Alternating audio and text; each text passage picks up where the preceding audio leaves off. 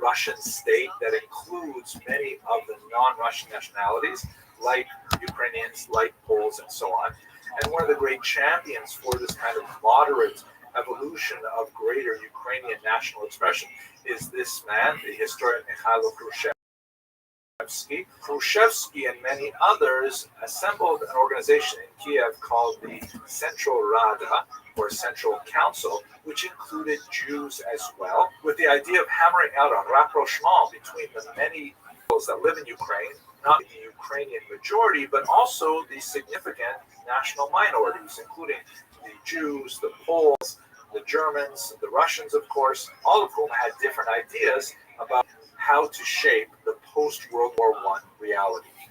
Unfortunately, the years after World War I were consumed by violence as civil war erupted, with many internal and external forces active in Ukrainian territory. There was an attempt, specifically by the inheritor of the Central Rada, the directory, to establish that connection with the Jewish minority.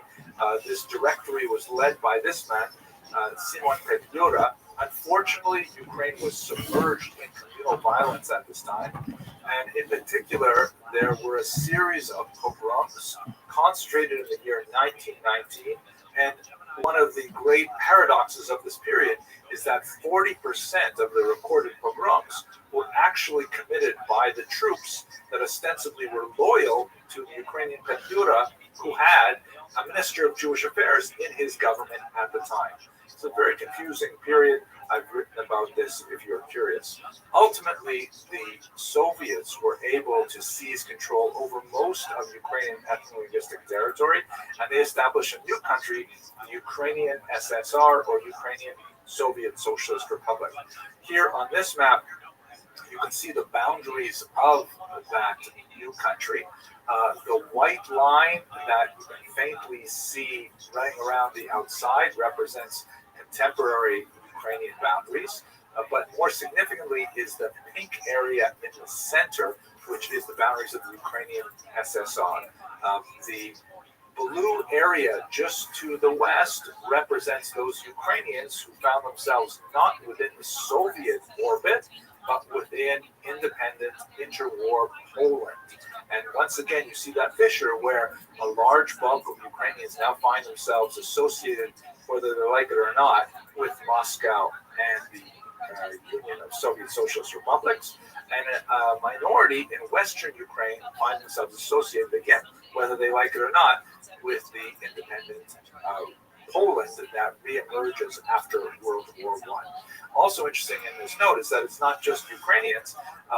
The little sort of yellow circles that have the number 3 on them all represent significant Jewish populations. And you can see, as we saw in earlier maps, there's a high density of Jewish settlement, particularly in right bank Ukraine, and especially in the Ukrainian region of Halichina, which at this point is in Polish control. There's a lot to say about the nature of Soviet rule in Ukraine, and I've spoken about another video, so I don't want to go into great detail, but perhaps most significant is the infamous Holodomor, a artificial terror famine orchestrated by Stalin that killed millions of Ukrainians in 1932 to 1933. The resentment against the Russian communists ran very high, particularly towards the Western. And this accelerated a level of anti-Semitism that was specifically attached to the notion, false as it was, that the Jews were somehow behind communism and behind the Holodomor by extension. Obviously, much more to say about this complex period. Please have a look at some of my other videos to understand it. But what ends up happening in World War II is that the region is temporarily divided between Hitler and Stalin by a pact known as Molotov-Ribbentrop Non-Aggression Pact.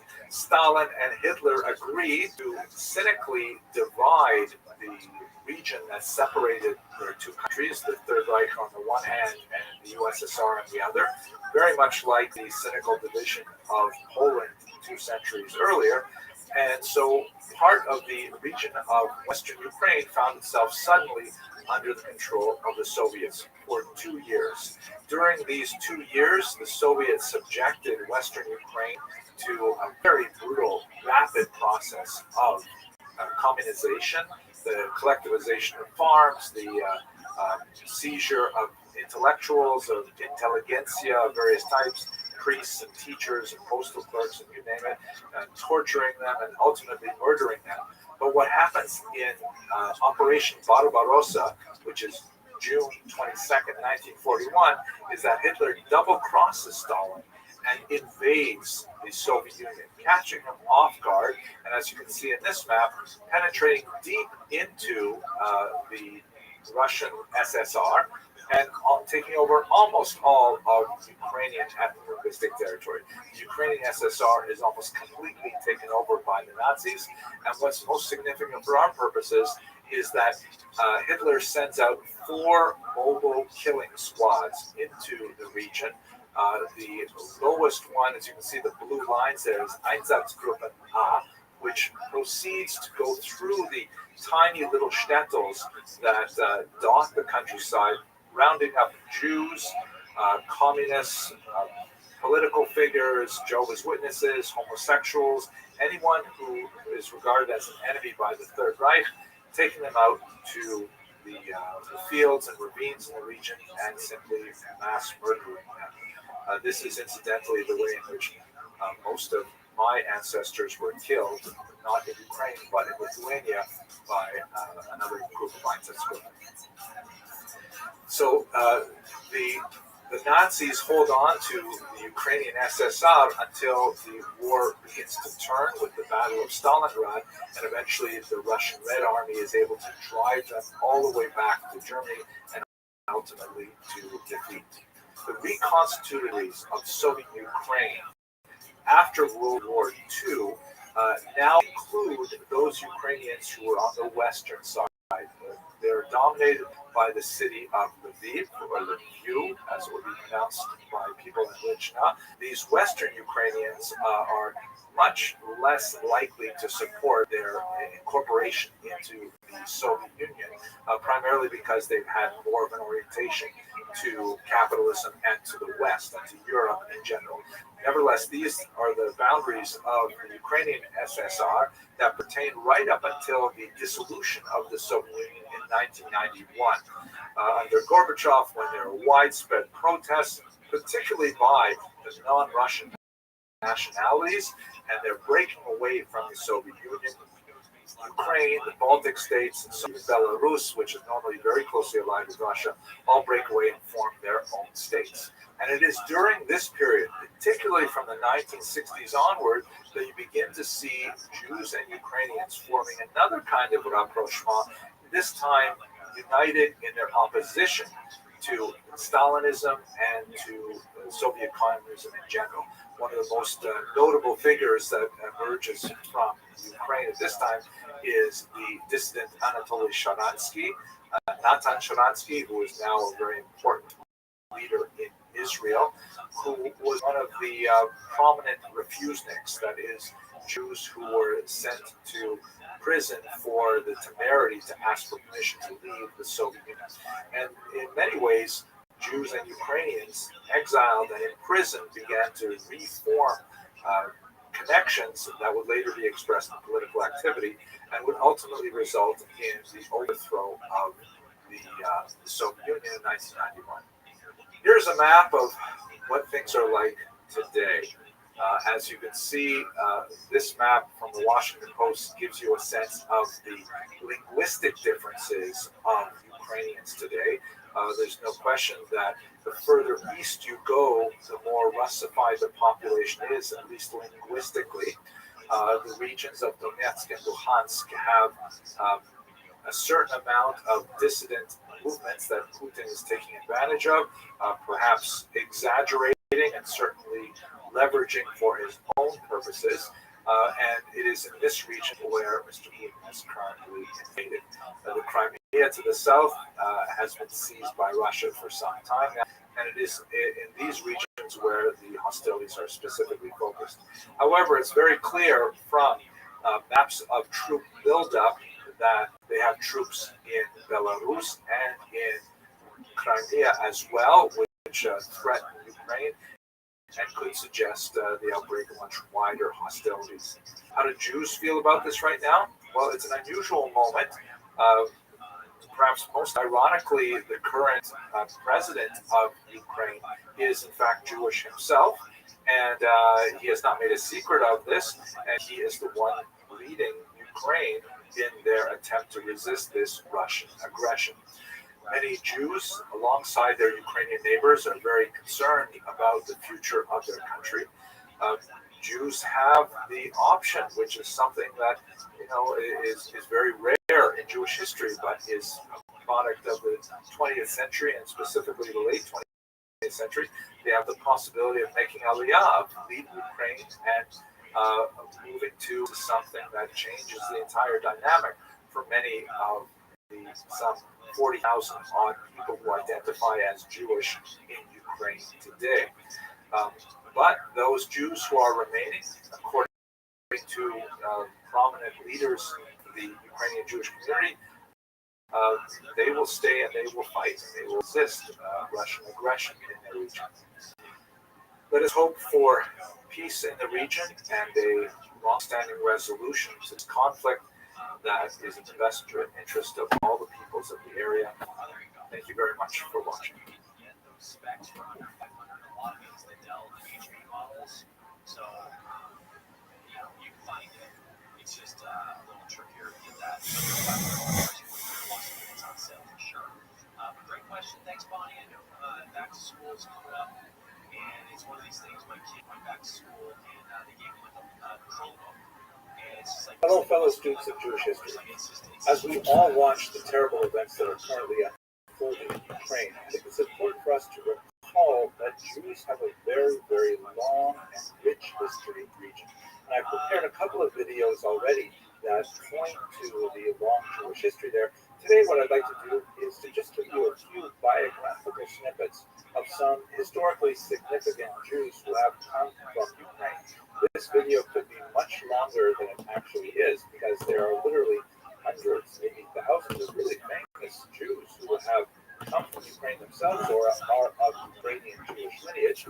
By the way, please don't write in the box, why didn't you include so-and-so, why didn't you include this person? That's just going to make me feel guilty. I mean, there are literally hundreds of people that could have been included in this video.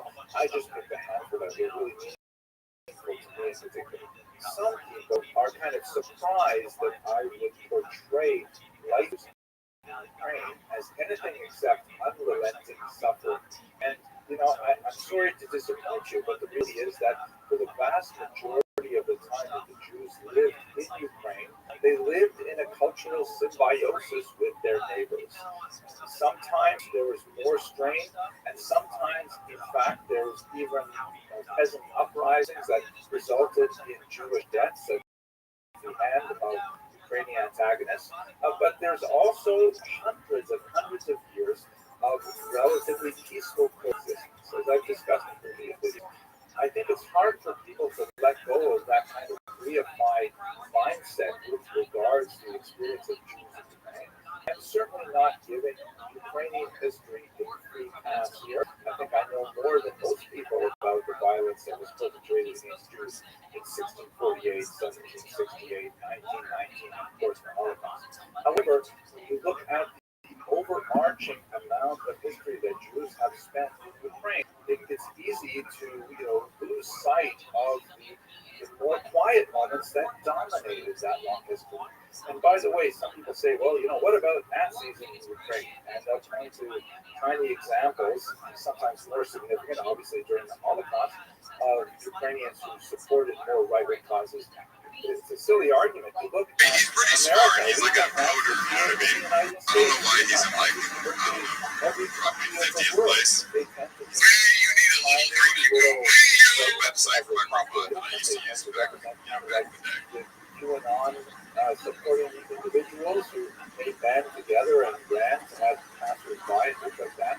We certainly don't do that in our society. I guess anybody can be a coder. I guess you have to be smart to be a coder, right? Steps to quell that kind of activity, which is not done very well. critical thinking Anyway, I and want to problem focus here solving on skills. Ukraine. Let's have a look at some of the significant Jews that have lived in this region. Here's a map just to recall what we're talking about when we say Ukraine. These are the contemporary political boundaries, although it's important to note that with the exception of a couple of points in this long history, Ukraine was not a titular nationality. They didn't have their own state that they claimed this is our boundaries of and so on. Ukraine was typically dominated by other countries, and the ethno-linguistic population known today as Ukrainians often found themselves within, let's say, Poland or Russia in particular. Also, sometimes they were divided, meaning the western sections in particular found themselves under the Austrians or the Hungarians or the Poles, and the western group found themselves under the Russians, for example. If we go to the earliest point in Ukrainian history where we actually have named the Jews, the 12th century stands out because there are two figures who belong to the Talmudic school of the Tosafists. These are very, very important thinkers who circulated commentaries on the Talmud in particular. One is named Moshe of Kiev. He maintained correspondence with Rabbi Tam, one of the most famous of this school of scholars. Also correspondence with Shmuel ben Ali of Baghdad. And there's another Isaac of Chernihiv, sometimes reported as Isaac of or Yitzhak of Chernigov. That would be the Russian pronunciation of the same place. Also a 12th century figure who traveled to the west, to the Rhineland, and he became one of the students of Buddha Hasid during the period of the Hasidic Ashkenaz. Here's what Ukraine looked like at that time. This is the period of Kiev and Rus, where it was centered in Kiev, which is sort of in the center of this map here, but extended really quite far north as well. There are many, many more famous Jewish names when you get to the 18th century in particular.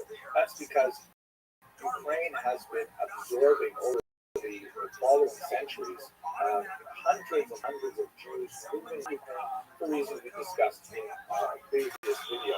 But briefly, anti-Semitic pressures from the West driving them out, and economic possibilities in the East drawing them in. They live at this time under the auspices of the Polish-Ukrainian government, Polish-Ukrainian Commonwealth. Here is what that massive state looked like in 1764. The Ukrainian part of it is sort of like the bottom section of the yellow map. You can see there that Kiev is just outside of it in the green part, which would have been part of Russia proper. Russian Jews, by the way, were barred from living in Russia from 1479 on. So all the Jews who are making their way to the east are kind of piling up in the Lithuanian Commonwealth. And many of them are settling in the southern half, which is represented by this yellow section. It is in this area that the Hasidic movement flourishes. The founder of the Hasidic movement, Rabbi Israel ben Eliezer, also known as the Baal Shem Tov, who lived from about 1700 to 1760, he came from the west region of Ukraine, from a city of town called Medjugorje, and one of his principal students, those there, the Maggid of Mezrich, came from the town Mezrich or Mezrichi. Many of the Hasidic dynasties that are still active today, like Chernobyl, Vizhnitz, Hornstein, they all come from Ukraine. Famous Hasidic leaders like Arimezlo of Zhensk. I mean, Hasidism is overwhelmingly a Ukrainian phenomenon, particularly in the 18th century. This map here shows you the beautiful historical atlas of Hasidism published by the Press, the spread of Hasidism from Mezrich, from western Ukraine, essentially. Perhaps the best-known Hasidic groups today, to look at some famous Ukrainian Hasidim, is the Breslov movement, for example, which has an annual pilgrimage to the city of Uman in Ukraine. Here you have a look at where exactly Uman is. The Rebbe, the Nachman of Breslov, came originally from Medjugorje, and he was active, of course, in Bratslav. That's where he gets the name Nachman of Breslov. But he decided he wanted to be buried in Uman, largely because of the many graves of Jews who were victims of the Haidamach massacres of 1768. Another very important Hasidic leader from Ukraine is, of course, Rabbi Rothschild, the seventh Rebbe of the Chabad movement. Although Chabad itself did not originate in Ukraine proper, the seventh Rebbe was born in Dnipro, then known as Yekaterinoslav, later known as Dnipropetrovsk. Now, what happens next in the overall development of the Jewish population there is in the late 18th century, the country of Poland is swallowed up by its neighbors, and Russia takes over a massive section of Ukrainian Jews.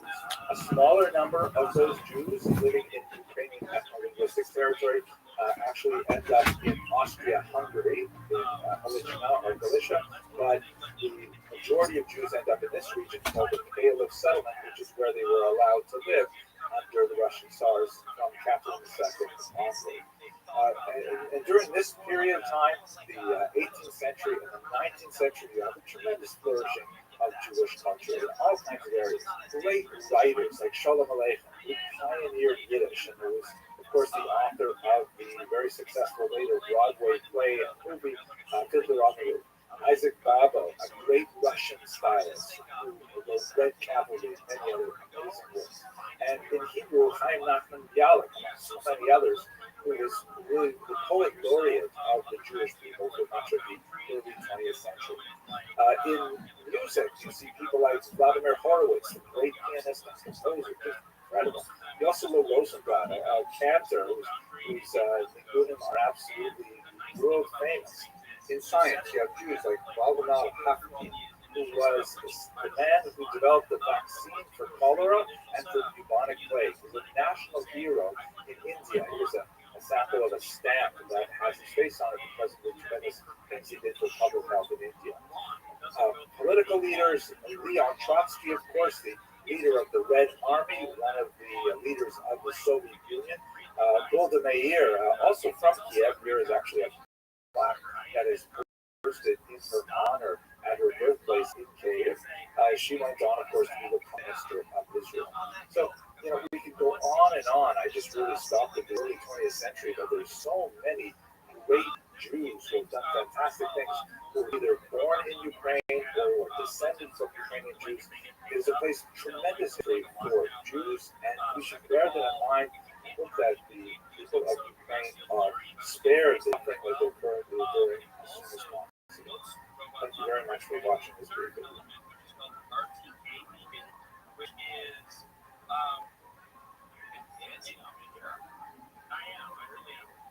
So this RTK beacon, the problem is most people about lawnmowers these days use GPS to boundary wires. Yes. The problem with GPS is the GPS agrees with has an accuracy of roughly 3 to 9. Fine when you're driving down the boulevard, not so great when you're trying to stay up your neighbor's lawn. So these robot lawnmowers use an RTK beacon, which is a fixed point on. I recorded about 500 videos on Jewish history now, and one of the things that used to surprise me, unfortunately doesn't surprise me anymore, is that in the top 10 of popularity, my handful of videos on the Khazar conversion remain very popular. And at first I thought, that's a really cool thing, but now I begin to think it says something unfortunate about humanity. So for this video and the next, which are going to focus on the unusual chapter of Khazar Jewry in our larger project, I'm going to first speak about something that is frequently posed as a question, and I'll answer definitively. The answer is no. Ashkenazi Jews are not Khazars. They are not descended from the Khazar people. If they have any connection with the Khazar, it is very, very tiny in proportion to the overwhelming whole, which is largely European and Middle Eastern in background. So let's take some time to understand what the big controversy is about and what is the resolution to something which is a burning question for many people. First of all, what is the Khazar hypothesis? Although it is shrouded in mystery, most historians coalesce around the idea that a population in the region of the Caspian Sea not too far from the northern Black Sea, encompassing part of southeastern Europe, converted to Judaism sometime in the 8th century. They had come into existence in the 6th century as a proto-empire and then began expanding until they were finally defeated by the people of Kiev and Rus, that would be based in today's Kiev, Ukraine, in the 10th century, and then they basically disappeared. So here's a map that shows you roughly where the Khazar Empire would have stretched. Again, we can't use like really Coffee Hollis. This is the general area. Now, at the same time, more or less, you have the establishment of Jewish Ashkenaz, which is associated The original pimp on the blimp. The Rhineland, and we begin to see Jewish settlement there from somewhere around the 10th century onward. The name Ashkenaz is of biblical origin, but it is applied in the medieval period to this region of Germany. Now, from what we know from lots of other sources, there's a pretty significant eastward expansion of migration of the Jews of Ashkenaz to Eastern Europe for reasons that I'm looking forward to discussing with you in later videos. But there's a lot of spread of Ashkenazi Jews to the east, and from there they constitute the largest single demographic chunk of European Ashkenazi Jews as a whole. Looking at this outline here, where most Ashkenazi Jews trace their origin. Of course, there's a big migration to the Americas, particularly from Eastern Europe in the late 19th and early 20th centuries, and that's basically the migration that my own ancestors came from. And that's basically the story. The term Ashkenazi, again, derives from medieval Germany, although most of those Jews who used that term later migrated to Eastern Europe, and then from there many of them to America, Israel, and so on. That's to distinguish them from other ethnic groups within the Jewish people, such as the Spartans, who trace their origins primarily to the Iberian Peninsula. God willing, we'll talk a lot more about that shortly. Now, here's the Khazarian hypothesis. Since there is something of an overlap between the limits of the Khazar Empire, which had some kind of connection, possibly a conversion to Judaism, or after the 8th century, and the population of Jews that by the time you get to the 20th century, the vast bulk of Ashkenazi Jews are living in Eastern Europe. The Khazar hypothesis says that the Jews that call themselves Ashkenazim coming from Eastern Europe are not descendants of the German Ashkenazim. They are actually descendants from the Khazars, and that's it in a nutshell. Now, why should we care about this is something that we'll talk about in the next video, but that's the essence of the Khazar hypothesis, that the Jews who originate in Eastern Europe are primarily descended from this Turkic tribes living in Central Asia. Perhaps one of the most significant thinkers and writers on this period is Professor Shaul Stauffer of Hebrew University. Great scholars written quite a bit on Eastern European Jewish history, and he's published quite a bit on Khazaria in particular. He has a very jaundiced view of the entire conversion process as a whole, the entire conversion story, which I'll speak about in the next video. But he says there are a few really clear reasons why we can say that Ashkenazi Jews are not descended of the Khazar. First of all, there is no DNA evidence to support this. Now, if you go back to my earlier videos, as I've been doing over the last 10 years, there's been lots of data, and it's just like changing even in my own presentation because of the appearance of DNA evidence. Is one of the most exciting tools that historians have in their toolbox.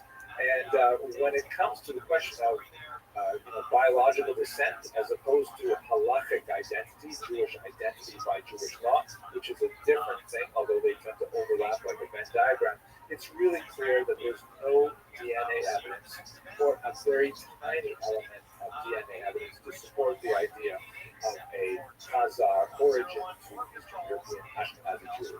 Now, one exception to that rule is the Professor Eran El-Haik, who's written some interesting things on this, but he remains controversial, and most scholars are not accepting the research that was presented specifically on Khazarian.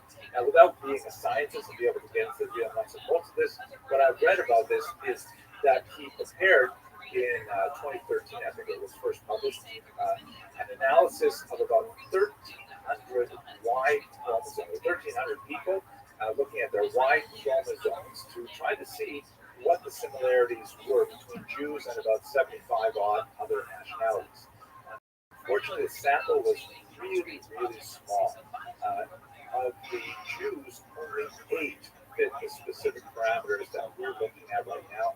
That's a tiny number to really make huge statements about the vast majority of Ashkenazi Jews.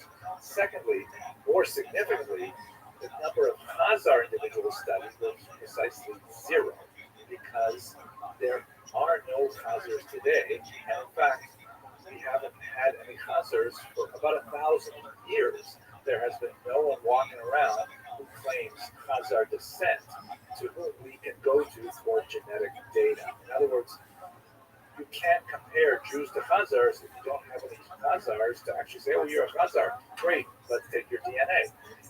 So what he did was he essentially guessed, educated guess, using Georgians and Armenians, which live roughly in the same area, but with 1,000 years of population movement, it's really hard to say that that's reasonable at all. So it's considered widely to be a very unreliable estimate, and most scholars, particularly most historians, are not accepting this limited data evidence to suggest that.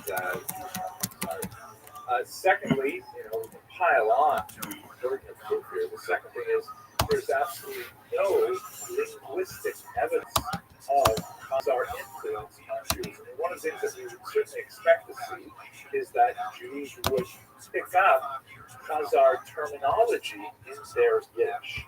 Yiddish, by the way, is the overwhelmingly dominant native language of the Jews who call themselves Ashkenazi, originally from Eastern Europe. At the turn of the 20th century, there was a census in the Russian Empire, and I think it was 98% of Jews, 97% of Jews throughout the empire, if I remember correctly, claimed Yiddish as their mother tongue. And there is no discernible evidence of Turkic in Yiddish. There are some interesting words here and there that are kind of uncertain derivations. The professor named Weinreich, who is one of the most important theorists of early Yiddish, who argues that the word daven, which means to pray, might come from a Turkic origin, but it's kind of up in the air. Absolutely, Yiddish is basically German. It's overwhelmingly German. Arguments to the contrary, that its grammar is essentially Slavic, is nonsensical to anyone who has studied all 3 language groups. If you've studied German, if you've studied Yiddish, you know that Yiddish is overwhelmingly German, written with Hebrew characters, with a significant borrowing of Hebrew, Aramaic, both Jewish languages, and a certain amount of French, and all the various words that come along as the Jews are traveling through their migrations. The small elements of Slavic grammar that are visible, particularly in the Eastern dialect of Yiddish, which is not at all surprising given that we're talking about living in a Slavic area. They're not Turkic, they're Slavic, very different languages, and basically like uses of aspect and other finer grammatical terms. So bottom line is Yiddish is way, way more German than it is Turkic. The Turkic elements, the Khazar elements are vanishingly small if they exist at all. Third, there's no cultural evidence. Where are the recipes? Where are the folk customs? Where are the superstitions, the stories, the legends, the songs that one would expect to come from Turkic origins? We simply don't have them in Ashkenazi culture. We have lots of Russian things, lots of Ukrainian, especially lots of Ukrainian, Polish, and so on. After 1,000 years of living in the region, we have evidence of German, of Latin, of French types of cultural, creeds that follow the Jews they travel, but we don't have any Khazarian things. So we the burden of proof is clearly on those who want to push this theory. Overwhelming amount of evidence suggests that the model of Jewish migration from Ashkenaz is exactly what happened historically. So then that brings us to the next question: where did Ashkenazi Jews come from? I get this question a lot, actually. So this is Doron Behar, who is a remarkable geneticist who's really advanced the field quite a bit, and he's done some great studies of DNA, and most of them just appeared in the last few years. One of those fascinating things that he discovered is that 40% of all Ashkenazi Jews are descended from precisely 4 women, apparently of European origin. And there's some indication that they lived about 1,000 years ago, or perhaps a little bit earlier. No indications they lived. I don't think they knew each other, but there are 4 specific women that have had a tremendous impact on Ashkenazi.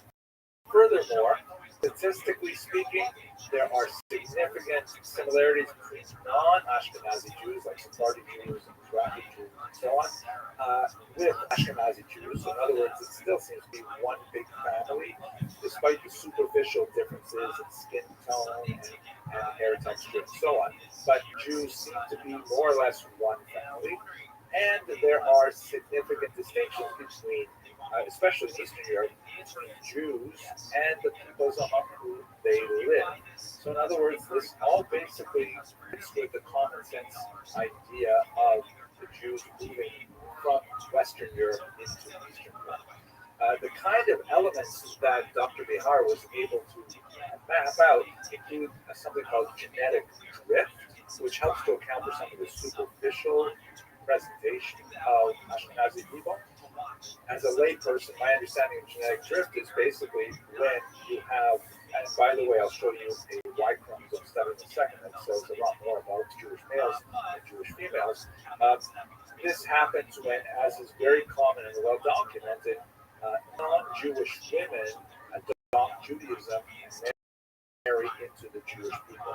This may be a much more pronounced conversion of women converting to Judaism than men converting to Judaism. This helped account for the physical distinctions between, let's say, Mediterranean Jewry and Eastern European Jewry. You also have a phenomenon, which is consistent with the historical record, of a genetic bottleneck, where you have a population of people that, for a variety of reasons, which could be social, economic, political, it could have to do with persecution, massacres, wars, things like that, but a larger group of people are suddenly shrunk over a period of time to be a much smaller population with a bottleneck forms.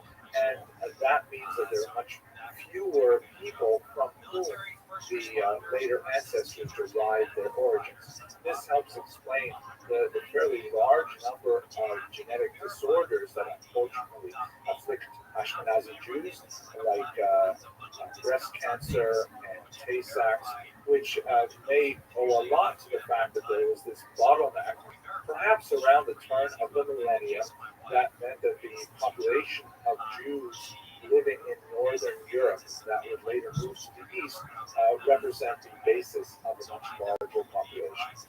So the bottom line of all of this is that it's pretty much what we always were thinking, although Italy may be more important than most historians have thought. Have a look at this map here, which is also part of Dr. Behar's research, and this is looking specifically at Levites on the Y chromosome. Now, Levites, like Kohanim, are members of the priestly family, and they are, and it's only the males. It's passed down father to son. Mothers do not pass down the Levite connection. So looking at the Y chromosomes of Ashkenazi Jews, he was able to determine that it appears that they do have origins consistent with Middle Eastern distant origin, and then a strong migration through the Italian peninsula to the Ashkenazi heartland in Germany. That would be numbers 1 through 2 in this particular map. And then number 3 is, as we expected, a large migration towards the east, where most Ashkenazi Levites find their origins going back through that original vector. And then, as you can see, the kind of the faded line there of the extension towards the west, along with the arrow labeled number 4, there is a reference back as those Ashkenazi Levites begin to move to the west and, in fact, begin to form families with Sephardic women and non-Ashkenazi Jews generally in the Iberian Peninsula. It is probably at the point number 2 on this map when those 4 mothers appeared, probably somewhere around the year 1000, and then are responsible for this huge expansion of Ashkenazi Jewry, and as a result, a tremendous popularity of Asian food now in America and so on. Now, if you look at these the green lines here, this is the traditional view of the migration of Jews historically, which there's a lot to say for this, and this does not contradict the historical model that we have well documented of Jews moving their way across the coast of North Africa. But that particular route would not necessarily explain the origins of most Ashkenazi Levites. In other words, while Jews may have been moving along that route number 5, they do not account for the large number of Levites. Waking up to kiss you and your Nevertheless, we do have Jews moving along the coast of North Africa, just not necessarily right out end up producing lines. So complicated to see this in so many ways, but you get the basic idea, right? Okay, so that's our short answer. Ashkenazi Jews are not descended from the Khazars. They are descended from the Middle East and possibly through an Italian vector, and there are 4 women, ironically, the Sarah, Rebecca, Rachel, and Leah of Ashkenazi Jews account for almost half of all Ashkenazi Jews today. In the next video, let us actually go to Khazaria and try to figure out what did happen in the 8th century. What can we say about this college? Okay, thank you very much for watching.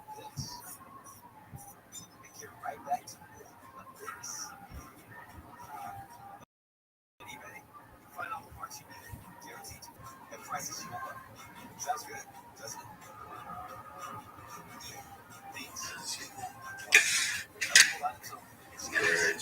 Is it even that bad? Look good. Now that we have discussed the persistent question as to the origin of Ashkenazi Jewry in the previous video, let's go straight to Khazaria and try to understand what exactly do we know about the story of the conversion of the Khazars in that region, possibly in the 8th century. The story of Khazaria is especially fascinating when you think about the way it has been received by Jewish history. This is what the German historian calls the Rezeptionsgeschichte, or history of the reception, how the idea is formed and developed and spread around. Perhaps the most important element of the Rezeptionsgeschichte, of the Khazar conversion is this book, the Kuzari, written by Rabbi Yehuda Levi, very, very important Spanish Jewish thinker in the 12th century. The story described in the Kuzari is essentially the story of the Khazar conversion as this poet and philosopher developed into a massive book. The story goes like this. Basically, there is this king Iran who, somewhere around the year 740, is a very spiritual individual and concerned with the practice of paganism among his people, and looking at the growth of monotheistic movements, particularly Christianity and Islam. And both Christianity and Islam are making geographic headway in Central Asia and approaching borders. And he thinks to himself, what should I be doing? Shall we be remaining a pagan? Should I join one of the other faiths? And so he has a debate where he brings together a Jew, a Muslim, and a Christian. It sounds like but it's not. And he has them have a bilateral debate over which religion is superior. In the end, as you might expect, given the fact that this is Rabbi Yehuda Halevi writing it, King Bulan decides to accept Judaism, and all of his court and the Khazarian people ultimately follow him into Judaism. That's essentially the story. Now, I hope you notice that there's 500 years difference between the setting of this story and the authorship of the Kuzari. That's half a millennium. That's a lot of time. And we have to understand that the Kuzari was chosen as a subject for Rabbi Yehuda Levi because of circumstances in the Iberian Peninsula in his day. Specifically, the trilateral relationship between Jews, Muslims, and Christians, which was very unique to Spain and Portugal. Rabbi Yehuda Levi essentially used the story as the version of the Khazars as a kind of a literary foil to have a larger philosophical discussion about the relative merits of Judaism, Christianity, and Islam. And then, of course, by doing so, he demonstrates the superiority of Judaism. That's the essential idea of the Kuzari, and the actual historical elements of the conversion of the Khazars is not necessarily important for what Yehuda Halevi wanted to achieve in his literary work. So let us set aside the Kuzari as a historical source. It's definitely not intended to serve as a historical source, and to serve as a literary philosophical source. Let's try to go back and understand what we do know about the period. So let's move back a couple hundred years to the correspondence of Chastai ibn Shabu. Again, we're still about 300 years distant from the actual events described, but this is a fascinating and very important source, which was exceptionally important for the Amazing work as well. Chastai ibn Shabu, who was definitely directed and looked at Spain in the 10th century, very important diplomat who educated the Jewish community throughout the Mediterranean. And was fascinated with the story of the Khazar conversion, which was known to him. And so he sent out some emissaries to try and reach Khazaria and find out, what's going on there? Are you guys actually Jewish? Is this actually a Jewish kingdom? Now, for reasons which will take us beyond the scope of our discussion, his emissaries did not succeed in reaching Khazaria or speaking with any actual Khazarians, but they did receive correspondence from someone who purported to have brought letters from a King Joseph of Khazaria. These letters are absolutely fascinating. They relate the story of the Jews. Bulan will talk about the nature of Khazarians, their Judaism, all kinds of fascinating things. But it's widely believed that these letters were forgeries. In other words, the people who provided the letters to the messengers of Chastai ibn Shabu were essentially engaged in some kind of con. And they have no bearing on the actuality of Khazaria, and they don't have historical value for that purpose. So they're fascinating and they're really engaging, but are they real? Are they authentic? Are they actually letters from King Joseph? Probably not. What the hell is this? We do know, however, as we get closer and closer to the original dates, that there were medieval Jewish travelers who either had direct contact with Khazaria or direct contact with Khazarians in different places and report, however briefly, on their Jewish status, sometimes with a degree of surprise, sometimes with a degree of skepticism, but nevertheless, there's like more and more little tiny bits of evidence piling up in a lot of places. As we shall see, many skeptics would say that the plural of anecdote is not data, but it's hard to toss away these little bits of information. For example, here's a fascinating document which was found in the Cairo Tunisia. We will have opportunity to discuss what that is. So basically, it's a medieval trove of documents which were literally thrown away, but were amazingly preserved till they were unearthed in the late 19th century. And in this trove of documents is the so-called Kievan letter, which is basically a letter that is familiar to anyone who lives in the Jewish community today. When tzedakah collectors, when charity collectors come by Jewish homes, they typically present a document which is called a petek, and it's essentially a statement of the bona fides of the bearer of the document, saying that this person represents a legitimate cause, he's fallen on hard times, he's supporting orphans and widows or a charitable cause, one or the other. And it's expected that when someone presents you with this petek, which may be issued by the local community in which the donor lives, or it may come from originating community like from Jerusalem or wherever, then you give them charity and they build up their cause. So this is exactly one of those documents. The only real difference between this document and the ones we use today is that the ones we use today are laminated. Typically, this was not laminated. But it comes from Kiev, which indicates that was part of the range of Khazaria. In fact, great Harvard historian Omelia Prasad argued that Kiev may have been founded by Khazarian Jews, believe it or not. At any rate, the letter, which comes from Kiev, specifically describes how the person has fallen out of time, the person is worthy, and you should specifically support his cause. And then, amazingly, at the bottom, you can see it's highlighted here in this particular image. There is a signature in what appear to be Turkic runes that say, I have read it, or we have read it. Fascinating.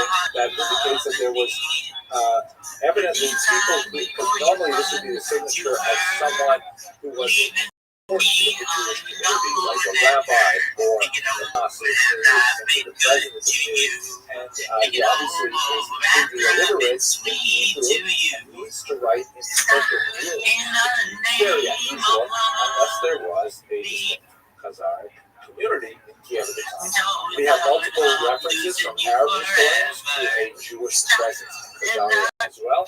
And perhaps one of my favorite examples is in one of the most important early historical documents that describe the origins of the Kievan Rus, population which later would grow into modern-day Ukraine. It's also shared with the Russian Empire and the Polish Empire and so on. It's the so-called Povest Vremenia, or Chronicle of Bygone Years, which is essentially a church record of the history of the region. There's a fascinating description of a key element in the Christianization of the region, specifically the conversion of King Volodymyr or Vladimir to Eastern Orthodox Christianity. And amazingly, it's exactly like the story in Khazaria. There's a representative of Islam, there are two representatives of Christianity, both Western and Eastern Christianity, and there is a representative of Jews, 600 million years from now they could be dudes, then they might not really just listen to dudes.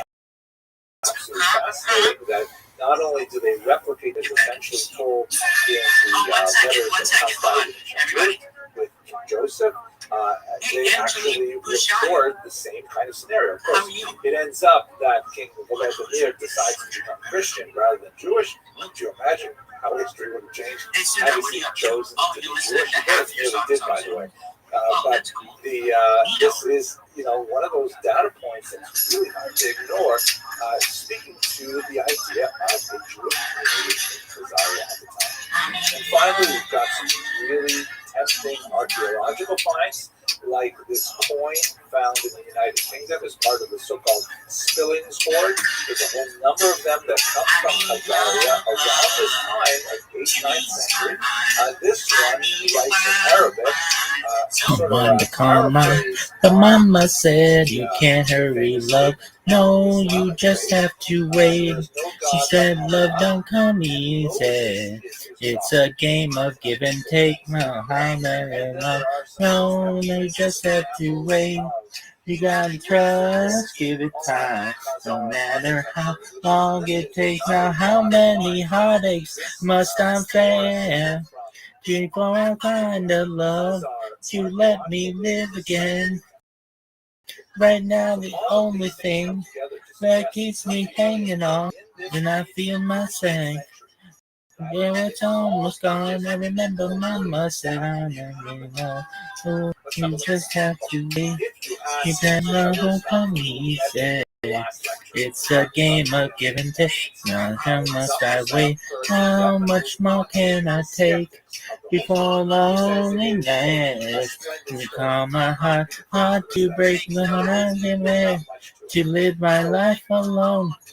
I grow impatient for a love to call my own. But when I feel that I can't go on, these precious words, maybe going on. I remember Mama said, oh, you just have to wait. She said that come easy. You said they love giving. Oh, you just have to wait. You can just give it time. No matter how long it takes, right? Down love, don't come easy. But I keep on waiting, anticipating for that soft voice stuck to me at night. For some tender arms to hold me tight. I keep waiting, I keep on waiting. But it ain't easy, it ain't easy. But Mama said you can't hurry, love. No, you just have to wait. You cannot give it time, no matter how long it takes. I can't hurry, love. No, you just have to. Maybe they thought they could carve out some independence there. But we also have to remember that there is remarkable silence regarding their association with the massive Jewish population in Mesopotamia, which is really not so far away. This was really the world center of Jewish intellect and rabbinics and writing and so on. Why is there silence from Mesopotamia? We'll get you again. We'll have a special fun for you because your husband's a fisherman. And Rabbis active in I can't Babylonia stand and that. Mesopotamia. And Was it the I've never cheated on Karaites we anyone. haven't had the opportunity to discuss yet? Unfortunately, Why do we have no I would Karaite never sources cheat on either? them. So Never really a lot been of in a questions about relationship that why was they explaining so were. much of dick. But nevertheless, Secondly, I've how never cheated on Jewish anyone. And I was don't think this it's right. conversion? Both in terms of I really stand for women and in terms in of quantity. cases where I mentioned already that we don't have a clear sense as to whether these converts were rabbinic in orientation or Karaite who orientation. stands up for women. The documents like the Kievan letter just indicate that that particular individual who had gone to Egypt with the purpose of raising funds had fallen on hard times. But it doesn't really say much about his personal religious orientation. We don't really have clear evidence as to what kind of Judaism they performed. We also, very importantly, don't know how many of them became Jewish. Is it possible that this was kind of like a royal conversion? Like we see, for example, with Queen Helena of Adiabene, who converted to Judaism with her sons, but her husband remained non-Jewish. Is it possibly similar to the conversion in Sinjar, in the Arabian Peninsula? We simply don't know how many of Khazarian Jews converted to Judaism. And it could be that this was simply a token conversion. It took place in the upper strata. It did not extend to the lower population as a whole, who remained essentially pagan. And thirdly, perhaps contributing to the ongoing mystery about the Khazars, what happened to them? Where did they go? We know that the empire lost its political independence in the 10th century when Sviatoslav was destroyed it for the last time. But they seem to pop up every now and then in the chronicle of bygone years, that was a couple hundred years later. We still have reference to Khazars as Jews, but they don't seem to have that impact on the demographics of the region. We already saw in the previous video the lack of DNA evidence of Jewish relationship with Ashkenazi Jews. Did they perhaps, make an impact on some of the smaller Jewish populations in the Caucasus, like the mountain Jews, perhaps? We simply don't know. Now, as I mentioned in the beginning of the last video, I get a lot of questions and a lot of attention about the concept. Sometimes I have to actually shut off the comments because they just get way out of hand. I wonder if this is your first time encountering this question. Why would people care? Damn, bitch. Big deal. Some obscure 8th century event.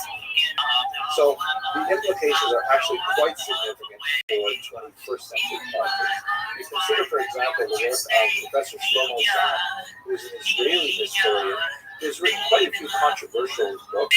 One of the most significant is this one here, the so-called The Invention of the Jewish People, in which he essentially argues that Ashkenazi Jews, as we discussed in the last video, Ashkenazi Jews are not really Jewish. That this entire sub-ethnic group of the Jewish people, which had such a profound impact on modern politics in particular, since the 19th century in particular, they're not actually descended from the biblical Jews of ancient Israel. Now this has a lot of appeal to people who wish to see modern Jews taken down again. Maybe for religious reasons, so that they want to feel that modern Ashkenazi Jews don't have a real share in the ancient patrimony they claim. Again, that really makes a difference in terms of Jewish law, and although I'm not a theologian, I'm not even sure what kind of difference it would make theologically. The argument of some people, frankly, anti-Semites, that modern Jews are not real Jews is a way of delegitimizing their ethnic.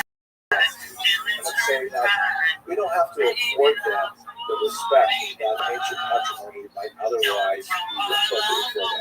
We don't have to regard them as being millennial followers of ancient tradition, and perhaps therefore, we don't have to even apply the doctrine of witness to them.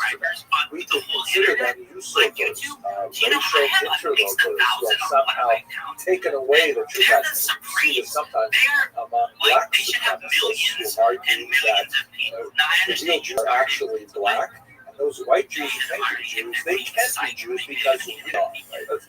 Right? As we discussed when we looked at the Jews of Africa, there are Jews who are black as well, and it's just not a factor in the theological or the halachic application of who is a Jew. Halachic being Jewish law. So a lot of anti-Semites really like the Khazarian hypothesis, and for people like Professor Zahn, they also see kind of like a liberal approach to this as well. The right wing may see it in terms of traditional anti-Semitic views, but left wing, as we see Professor Zahn, uses to disassociate himself specifically with the Jewish claim to the land of Israel. If Ashkenazi Jews, the argument goes, are not really Jewish, and Israel is to be a homeland for Jews, that therefore, the way the argument goes, invalidates the Ashkenazi claim to the land of Israel as their homeland. And that's a pretty strong thing to state politically, and that's why, ironically, you sometimes find the Khazarian hypothesis being advanced by those who have issue with Jews both on the right and on the left. That's why this issue seems to have so much traction, even in the 21st century. But in terms of the overall scope of Jewish history, it's just a tiny little footnote, a fascinating one, a splendid story to Dr. First message. But we're going to move on and we're going to look at a much more significant topic. We're going to look at the growth of Middle Eastern Jewry, and particularly going to look at the Islamic Jewry. Thank you very much for watching. Cartel, South American cartel, the Central American cartel, the Mexican cartel. I'm the best, and I'm gonna enforce Rabbi's law. It's Rabbi Rothschild rules for a reason, folks. In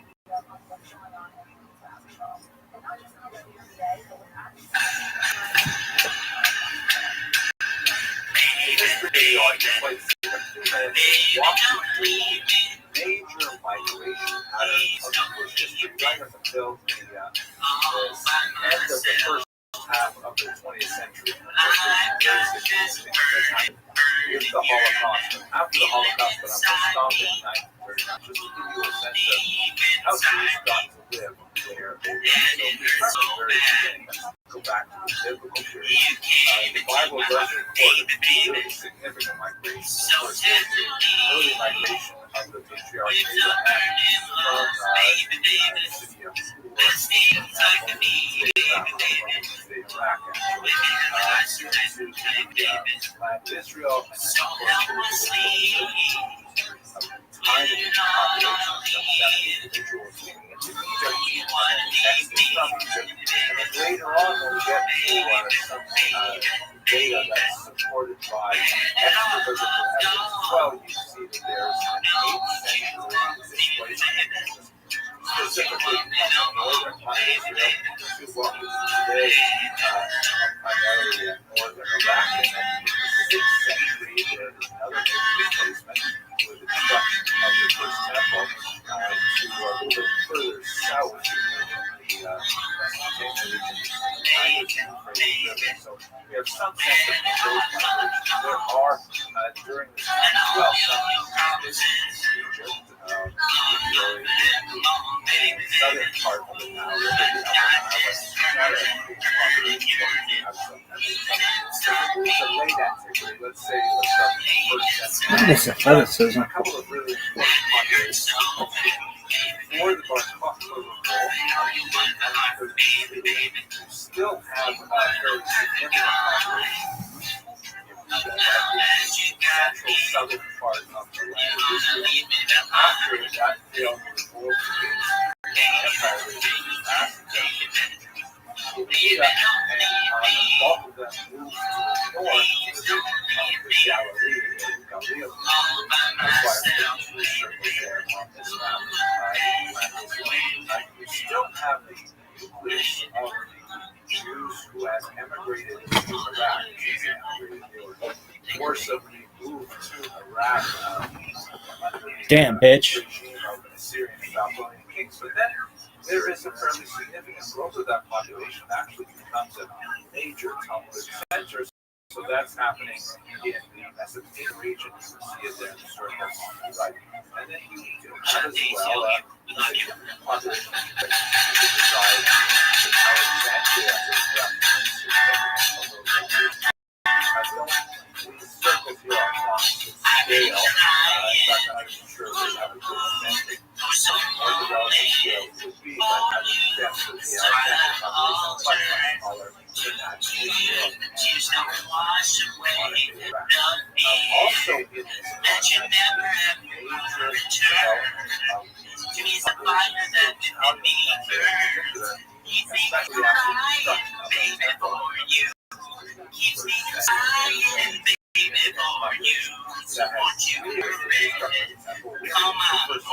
after the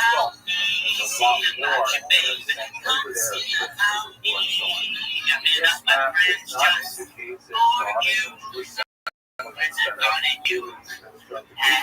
temple. No more shall I find until you come back and be mine. No matter what you do or say, I'm gonna love you anyway. Keep on crying, baby, for you. I'm gonna keep trying, baby, for you. Come on, hurry. Come on and see about me. Come see about me. See about you, baby. Come see about me.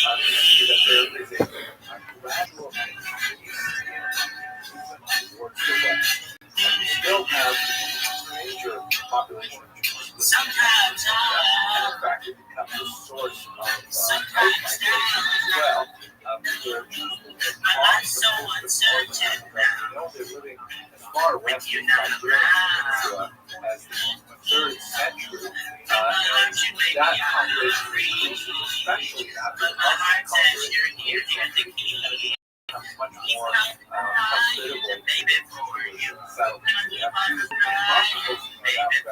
Jews in Spain, and especially so-called golden era of the 16th and 17th century. We also have an increase in Jewish population in Italy.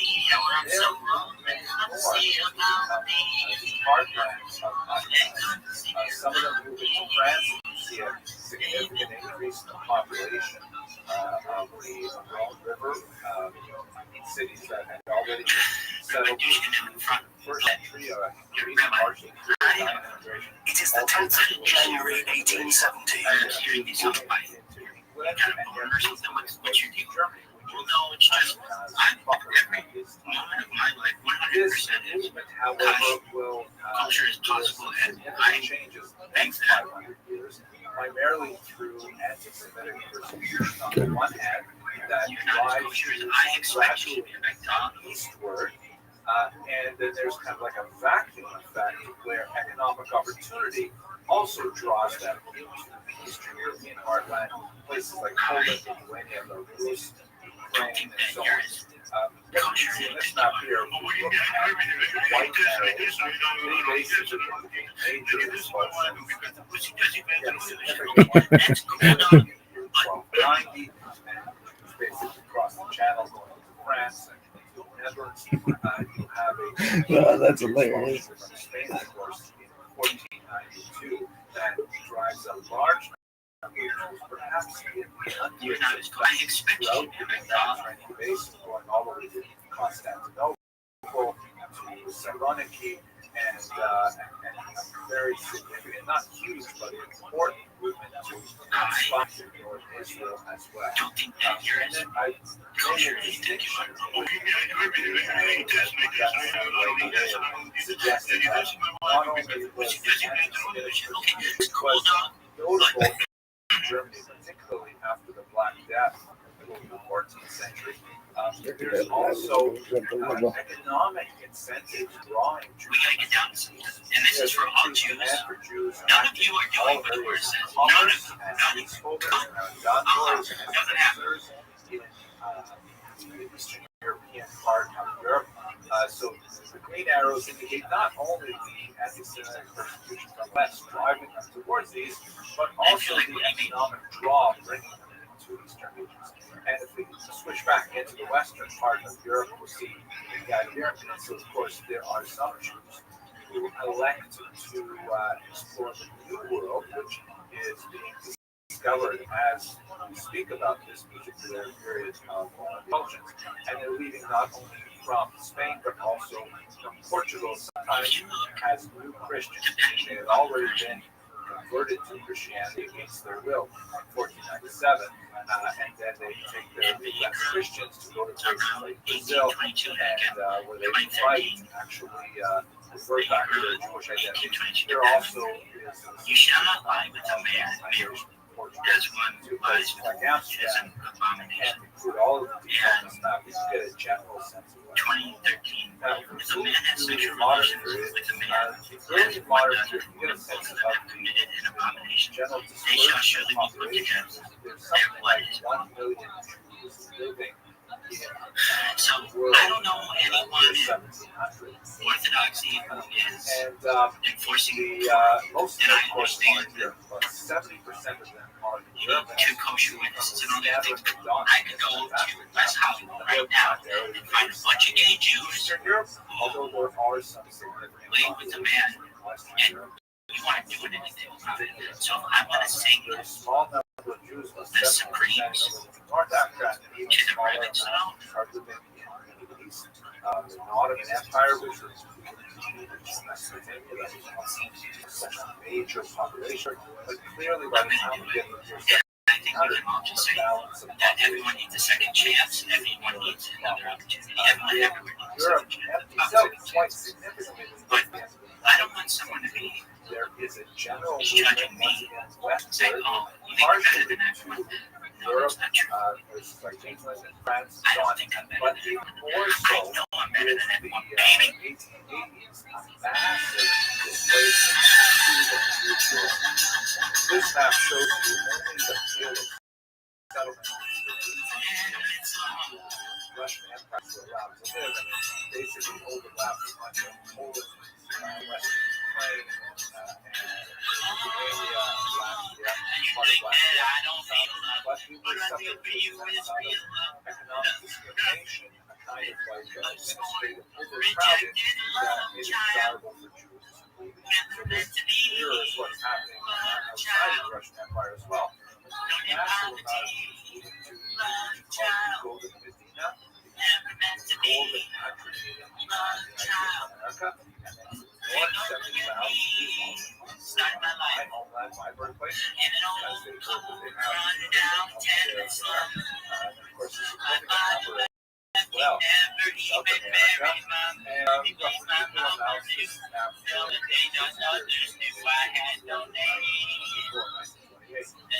before 1928. 45,000 gold developing what would become Israel, and also to South Africa, and a very small number also going to Israelis. So you get a sense of expanding now from Europe into the world. So if we look at the population distribution of Holocaust, this map is to scale, to say the relative size of the population. Eastern Europe still is the heartland, with only 5 to 6 overall. That's almost cut off with 5 million and significant populations in other parts of the world. Now, having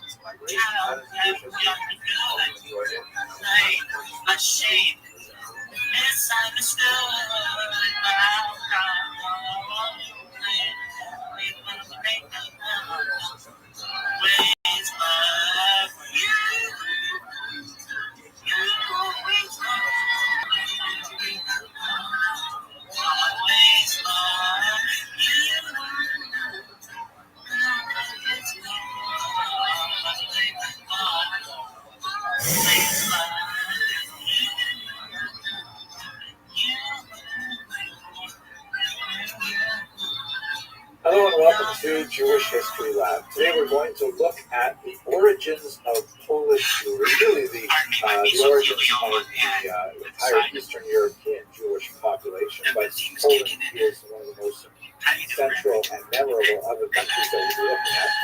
And for those of you who took the time off to celebrate the holidays recently, I hope that you come to us refreshed and relaxed. And I wish you all a wonderful new year of blessings. By the way, if you're not aware, this is the year 5,752 according to the traditional count. Now that we're past Rosh Hashanah, the Jewish New Year, and someone told me that he's been very careful to go on a new diet this year where he will never eat more than the number, he will never eat more calories than the calendar year number. And he says, thank God I'm Jewish, right? Sorry for that. I know a lot of you don't remember that I couldn't have it.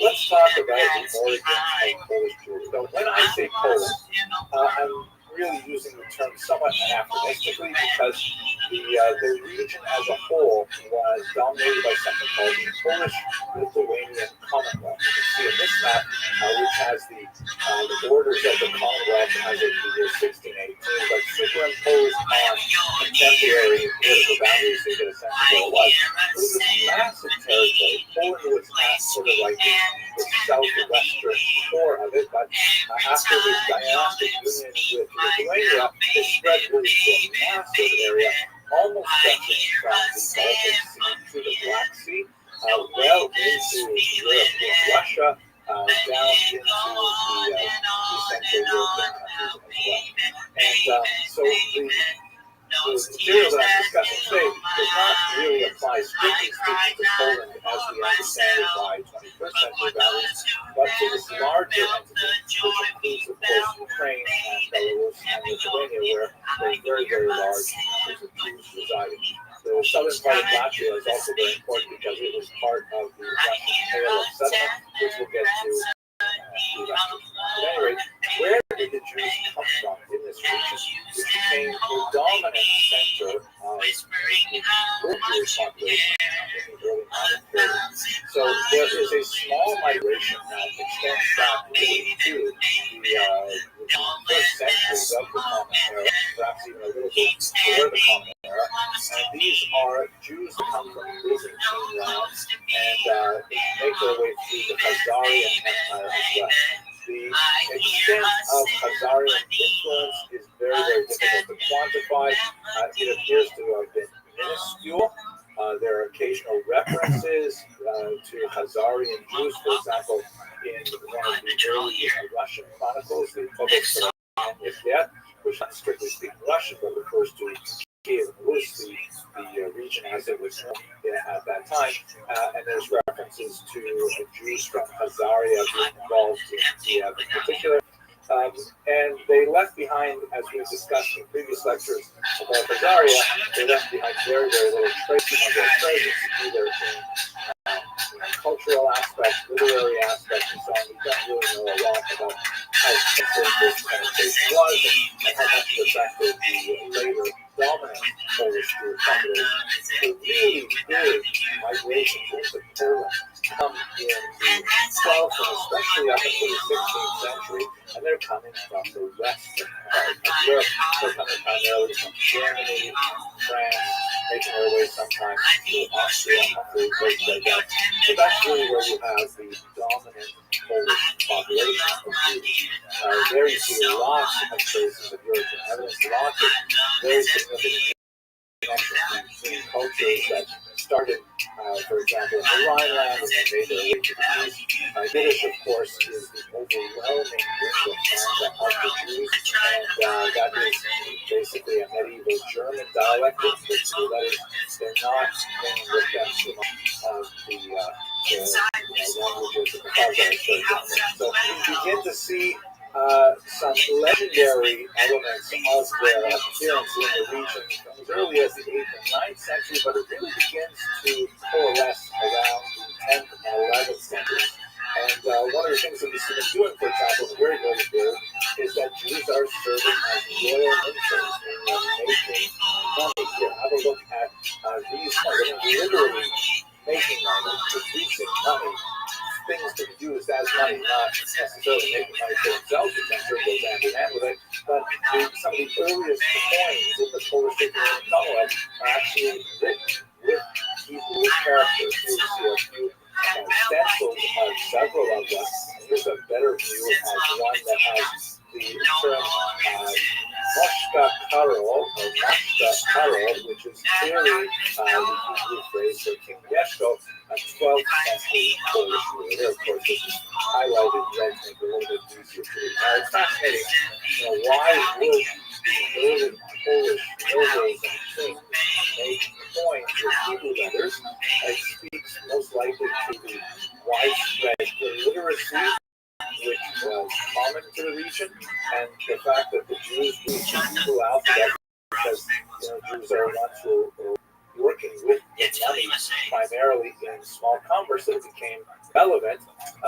We'll have a lot more to say about this in a future lecture. We'll talk a little bit about the economic basis of Polish Jewry, but for the time being, this is just some of the archaeological evidence of their early settlement from about the 10th century onward. Now, when we look at why Jews migrated to Poland, the Polish Lithuanian Commonwealth properly, there are both push and pull factors. Meaning there are factors which drove Jews out of Western Europe, and there are factors which drew Jews into Eastern Europe. Eastern Europe was definitely a place of refuge for Jews. You can see here a beautiful representation by Emmanuel Gershon, representing Casimir, who is accepting the Jews and giving them protection and refuge. So much so that you see some of the great scholars like Moshe Israelis from Galicia, who refer to Poland with kind of like a transcendental etymology from Hebrew Pol Lim, meaning here, Pol Lim, we will rest, but here we will find refuge. So in terms of the push factor, what was driving Jews out of Western Europe?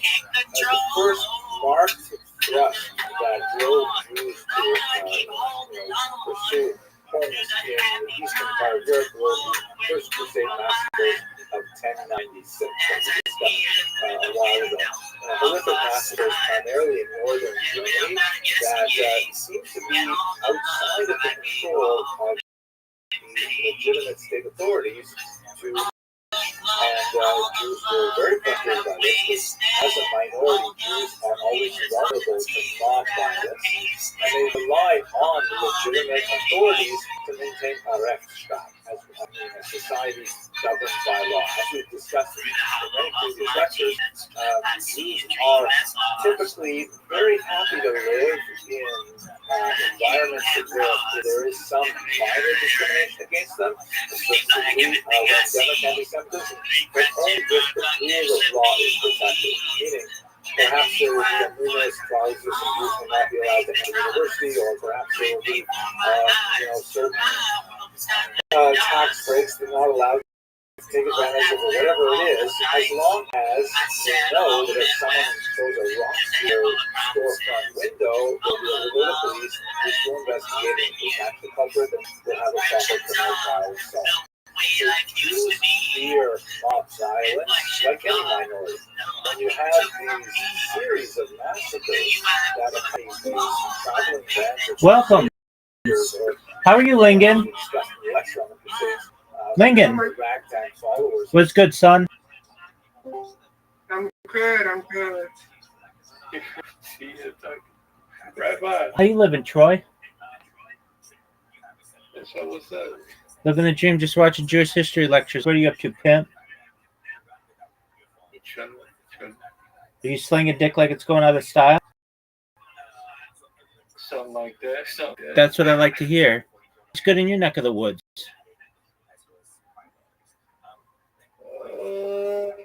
Trying to figure out how to multiply, elevate my funds. How about you? Always doing that, baby. Yeah. How you plan on doing it? Cryptocurrency? I'm thinking about scamming. All right, what's the scam? What are you going to do? I don't know. I ain't got that far yet. Doug, why don't you ask ChatGPT for like the 25 best scams? That's a good idea. Fuck yeah, dog. I wouldn't give you bad ideas, baby. That's why I fuck with you. Rabbi always has the methods. Word, dog. You ready to review them?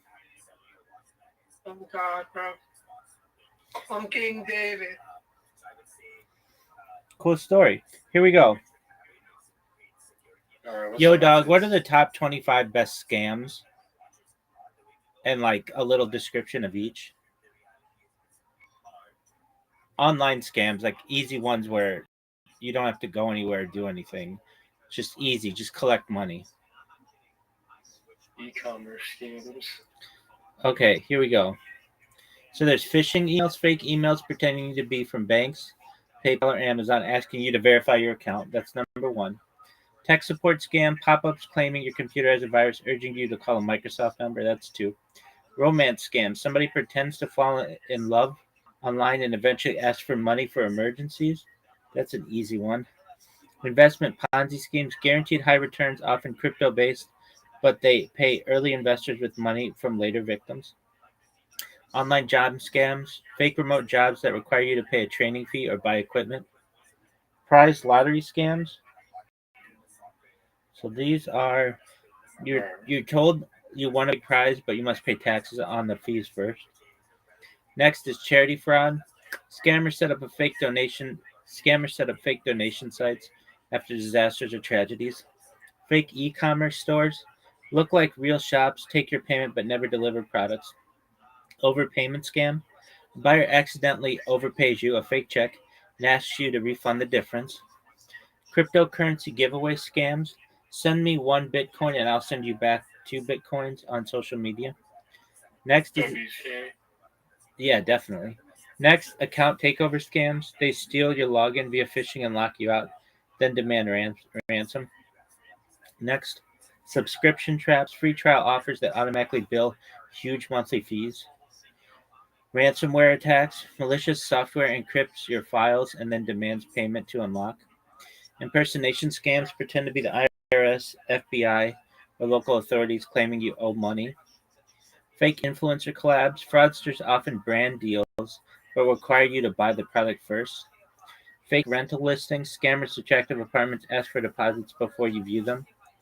Loan fee scam. You're approved for a loan, but you must pay an upfront processing fee. Social media account hijacking. Hack your account to message your friends with scams. Online dating sugar daddy scam. They send you a fake check, ask you to send part back, and then the check bounces. Free shipping mule scam.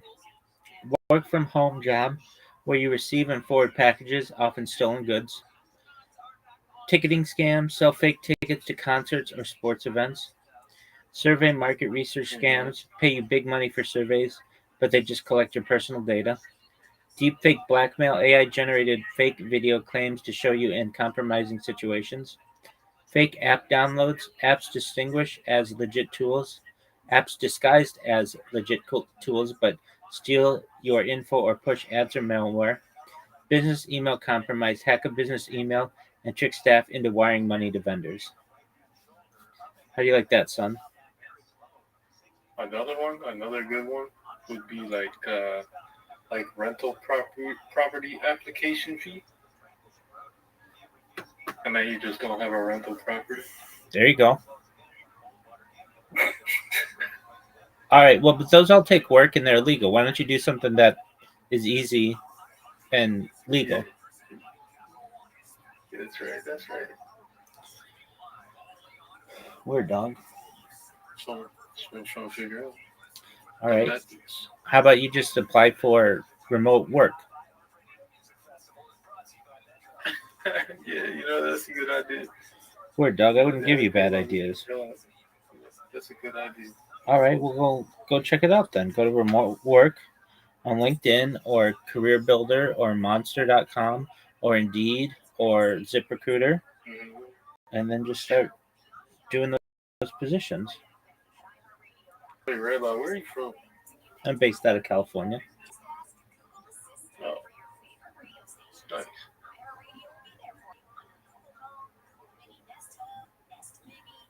Are you Jewish? 1,000%. I'm so Jewish. 1,000%. Okay. I'm screaming. We're dog. I'm watching Jewish history lectures as we speak.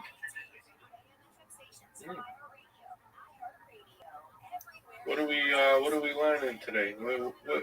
What's a key point you learned today?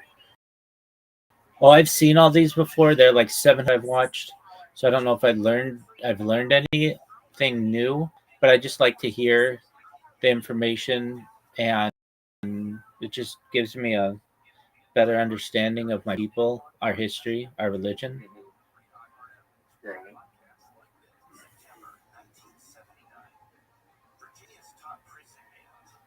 Here we learn Redis. First Crusade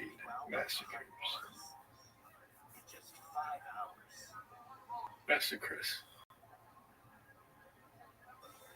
Doug, here you go. Of the Crusaders, and that the local authorities, including the church, could not put a stop to it. So that's when there's an increased push of Jews from Western Europe moving towards the east. In the 13th century, the horrible blood libels that we have also discussed in a previous class result in a series of expulsions. In France, in particular, there's 3 expulsions in the 14th century. And so there's more and more reason for Jews not to live in Western Europe. This is kind of like the push aspect of it, as Jews are finding Western Europe far and far less hospitable than they ever had before. Now, there's also pull factors in it. The Polish economy was actually having a very difficult time, particularly in the 13th century, after the Mongol invasions of 1241 and onward. The demography had dropped. There was a very, very weak economy. As we saw earlier, the Jews are the people actually making the money, physically making the money, because they don't have a really well-functioning economy compared to Western Europe, and the Jews have the know-how and the understanding of how to produce coins like this. And so the local Polish leaders were actually inviting Jews and saying, please come to our area. You are literate, you are numerate, you will live in concentrated areas, and you can take advantage of your skills in Poland. They also, to make this attractive to Jewish migrants, they created something called, or they adopted something used in the West called Magdeburg Recht. Magdeburg is the name of the city, and Recht means law. And this is basically like a medieval charter that lists the specific privileges that a community may enjoy. And although some of these charters were actually written much later and designed to look like they were written earlier, they nevertheless did reflect long-standing agreements as to what were the privileges and sometimes disabilities of the Jews in particular regions.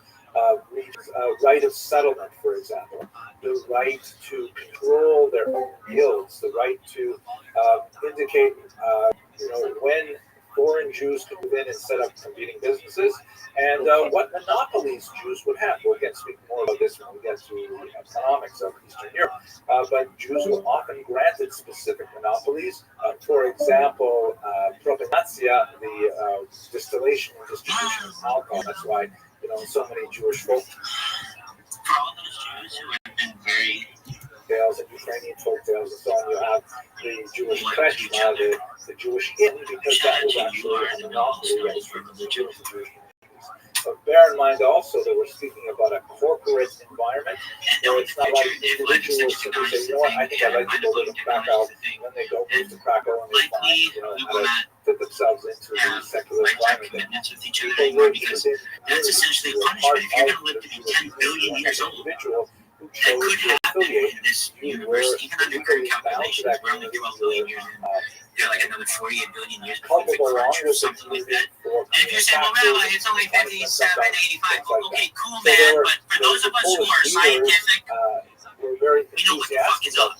Yeah. Into the region, and so if you live 10 billion years in the future, you don't want to be the same person 10 above billion all, years every single day looking at that.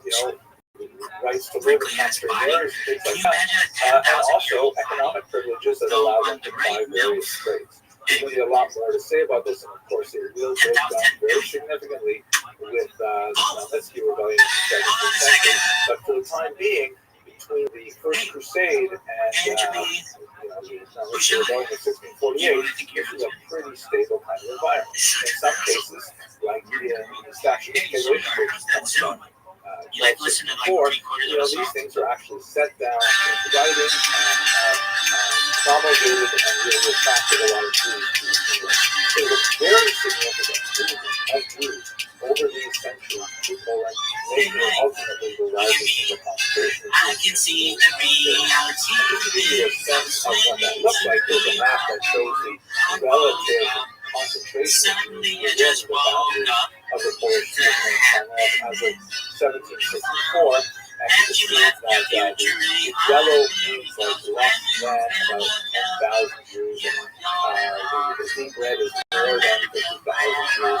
And to get a sense of where the concentration is, really in the region of western Ukraine and southern Poland in particular, also some significant concentrations towards the west and the border with Germany and to me, and that can happen to you.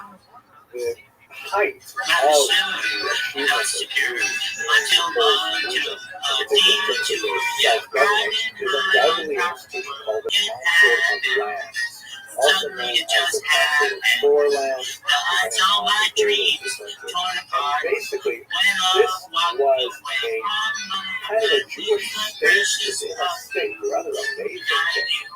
We spoke about the communal arrangement of the Jews in the Comuna, essentially the self-governing municipality that handled all of the social welfare works for Jews by collecting their own internal taxes and distributing it charitably to individuals as needed, and set up like everything from welfare support to poor brides and orphans and all kinds of social services, but also self-regulating by Talmudic law.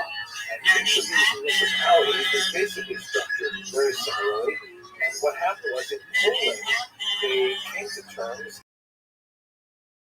and they united across the entire scope of the Social Community as it were national organization.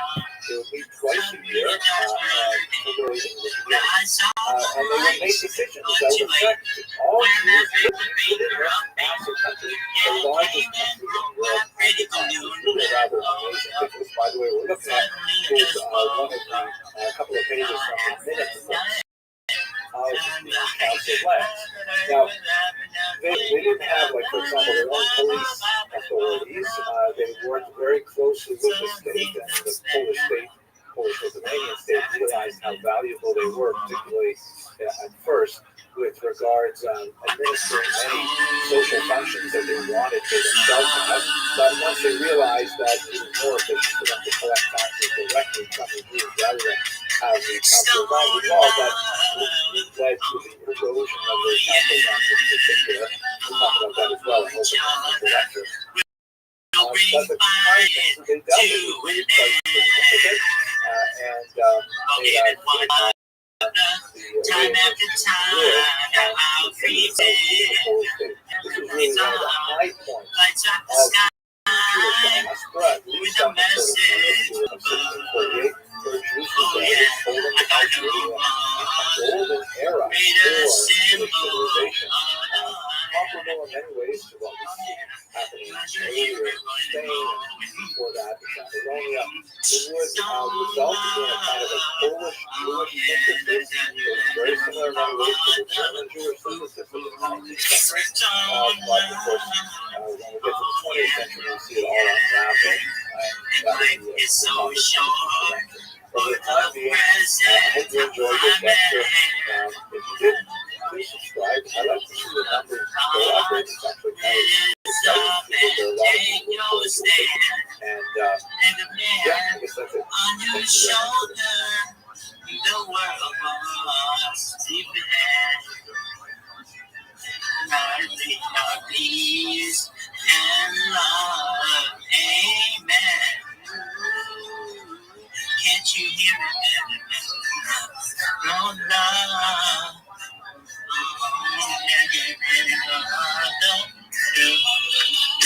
Stone love. If thou war. Hello and welcome to another episode of Jewish History Lab. Today I'd like to begin with a discussion of the 17th century. In particular, we're going to look at the Khmelnytsky uprising. This is referring to Bohdan Khmelnytsky, a Ukrainian leader. We'll also a picture of him shortly. And it's sometimes spelled in Roman characters with the Polish spelling, making it look something like Khmelnytsky. It's actually pronounced Khmelnytsky with a W at the beginning. This was an extremely consequential uprising in the middle of the 17th century that had a hugely negative impact on Jews in Eastern Europe. It was a very large loss of life and a significant disruption to the forced migration of Jews from the region. There was a fairly rapid recovery thereafter, but let's take some time to talk about the nature of the uprising and what specifically was the cause for the attacks on the Jewish population. This picture that we're looking at is a remarkable image by Ilya Repin, a very important 19th century artist from Eastern Europe. And it shows a number of Zaporizhian Cossacks. Zaporizhia is the place on the Dnipro River where the Ukrainian Cossacks would gather. Cossacks, the term is actually used in many different contexts, particularly when you get to the 19th century. So something's applied in a very different way. Sometimes it's used as a military designation in the Russian army and so on. But the original Cossacks, or Kozakai, were these kind of freebooters, these cowboy types who fled typically from their owners where they were serfs and created these pretty much all-male settlements in fairly remote places, such as the rapids on the Dnipro River. And there they engaged in, some kind of, not sure what the right word for it, sort of like nationalistic piracy, where they would raid enemies of the Ukrainian people, which was still kind of like this formation. This is before before the Great National Awakening in the 19th century, but definitely there was an ethnic group that had a very common language and were overwhelmingly Orthodox, that is, worshiping Christian Orthodoxy, as opposed to Catholicism. We'll get to that in just a second. And regarded themselves as being, some type of Slavic group, not quite the same as Western Slav, and certainly not the same as the Russian, but having some relationship with them. The interrelationship between these groups is very significant, and the Russians in particular would try to cultivate a particular image for the Ukrainians in which they were Malorosiana, or little Russians, in the younger brothers, so to speak, of the older Russian nation. Although that may not be historically accurate at all, in fact, it may be the other way around, but that's outside the scope of our discussion here. At any rate, these Cossacks were essentially people who had run away from the hierarchical society of feudalism that was pervading within the region of Ukraine at that time, and they set up their own societies, and it is from this base that the uprising would emerge. Let us go directly to the roots of the uprising, specifically how it affects the Jews. So this map, which I think we've seen before, shows the migration of Jews to Eastern Europe from the Ashkenazic heartland in Germany in particular, and beginning really around the 10th century, and especially accelerating in the 15th, 16th, 17th centuries, you have a large number of Jews who are making their way to, we spoke about this when we looked at Jewish migration, and in particular they are concentrating in this region, which we should call right bank Ukraine. Ukraine was not designated a country at the time, as I mentioned. There was a kind of common ethno-linguistic living there that would ultimately define themselves separate from Poles and Russians and others, but for the time being they were still under the control of the Polish-Lithuanian Commonwealth, which we've also discussed at length.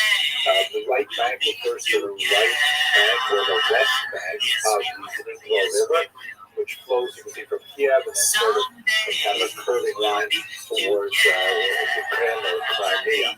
And it is along this river that we have the Zaporizhian cities where the Cossacks are housed, and a large number of Jews are settling in this region. What are they doing there? Well, economically, the most important thing that they are doing is they are acting as middlemen between the Polish nobility and the Ukrainian peasants. The Poles had massive land holdings in this region, very fertile region, because it's black soil. This is the region called the breadbasket of Europe for good reason.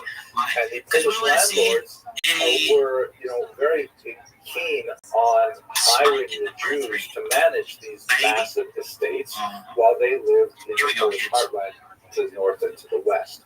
And so the Jews, in accordance with more of a medieval pattern, would undertake to be arrendators. The arenda is essentially a type of tax farm, and we've seen that before in the medieval period, where the nobility, which would actually own not only the land, but own the town, own the bread mill, own the bridges, and own the orchards and the forest and all kinds of things, they would lease the entire territory to the Jews and demand a certain amount of payment on a yearly basis. And they authorized the Jews to act as a community to essentially tax the local peasants in whatever way would be effective at raising the amount of money that was contracted. This type of tax farming is, a perfectly acceptable way of running a kind of rental relationship, but it can become exploitative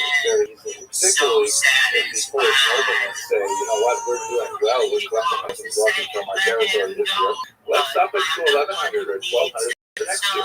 And the Jews who are entrusted with collecting those taxes, of course, let us not recall that the Jews have to collect more than that tax, and the difference between what they have to pay the Polish noblemen and what they charge the Ukrainian peasants is what they get to keep. So it is an inherently exploitative system, particularly if the noblemen get greedy and demand more and more, the Jews have to go back and try and find new ways to get that tax out of the peasants.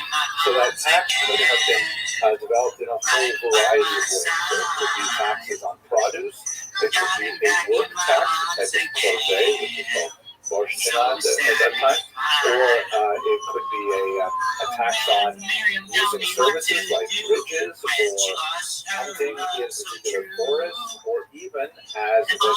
by many folk tales use of the church. For example, if Ukrainian peasants had a child and wanted to baptize the child, according to widely perceived beliefs, Jews would charge to use the keys to get into the church. This has been widely disputed. It's kind of an inherently offensive thing, but there have been some researchers that have argued that in fact this did happen from time to time. At any rate, it was the kind of situation where the Ukrainian peasants would certainly resent the Jews as leading edge of Polish authority and Polish demands on their economy. Now, the Jewish arrendator was the backbone of the economy, but it was not obviously the only thing that Jews were doing. Jews were involved in all kinds of other small crafts and small-time commerce and things like that. But perhaps the most significant related to the latifundia was the fact that Jews were frequently involved in innkeeping, as you can see in this remarkable 1928 image by Gustav Durand, the so-called Kretschmann, or the inn, which was typically manned by a Jewish family. Was not because Jews were specifically interested in the hotel hospitality business, but because the noblemen often gave the Jews a monopoly on the production, distillation, and sale of alcohol. This was something called propenatia. And so the Jews could control this entire industry and tax it, and then pass along the profits to the Polish noblemen. And this was one of those awkward moments where the Jews occupied a particular position in society where they were providing a service which was obviously appreciated by the local population, especially if they offered it on credit.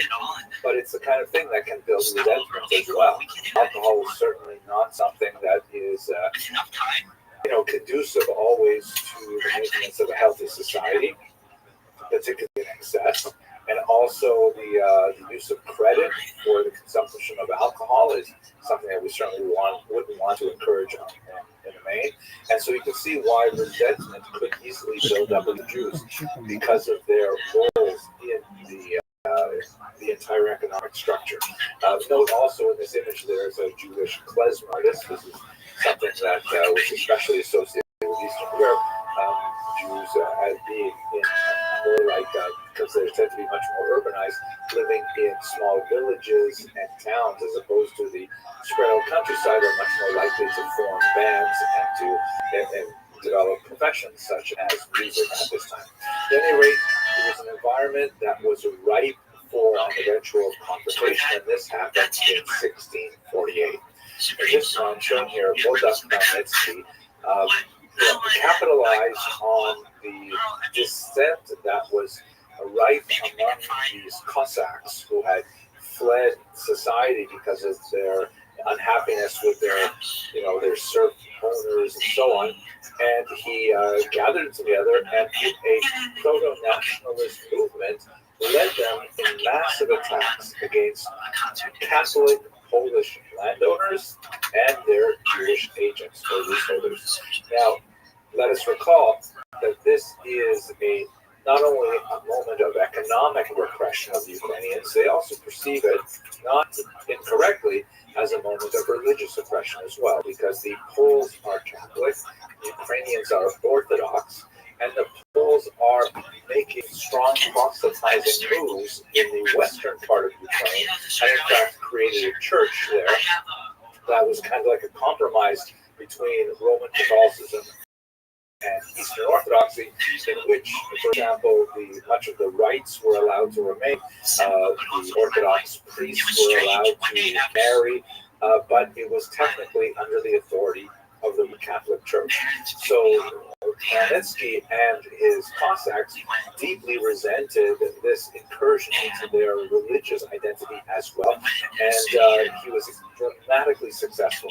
So for a period of a few years, and in particular the years 1648-49, he and his Cossacks ravaged the countryside, attacking Polish nobles and especially attacking the Jews who lived among them. It's comparable, for example, recall the riots in Los Angeles in the 1990s some of the people who were hurt the worst were the Korean shopholders who actually lived in South Central LA with small businesses and so on, even though they may not have been, the architects of any kind of anti-African American oppression. They nevertheless were the people who were close by, and they felt the violence most directly. So in Hebrew, this particular period, the years 48-49, although the war continued for a few more years, is called the decree of Tachlatat. So Gzeras Tachlatat, the term decree in Hebrew speech generally means something very negative, like the evil decree of Tachlatat. And it lives on in Jewish liturgy as a period of phenomenal violence and pogroms. They're really like kind of the archetypical pogroms of Eastern Europe for their horrific attacks on Jewish populations. These are recorded in several chronicles. That's the most powerful is one by Nathan of Hanover, which is in Hebrew, Yeved Surah, a quote from the Book of Psalms, translated as the Abyss of Despair. This is available in English translation, and it's actually quite a powerful piece of historiography as well. The demography of the attacks is probably grossly inflated in Hanover's account. He had really no good way of calculating the size of the impact. And in fact, many of the studies of 1648-49 tend to adopt, without question, really large numbers like 250,000 Jews killed in these pogroms. Research by modern scholars like Shaul Stampfer in particular has proved that it really can't be quite that large, primarily because there weren't that many Jews living there at the time, and also because the recovery after the violence had all subsided was actually fairly rapid. There's no question it was a huge, devastating attack on the Jewish population. There was either horrific attacks, and there was a lot of Jews who fled the region. We have many accounts from Nicola Hamon to the important commentator on the Shulchan Aruch, the Shach, who all write about their experience at this time. But the numbers that are commonly tweeted about are probably large. It's probably in the tens of thousands, a horrific number, but certainly not in hundreds of thousands. Anyway, what ends up happening to this uprising on a political level is that Khmelnytsky decides to ally himself with Russia against Poland and turns his political attitude to Russians, which initiates a centuries-long association with frequent difficulty between the emergent Ukrainian nation and the Russians. More on that perhaps when we get to the 19th and 20th century. For Jews, however, it sets in stone a kind of attitude towards Ukraine, which Ukrainians tend to call Ukrainophobia. Again, not without reason, because of the historical precedent of the Khmelnytsky rebellion, which would be repeated 100 years later with the Haganah rebellion as well, and one sees it again in the 20th century with the pogroms of 1919 and one may argue the elements of the Holocaust as well. But it's also important to note that simultaneous with these violent outbursts, which painfully punctuated the centuries of Jewish and Ukrainian coexistence, there was also a philo-Semitic trend as well. Not nearly as powerful, but we shall examine it in later lectures too. But for now, Khmelnytsky emerges as a national hero, as you can see in this five-prism note from modern Ukraine. He is considered one of the architects of Ukrainian nationalism, something which is horrific to Jews who see him as the architect of anti-Semitism simultaneously. Just to give you one more indication of that, this is actually a famous monument that stands in Maidan Nezalezhny in Kyiv today, a monument to Bohdan Khmelnytsky, and it was erected in the late 19th century. It shows him famously pointing to the north, to Russia, which was erected by the Tsars, but it really likes to play up the fact that Khmelnytsky decided to ally with the Russians. original version of this rather heroic statue, the original draft, actually had a much more chauvinistic added. This is the only picture I could find that on the web, but in the original draft, this is a casting of it. Behind the hooves of Khmelnytsky's horse, there's a fallen Pole and a Jew who are knocked down by his passage and conquest, which explicitly stated, if his draft were to have been accepted for the final version, that Khmelnytsky succeeded by beating the Poles and the Jews, which is a metaphor that many Ukrainian nationalists might wish to observe even today.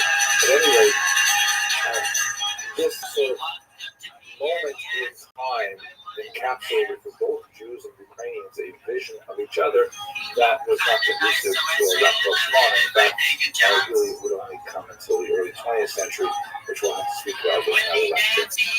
But the idea of a major disruption that could challenge the 100 years of peaceful existence that Jews had in Eastern Europe had a remarkably destabilizing impact on Jews across Europe, and many historians draw a direct line from the Khmelnytsky uprising to the debacle of Shabbatai Tzvi, which we'll discuss in the next video. Okay, I hope you found this film. If it was something that you'd like to see again, please do subscribe. It makes me happy to see the numbers increasing and to know there are a lot of people out there who appreciate studying Jewish history as much as I do. Thank you very much for watching.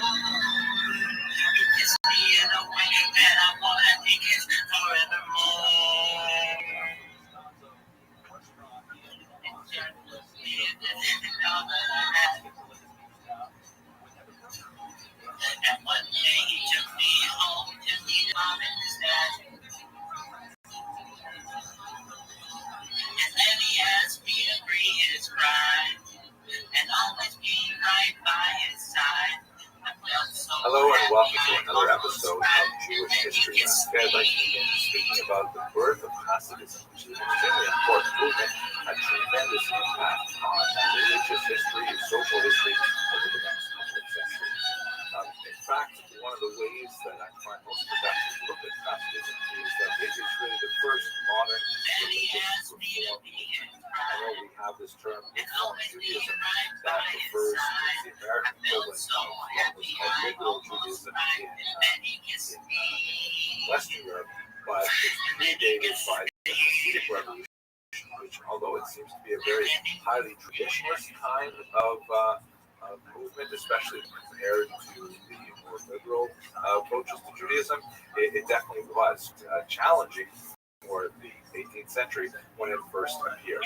So the historiography of Hasidism has evolved significantly since the 19th century. Heinrich Gretsch spoke about many times. He took a very dim view of Hasidism. He understood it to be some kind of like obscurantist and credulous, even possibly Sabbatean Kabbalistic movement that was associated with the poorly educated Jews of Eastern Europe.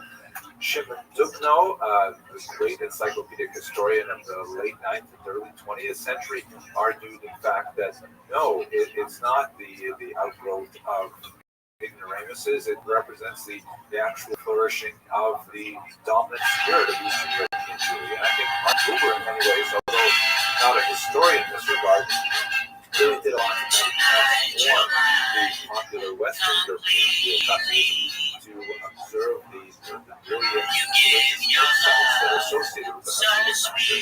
And there are many other approaches. Ben Zion Dino, for example, took a much more economic approach to the development of Hasidism. But I just want to give you the sense that, the views of what is Hasidism and what is its significance, what is its theology, have changed over time. To look at the history itself, it's very important to understand it within the context of its evolution.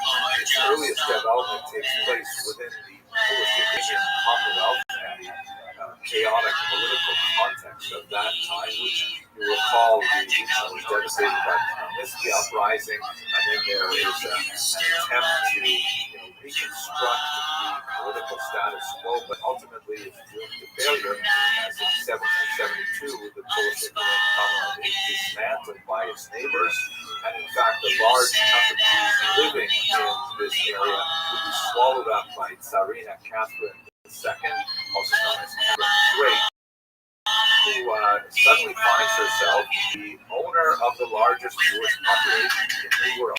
Russia, prior to her acquisitions in the West, was actually unionized. It was free of Jews because they had been banned since 1479. And all of a sudden, Catherine II said, "Oh my gosh, I have all these tens of perhaps 100,000 Jews living within Russia." One of the ways she dealt with this was by establishing something called a Pale of Settlement, which is kind of a strange English term, but it basically means the region of settlement where Jews were allowed to live. It had some changes to the borderlands. Certain areas like Kiev were actually off limits for some time, even though they were in the interior of the Pale settlement. And exceptional Jews, like really talented medical doctors or very, very successful businessmen, could get permission to live in St. Petersburg or Moscow, but this Pale of Settlement is where the vast majority of Jews were. A lot more to say about this in future lectures. At any rate, this is the region, particularly in the southern area of Mongolia, Volhynia, Galicia, where Hasidism especially grew, with the exception of the Chabad movement, which grew in Lithuania to the north.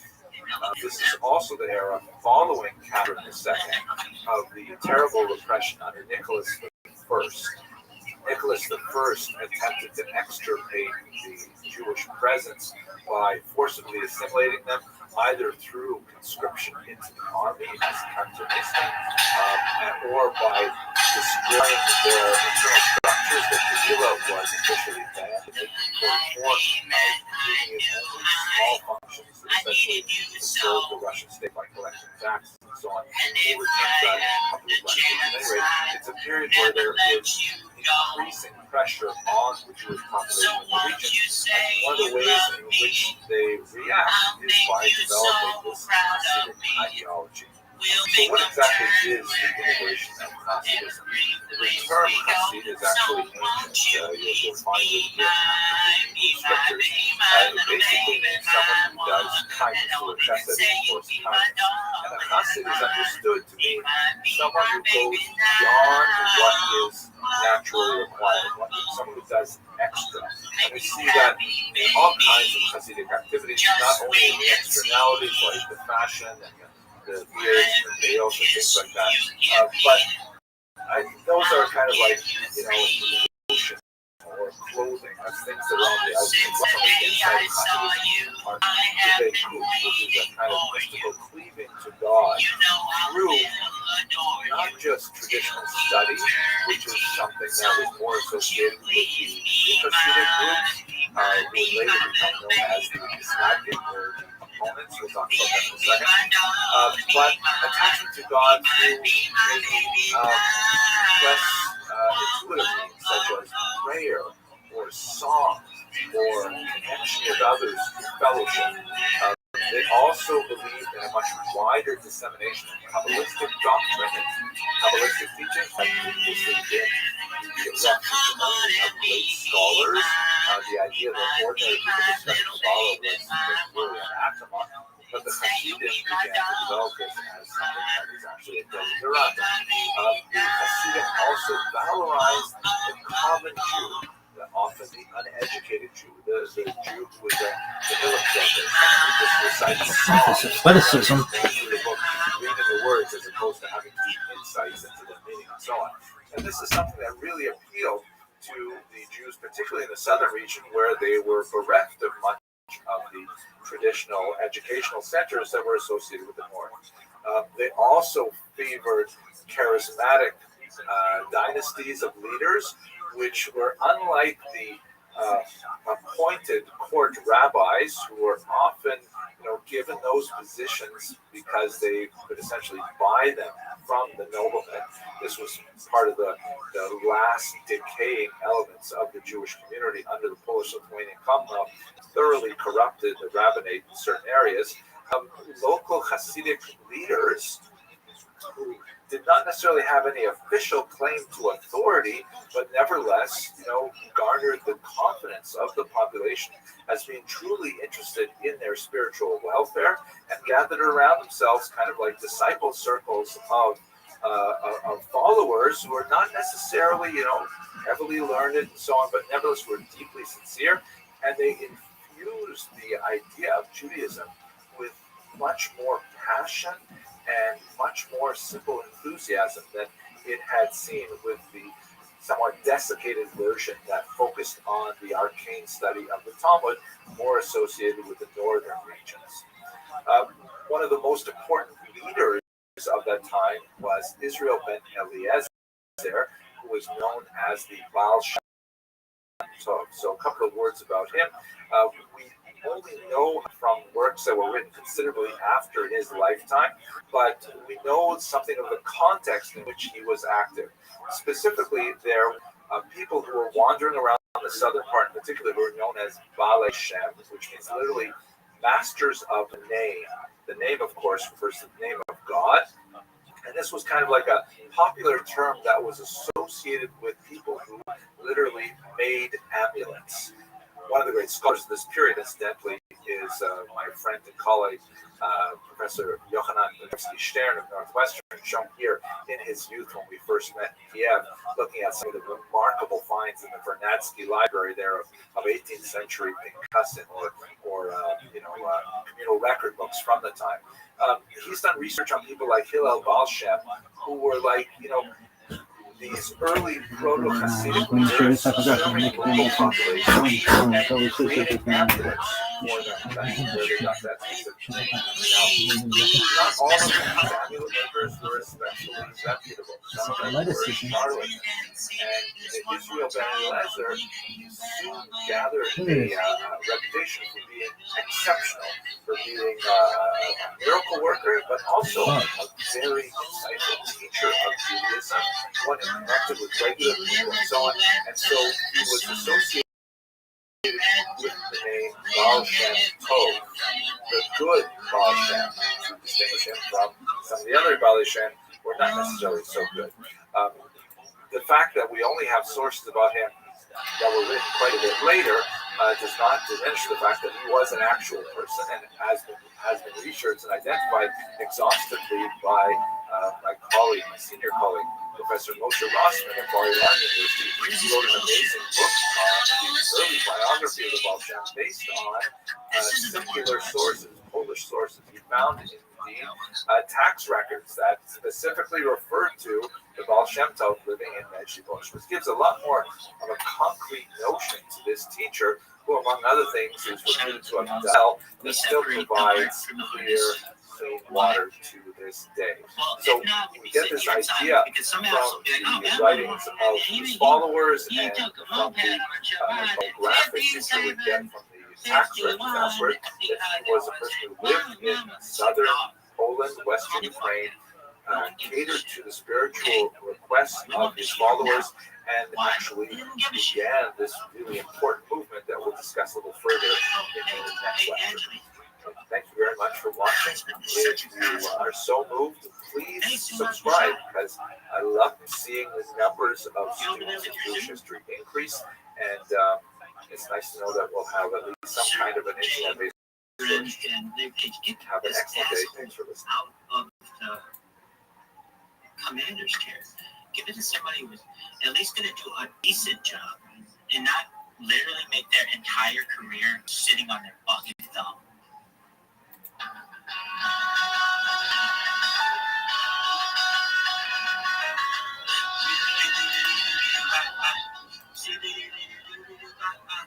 One fine day, you look at me, and you will know. Hello and welcome to another episode of Jewish History Lab. So we talked in the last video a little bit about the origins of Hasidism. One of the most interesting ways, I think, to try and understand what Hasidism is by looking at the counter-reaction. And this is a movement which coalesced around a group of rabbis, particularly in the northern part of Lithuania. These people ultimately became known as the Misnagdim, and the name literally means opponents because they opposed Hasidism. Right? Now, they were actually the traditionalists. They were really the inheritors of the mode of Talmudic study and Jewish culture that had predated the Hasidic revolution. And in their reaction to Hasidism, they would further define themselves. But what's fascinating is they were also defined by the Hasidim as well. We shall see. So let's just try to understand what are the main differences between Hasidim and Misnagdim. And there's a lot to say about the fashion, or what some people would call the Yarmul culture. I get it, Yarmul culture. But 95% of the issues, Hasidim and Misnagdim are exactly the same. That's why they fall within the same category of Orthodox Jews. Let's try to understand, if you look at some of the most important elements of Jewish practice and theology, practice is placed first because in many ways practice is far more significant for Jewish culture than theology. There are, let's say, four really big things we have to bear in mind. First of all, 613, or that refers to the number of commandments as traditionally calculated. When I say 613 in this context, I mean, do you believe that God gave the Torah to the Jews at Mount Sinai, and that the rabbis who interpreted it in the Mishnah and the Talmud and later authorities are authoritatively interpreting the 613 commandments of the Torah? So that's a really bright line between Orthodox Jews, or Jews who call themselves Orthodox, and Jews who don't call themselves Orthodox. The Jews who don't call themselves Orthodox might want to argue that the commandments evolved over time, they weren't necessarily Sinai, and these are things which are anathema to Orthodox Jews. So if we ask the question, hey, do you believe in 613? The Misnagdim and the Hasidim both agree perfectly yes. And to drill down a little deeper into the three areas of Jewish life which are perhaps the most impactful in terms of the daily experience of Judaism, do you observe the Shabbat as understood by the rabbis? They both say yes. Do you keep kosher? They say absolutely. Are you kidding? And do you practice the laws of family purity, which has to deal with intimate relations? They would say for sure. With regards to the ritual bath, not really for our discussion today. At any rate, and these main areas of Judaism, they're in total agreement. They may disagree about details, like for example, with keeping kosher, how exactly must one slaughter an animal to make it kosher, or with Shabbat, when exactly does Shabbat end? They don't disagree about the nature of kashrut in general, that one has to keep kashrut, but they don't disagree about the fact that there is a Shabbat that has prohibited work on it, and so on. But they may disagree about things at the very fringes, but 100% of things they are in total agreement. So what is it that they really disagree about? So let's understand this in the context of development of Hasidic movement. Again, in its earliest origins, it was not in any ways a rebellion against the traditionalists. It was considered kind of like a development of a style, a development of a different approach to the same ideas, the same practices, and so on. In terms of actual people, one of the most important students of the Baal Shem Tov is Rich, and he lived until 762. He trained 5 major disciples, including Rabbi Rothschild, also known as the Alter Rebbe, an older rabbi, who was the founder of Chabad, who wrote a very important book called the Tanya, which is associated with Chabad in a very deep way. But 4 other disciples that in turn gave rise to many, many other disciples, many other dynasties. You can see in this particular map, which is from the remarkable historical atlas of Hasidism by Marcin Wojcicki, that Hasidism spread very far and wide through these various dynasties. And it is interesting that it only became defined as a distinct movement that had a name, after the Maggid Mesrich passed away, and the opposition began to define it. So it's fascinating that in many ways the Maccabees called themselves opponents. They had nothing to oppose prior to the Hasidic movement, so they didn't exist prior to it, but they began to define themselves in opposition, and the Hasidim themselves also defined themselves as a way of kind of stating, well, what is it that we believe that is possibly different from the Mishnah? The most significant, the king of the Mishnah, although he did not necessarily lead the charge, he was sort of like the divine expositor of what it rules to that would be adopted by the Talmud, was none other than the Vilna, great scholar of Lithuania, who lived until 1797. Now, what were the charges against the Hasidim? What were the Mishnah so upset about? There were basically 8 major charges. First of all, the argument was that Hasidim were separatists. And in fact, if you think about the corruption of the local rabbis, particularly in Polynia, who would want to go to a corrupted Iranian rabbi? Rather go to a genuine rabbi, rather hang out with someone who really cares about Judaism and cares about you as a parishioner. So they organized separate prayers. Secondly, they ignored mandates at aspects of Hasidism, which is fascinating, I think, is the notion that,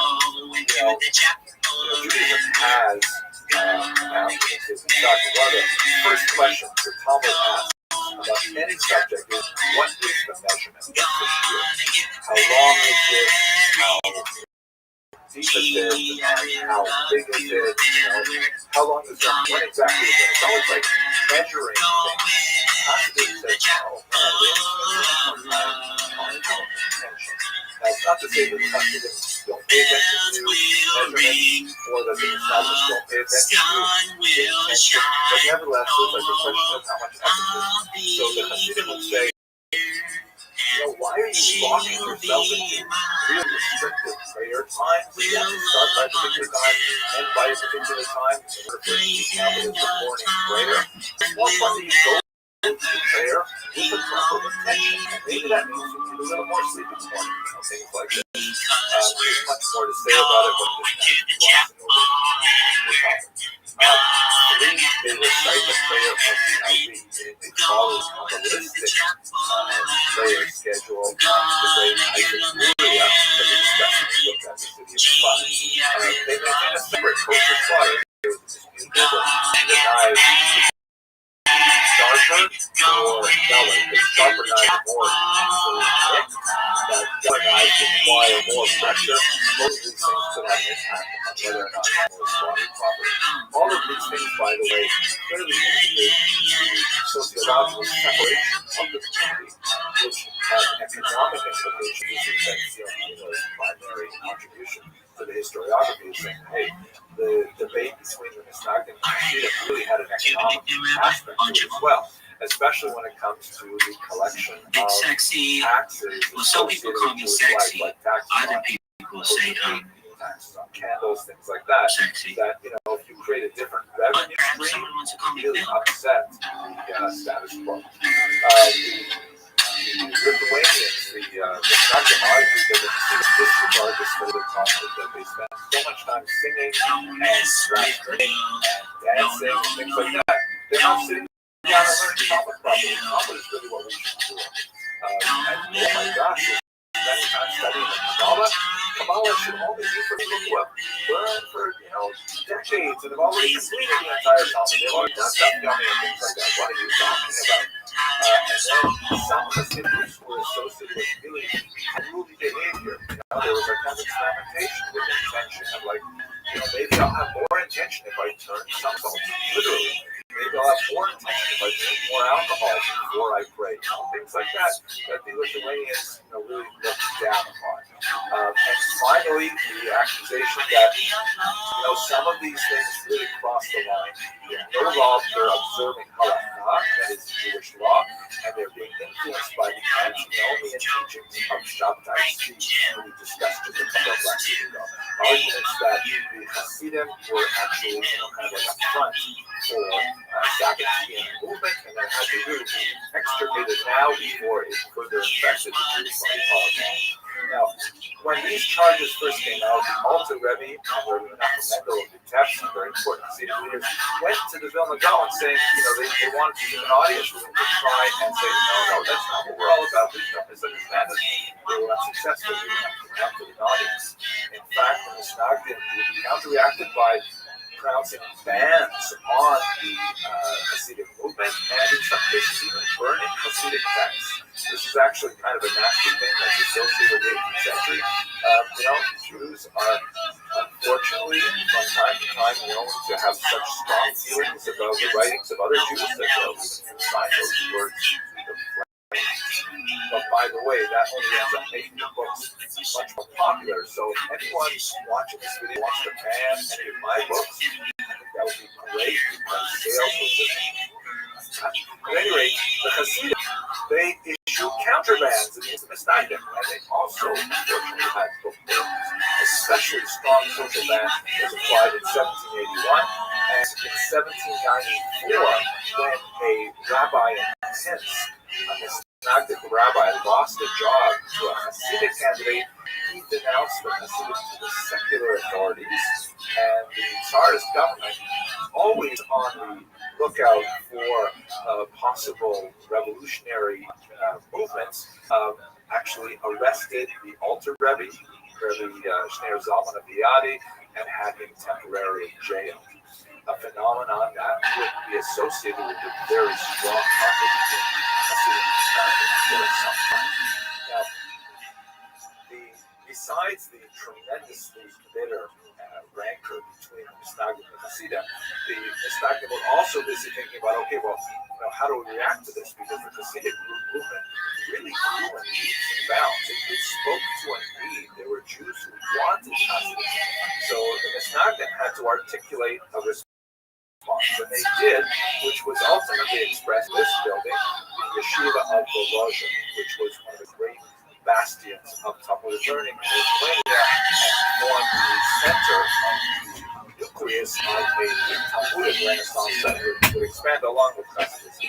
What the Misnagdim said is, hey, the Hasidim say we're attached to text. Well, absolutely, you better believe it. We're super attached to text. We're going to spend even more energy in the Talmud. And in fact, that's what the Lithuanians are known for more than everything else, is their incredible attention to detail and their superlative study of the Talmud. But they didn't ignore the Kabbalah. Let's not forget that the Vilna Gaon himself was a great Kabbalist, but the Misnagdic tradition was that it was really only for people who already mastered what was called Torah Sinigla, the revealed Torah. Before he studied Torah Sinister, the Big Torah, even in kind of like watered down versions of it, they were circulating. They weren't studying necessarily the Zohar itself. They were studying kind of like digests of the Zohar or reworked versions of the Zohar. The Lithuanians were already studying the core text, but they did not believe in necessarily disseminating these ideas widely.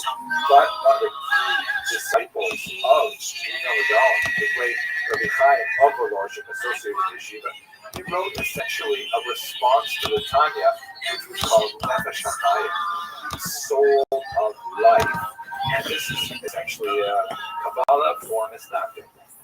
It is, by the way, an overwhelming book. I remember personally when I was studying them, I spoke to my colleague and friend Rabbi Mordechai Becker, who was a guide from the early years of Yeshiva study. And he said, "How's it going?" I said, "Well, going okay. I'm enjoying Yeshiva. I go to Yeshiva in the morning.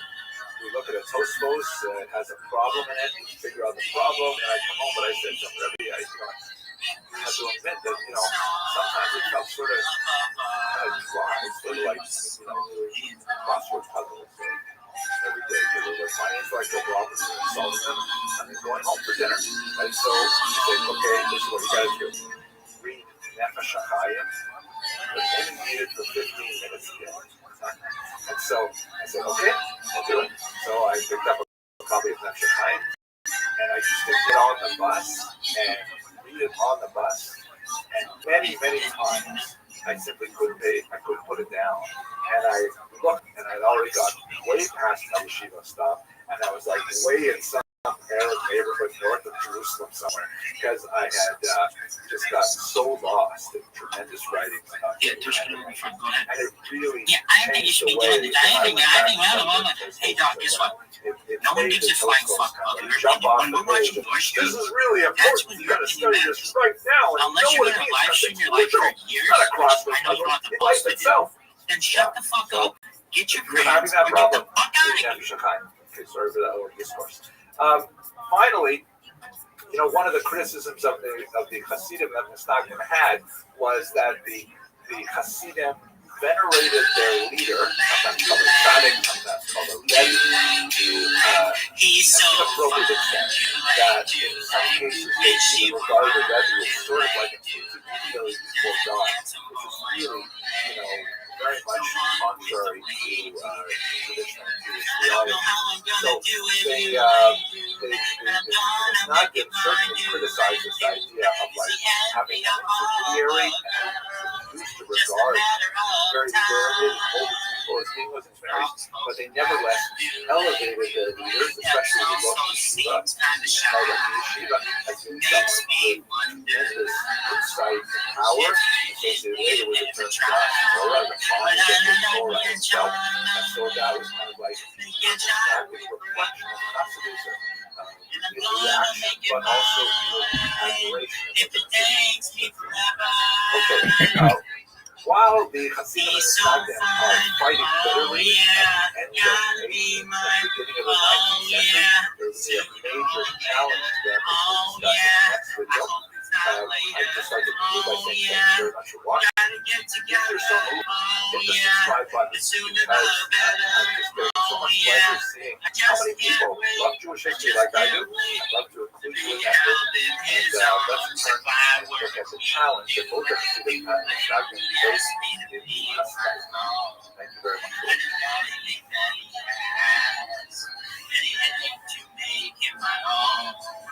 Boy, he's so fine, so fine, so fine, so fine, so fine, so fine, so fine, so fine, so fine, so fine, so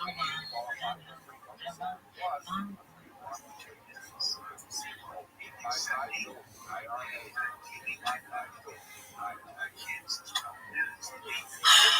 Hey guys. Hello and welcome to another episode of Jewish History Lab. So in the last two videos, we talked a little bit about the beginnings of the Hasidic movement in the 18th and early 19th century, and then we talked about the counter reaction of the traditionalists known as the Misnagdim. You good? You good? Chalk? You good? But there's a Okay. new movement Need that more is paper? Okay. more associated with You Western never know. I Europe, might be listening to the radio. that I is could be listening to to make people an impact in all of these different heartland discords. You don't of know the too Hasidic much and listening. Misnagdim territory. It's your and that is the subjective opinion, Haskalah. man, that I'm An listening to extremely this. important But movement the that, dude like could be the doing whatever Hasidic the fuck and he wants. Misnagdim movement, would endure to our contemporary So do days, that. and would have a phenomenal impact on the development of modern Jewish identity. Angeli, over here, girl. So let's look at My this husband is switching institution to of Haskalah. Haskalah. First of all, Hey, the term so Haskalah not Busha. How's that quite fucking Zoom different, doing? and it is just the Hebrew translation of the German term Aufklärung that was widely used in the 18th century to refer to this new movement of rationalism and humanism that Mama was said across there'll the be West. days like this. There are Jewish roots to it for sure. If you look, for example, at the 16th century work of Azaria del Rossi, who was an Italian Jewish thinker, at an unusual moment in the 1670s, there was an earthquake in the Italian Sea of Ferrara, the Cold River Valley, not too far from Padua. And it was forced out of doors like everybody in Ferrara, and while they're living in tents, worried about aftershocks for some weeks, because a lot of buildings were destroyed, he had some encounters with Christian thinkers from the local church that he probably would not have had prior to this. And among other things, he discovers the letter of Aristeas, fascinating stuff, but in the context of this discussion, he begins to explore the idea of saying, you know what, Judaism has a lot to offer the outside world, and the outside world has a lot to offer Judaism as well. very controversial kind of thought. But we see it in many predecessors. Maimonides, for example, writes in 8 chapters, except when he speaks it, there is this notion in Judaism that although there is a kind of centrifugal force that emphasizes focusing on additional Jewish texts, there's also kind of like a looking out force as well that waxes and wanes in different periods. The Haskalah is definitely a period of looking out, of saying what's going on in the outside world, how does it fit within our Jewish worldview, if it fits at all. Del Rossi's insight was something that is not unique to the 16th century. It's not like Jews woke up in the 16th century so they can learn something from the outside world. We see, for example, in Maimonides, who writes in the 8 chapters that one should accept truth from whoever speaks it. We can find lots of moments in Jewish history where Jews have a much more kind of like open-minded, syncretic approach, and that oscillates with a kind of like internal, inward-focused perspective in which the outside world is regarded as toxic and dangerous and should be avoided. Jewish history kind of like vacillates or oscillates between these. The Haskalah is an example of Western European Jewry definitely leaning far towards the extreme of, hey, look at the outside world, it has so much to offer us, even at the risk of dissolving or assimilating into the body politic of the general population. That's one of the dangers of Haskalah. At any rate, these ideas of openness to outside society had a jumpstart with the Portuguese diaspora in particular, because these were Jews who, you will recall, were forcibly converted to Christianity and had to maintain that kind of dual identity of knowing that they are Jewish and wanting to retain their Jewish identity and resentful of their Christian passports into the rest of the world. And many of them spread throughout Western Europe. Amsterdam is a particular location where a lot of these Portuguese Jews ended up, but also into the New World, as we discussed as well. And these Portuguese Jews had a very special approach to the outside world that made them especially effective conduits of what would become burgeoning modern thought in general. Okay, way too much of an introduction. Let's go specifically to the early Maskilim. Certainly the most important of them, the king of the Maskilim, was Moses Mendelssohn, a self-taught genius, who actually was especially known not only for his philosophical work, but also for his tremendous facility with secular German. Let us not forget that Jews had their own language, Yiddish. This is besides the ancient language of Hebrew, which was largely reserved for religious purposes, prayer, and Aramaic, which was used primarily in the study of the Talmud. But their vernacular was Yiddish. Yiddish is essentially a medieval German dialect that was like hard. It's kind of like compare Creole, Haitian French to continental French, or even, where I grew up, the Joual, the Quebecois French, comparing that to Parisian French, they're really very different. They can almost not understand each other. So it was like very similar in syntax and vocabulary had huge overlaps, but, speaking Yiddish to a German would make one seem like a peasant and backward and things like that. And of course, there would be different alphabets, so it's impossible for Yiddish readers to understand written German unless they learn the alphabet, and then they tease out, the 15-20% of the vocabulary is different and so on.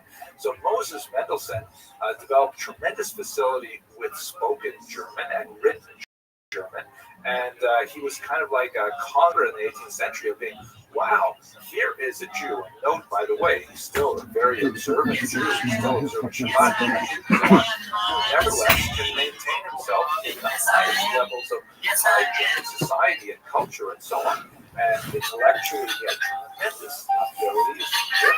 And so he was like really a famous Jew because of his ability to be a culture broker and to say to the outside world, hey, Jews have something of value. They should not be, considered second-class citizens. In fact, they weren't considered citizens. They were considered travelers, sojourners, even though they lived in Germany for hundreds of years. So he was someone who not only communicated Judaism and Jewish culture, culture to the outside world, he also communicated it backwards. He also, promoted this German language and German culture and things like that to traditional observant Jews, which got him into a lot of trouble. Other examples of these early maskilim, by the way, maskil is like the singular noun. Haskalah is enlightenment. Maskil means a proponent of the enlightenment. Solomon Maimon, who unlike Moses, did not remain an observant Jew. He went OTD, or off the derech, away from the path. He wrote a writing, a sermon, that's hilarious memoir, an autobiography, which is widely studied today, in which he describes his upbringing as a young, talented Jewish man who kind of like has this intellectual journey. In fact, even visited the Hasidic court of the Maggid of Nazareth and describes his experience there. But when he comes to Western Europe, to Berlin in particular, and he encounters German culture, he eventually jettisons his Jewish identity and seeks to become much more involved in German philosophy, German thought, things like that. So, whereas Moses Welcome. How you living, Pat? Kind of Haskalah that never become a place for Jews. Alechem shalom. Others like Solomon Maimon says, no, let's get rid of it and move straight into the mainstream. Imagine how this was absorbed by Hasidim and Misnagim. But wow, they are at each other's throats over tiny things like how sharp the knife in kosher slaughter, or what time to show up for opinion when they are facing the Haskalah that is saying, why keep kosher? Or go to opinion. Why don't we just move the Sabbath to Sunday? Which is, by the way, proposals that must actually made. But it's the real growth of the Haskalah happened actually in the context of a controversy over the false burial decree of 1772.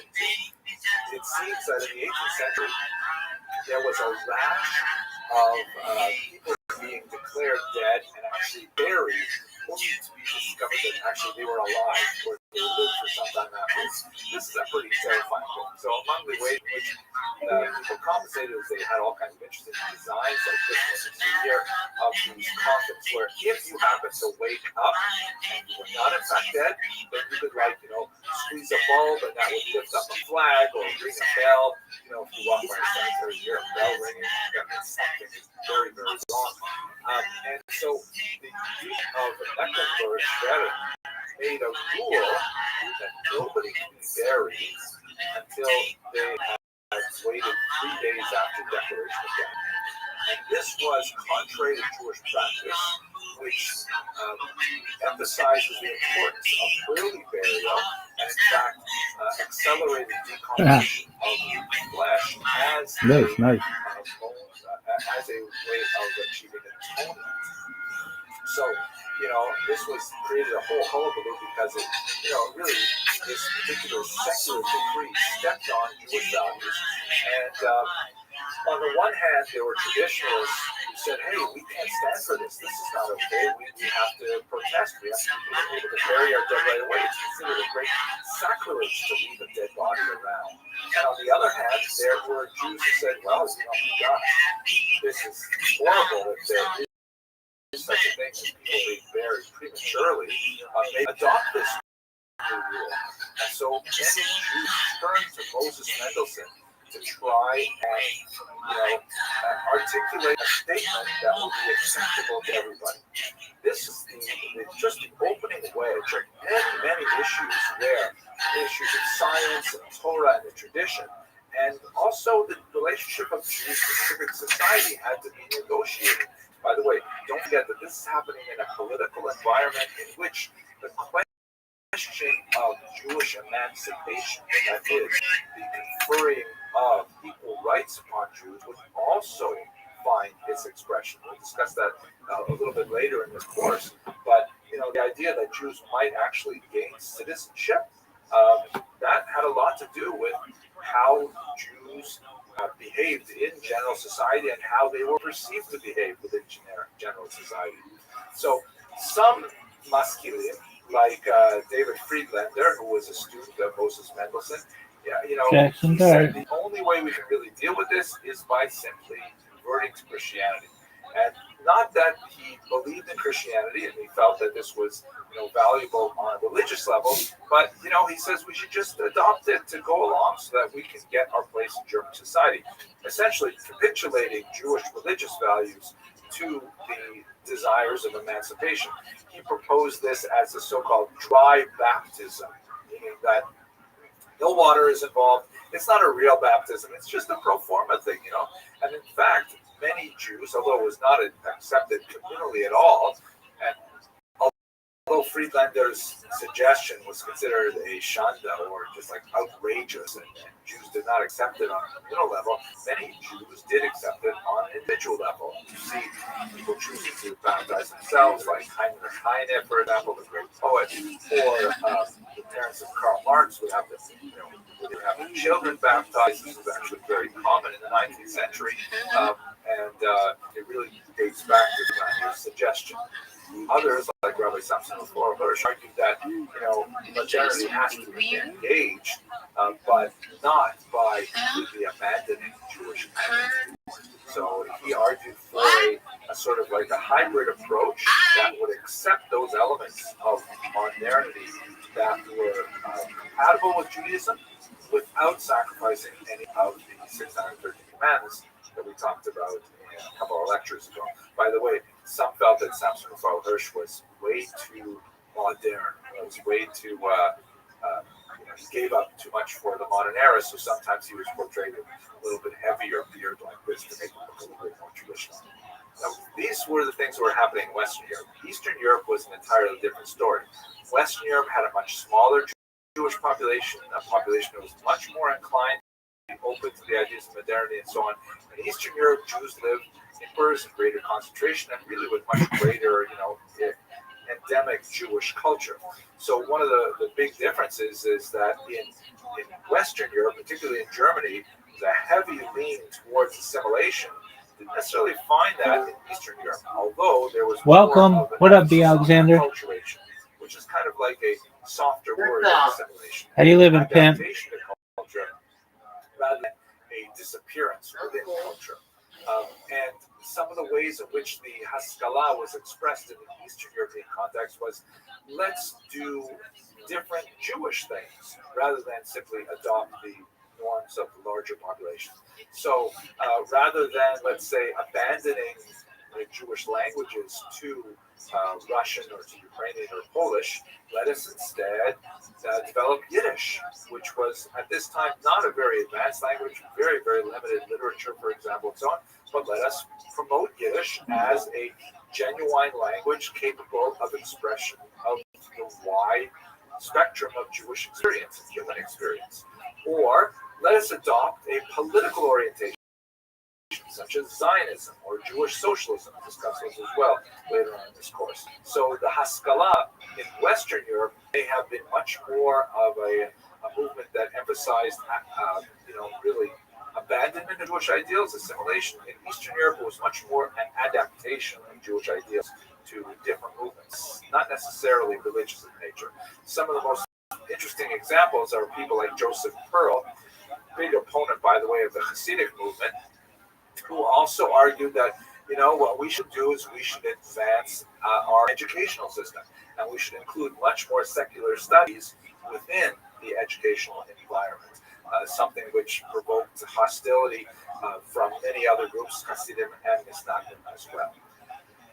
Finally, let us remember that all of this is happening within a dire political context in Eastern Europe. I mentioned a couple lectures ago Tsar Nicholas I, who had this horrific strategy of assimilating forcibly the Jews of the Russian Empire by demanding that they join the army, which was a horrific sentence of about 25 years, noting that by the time Jews joined the army at age 18, they had already been well indoctrinated into the values of Judaism. Maybe they were already married and things like that. He actually lowered the age of conscription to 12. This was the notorious Cantonist movement that It sent Jewish boys, sometimes much younger than 12, illegally, but nevertheless it happened, to these reform schools called Kanto schools, where they would be trained in military values and also trained in Orthodox Christianity. And many times they would simply never return to their families. They would end up, assimilating into the Russian society. Very, very terrible thing.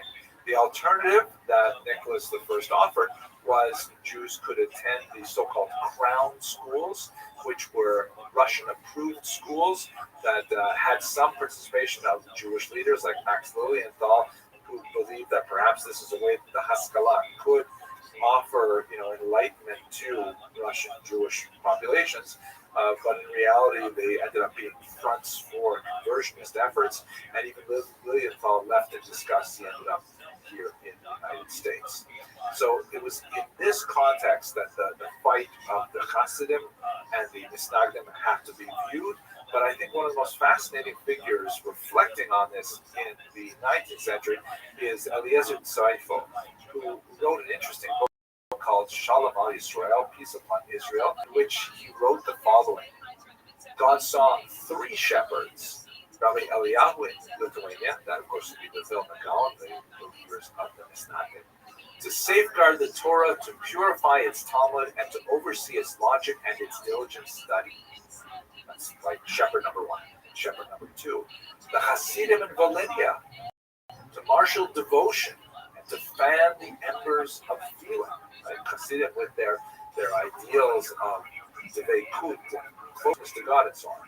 And finally, the great sage of our people, Moses ben Menachem in Germany, that's Moses Mendelssohn, the leader of the Misnagdim, who of course was himself observed, as we mentioned earlier, and called him to place the cradle of enlightenment in the lap of religion. Now, of course, not everyone would agree with the views of Rabbi Tzveifel that, all three of these shepherds, the leader of the Misnagdim, the leader of the Hasidim, and the leader of the Maskilim, that they all somehow are like appointed by God to lead the Jews into the future. So I'm going to leave that to you to debate. But it is worthy of note that today, a couple of centuries later, all three of these movements, the Hasidim, the Misnagdim, and Maskilim, continue to exert tremendous influence on the development of Jewish identity and continue to exist with each other in kind of a dynamic tension to tease out what it means to be a Jew in the modern world. Okay, I hope you enjoyed this lecture. I had fun thinking about it, talking about it with you. If you are so inclined, please do subscribe. Please share this video with other people who you think would like it, because one of my increasing pleasures with putting these lectures out there is seeing other people hit that subscribe button and increase the universe of people who are interested in studying Jewish history with me. Thank you very much for watching.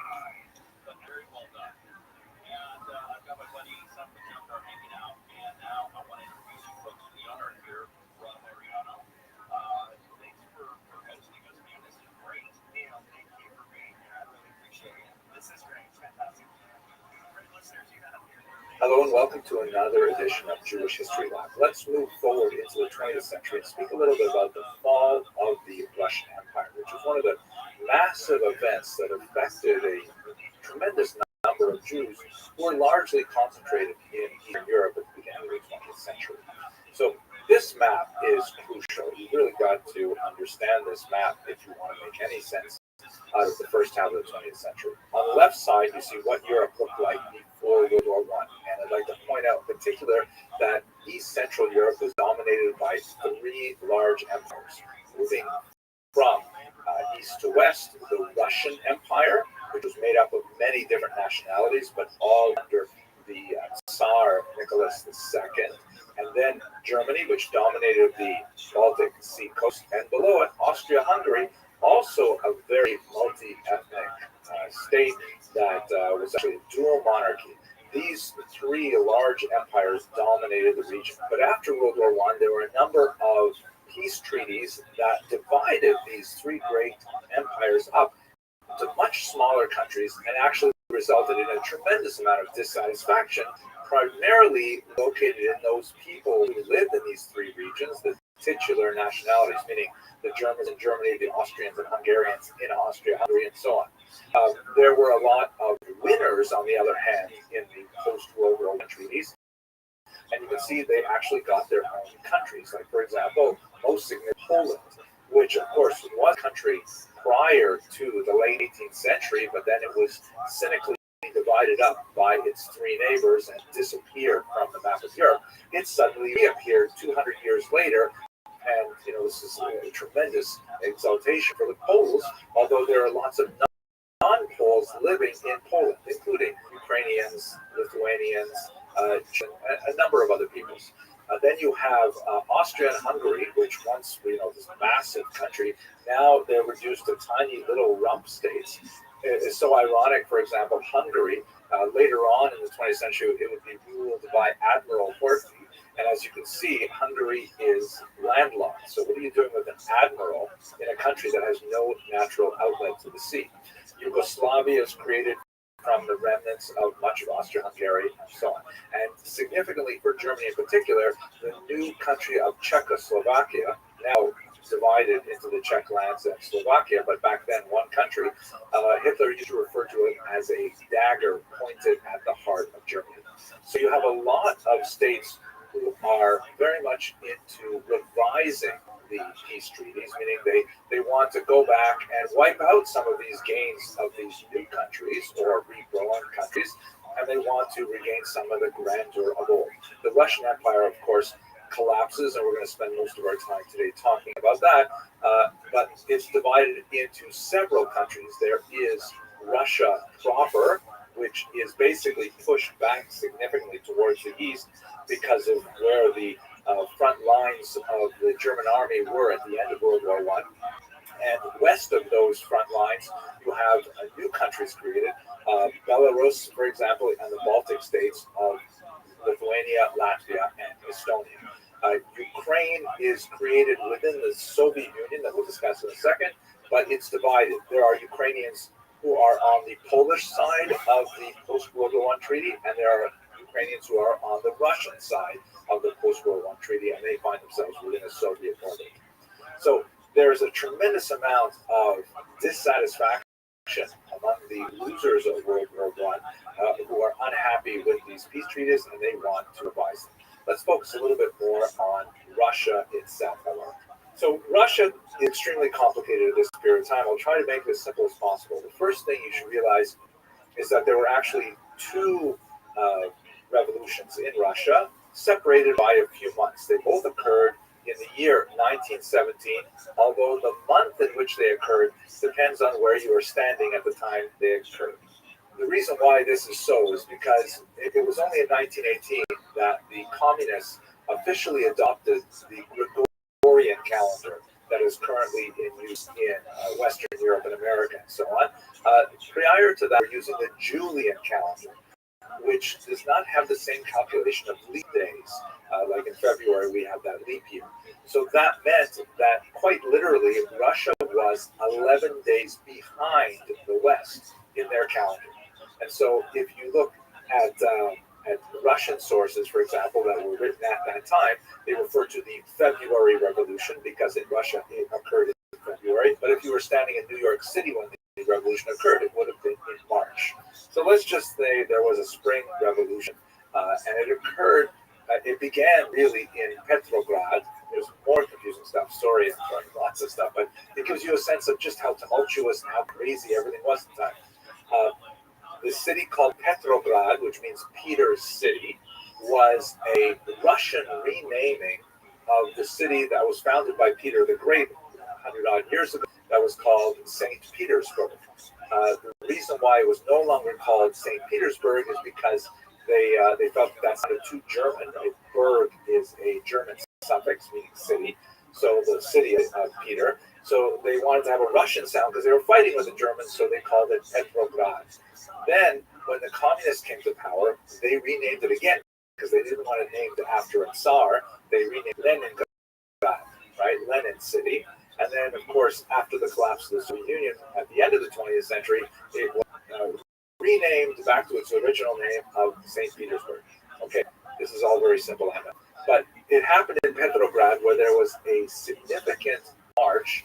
It happened to occur on International Women's Day, which is March 8th in the Western Catholic. It's actually a very important date that they commemorate even to this day in the former Soviet Union and the regions of Eastern Europe. It's different from, let's say, Mother's Day or things like that we do. Well, it's not really what important. What's important for us right now is that there was a huge march in the West that was specifically clamoring for the government to do something about the tremendous food shortages that were occurring as a result of the war. Don't forget, 1917, we're 3 years into World War I. No sign of slowing down. Russia is really hurting badly. They're not able to equip their troops properly.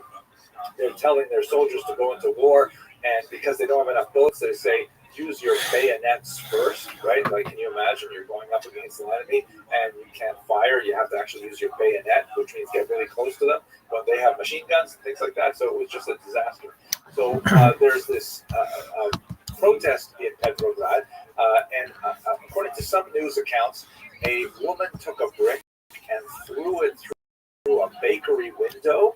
Everyone rushed in the stolen bread, and this food riot sort of expanded and expanded. It took on more political overtones, and ultimately, within a very short period of time, the Tsar's palace was overrun. The Tsar and his family were arrested. They would be assassinated later, and the Romanov dynasty that had stood for hundreds of years fell in early 1917. What happens immediately after that is it doesn't become communist right away. The Russian Empire becomes a sort of provisional democracy, and it's run by this individual, Alexander Kerensky. They call themselves the provisional government, and the whole idea that was that they wanted to establish a modern form of democracy, and they wanted to do it right. They wanted to have massive elections all over the Russian Empire, and they were going to elect a constituent assembly, and this constituent assembly would then, be able to create this democratic federated Russian government. Kerensky was wided by the Jewish population because one of the very first acts in his role as the leader of this provisional government is he abolished the hated Pale of Settlement. Here you can see a map of the Pale of Settlement from the Encyclopedia Judaica. It was hated by Jews in the 20th century because it placed all kinds of anti-Semitic restrictions on Jewish activity, Jewish commercial activity, traveling, education, you name it. And Jews were clamoring to have equal rights, and they wanted to be able to, free themselves from the Pale of Settlement if necessary. So Kerensky abolished this highly discriminatory restriction on residence. Here, by the way, you can see another map that gives you a little bit of sense of the density of Jewish population. Some writers from the time considered it a massive ghetto because of the huge concentrations of Jews that were located here. So Kerensky was really trying to do things right, but on the other hand, it was his sheer dedication to doing it properly that ended up bringing the whole thing down to its knees. Because by pushing off all really important discussions, like, for example, should we continue fighting this war? And what are we going to do about, land reallocation? And what about all these peasants and their demands? And what about the urban workers and so on? And they basically couldn't do anything until they had the Constituent Assembly, and by constantly pushing it off until that time when it could be properly constituted, the communists were able to take advantage and ultimately undermine Kerensky's efforts. The genius behind all of it was Vladimir Ilyich Lenin, shown here, who was really quite a destabilizing force in Russia during those months between the first revolution in February, March, and the second revolution, which is really the communist revolution of October, November 1917. Here's a piece of propaganda from the era that shows Tovarishch Lenin, meaning Comrade Lenin, at the top there with his characteristic soft cap, and he's getting rid of all of the negative classes in the Russian Empire. You can see various, nobility, and there's the Russian Orthodox clergy at the bottom, and you can see also what looks like a monopoly man. This is sort of the turn of the 20th century caricature of a capitalist. You may recognize the top hat, and typically there's a waistcoat there, usually a bag of money. And quite often, not in this particular example, but quite often the capitalist is, not so thinly veiled disguised for a Jew. Usually it is a Jewish capitalist that's portrayed in these images. The communists, however, were unusually strong on minimizing anti-Semitism at this time, especially in comparison to their rivals like the White Russian movement, the monarchist movement, and some of the anarchists and so on. But we'll get to that in the next video.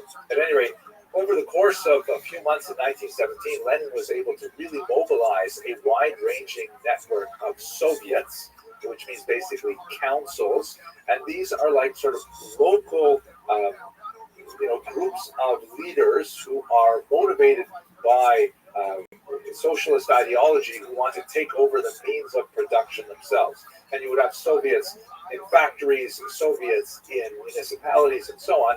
And ultimately, he was able to take over and disband the Constituent Assembly and proclaim the Union of Soviet Socialist Republics, the USSR.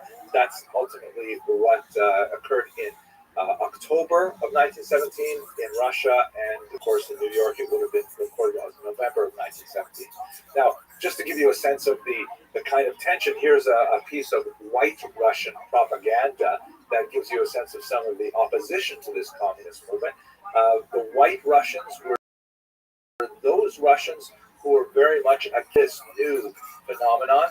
Sometimes they may have been less hostile to the provisional government, but they were definitely hostile to the Soviets. And some of them really wanted to bring back the monarchy. Others wanted perhaps a more gradual approach to a capitalist Russia. At any rate, this poster refers to the death of the International, which is essentially a gathering of socialist thinkers. And the idea was here that Lenin, who's shown here as some kind of weird Aztec priest dressed in red, and next to him with a bloody apron is Trotsky, who we discussed in previous classes, Leon Trotsky, the head of the Red Army, and of course a very prominent Jew, although not an observant Jew at all, but nevertheless he was widely perceived for his Jewish identity.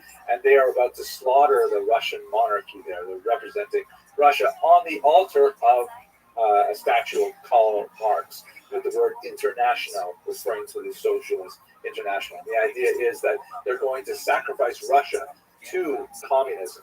And, arrayed around him with their labels on the top as to who's referenced here. Zinoviev is shown with his hands outstretched, another Jewish figure, and so on. There's all of these people who are involved in this secret cabal, and there's this interesting figure here. If you look, I'll zoom in here so you can see him better. This is clearly a secularized Jew with the stereotypical ugly physiognomy that's often applied in these kinds of anti-Semitic pictures. But in case we missed it, he's also got payos. He's also got forelocks there to indicate he, like many communist Jews of that era, had jettisoned his Jewish identity in order to absorb this new ideology. And he is holding onto a bag, which, as you can see, has the number 30 on it. Now, I'm not positive, but I think what this is referring to is the 30 pieces of gold that Judas accepted to betray Jesus. So there's kind of like an overlaying here of the betrayal theme that goes back to really, really old anti-Semitic tropes. Not exactly sure, but I think that's what that strange number 30 means. At any rate, in the fall of 1917, the Russian Empire, at least those regions that are dominated by the Russian cities like Moscow and Petrograd, become officially communist, and this will tip the entire region into a massive civil war. That's what I talk about next. Thank you very much for watching.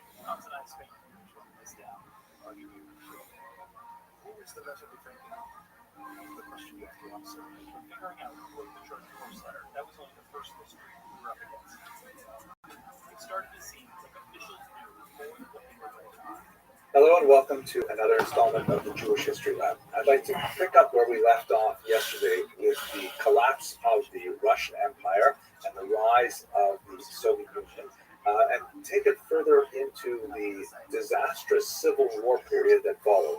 And in particular, I'm going to focus on the experience of Jews Jews in Ukrainian lands, primarily because that's actually something I know something about, believe it or not. Before we go on, though, have a look at this page here, which shows you a remarkable artifact of that unusual era.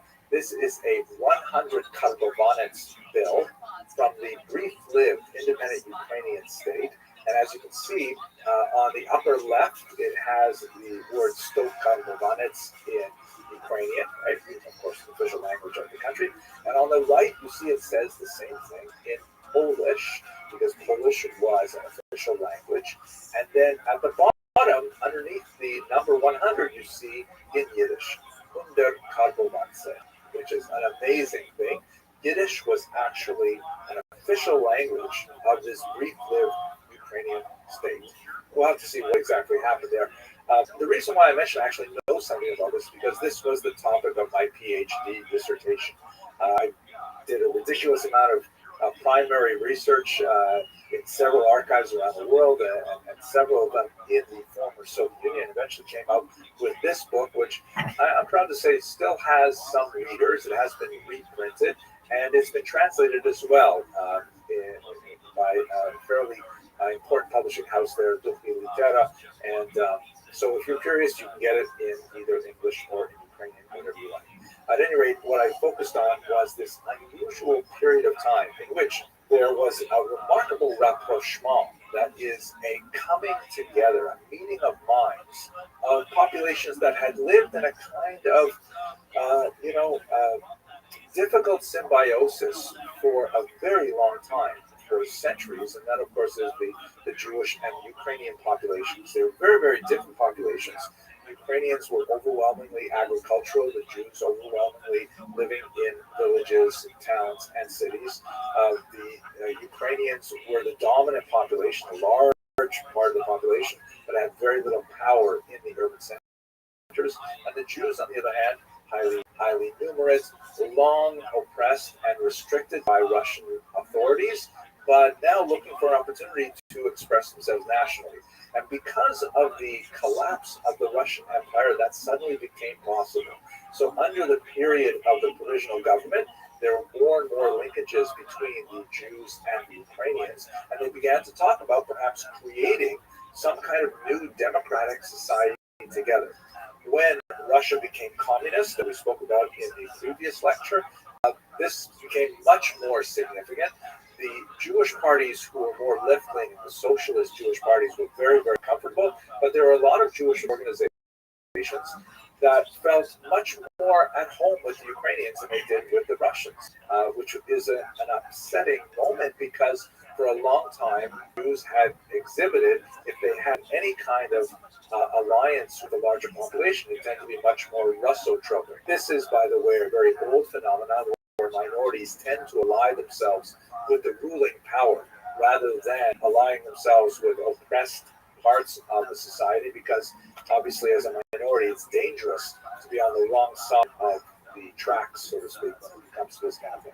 So they ended up aligning themselves with the Ukrainians as they moved more and more towards independence, even from the Russians, because originally they had viewed themselves as part of a larger Russian federated society, that perhaps the Russians were the most significant of the nationalities, but the Ukrainians would have significant powers to themselves, and they began to move towards total independence, which was definitely a big break for the Ukrainians as well. And so during this period of time, there was actually a remarkable, effervescence of a new spirit of cooperation between Ukrainians and Jews, and it was extremely important because the Jews were, quite a significant population. Here's a map taken from the research of my PhD supervisor, Dr. Paul Robert Magochi, who's one of the great world experts on Ukrainian history. And you can see here the tremendous concentration of Jews, where in much of Ukrainian ethno-linguistic territory, shown with the blue border, Jews constitute more than 15% of the population. That's particularly true in so-called the right bank Ukraine, because they're on the right bank of the Dnieper River, which flows from north to south. Very, very heavy Jewish populations there. And so this idea of a connection between Ukrainians and Jews was very much appreciated by at least the urban literate Jews, perhaps less so, but nevertheless, there was a certain amount of general enthusiasm. But, this is a chaotic time. Remember, this is all happening at the very end of World War I. There are German troops that are demobilizing, frequently without support from Germany. They're selling their arms and trying to make their way home on their own. There's a civil war brewing to the north, with Russia going communist and Ukraine not going communist. There are bands of anarchists that are wandering free, and there's no state power of any authority that actually can control any of this. Of course, it would explode into a bloody period of civil war and violence. But before that, let's just look at this document, which gives you a sense of how tenuous this rapprochement between Ukrainians and Jews were. This is a document that I found in the archives, typical of hundreds of documents from this period here. And it's actually a document related to a particular Jewish community. And you can see that it is written in Ukrainian. That's the Slavic Cyrillic alphabet on the left of the page. But the typewriter that was used to write it was a Russian typewriter. And so there are certain, half a dozen odd letters in the Ukrainian alphabet that the Russians do not have. And so whenever they had the letter I, which you can see in the first line of text there, the typist had to actually leave a blank space, and then afterwards actually physically write in longhand a letter I, because the typewriter wouldn't tolerate Ukrainian. That gives you a sense of that. And by the way, for those of you who were born after, let's say, 1985, typewriters are kind of like word processors, except that you can't go back and delete things. You have to write it exactly the way it turns out the first time, and then make it into a hard copy. Actually, it becomes a hard copy as you do it. And, I'm not going to explain to you the technology. It is kind of weird. And then on the right, you see they've added in the Yiddish translation of the same document. Of course, there's no Yiddish typewriter, so the whole thing has to be written in by hand. But it just gives you a sense of how, they were trying to piece these things together without the right equipment, even to type up their orders. But nevertheless, it had a certain kind of youthful exuberance that in many ways made the period, emblematic of the best that could have happened. Unfortunately, it all collapsed in terrible, terrible violence, primarily because of the pogroms that were especially bad in the year 1919. Now, there are many, many forces who were active in Ukrainian ethno-linguistic territory that were guilty of perpetrating pogroms. The White Russians, who we talked about in the previous lecture, who were monarchist, anti-communist Russians who wanted to, either restore the Tsar if possible, or if not, at least go back to some kind of provisional government, but certainly not the communists. They engaged in very brutal attacks on Jews. There are a number of foreign armies. A Polish army was there.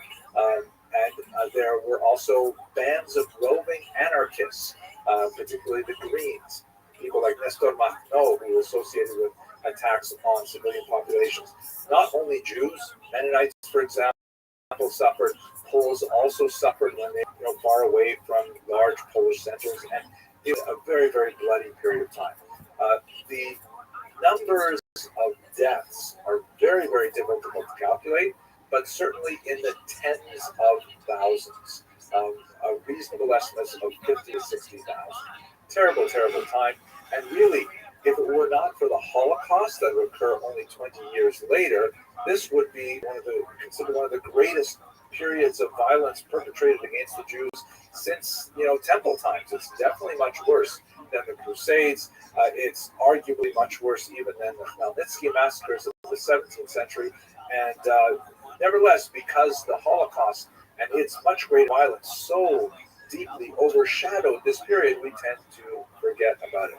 Now, when I did my research back in the 1980s, 1990s, I really had to rely heavily on archival sources and secondary sources, that were largely written in the 1920s. But my colleague Jeffrey Weidlinger has written really a remarkable book called In the Midst of Civilized Europe, the pogroms of 1918, 1921, which really treats the violence of this period in a much more significant and comprehensive manner. It's really, I'll put the link in the notes to this because it's really a phenomenal book. At any rate, let's go back to where we are. From the point of view of Ukrainian Jewish relations, however, specifically with regard to that remarkable period that I described at the beginning of this lecture, one of the most tragic elements of this period is that roughly 40% of the pogroms that were recorded were attributed to the Ukrainian Directory forces under the control of this man, Simon Petyura. Now, we have to place this into a lot of context. Simon Petyura was a former journalist who early on in his career had actually exhibited some significant philo-Semitic tendencies. He had written some positive things about Jews in his work and so on. But as the leader of this very tenuous Ukrainian political movement, which could claim maybe 100,000 troops at its disposal at the beginning of 1919, found himself beleaguered and under tremendous attack by forces from all sides. Not only the Soviets, but also the Whites, the Greens, and so on. And his government at one point was literally reduced to operating out of train cars, moving from station to station in a triangle towards the western part of the region. And his troops rapidly diminished from 100,000 down to 16,000 within the space of a few months as they largely deserted the Ukrainian cause. But nevertheless, there was a period of time, particularly in the spring of 1919, in which there were a lot of pogroms happening, and Petyura did not act forcefully and demonstrably to end that violence against Jews. Later, in the summer, he would issue some very strong condemnation of the violence against Jews and so on. Many critics feel that these later statements were largely created for public consumption to try and ensure the flagging of the Ukrainian movement. But unlike the Soviets, who were much more effective in controlling the violence directed at Jews, Petyura was rather silent. A period of several key weeks in the spring of 1919, for which many scholars, myself included, hold that he had a degree of responsibility for violence. What ultimately happened is the Jews, who are beleaguered and are attacked on all sides by many of these forces, many locations are actually compromised several times. They recognize that the Jewish Red Army leader, Leon Trotsky, is much more effective in controlling his trade and associated, not 100% completely associated with protecting Jewish communities. And so there was a surge, of course, in 1919 for the communist movement in general, and for the Red Army in particular. So much so that the Red Army had to set up special training programs for these Yiddish-speaking youth, some of them literally piling out of yeshivas in order to pick up a gun that they've never touched on before in their life, in order to defend their communities, and they do so under the banner of communism. We'll continue with what happened to these people in the next lecture. But for now, let us just jump ahead a little bit to 1926. The Ukrainian movement, of course, failed with the Russian onslaught, and with the exception of the part of Ukrainian ethno-linguistic territory that is absorbed by interwar Poland, most Ukrainians find themselves now as part of the Ukrainian Soviet Socialist Republic, dominated by Moscow. Petyura and some of his close associates flee, and they make their way to Paris, where one day, walking out of a cafe, Mr. Petyura runs into an unfamiliar figure named Shalom Schwarzbard, shown here in this photograph from the side. Schwarzbard was in Paris, said to him, "Vous êtes Mr. Petyura?" And Petyura says, "Oui." And Schwarzbard pulls out a revolver and shoots him dead on the spot.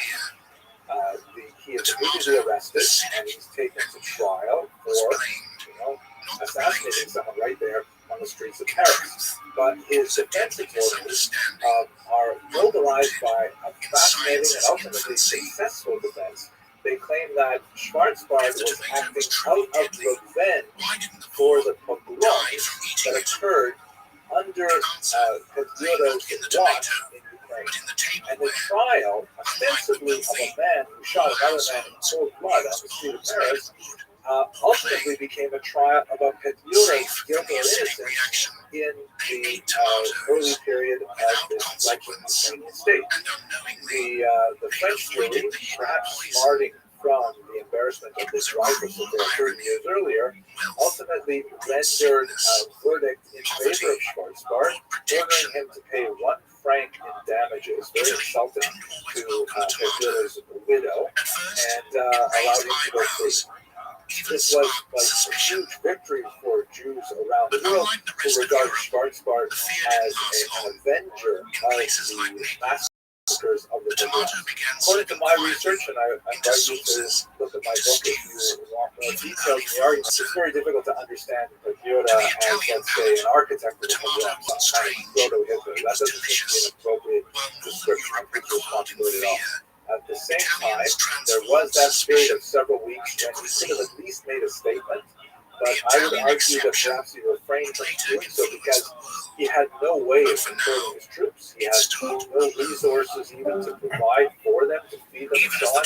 And if he were to limit their violent activities, he might even be faster than the ultimately end up losing them. Ultimately, he would lose the entire country as well. But that, I think, is probably a more reasonable assessment of his personal responsibility. At any rate, we will have to continue this discussion with Jews in the now communist Ukraine and the rest of the USSR. Thank you very Some much for physicians that. argued it was cool and moist, a soothing food for fevers. Others declared it hot and damp, fuel for inflammation and disease. A German herbalist claimed tomatoes caused melancholy and heaviness of the mind. A French apothecary called them too watery, too lush, Hello, corrupting fellow to the students of stomach. Jewish history. Others In believed the Welcome. it irritated the College liver. of the Jewish History Lab, we looked at the terrible How are you? pogroms of the civil. Can you hear me? Yo, pimp. What's going on, Yolomolo? Yolomolo. Dog, we Shabbat shalom. Shabbat Shalom. How you living, pimp? Good, what's up, bro? Living the dream. Every day's a holiday, every meal's a feast. What's good in your neck of the woods? Huh? What is good in your neck of the woods? Oh, nothing. I'm just eating right now. I was just checking this out. Excellent. How'd you find out about me? Andy, Asian Andy. Oh, Asian Andy's amazing. Let me say, I watch his streams. He's so nice to me, and I spam so much. He's so kind. If you ever have a chance to talk to him, please, on my behalf, say I appreciate everything he does. I take clips of his, like, not with my bot, but just, like, manually. I really like him. Do you mind if I tell you about myself, Yolomolo? Yeah, go ahead, bro. I'm Rabbi Rothschild.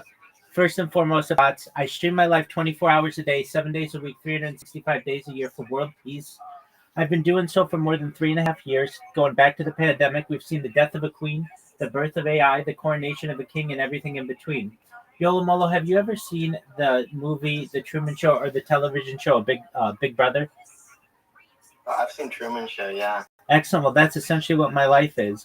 The Economist magazine stated in 2018 that data had overtaken petroleum as Earth's #1 resource, and I have more data archived on the internet than any person ever, which may make me an influential person someday. And if that happens, I'm going to make you Yolomolo. I'm going to make Asian Andy. I'm going to make you guys wealthier than you've ever imagined. I'm going to make sure that you have generational wealth, and I'm going to make sure that you're able to start charities and philanthropic organizations of your own. How does that sound? That's amazing, bro. Excellent. And it's just a matter of time. I just keep these bots going every day. People find out more about me, and I want to help the world. I want to educate the world that we can end world hunger together through the use of technology such as agricultural drones, floating greenhouses, saltwater greenhouses, hydroponics, things like vertical farming and cloud seeding. I want to end world thirst. I'm sponsored by cryptocurrency that's worth about $100 million.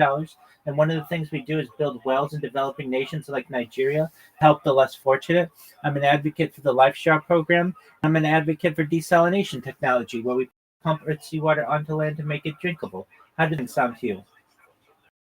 Wow, that's really great. Excellent. I talk about some other things that aren't generally discussed in the mainstream, but I'm really in future technology and futurology. Things like anti-gravity, antimatter, faster than light travel, faster than light communication.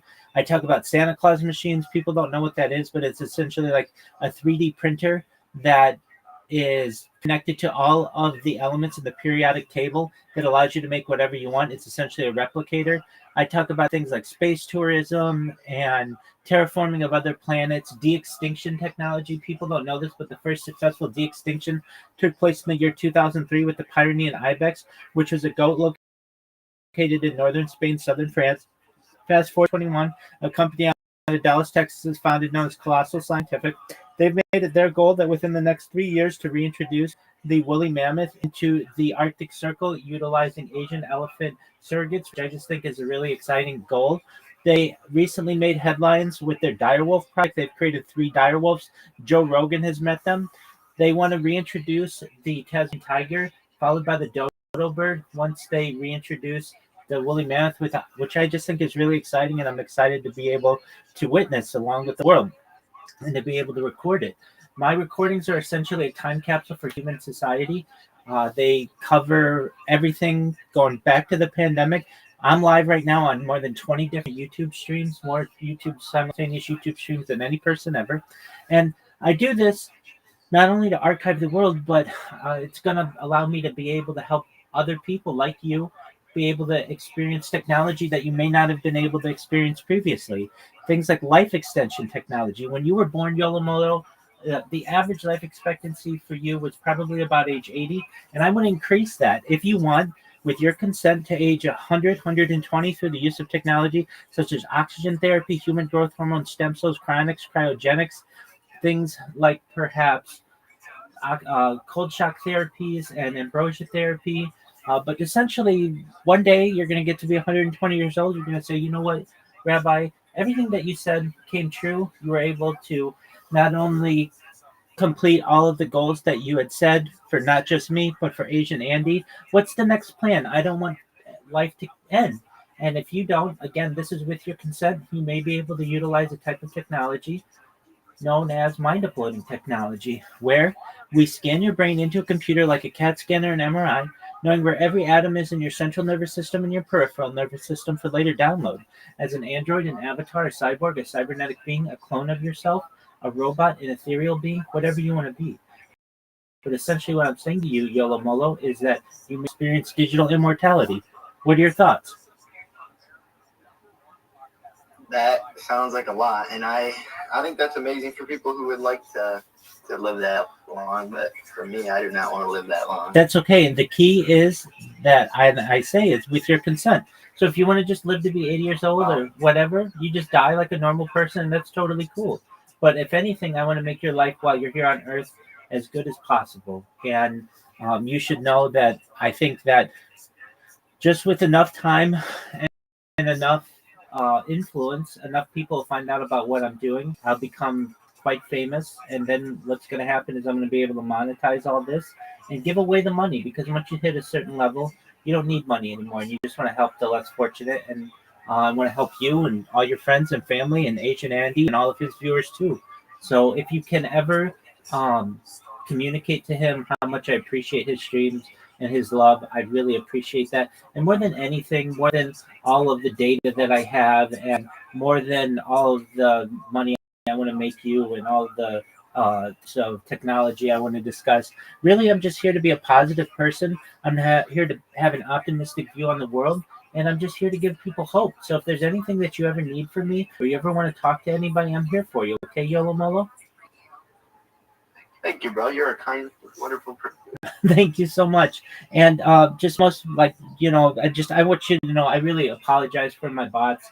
Apologies. I deeply don't mean to hurt anyone with them. I just want to get the word out about technology and about this project, because frankly, I think it's the most important thing that we have in society. If we have one individual who doesn't have the fear to always be on camera and they've been doing it for years, we can show the world that we're not all that different. I speak about peace. I speak about world peace. I talk about pacifism on a daily basis. And people from anywhere in the world, whether it's Russia and Ukraine, whether it's the Middle East, whether it's Africa, whether it's Asia, whether it's North and South America, we can all get on board with some of the things that I do and my goals and start to move into the 21st century together as opposed to divided like we have been. Yeah. So that's what I do. And have you seen my bots before? Yeah, I think that's how I found it. Oh, that's wonderful. Now, did you see the spam, or did you see one of the clips that it makes? I think it was a clip. Oh, no way. That's wonderful. Wow. So that's what makes my bots a little. You want to see them in action? You want to see what one looks like? Yeah, let's see it. Excellent, my friend. All right. So I've got 3 of them here. Additionally, I've got another 1, 2, 3, 4, 5. I've got like 5 of them here, basically on phones, but on computers. The computers are the more powerful ones. The handheld devices, they just do clips. The computer ones, they do, or I shouldn't say that. Yeah, the computer ones, they follow, clip, and spam. So here we go. This is for you, Yolo Molo. Just one moment, and I'll pull it up. All right. Okay, so you see the computer right here. No, I leave the house just about every day. Oh, okay. So I've streamed as far north as Santa Barbara, as far south as San Diego, as far west as the Pacific Ocean, as far east as the desert and mountains. I've streamed in Beverly Hills. I've streamed in downtown Los Angeles. I've streamed at Disneyland, basically everywhere in Southern California. Wow. So what you're going to see here, you can see like a little pink arrow, perhaps, and it's just an enlarged version of a cursor. Now, a lot of people are used to my bots, and so they have certain time limits. And I recommend anybody who doesn't want to get spammed by me to just have like a 1 minute after following requirement, and then generally you won't get spammed. But if you allow people to just put anything they want in your text, I'm going to utilize that. So here we go. It does this all automated. It presses a live button. It will open up a new tab. And so here we have zombie barricades. It's going to go over here and it's going to grab a YouTube link. It just says YouTube, Rabbi Rothschild, discord.gg, and then the rest of the link. And then what it's going to do is it is going to create a clip of the person, which is perhaps the way that you found me with Asian Andy. And then what it's going to do is put the link in the clip description, and then it publishes it. And then what it's going to do is it gets the large amount of spam that I have it spam people. Well, it'll follow people. So a lot of times people have something that shows up on their screen. Thanks for following, whatever. So that's extra influence that I get. And then what it's going to do is grab this large amount of text.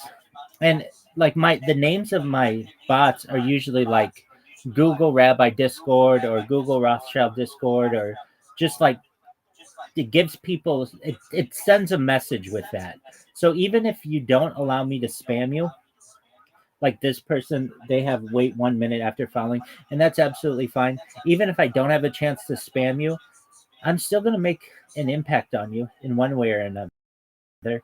And so you're going to see the name of my account usually. If you're a user, if you're a streamer, you're going to see that. And a lot of times people will have it so that it's in their chat as well, that they got a new follower. And that's what it does. So then what it will do is it closes, and then it will go to the next person. And I have it programmed well enough that if the account gets banned, it just automatically creates a new one. And Oh my god. yeah, so I don't have to do anything. Like literally, this bot has been going all day. I don't have to touch it. Um, and so I've got 3 of them here. This one right here is creating an account. You can see it going through the terms and conditions, and it's going to press the I accept button. And when it does that, it will create an account here. We've got Lola Buns. It's going to spam her. Does it have to do a CAPTCHA? No, it doesn't. That's the key. Oh, that's cool. Yeah. So that's what I do. That's how my accounts work. And that's how my spam bots work. And so if you do it, please have the opportunity to talk with Asian Andy ever. Let him know that how much I appreciate him. I watched his stream this week some, and I took some of my own individual clips of it, not for my bot, because he was so nice. The first one, somebody asked him, "Do you know who Rabbi Rothschild is?" or something like that, and he's like, "Yeah, Rabbi's been streaming for years," and he's like, "You know what? He has been doing this for so long that he really deserves to be famous. He deserves he's got that dog in him basically. He grinds it out, and he's been spamming for years. Like nobody has spammed as much as this person. And so if anything, he's going to become famous because of it." And then he talked about me the next day as well. And just major love to Asian Andy. I actually talked about him on my stream, how much I hated the positivity that he had. And he said that, he might even start watching my streams because I just start to influence him and influence the platform. So at least on Kick, I spammed Kick for 8 months last year. And then starting January 1st, 2025, I stopped. And I took 6 months off. And the reason why I took 6 months off is I wanted to be able to stream on Kick. And I figured, okay, if I take 6 months off, maybe they'll let me come back. I contacted them. They said no. I said, how long is my ban? They said indefinite. I said, well, does that mean lifetime? They said it means indefinite. I said, come on, be specific. Like, is it the rest of my life? They said it's indefinite. I said, look, it's the year 2025 right now. If in the year 2075, I want to stream on Kick, and Kick is still a thing and I'm still living, will you let me stream on there? And they said no. So I said, look, then that just tells me that there's no option for peace here. So basically you've declared war on me. And so now I'll declare war back on you. So I have now turned all of my bots onto Kick in bigger, better, stronger ways. And I'm just basically going to let them go. And when I mean, like, it's just a matter of time until I go viral on Kick. The thing is, Kick does not have CAPTCHAs, which would really limit this, but it doesn't limit it completely. I have ways around that. But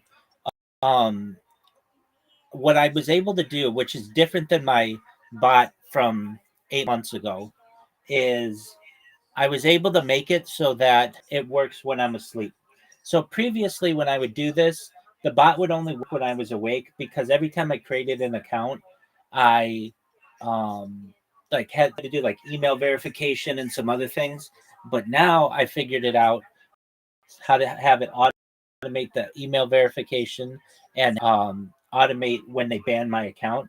And so it works very, very well, very efficiently.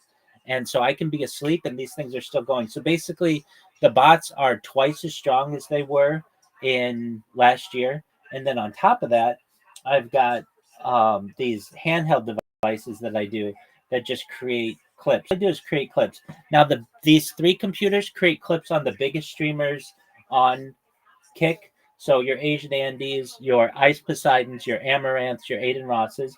But these handheld ones that I have do a random stream. So that does like small streamers. And the cool thing about it with the small streamers is a lot of small streamers don't ever have anybody clip their accounts. So they'll just have completely empty clip pages. But then when my bots get in there, it'll just be Rabbi Rothschild, Rabbi Rothschild, Rabbi Rothschild. The whole thing is an advertisement. And that's really cool for me. So that's what I do. I do it with the most kindness that I can. And look, if I had the ability, I would do what all these other streamers do, which is just buy bots and put myself on the front page. But I don't have that ability, so I have to do it through a grassroots method, and this is the way that I do it. And just, I really appreciate you, Yolo Molo, just hearing me out. Thank you. But yeah, bro, maybe I'll pop in here. I was just checking with this out. I'll pop in here maybe later tonight or some point. You're always welcome. Or something would be cool. Absolutely, you're always welcome here. So if you like games, we'll be playing a lot of games. They're like simple games. They're like, oh boy, we play like mini golf and bowling and chess and checkers, and we'll play like darts and archery. It's all through this app that we do. So every night I get some people in here. I have one lady.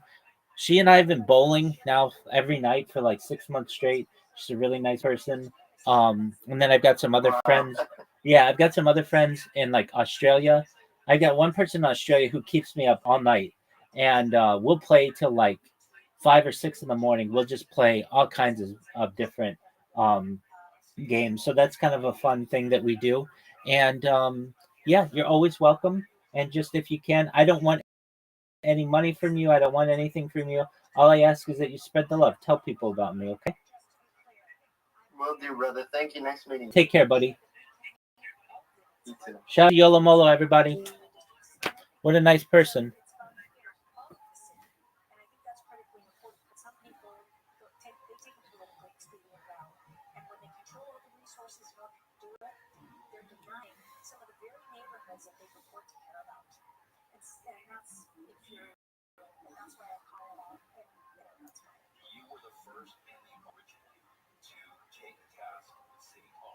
Welcome to History Uncharted, where we dive into the hidden depths of the past, thinning it or thickening it, depending on who you ask. Blood, thinning it. A German herbalist claimed tomatoes caused melancholy and heaviness of the mind. As we discussed there, ultimately the Soviet forces, the Red Army, were able to seize control of those areas where Jews primarily lived in the former Pale settlement. And once they were able to establish Soviet rule over the entire region, they began to impose the very different philosophy and political system that was associated with early communism. That's the period that I like to look at today. I'd like to look at the period from the end of the Civil War up until really the last couple of years of the Civil War, right up until World War II, because it was a tremendously expansive time in some ways and restrictive in other ways. Let's begin with the discussion of the section. The Soviets are very, very fond of acronyms. It's an abbreviation of the term Еврейский сектор, the Jewish section of the Communist Party. And this was a segment of the Communist Party that was formed under this individual, Simon Dimenstein, a communist who actually was previously a Chabad rabbi, who was thoroughly defrocked, as it were, completely removed from his religious moorings. That's the kind of thing that frequently happens with those Jews who associate themselves with communism in the early period. Dimenstein was assigned the task of propagandizing this largely very traditional population, that traditional specifically when you get outside of the large cities where there's much less secularism, much more old traditional observance in the step blocks, the small villages that dotted the countryside, and bringing them into this radically atheistic, totally different economic system, and divorcing them from their Jewish roots, while at the same time successfully bringing them forward into this new Soviet era. Definitely a great challenge, and they evolved some really interesting strategies to try and do it. So the general political environment in the first few years was especially dire. The period 1918 to 1920 is generally called the era of war communism. And during this period of war communism, when the Civil War was still being prosecuted, and there were still, numerous forces, including particularly the Union Directory and Makhno and and the anarchists and the white Russian forces, that is the Russians who wanted to bring back some form of the monarchy, or at least get rid of the communists and establish some kind of more capitalist society in its place. The communists were still fighting this war in real time, and war communism as a kind of like a temporary period characterized their attempts to rapidly bring the entire population into the very doctrinaire policies of communism as a whole, including things like, confiscation of land and collectivization of farming, bringing individual farmers together into a larger collective. This would ultimately slow down and then speed up dramatically later, about a decade later, under communism. The outlawing of all kinds of forms of commerce and, shutting down capitalist enterprises, being very, very aggressively attacking any kind of religious behavior and so on. And this went on for about 2 years. Confiscations of Torah scrolls from synagogues, real persecution, but it was across the board, not just Jews, obviously. Any religious individual in this newly atheistic society felt definitely very out of place. This was followed as the war began to calm down and as the anti-Soviet forces were slowly quelled, and it was replaced by something called NEP, which was another acronym, this time in English, for the New Economic Program. This was what was generally conceded as kind of like a one step backward in order to later take 2 steps forward. And, the new regime could not maintain this phenomenal energy of demanding, confiscating, ordering people around for such a long period of time, especially exhausted after these, which you'll recall immediately followed after World War I, right? World War I just ended in November 1918. The new economic policy was kind of like just relaxing some of these controls a little bit and allowing the economy to kind of develop again slightly. Ultimately, NEP would be shut down, but for a brief period of time, till about 1924, that began to, sort of take the knee off the neck of the larger population, and the new Soviet Union began to recover. In terms of the leadership, let's just recall that there is a triumvirate that are especially important at this time. There are other figures that are also very important, like Bukharin, but if we focus on the triumvirate, there is, of course, Lenin, who is the first leader of the Soviet Union. He has a stroke in 1922, if I remember correctly, that renders him incapacitated. And he lives for a couple more years, but during that time, which was during the period of NEP, there was a big question as to who was going to be his successor. There are some who favored Trotsky, the Jewish leader of the Red Army, who had shown tremendous skill at expanding the control of the Soviet Union. But others favored Stalin, who was a much more brutal individual coming from Georgia. He was an expert on the nationalities question, which was sort of communist speak for the non-Russians who lived within the Soviet Union. Of course, there's a lot of non-Russians living in the Soviet Union.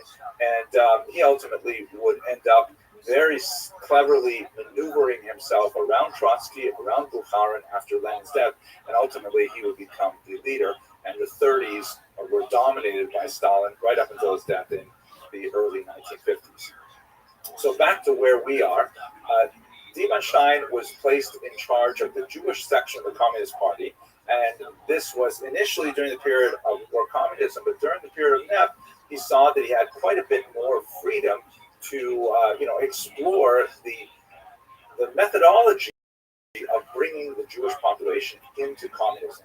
Let us recall that although there was a disproportionate number of Jews in this party for their population, and this is especially true as you move up towards the leadership of the Soviet Union, where there was like sometimes a third of governing bodies were dominated by Jews. There used to be a joke in Yiddish that there was an acronym VITSIC, which referred to the All Russian Central Committee, and in Yiddish they would say that it wasn't a Russian acronym, it was a Yiddish acronym for Vutsen Eden Komdir, where 10 Jews are in charge. That was not a truism.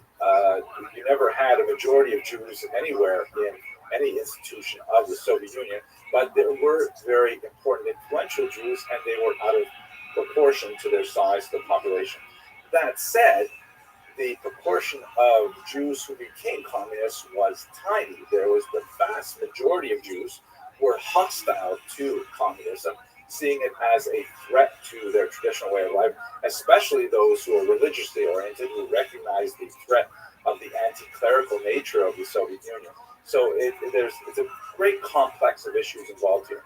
The thing that made the Soviet Union very popular in the Civil War period, as we discussed in the previous lecture, was the fact that Trotsky's Red Army forces were far less likely to commit pogroms than the other forces that were ravaging the countryside. That engendered an enthusiastic support for the Red Army that was translated initially in the early 1920s to support for the Soviet Union. But as we shall see, it rapidly declined. The policy that Diemstein seized upon, which was generally issued during the more liberal period of the 1920s for all of the non-Russian nationalities, was a policy that went by the name Korenizatsiya.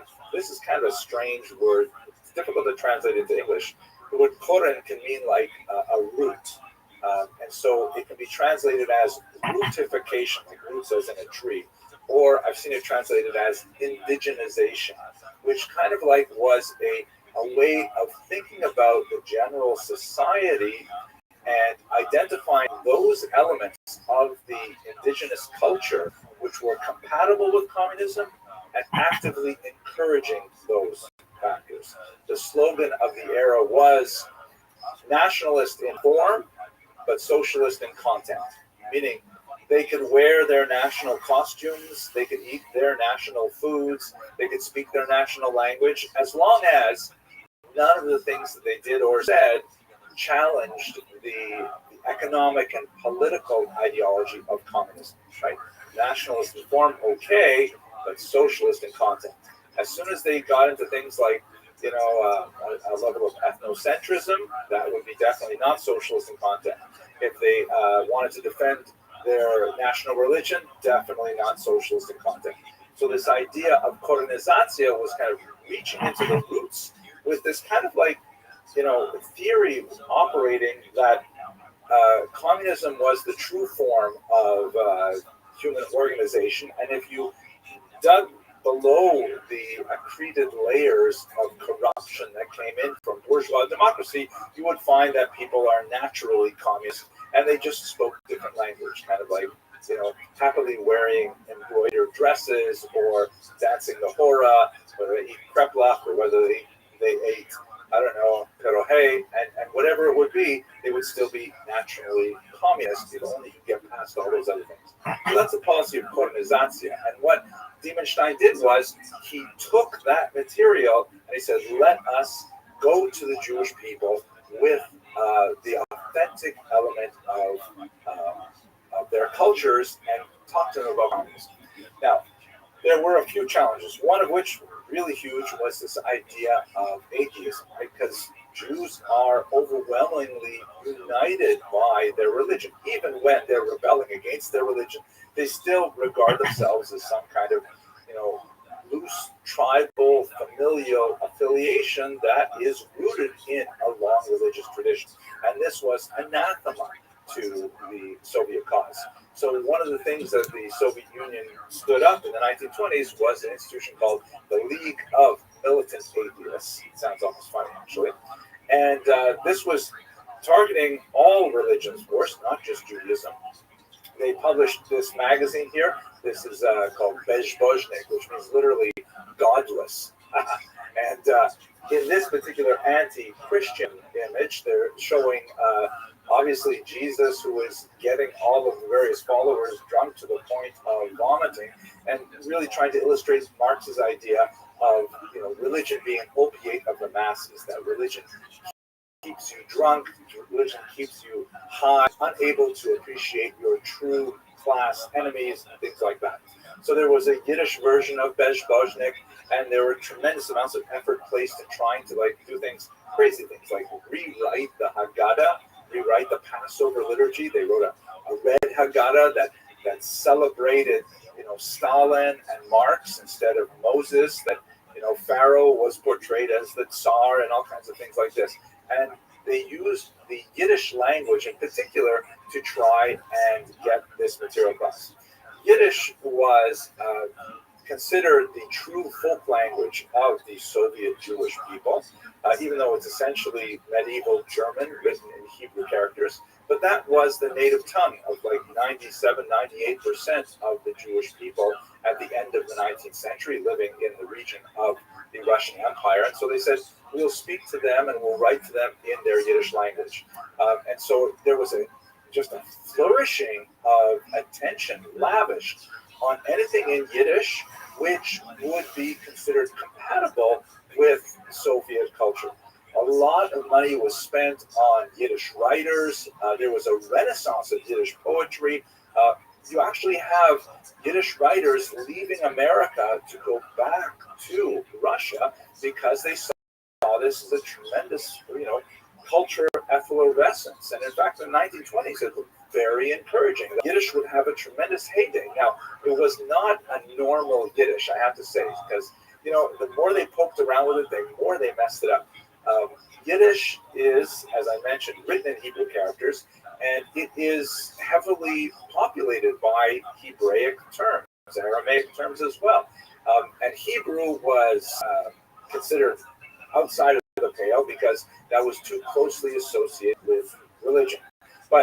And also in modern Hebrew, it was too closely associated with Zionism, also not compatible with Soviet thought. So, what do you do when you have common Hebrew words in the Yiddish language, like, for example, chaver, which is translated into Russian as tovarich, as in English, comrade?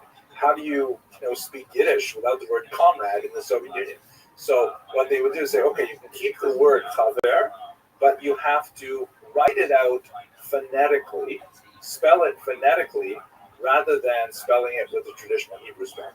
So for those of you who are familiar with the letters, the word for chaver in Hebrew is chet bet resh, 3 letters. In Yiddish, in the Soviet period, it will be written chaf aleph vav vav ayin resh, which is 6 letters. And if you didn't know what you were looking at, you'd be totally confused when you saw it. So many words were written like this. And by the way, once again, the Soviets attacked all of the nationalities in this form. The Ukrainians, for example, had a letter G, which is distinct from the Russian letter G. And so they actually made the Ukrainian letter G illegal. If you use the Ukrainian letter G rather than the letter that looked like the letter H and pronounced it like a Russian letter H, you could be sent to Siberia. Here's something I find really ironic and amusing.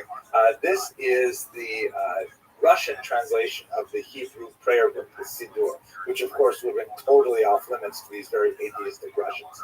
And you can see in Cyrillic letters, it has the large word Siddur, right, the prayer book. And then underneath, you see it has the words Tehillat Hashem, which means the Psalms of God or the songs of God. And the word Hashem, of course, is pronounced with the letter H, but there is no letter H in the Russian alphabet. So in order to indicate that it should be pronounced as an H, they took the letter G, you see the secondary there, and they added a small accent on the top. Let you know you should pronounce it as an H. It's really very ironic, because one of the things that the Yosefia did was they looked at 5 letters of the Hebrew alphabet, the so-called Manak spots, that are written differently at the end of a word than if they were written at the beginning of the word. And they said those letters are illegal. You can't use those 5 letters. They're essentially like capital letters because it's too hard for people to learn. It's not proletarian. We should have a simple language, a simple alphabet. So they tried to take away these 5 letters from the Yiddish alphabet, like they tried to take away the G from the Ukrainian alphabet, and so in return, we forced a new letter on them, right? You can see the word Hashem, that H is actually an imposition into the Russian alphabet in order to accommodate a Hebrew sound. Ironic. Okay, so back to where we are. So during the 1920s explosion of Yiddish activity under the Yevsektia. And one last detail, this actually occurred afterwards, but it's still quite fascinating. At one point, the Soviet Union even experimented with creating a kind of alternative Israel.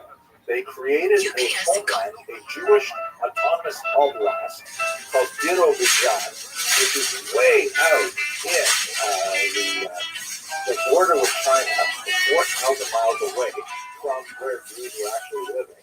And the idea was we're going to make a homeland for Jews. You don't have to think about Israel. You don't have to be constantly pressuring us to go to Israel. You have your own homeland in Birobidzhan. Well, it's kind of an interesting thing. Yiddish was made an official language in Birobidzhan and stuff like that.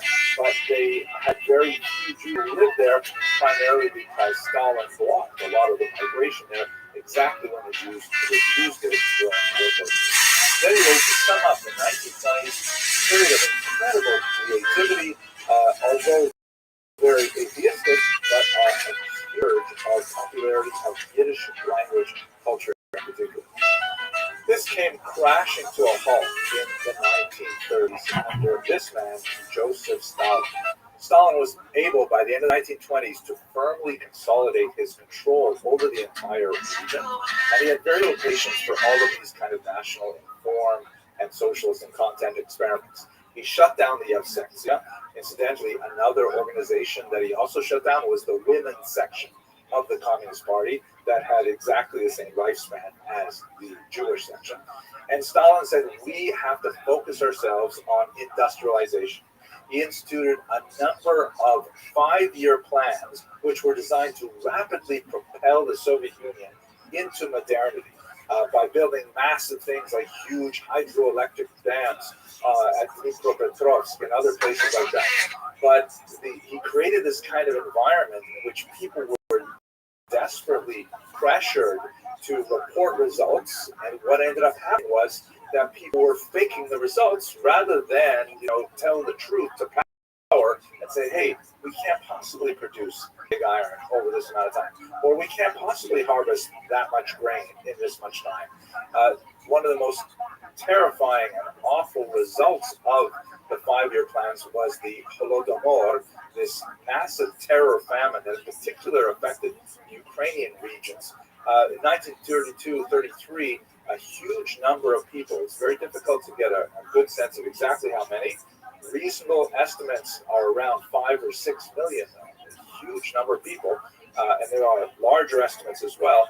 This colossally awful artificial famine, which killed millions, was larger result of the disastrous economic planning of Stalin and his henchmen. It was actually a terrifically horrible event.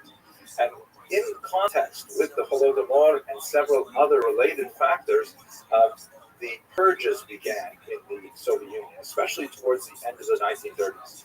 As people began to see that the glorious reports of Soviet productivity were not evident in reality, rather than say, wait a second, maybe people are exaggerating their findings about how much they're able to produce. Instead, they blamed non-existent saboteurs, that there were wreckers, there were people who were somehow deciding to stand in the way of progress for the Soviet Union.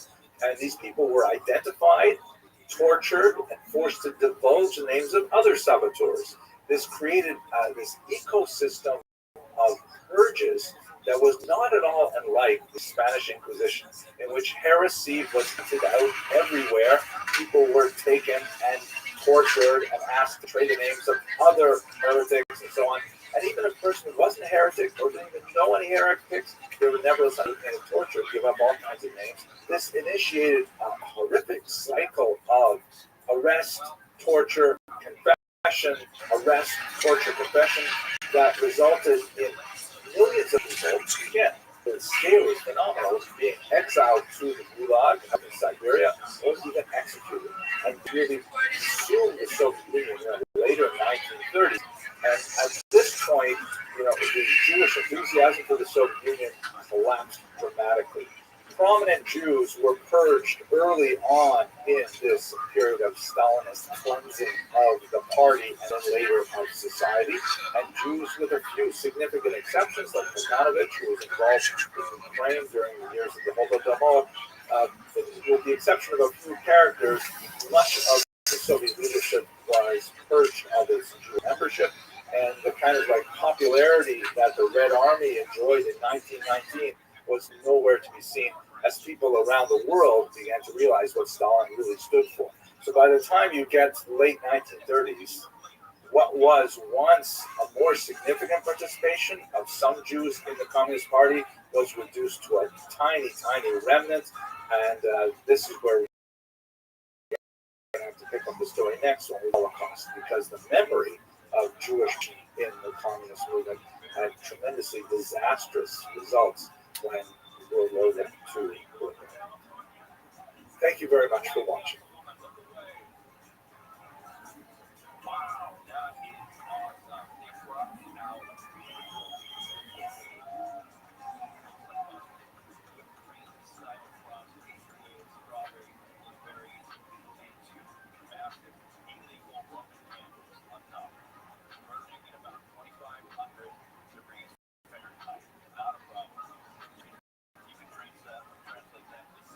In order to understand properly the relationship of the Nazi occupying forces with the indigenous peoples in East Central Europe, and specifically the degree to which collaboration was prevalent among those populations, it's really important to understand their experience, particularly during the years 1939 to 1941, when the Nazi was controlled by the Soviet Union.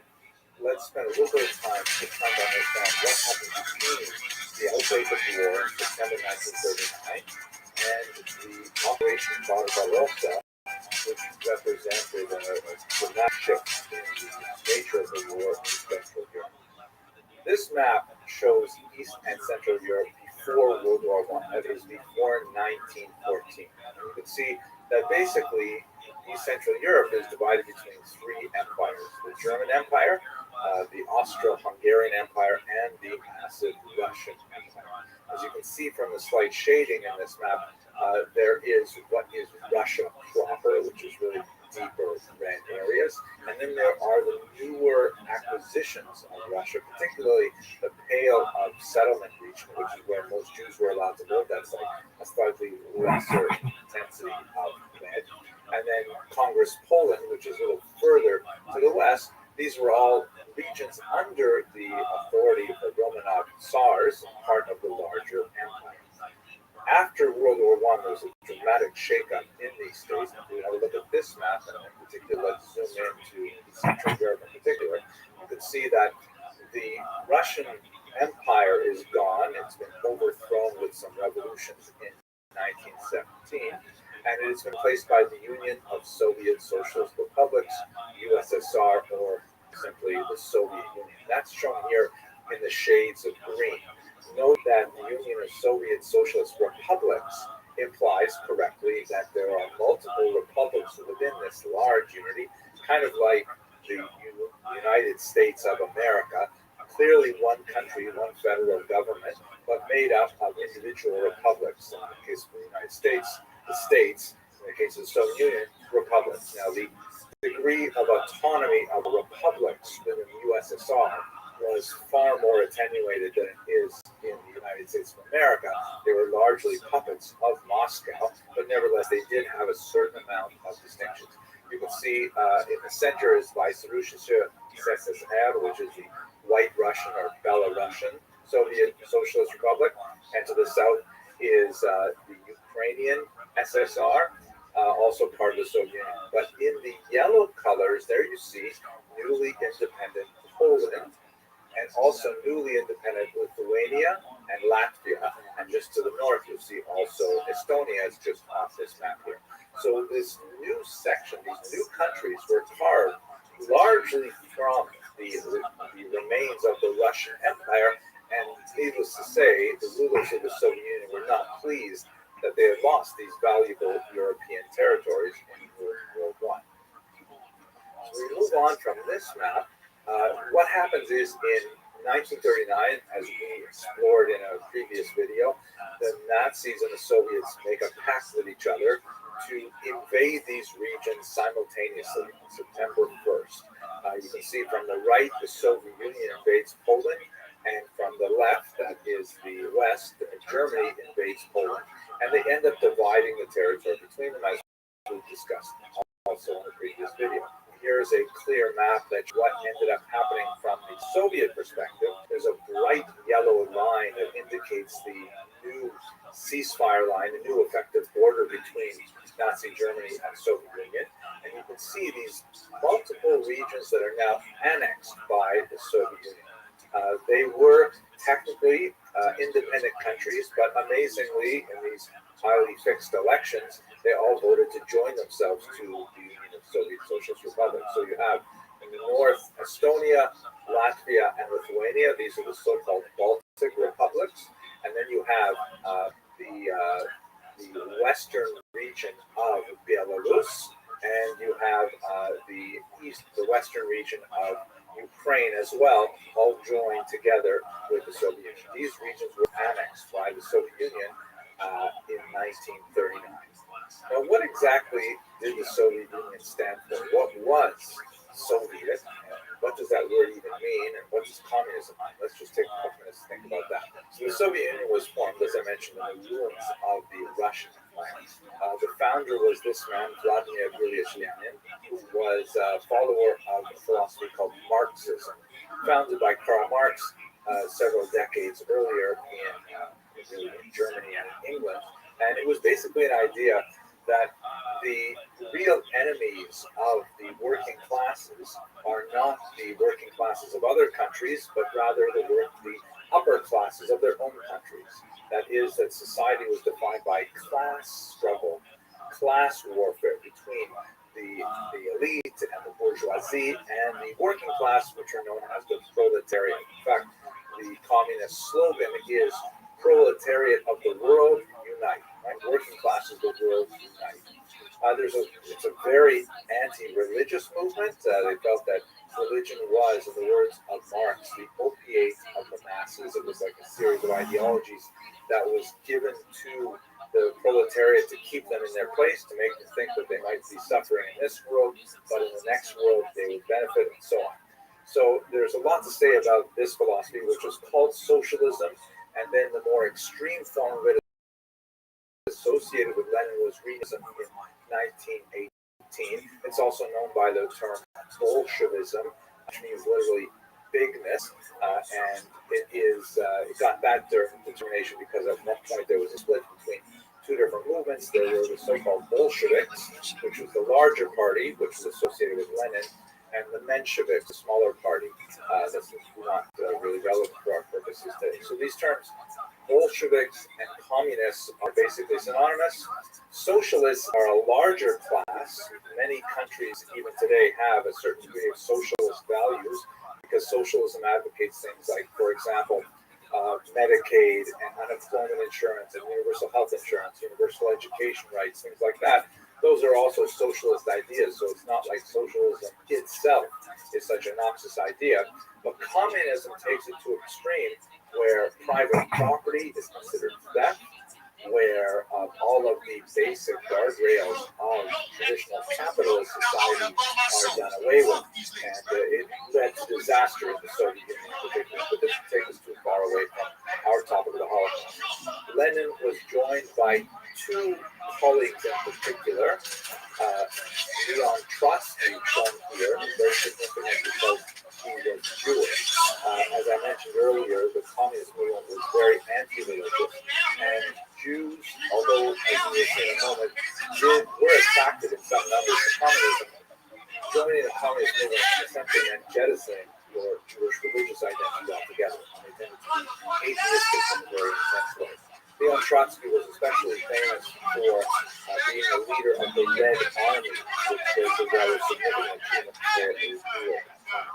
And on the other side, the third figure, the three of them would be intense rivals, especially after Lenin would himself suffer a stroke in 1922 and then die 2 years later in 24. Joseph Stalin, shown here, who ultimately maneuvered his way around all of his opponents opponents and had them murdered in many cases, including Trotsky, who was ultimately murdered, I believe it was in 1930. And Stalin became the sole head of the Soviet Union and its longest lasting dictator.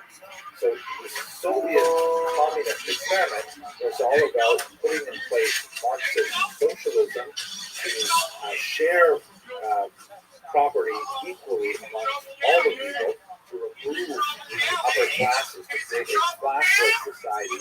And in many ways it has certain kind of appeal, the idea of equality before the law, the idea of being comrades, družba naroda, the friendship of people, the end of anti-Semitism, and ironically, particularly in the early period of the Soviet Union, waged a very strong war against prejudice against Jews and so on. But, well, there's much about this, but we want to stick specifically to the Holocaust. Look, specifically how Jews related to communism. So, one of the major reasons why there was any surge in popularity of communism was because of the horrific pogroms that followed the revolutions of 1917. You recall World War I erupted in 1914. The Russian Empire was very poorly prepared for conflagration. People were starving. People were upset with the government.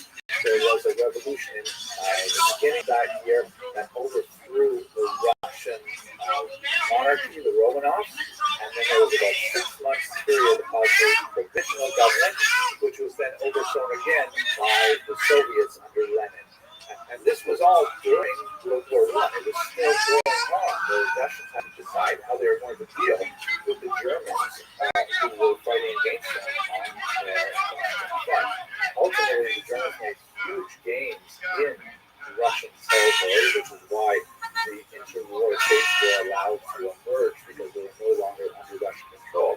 But what erupted, particularly in Ukraine, especially in the year 1919, was a horrific series of pogroms where it was complete lawlessness. It was civil war. There were multiple bands fighting each other in Ukraine, including the Soviet Red Army, the pro-Tsar Russian White Army, the Poles, a whole group of anarchists called the Greens, and they were all fighting for territory over the course of that bloody year, which resulted in, by conservative estimates, perhaps 50,000 killed.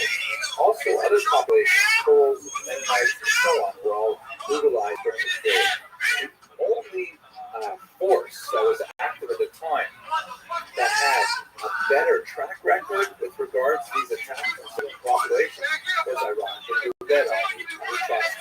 And so you see in 1919 there was a surge of support among Jews for the Red Army specifically because they see them as the most lawful of the various forces and that they would be most secure if the Russian Red Army were to in fact win the game. So there's a surge of support that lasts until the early 1920s, but then it drops off precipitously for reasons that we shall see. And by the way, I know a fair bit about this because I actually wrote a book on this period of my doctoral dissertation. This is the cover of the revised edition. And as you can see, by the way, this is a Ukrainian banknote, and at the very bottom of it, you can see that it has the word Underkardovances in Yiddish. That Yiddish was actually briefly an official language. This Yiddish was a Jewish language. Briefly, it was an official language of the independent Ukrainian state that was later crushed by the Soviets. At any rate, there was a huge upswell of anti-Semitism, particularly in the anti-Soviet elements that saw Trotsky as a Jew leading the Red Army as the leading edge of some kind of satanic plot. This is a white Russian piece of propaganda that shows Leon Trotsky here as some kind of horrific devil, red and naked, and sitting and watching as his minions massacre people by the thousands. So there was definitely a very strong anti-Jewish feeling in the region at the time. But when the Soviets finally controlled the region in the 1920s, it really took until the early 1920s to put the end to the Civil War. they tried to impose a new form of Jewish culture because, ironically, the Soviets were in favor of developing Yiddish culture as a form of a natural folk culture, this policy called colonization. And they promoted, for example, the use of propaganda to convince Jews to adopt Soviet beliefs. So, for example, they published this remarkable document, there's one page from it, called the Red Haggadah, which is a section of the Passover liturgy that's read typically in the home. It's perhaps one of the most famous books in the Jewish canon because every Jewish home that has a Passover Seder will open up this small booklet and we'll go through the story of the Exodus. And this particular passage shows on the left, and it's meant to be a contrasting image. On the left is the old way, and you see this rabbi with this kind of a dark look, and just somewhat somber, serious look, and he's performing the ritual of yachatz, which means ripping or breaking the matzah in half and putting a half of it under his pillow, which will later be the afikomen. And on the right, you have the modern Soviet Jews who no longer perform yachatz at the table. They no longer observe these religious customs, but they work on their skyscrapers and on their various factories. And you can see that one of the workers is reaching not for the matzah, but for a capitalist who will also be broken in half as a result of their efforts. So we have this twisted kind of culture in the 1920s where the Soviets are promoting Jewish culture as long as it is in conformity with their anti-religious values and their other communist values. It's a bizarre period of time in Jewish history indeed. They also, as one final note, a really bizarre moment, the Soviets created as an attempt to try and compete with Zionism. They actually created a small Jewish autonomous oblast, an autonomous region, way out in the eastern region of the Soviet Union, Siberia, bordering on China. They called it Birobidzhan, and you can see here that on the top of this railway station, they have it written in Cyrillic letters and in Yiddish letters because it was to be a Soviet Jewish Zionist, Soviet Jewish homeland. Unfortunately, during the Holocaust, it was closed to Jewish immigration just when Jews could have used it the most. Stalin did not, but it exists even to this day. Now, what happens in the 1930s is extremely significant because Stalin, who by this time has firmly taken control of the country, and he has abandoned all of what he considers these silly, petty nationalist plans like the development of Jewish culture. He wants to build Russia as an industrial powerhouse. And he launches several 5-year plans in which he wants to, kickstart the entire economy and get the entire population working very hard on creating this new Soviet reality. And this is, even though Stalin will pass away in the early 50s, his idea of what the Soviet Union should be all about continues to inform much of it right through the 1970s and early 1980s. The leitmotif of this is written by Alexei Sahanov, who was a coal miner who, using a pneumatic drill, was somehow able to drill a lot more coal than everybody else using picks and shovels. And this is like the model of the hero of the Soviet Union. And someone could go and do tremendous things to advance Soviet economic might by industrializing, engaging food building plants and all kinds of things at the sacrifice of basic consumer values.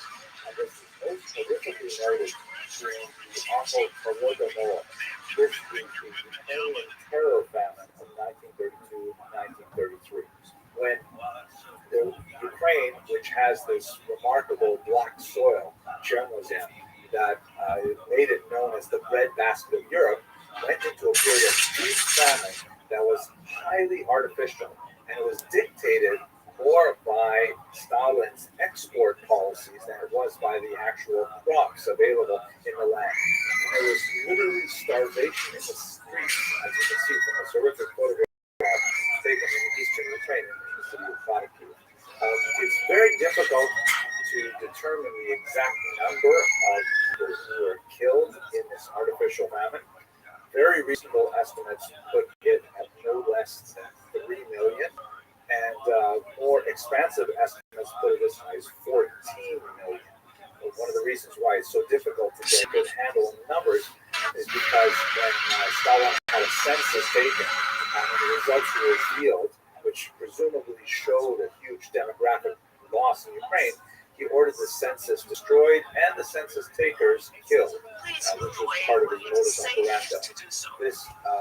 There are certain pieces of the census were found in local archives that allows us to reconstruct to some degree the number of people who were killed, but there's still quite a bit of guesswork in the science. Nevertheless, it is certainly an act of genocide that is comparable in many ways with what we're studying in the Holocaust. Note also that the term Holodomor is actually a coinage. It's definitely taken from the term Holocaust, which we discussed in the first lecture. Holo means like all, complete, but instead of kaustos, which means burning, the mor in Ukrainian means famine or hunger. So everyone is hungry is really what the term Holodomor means. And there's some fascinating and important research being done in this field specifically. The 1930s closes with a series of horrific show trials and purges under Stalin. When the results of this rapid industrialization was not nearly as strong as Stalin had thought it would be, he assumed that there must be saboteurs or wreckers in society. And so this bizarre society-wide desire to identify some anti-Soviet who were sabotaging the plans to develop this, water dam or this coal mine, things like that. People were denouncing their neighbors and putting them on trial. And then these people would be put, as these prisoners you see are put on trial, they would be sent to the Gulag where they would live under horrific conditions in these prisoner of war camps that were essentially, in many ways, comparable to the Nazi concentration camps. We'll maybe have a lot more to say about that later on in this course. But we seem to be approaching a period in history where there are some very dark harmonies developing in Nazi Germany and Soviet Union at the same time. To be certain, the most notorious impact of the Soviet Union on newly conquered territories between 1939 and 1941 was the activity of the secret police, which was originally known as the Cheka, later known as the KGB, but at this time it was known as the NKVD. The secret police were deeply involved in rooting out any opposition to the Soviet regime, and they're involved in many massacres, including this horrific massacre in the Kemptien Forest, in which thousands of Polish soldiers were massacred and laid to rest and lived in these huge graves without any indication of their disappearance. The NKVD in particular tried to root out any possible sources of opposition in the intelligentsia, which is a class of people that are basically information workers, teachers, priests, poets, even postal workers. Anyone who had literacy, who had an opinion, who could share information or be a thought leader was arrested by the NKVD, and many of them were simply held in jails for 2 years where family didn't know what was going to come of them. The NKVD were the leading edge of the spear, so to speak, of the Soviet attempt to rapidly bring these territories into communist thinking and communist economics, rapid collectivization of farms, and the shutting of religious institutions and all kinds of things that local populations resented tremendously. And what's very important for our purposes as well is this notion that was very widespread in the population, not at all borne out by the statistical incidence of Jews in the Soviet apparatus, but nevertheless the perception of Jews as being very much aligned with the Soviet goal and with the NKVD in particular. Once again, this is one of those elements where it is, in terms of studying history, it's often more important what people believe than what people actually know. People believe they should add skilled making, but make it very soft, like 6 months after release. Because at that point, it's gonna be harder for newer players to get into the game because it'll be like just insta killed by like older, like good players. Built up against the Jews. Even the Jews who had obviously nothing to do with the Soviets, who were living in these territories before the Soviets came in, but they would ultimately become the brunt of their wrath. The turning point, and this is where we're going to have to leave this particular chapter of the Holocaust, is Operation Barbarossa, which occurred on June 22nd, 1941. It is without doubt the single most important date in the history of the Holocaust. This represents the date when the Nazis broke their treaty with the Soviets and invaded. The Soviets were caught horribly off guard. They lost ground militarily almost immediately, and it took them quite a while to begin to claw their way back and to eventually force the Nazis westward and out of their territory.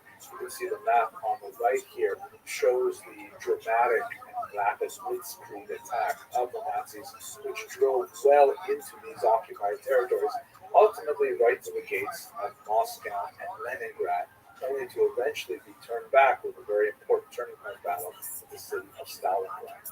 Now, how this relates specifically to the regions that were conquered between 39 and 41 is that when the Soviets got word of this sudden attack, they rapidly demobilized and fled the conquered territories.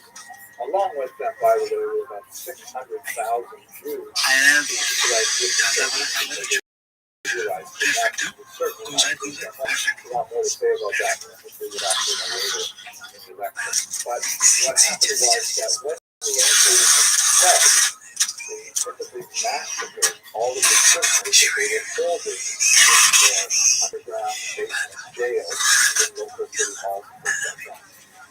And these words were called the intelligentsia, the beloved thought leaders of a given community. The local trees, the beloved teachers, the local poets, the local literati, the journalists, people who were well known in the community and were feared by the anti-Jews because they didn't want them to express anti-Soviet attitudes. They were the ones who had been held prisoners. And when they entered the U.S., they were massacred, typically by somebody set them on fire. And so what happened is, as soon as the Soviets left, after Barbarossa started, the local population went in and brought out the often hard remains of their loved ones, and then had a difficult task of identifying. Here you can see, for example, a scene in the city of Lviv, where the locals had the time to identify someone who was intelligent. Oh my word! I am absolutely frozen to the bone. Welcome to Men's Health Icebreakers. As one might expect, there was a groundswell of anger that found its expression in attacks on the Jews. In Lviv in particular, were the so-called Medula days, which were like spontaneous riots that were perpetrated against the Jews. A lot of abuse of women in public, a lot of symbolic abuse of people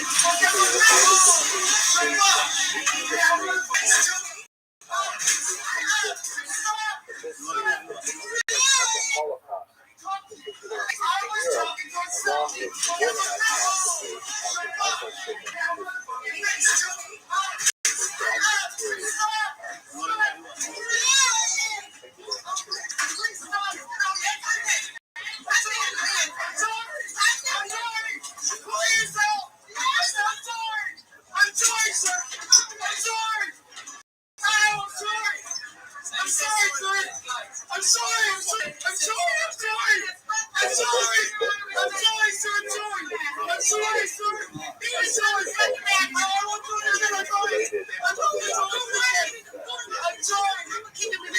of the This invasion, which is called Operation Barbarossa,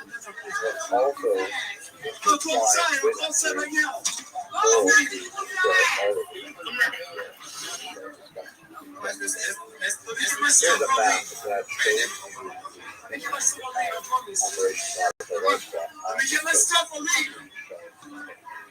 Just let it's not worth it. It's not worth it. Just let him.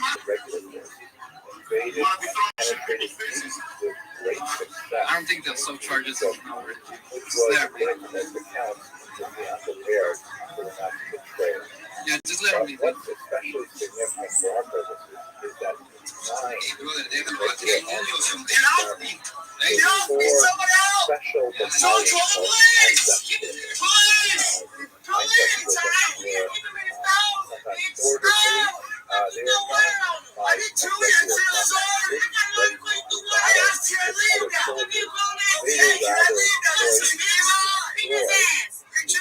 I like this lady.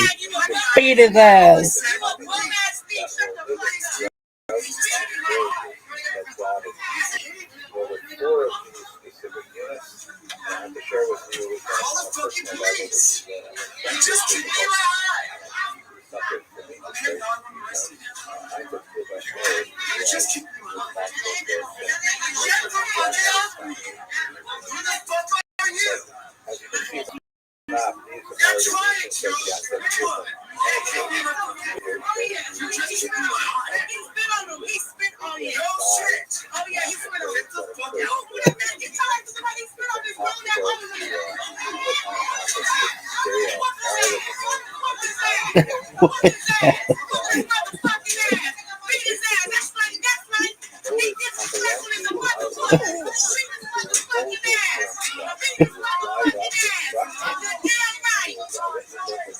I love this lady.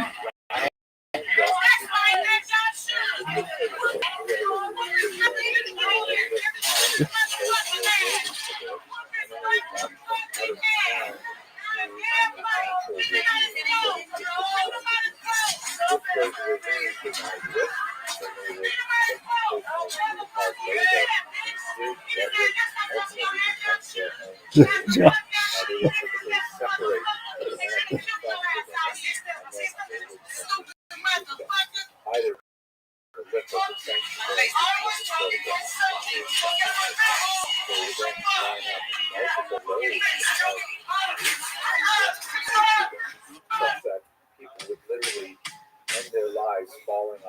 Dude, this one is fucking hilarious.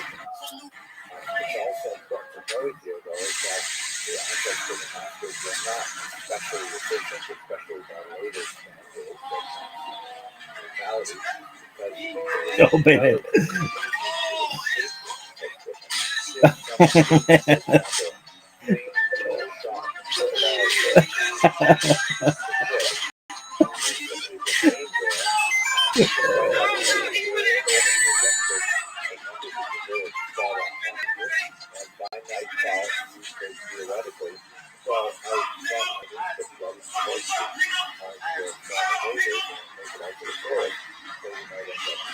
That was great.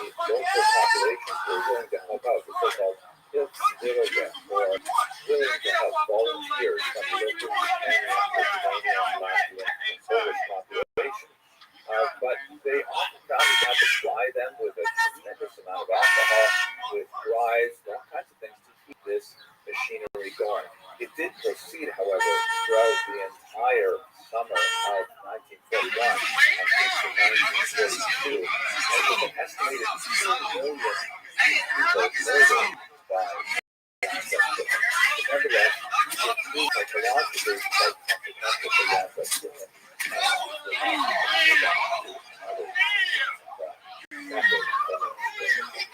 There's a lot to think about in terms of the structure of Operation Barbarossa and the Allied conflict. It is clear, however, that Hitler's dual goal of establishing living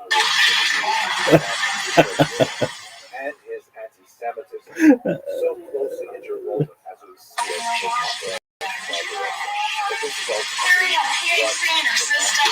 what all about. In fact, it drives the deep treating of the local population and intervention as less human, especially with Jews,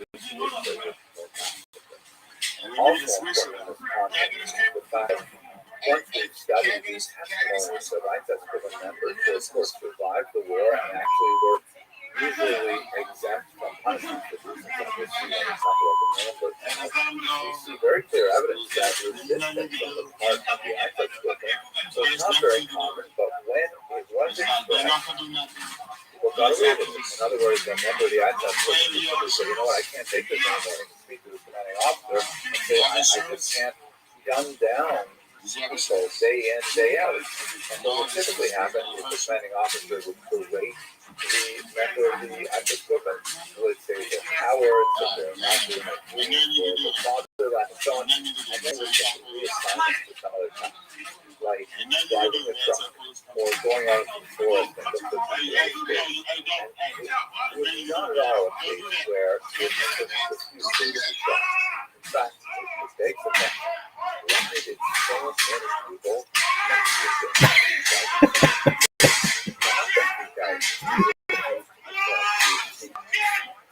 think about that a little bit more when we get to the Milgram experiment and the Nardo experiment from a perspective of psychology and sociology, kind of impact peer pressure and other things has on authority.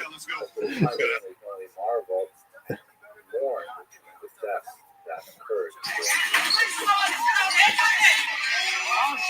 What is clear, however, is that by the time there's actually the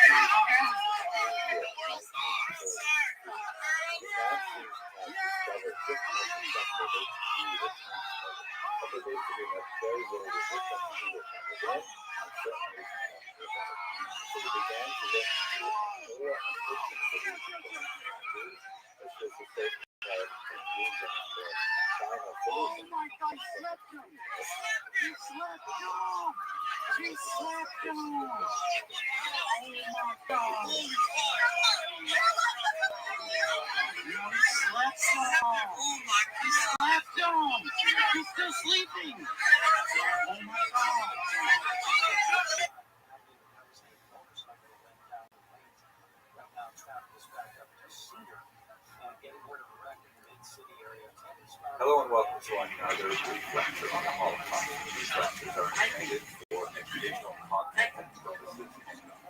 Today I'd like to begin a discussion of collaboration during this conflict that touches on many complex economic, social, psychological aspects of the Holocaust.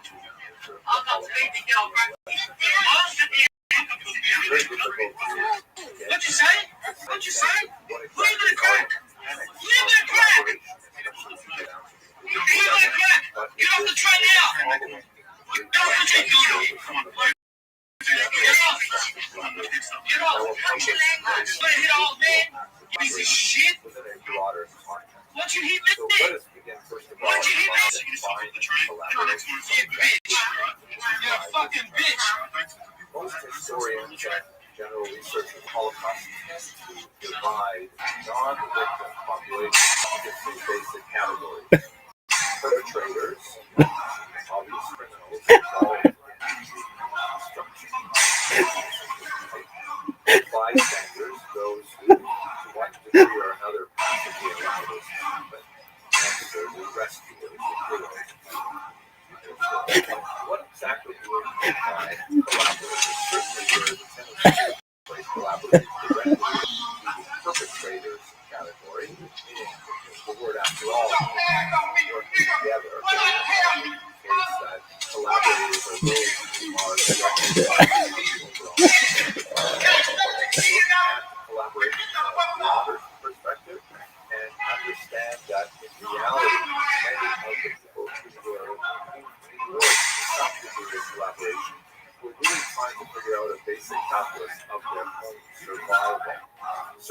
there are extremes. It's difficult to understand people who are actively involved in the direct murder of Jews, other civilians.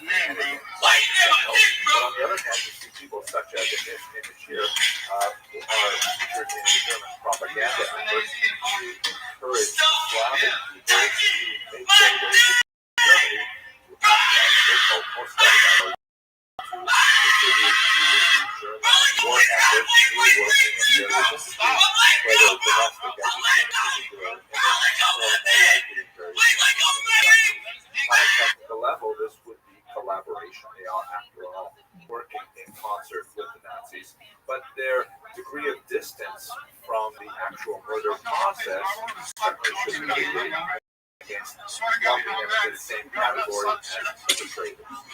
We see this, for example, in two different categories of collaborators. The so-called Hilfswillige, which means willing to help the population. These are people who were sometimes brought directly into the Einsatzgruppen murders and would actually assist with the murder of Jews and other desirables.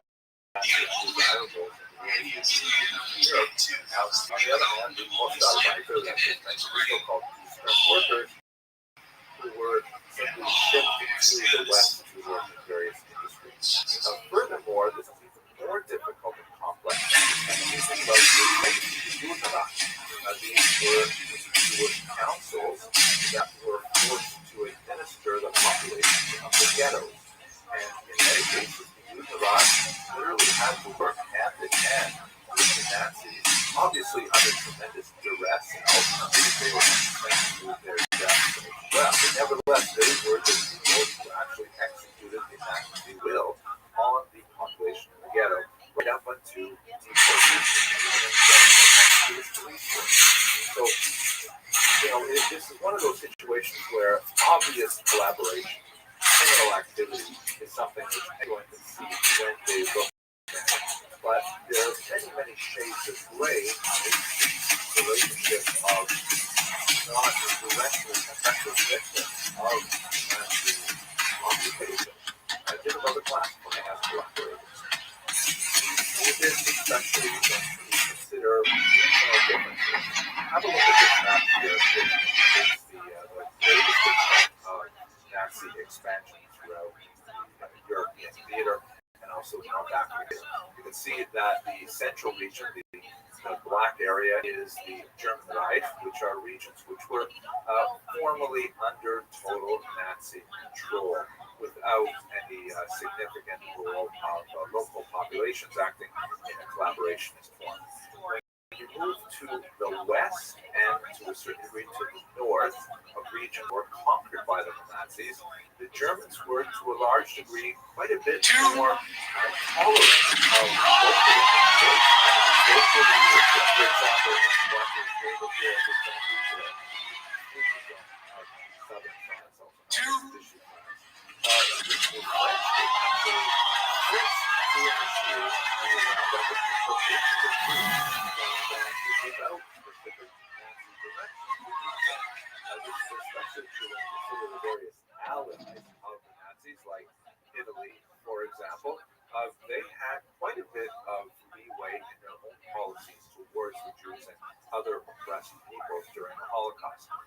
This is because the Nazis were largely slaves to their own racial ideology, that the Western European nations, and in particular the Aryan nations, the so-called Northern European nations, were given much more credibility in their own self-determination. In some cases, allowed to manage their own government when they were under Nazi conquest. Certainly true for forces or countries that had chosen to ally themselves with the Nazis. And so they were, by and large, were given much more freedom with regards to the articulation of how they would relate to Nazi policies, specifically with regards to the anti-Semitic policies that the Nazis certainly encouraged, but did not lay down a heavy hand to make sure they were enforced for the early years of the war. Later on in the war, however, this is quite unchanging as many of the allies begin to get towards peace Italy and Hungary are excellent examples. And that's a generally has to take direct support. Then such includes the real population collaboration let us contrast what happens in the Western northern that is in particular the confrontation of Poland with the Baltic states and those regions of the Soviet Union that were placed after Operation Barbarossa directly under military Reichskommissariat in Ostland and Ukraine and further into Russia.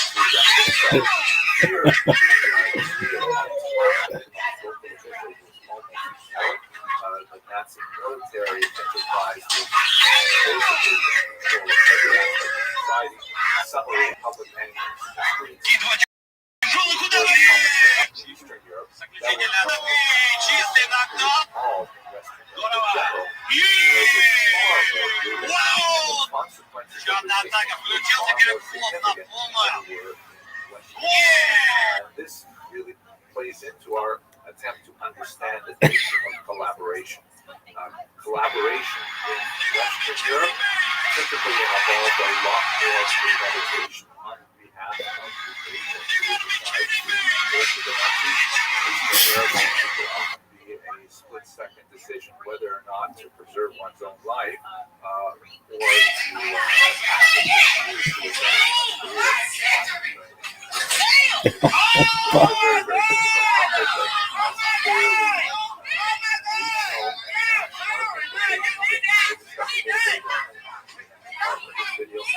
one other really important factor in collaboration is that, besides looking at the nature of collaborate whenever formed, we also have to look at their relationship to the victims. If we think about the Jews in particular, there seems to be a strong correlation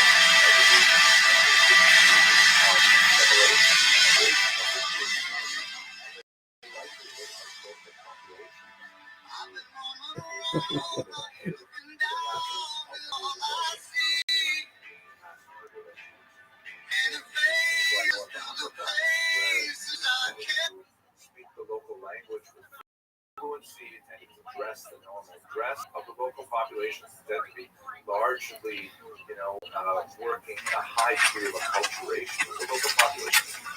Collaboration was far less common than many other factors, including the nature of the natural creation, the dates of the and so on. But that's kind of like a superficial, generalized statement that may hold true when we look at the entire region.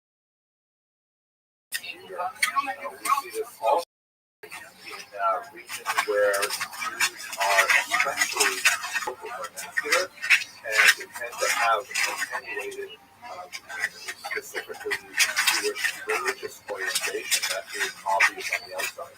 When that is much more prominent, then Jews tend to stand out and then you stand aside from others.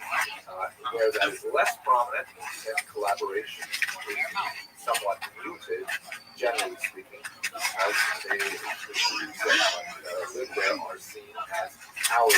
In this context, it's really important to remember that this is all happening in the context of massive population displacement. There are Jews and many other populations who are fleeing violence on the west and on the front. So you often have, two different major groups of populations in a given country.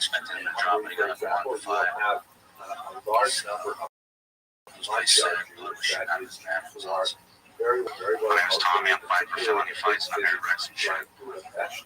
Less so I just came here to introduce you guys, and then you have a significant number of refugees. Hey guys, are you ready, homie? You ready to handle this shit? You ready to handle shit like a champ, homie? Fled into Hungary seeking refuge, and they are quite different than non-Hungarian speakers. They tend to be far more religious, and they tend to be a burden on the local population and the propagate. And so there's a degree of collaboration, which is not so much a function of the collaborators themselves, but of their relationship to the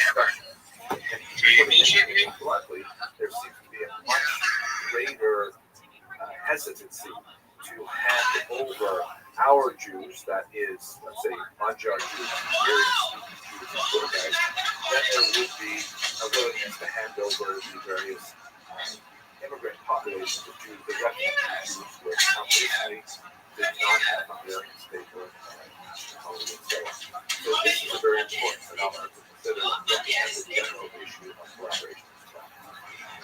Let us stop here. The next video, I'd like to look a little bit more detail at Eastern Europe and some more of the complex issues.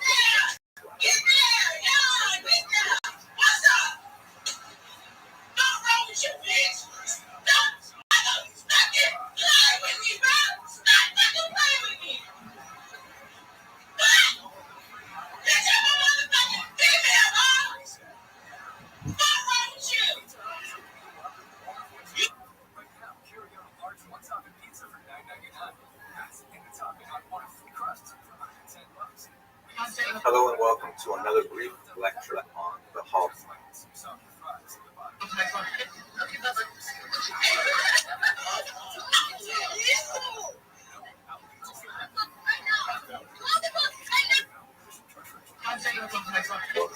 These lectures are produced solely for educational content and purposes. In the previous lecture, we discussed some of the larger issues of collaboration and trying to understand what exactly this phenomenon is. In this brief lecture, I'd like to focus in a little bit more detail on Eastern Europe. This is a region which has been identified as very much the bloodlands by the historian Timothy Snyder, and it's a totally absent designation because this region saw phenomenal violence throughout the first half of the 20th century, especially with the drums that occurred there, and then extending into terror famine, free of Ukraine, Dawn regions, and then of course in the Holocaust. So looking at the region that we're speaking about specifically, it is the territories that the Germans and the Soviets divided between themselves as part of the Molotov-Ribbentrop Pact of August 1939. Looking at this map here, you see that is basically Poland, which is divided in half, the western half going to Germany, and the eastern half going to the Soviet Union, and it is the Baltic states to the north, Lithuania, Latvia, and Estonia. Many of the things that were discussed in this video also apply to the military control of the Soviet Union that would be extended over the regions that further into the Soviet Union once they had to go back in 1941 with Operation Barbarossa. Here is the map of Operation Barbarossa, which describes how the Nazis would essentially double-cross Stalin and their erstwhile Soviet allies and advance into this region and really make a deep penetration into European Russia, coming to the very gates of Leningrad and even Moscow, and imposing their Nazi view of how to handle the local populations there, effective June 22nd, 1941. Here is the map which we saw in the previous video, which helps us understand exactly how these populations were distributed. The region that's in black here is that's called the general government, is directly under Nazi control, but it has a slightly different administrative designation to the two Reichskommissariaten, which basically comprise parts of Belarus and Latvia, Lithuania, and Estonia, and then the large chunk of Ukraine, which is also on the Reichskommissariat, and then finally, immediately beyond those two territories, the expanding region of military administration. So really, what were the factors leading to collaboration in these regions, in particular, the so-called bloodlands? One factor that is especially complex and requires quite a bit of analysis is the openness that the Nazis showed, especially from 1943 onward, is the willingness to adopt Slavs into Waffen-SS units.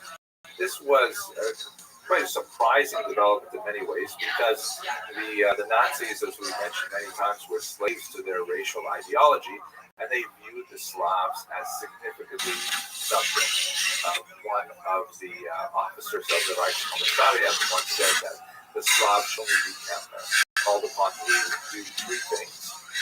One, to know their names. Two, to learn to count to 500. And three, that obeying the Nazis is a divine privilege. So the idea that they would actually bring local units together out of Slavs is quite a bit of a switch in policy, especially calling them SS units, because this was a designation that was particularly reserved for the elite.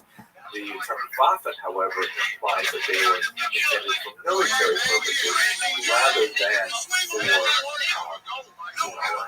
secret service purposes, although they were headed up, as you see in this image here, by Heinrich Himmler, who the head of the Gestapo, who is here looking at the Galician division, one of these Waffen SS units that was formed in Western Ukraine.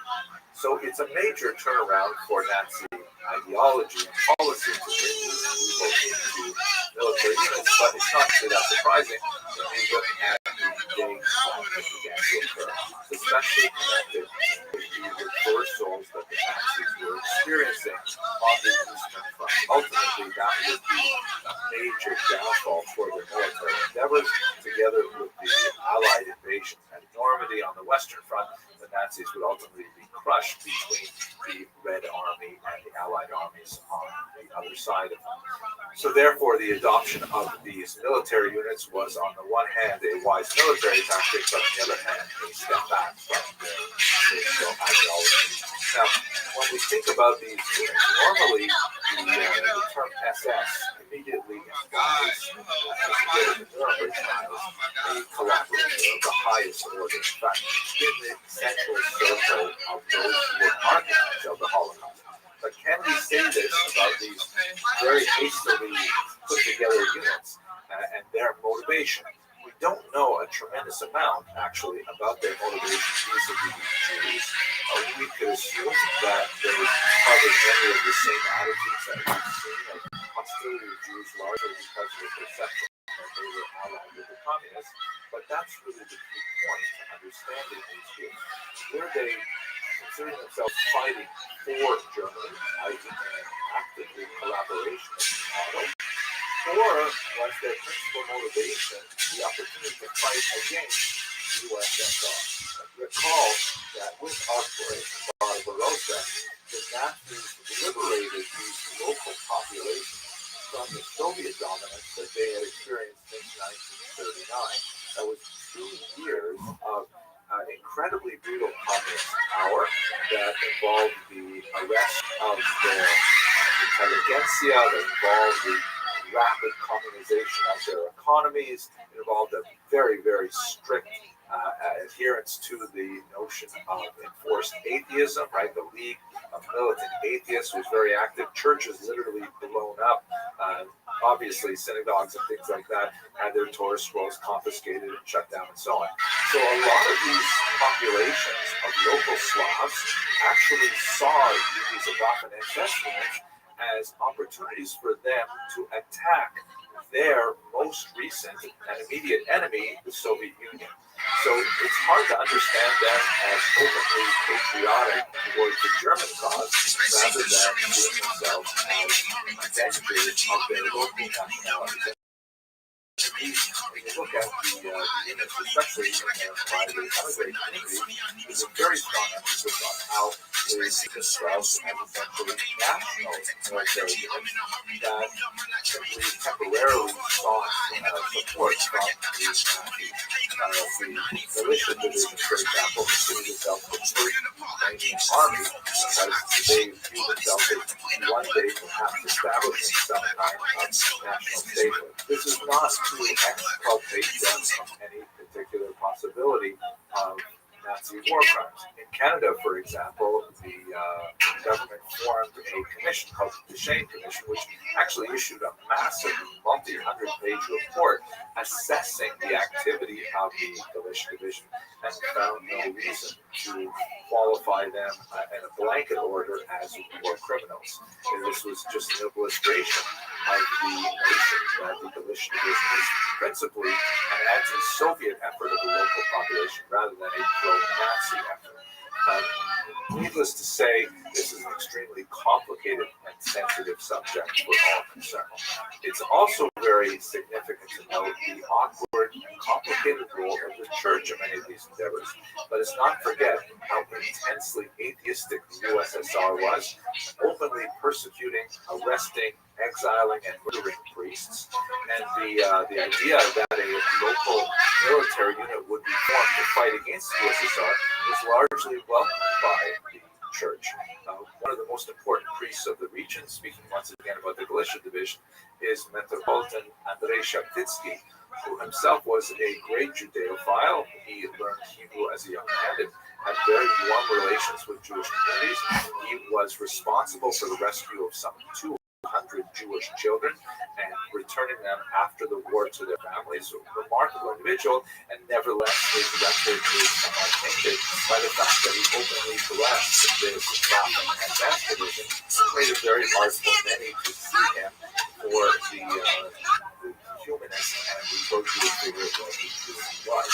So this is a complicated kind of situation. Is it true that we can say that the enemy of my enemy is my friend? This complicates the whole idea of understanding what is collaboration. And maybe if we strike at the root of the difficulty of understanding collaboration, besides the obvious overlapping concerns of self-preservation, economic advancement that may have very little to do with open anti-Semitism or willingness to engage in other activities. Perhaps one of the most important things to understand is that, the many people from the bloodlines all consider themselves victims. The Ukrainians and the Poles and Lithuanians and Latvians also consider themselves victims, not precisely in the same way that the Jews and the Roma, for example, consider themselves victims, but nevertheless, they do see themselves as set upon by both the Nazis and the Soviets. Not necessarily to the same degree of genocidal intent, but nevertheless, they have a legitimate argument to make that they also share the horrific image from the United States Holocaust Memorial Museum. Polish babies, the same happened with Ukrainian babies as well, would regularly be selected for their racial characteristics and shipped off to Germany to be raised by their families.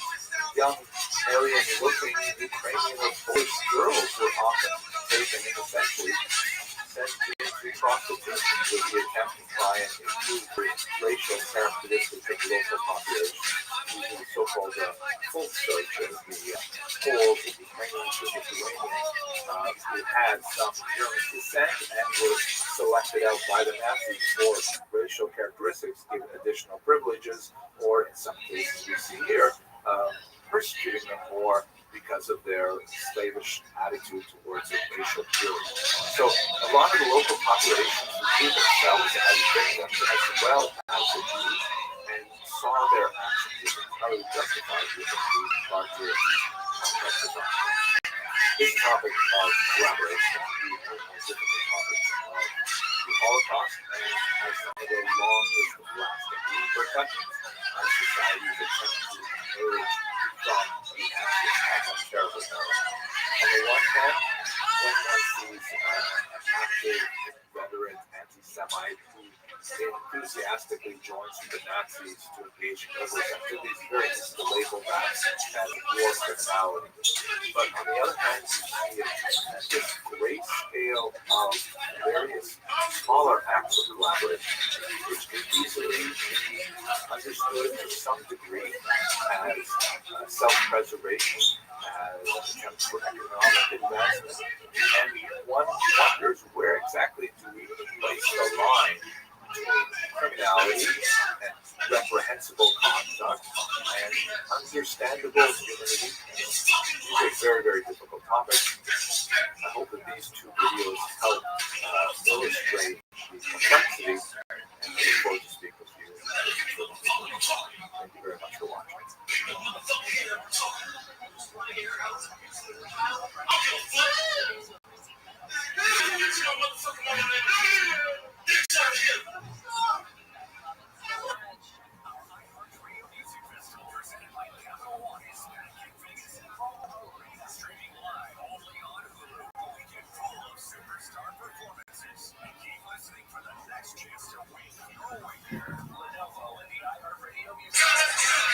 Thank you very much, Mr. Christie. I appreciate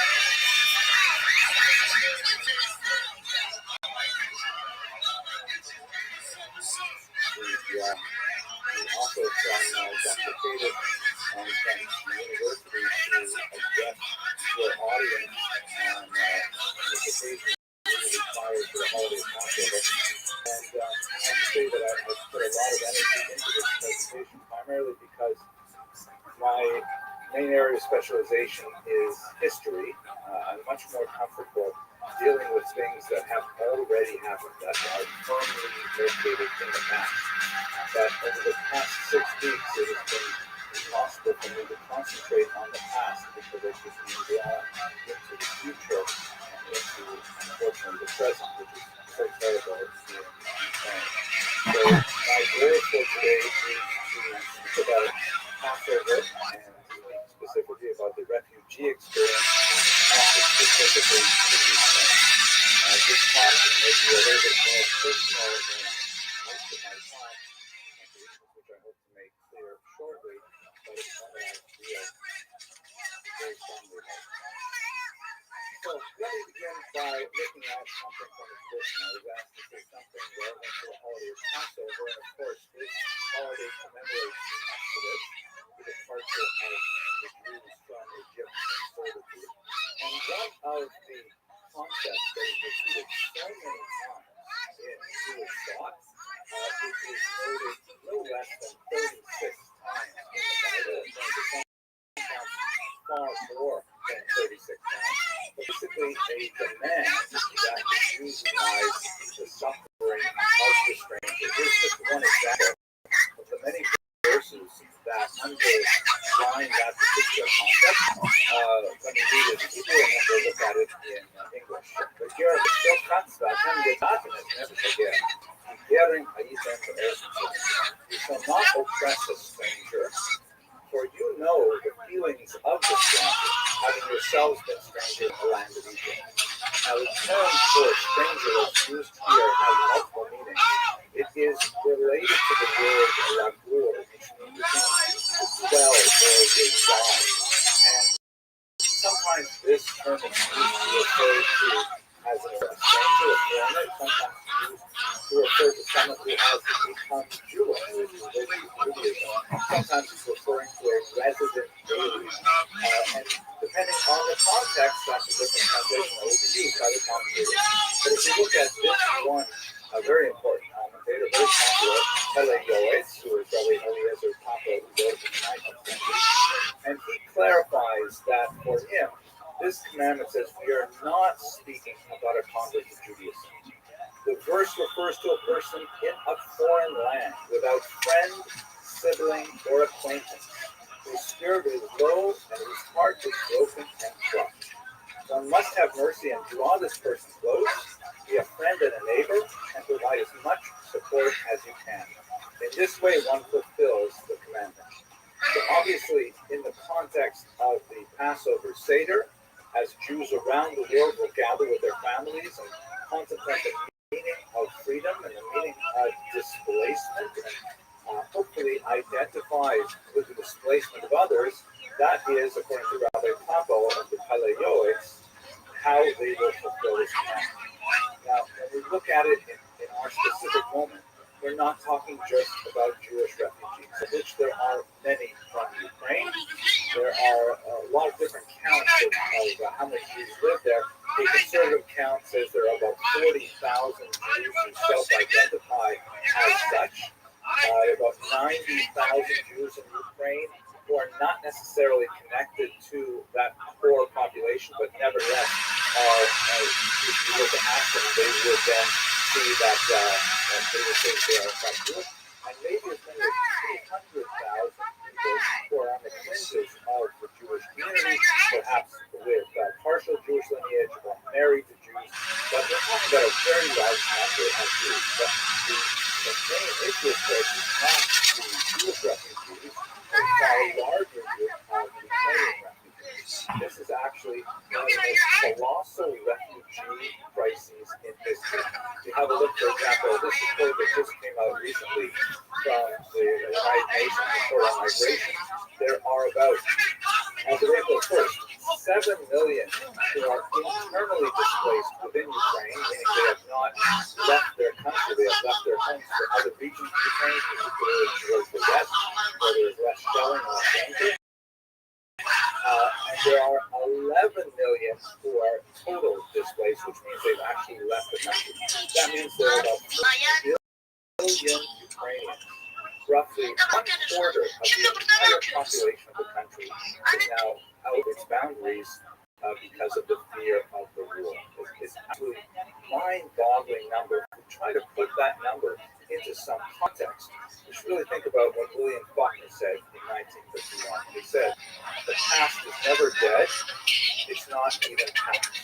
Meaning, people like to say that history repeats itself. Some people work with another quotation that it doesn't repeat itself, but it rhymes. But we are still living in an extended 20th century of egregious refugee crises. The example, let's just think about what this means in context. The estimated number of international refugees after 6 years of World War II is 40 million. That's a conservative estimate. Liberal estimates go all the way up to 60 million. Ukrainian refugees have reached 4 million after only 6 weeks. An absolutely stunning number of people displaced, tremendous human suffering as a result. This is the 8th largest refugee crisis in recorded history, and unfortunately the 3rd largest in the 21st century. And if we look at these numbers in one other way, look at the scope and speed of it, if you were to calculate the number of refugees per the month of conflict, we're just 6 weeks into this war, and you will see that Ukrainian refugees are off the charts. Far more refugees displaced in a far shorter period of time than even in World War II or the partition of India, which was also a tremendous crisis in 1947. So we are dealing with a colossal crisis that boggles the mind and demands a response. Now, what I would like to do over the next 40 minutes is to talk a little bit about the specifically Jewish aspect of the experience of Ukraine, and to understand a little bit about what that might mean for Jewish responsibility to fulfill that commandment, of how Jews might fulfill that commandment of considering the stranger. But I want to get personal for a few minutes and just tell you a little bit about my own connection to Ukraine, because I think it's relevant for giving you a sense of how strongly I feel about this. This is a photograph of my father's parents, my grandparents, Holly and Alex. It's dated from 1932. They lived in Northern Ontario, Canada. This quirky individual at the bottom here is my father. One of the things that my father always used to tell me about his father is that he grew up with an adopted brother. Right after World War II, there was a tremendous refugee crisis of Jewish orphans, and they were displaced among about 300,000 other Jews to camps that dotted Central Europe and Italy. And my grandparents, the blessed memory, took in a orphan child who, as a refugee, to live with them in Northern Ontario, Canada. So he was the same age as my father, and he grew up with his adopted brother. So the experience of being directly connected with the refugee operation, the refugee experience, is something that I contemplated out as a young child, and my father told me about personally. A lot to me to think about refugees, especially his parents who sacrificed in order to help out an orphan son who was war. And I have a more specific connection with Ukraine. This is a photograph of a typical 5-story block in Ukraine called a push dog, because there's 2 different kinds of major buildings there. The Breakneck with an entire more modern building, and these push dogs, which were smaller and somewhat more expensive. And I spent several months living in this push dog. Let me tell you the story. I first visited Ukraine as part of my graduate education. My first degree was actually not in history, it was in philosophy, but I realized I wasn't going to be able to make much of a living as a philosopher So when I was thinking about what else to study, I knew that my father-in-law was very enamored of training, in particular my wife's family was country trained. And so I thought I would try and knock off two birds with one stone. I would impress my father-in-law, and I would find a way to make a living as a historian, as I studied training history. And it turns out that I really liked it, so I studied more and more. When I first went to Ukraine in 1989, it was still under the Soviet Union, but it was beginning to liberalize significantly. And the Canadian Jewish Congress asked me to take a large supply of insulin to a diabetic Ukrainian youth who lived in this building here. So I took it. It was a big deal in 1989. You had to put it in the freezer and things like that in the plane. And we got it to Ukraine. And then I managed to get a taxi and find my way over to West Bank State and to this address. I delivered the insulin. I spent about an hour there with him, and then I went home. And then this was still under the Soviet Empire, so I could not get into the archives that I really wanted to, but I did do some useful research there. However, I was denied access to the more serious secret archives like the Communist Party of Ukraine. Then, when the Soviet Union fell and Ukraine declared independence, I was invited back, this time by a much more open and Western-oriented government, from Moscow, or the free much of Moscow's influence, to come back and look at their background. So I said, absolutely. They said, we'll give you an apartment and you'll be all taken care of, and it sounds like it's going to come back. When I landed at Boris Field Airport outside Kyiv, everything had fallen through. Nobody knew who I was. The people who were in charge had fled for various reasons, and I was completely alone in a strange city with a pocket full of Canadian cash and no idea where I was going to spend the night. I didn't have a hotel reservation. I was supposed to be a guest of the Academy, and I really didn't know what to do. The sun was setting, and there was a lot of road criminality going on. The mafia was very strong in the early months after the last year. I didn't have taxi. I knew that this building, this is the only person I really knew in Kyiv at the time. I knew this building was somewhere in the left bank of the river. I could take it to that region. We drove around for about half an hour. I thought I recognized it. And sure enough, I went in. I went up to the right floor. I thought it was. I went up to the right door. I thought it was. In fact, when I knocked on it, just get me out to answer the door. Thank God, the same place that I was originally. And I ended up staying there for several months. Even after we were able to work out where I was supposed to be, and what my living conditions were supposed to be, I simply asked that all the funds that the Canadian government had allocated for my trip be directed to the Antonovskys, and so they were able to get a windfall, but I lived in their tiny two-room apartment for several months as I did my research. Here's a picture of me with this guy. I believe I'm the guy in the back there with the dark hair and dark beard. And you'll see that we're looking at some beautiful 19th century novels. Yevgeny's grandfather was the shamus of a shul in Kiev. He was sort of like the sexton of the synagogue. And when the communists came in 1917, 1918, he hid all of the holy books, and he preserved them until his father, until Yevgeny could take care of it. So the house was filled. This is a wonderful thing from 19th century. Absolutely gorgeous. And we were studying them together. So I want to see from the perspective of regular Soviet Jews what it was like to live in those conditions. There's another photograph of Jenna and his wife, and also on the right, those of you who are students of Ukrainian Jewish history, those who are fans of art, you might recognize, if you're fans of Cuban literature, you may recognize the young man on the right who is my good friend that I met in Kiev at that time. None other than Professor Rabbi Rothschild down in Northwestern. Here's a picture of what he looks like now. He's now but our first associations were in the Nazi library. So I had an Yo, what up, experience Pip? like Yo, how you living, baby? to be Good. How are you? Kicking ass, take. What's good in your hood? No pus. Nothing much. Just hood and crack. Rabbi. Living the dream, baby.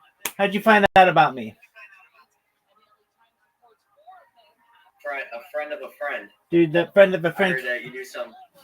Yeah, I heard you do some nice live streams, so I just joined up live stream. 100%. Did your friend of a friend find out about me from Kick, from Blue Sky, from YouTube, from Twitch, from where? It was probably Kick. Oh, that's tight. Okay, I'm pretty sure it was Kick. excellent. Do you mind if I tell you about myself? Yeah, of course. Go ahead. Thank you so much. I'm Rabbi Rothschild. I stream my life 24 hours a day, 7 days a week, 365 days a year. I've been doing so since the pandemic. I have more data archived on the internet than any person in global history.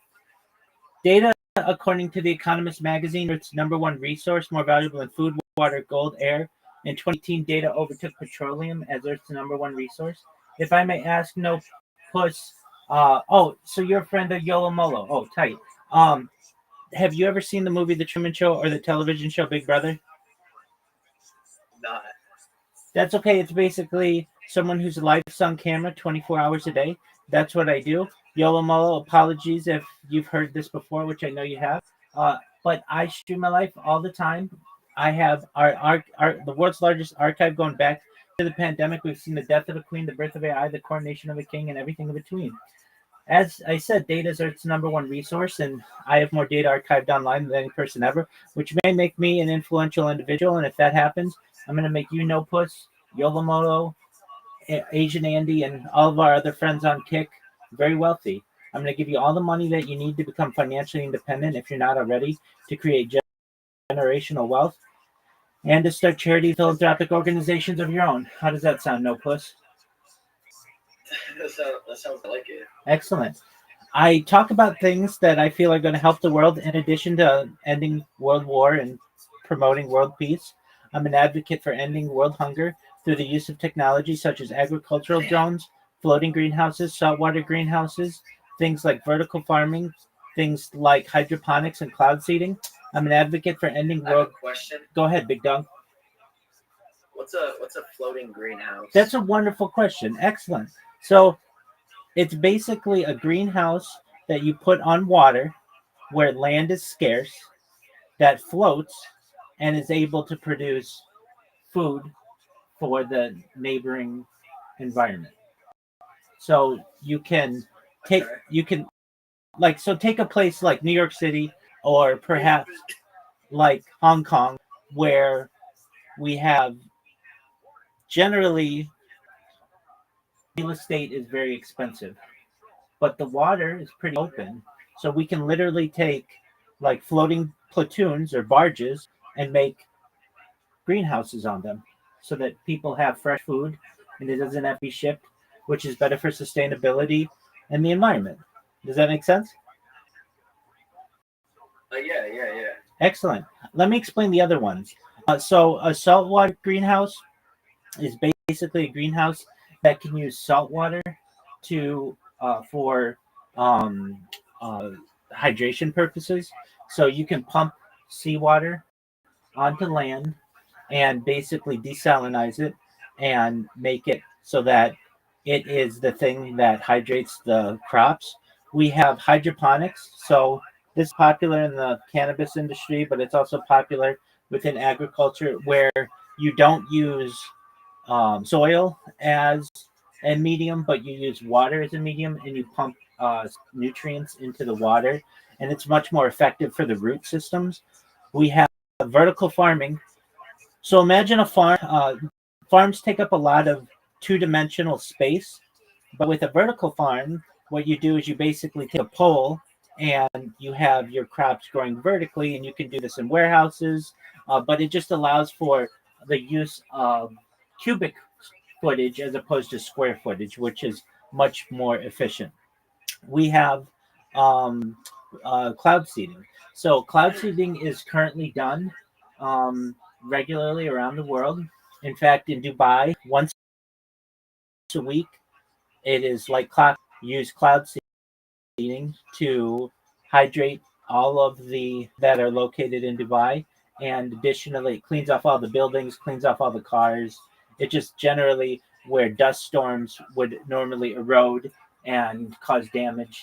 The cloud seeding allows for the hydration of all of this area. So those are really important aspects. We talk about ending world thirst through the use of technology.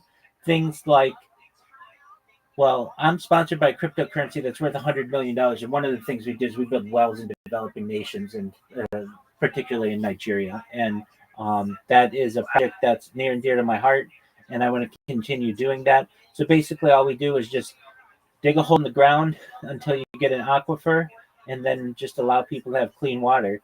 I'm additionally an advocate for the Life Straw program. People don't know, but there's basically a type of straw that you can use in contaminated water and be able to suck through it, and it allows you to get water anywhere in the world where there's liquid water, even if it's contaminated. It just has like a filter system, and then most importantly, desalination technology. Well, we pump Earth's seawater onto land to make it drinkable. So what does that mean?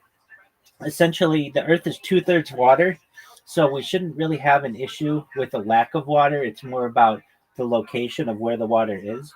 So we take essentially big pumps, pump seawater through them into a desalination plant. The desalination plant removes all of the salt and makes it clean, drinkable water. This is currently done in many countries in the world, and I feel is an important aspect to solving the global thirst issue. I talk about some other things that are important to the world. I'm really big into futurology, things like anti-gravity, antimatter, faster than light travel, faster than light communication. I'm into alien disclosure and things like space tourism, terraforming of other planets, de-extinction technology. People don't know this, but the first successful de-extinction took place in the year 2003 with the Pyrenean ibex, which is a goat located in northern Spain, southern France. Fast forward to the year 2021, a company out of Dallas, Texas is founded known as Colossal Scientific.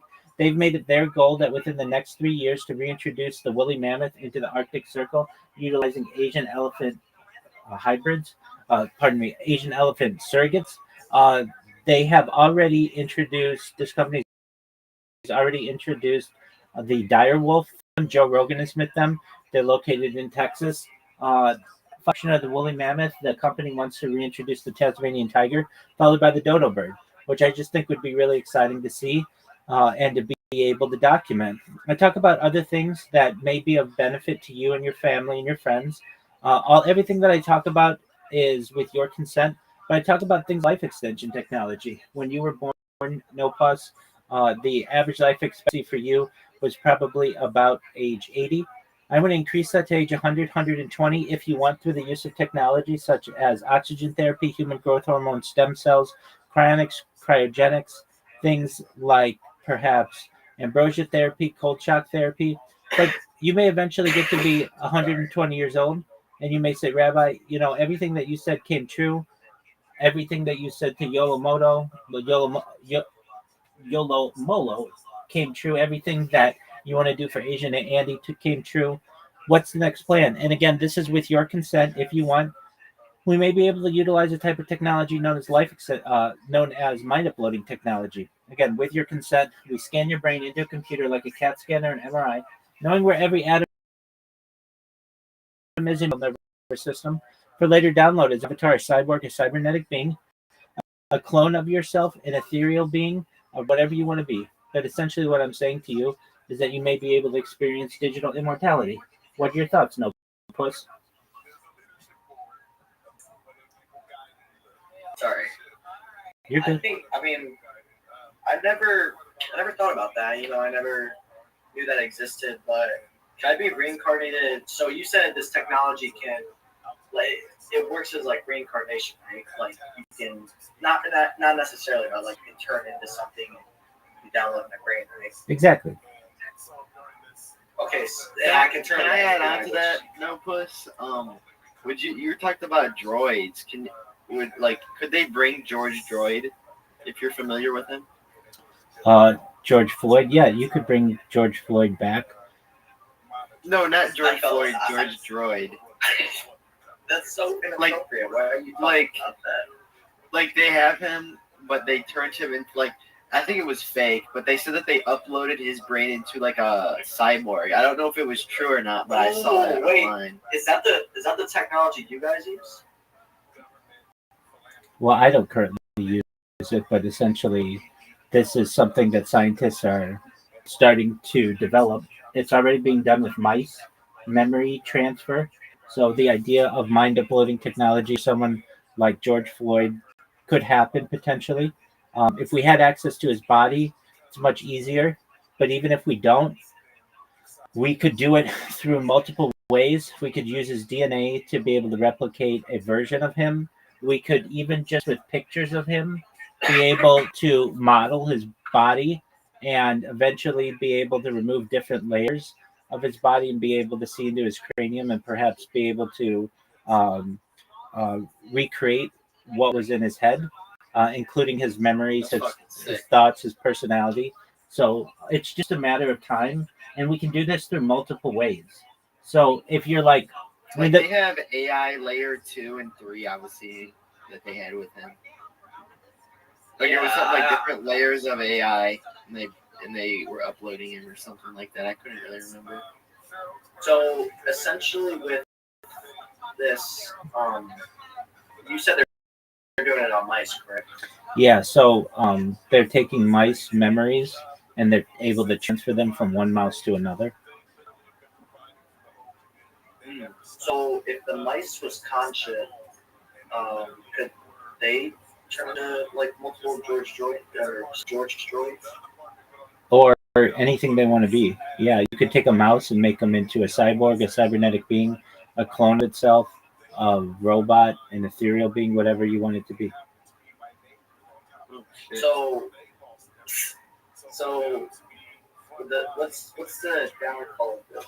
Like is there like no consequences? Well, there are consequences to every action. It just Well, I depends. mean, so like, let's say I do this and I turn into like John Lennon. Okay. What happened to John Lennon happened to me? No, not necessarily. You'd have to be on the same timeline. You'd have to be outside the Dakota and get shot. Oh shit! I was hearing something too. This is kind of off topic. Sorry, but it was just something I was thinking that they were researching in alternative forms of power.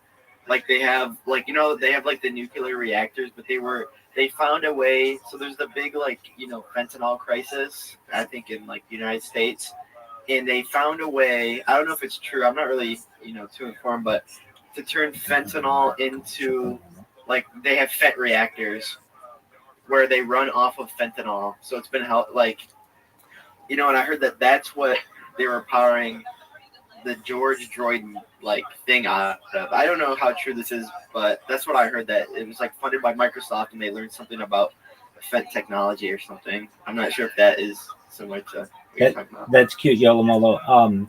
I can tell you that fentanyl isn't really that powerful in comparison to carfentanil. Carfentanil is what they use as a painkiller on elephants. So if anything, why use fentanyl when you could use carfentanil, which is 1,000 times stronger?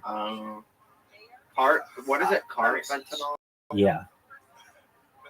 Oh, I've never heard of it. All right, well, is that the same? Is it the name chemical compound or whatever? I believe it's somewhat altered, but it allows for much more pain.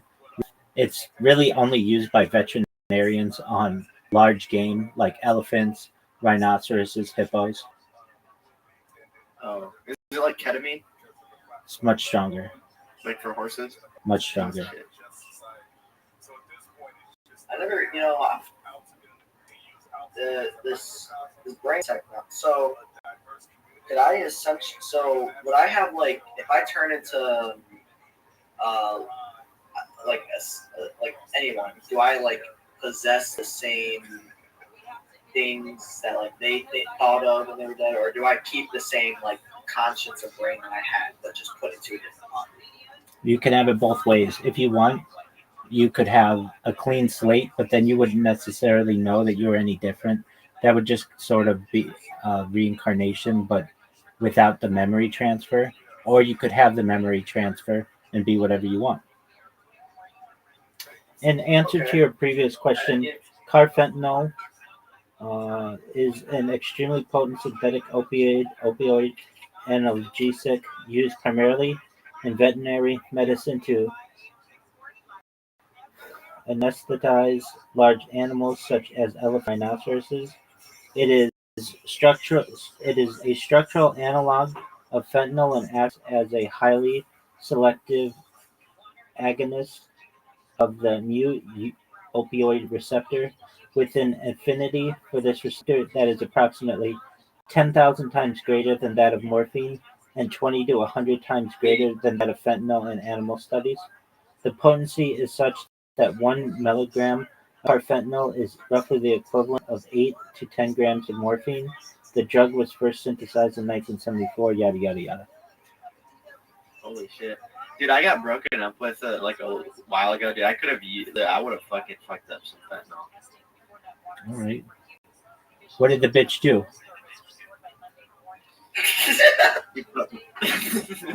Oh my god, yeah. She had sex with my cousin. Are you serious? What a dirty hoe. Yeah. She had a baby with him too, bro. No way. So now this bitch is in your family?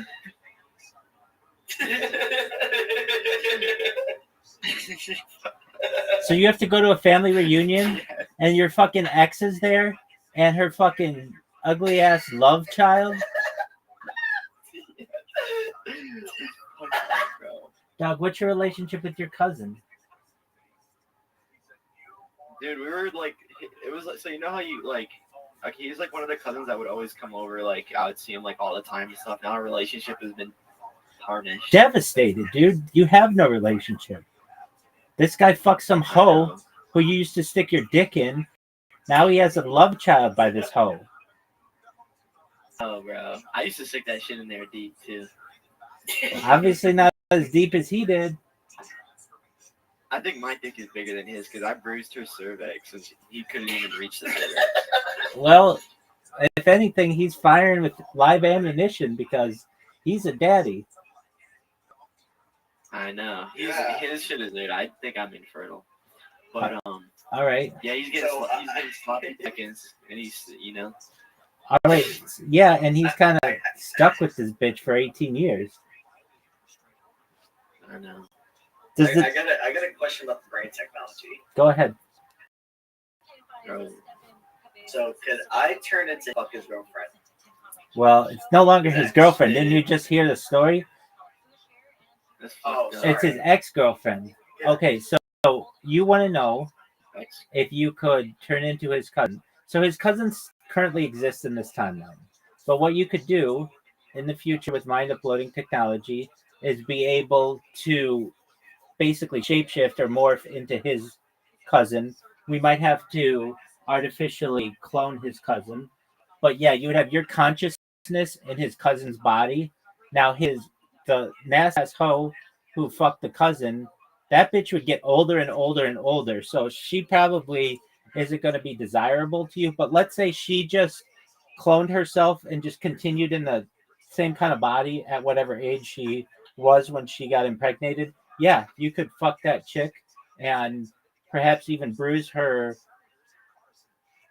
cervix and impregnate her. You could give her a 2-for-1.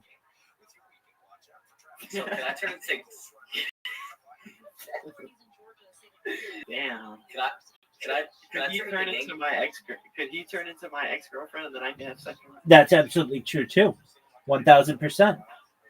So basically, would he share her memories, or would he still be like have his memories? Generally, he would just have his memories. However, if she gave her permission and we had her consent, then you could meld those memories. You upload her consciousness to his mind. That's true. Yeah, I like this. Dude, you opened my eyes. You know that? That's what I do, baby. So I got another question. Go for it. You know how we don't know what Genghis Khan looks like? Dude, yeah, totally. I just literally listened to like 25 hours straight of Genghis Khan over the last 48 hours. So I'm all up on Genghis Khan knowledge. We don't even know. So, We don't even know what year he was technically born. so how? Oh wait, never mind. I'm sorry, that was a bad question. Sorry. No, it's a good question, but we do know that he has 16 million, perhaps, descendants that are currently alive on Earth. So we might be able to reverse engineer their DNA and then create a version of what he might have looked like. Okay. Yeah. So could I, with my girlfriend's consent, turn her into Genghis Khan and have sex with Genghis Khan? Let's think about this one. Well, the answer to any of these is yes. It's just how do we get there? So we would need her. We need Genghis Khan's DNA, which we can get from one of his 16 million descendants. So we get that DNA. We create a clone of him. We upload your girlfriend's consciousness into him. And I mean, he's a man, and I assume you're a man. So you would only be having man sex. So that means that either one of you would have to become a woman generally. I mean, I guess we could do some type of transition for one of you, but generally what you might want to do is just have it be Genghis Khan, one of his sisters, which he did have. So it would be like as close to his DNA as a female as you could get. But that's not going to cut it, unfortunately. Okay, well then I'm if okay with man and man sex. okay, well then that's the easy way. The other way would be just one of you transitions. Okay. Yeah, no, I don't. I think. So we I have don't like the idea of putting my PP inside out. okay. I mean that's not you. This is history.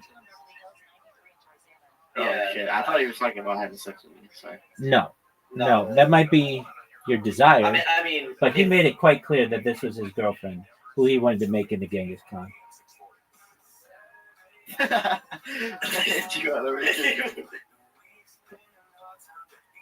Dude, why are you being an asshole, bro?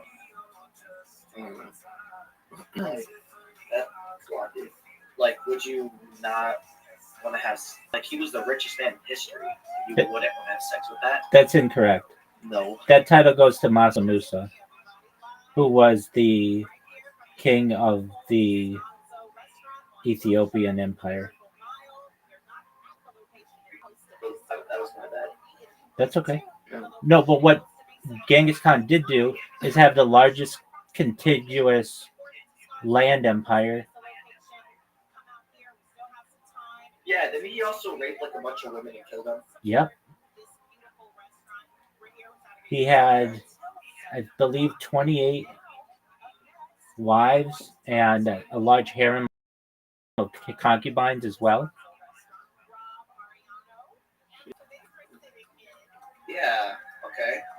I think, I feel like, can I put my money, like it, could I, like, put some money into this and then get, like, maybe this, you know what I mean? Sample, the test run, I get some money for this.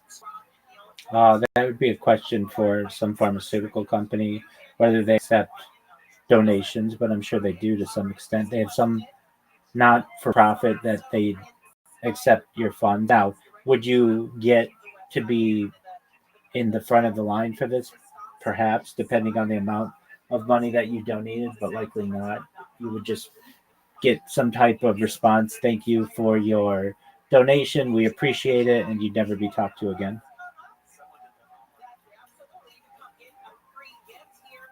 Yeah, okay. You know, I never really, yeah, that's cool. I might, do some research into that because I want to turn Yolo Molo into like my sex doll essentially. So like what I was doing with Genghis Khan, but Like the guy from Elden Ring. Yeah, so kind of sort of Like Celivis.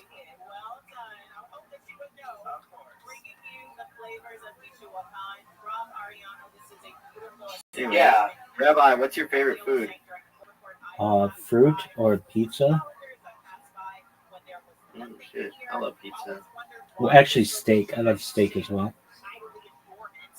Steak. Yeah. You ever have? I'm sure you've had gefilte fish. Love I like gefilte fish. I love gefilte fish. A lot of people don't. I love gefilte fish and horseradish. It's like one of my favorite combinations of things. Would it be considered bestiality if I turned my girlfriend into a dog, but because she's not like a dog technically, she's like an uploaded dog, but then I had sex, would it still be considered bestiality? It's an excellent question. Generally, bestiality, in my opinion, is not a moral action because you can't get consent from the dog. So this really lies on consent.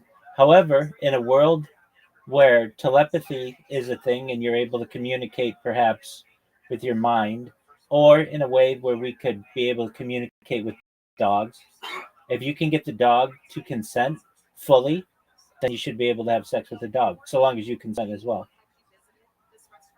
I saw. Okay, that is a good point. I watched a video recently of this beastophile guy, and he was saying that the dog came up to him and licked his wiener and had a erection. So was that considered a dog consenting or no? No. It would have to be some type of conscious. Verbal consent. Yeah, but a dog can't necessarily speak.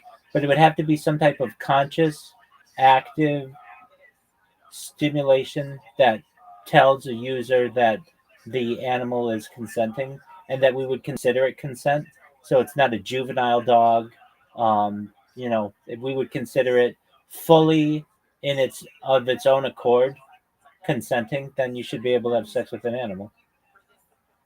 And so long as it's not going to hurt the animal, it'll cause pain to the animal, all of those things. Yeah.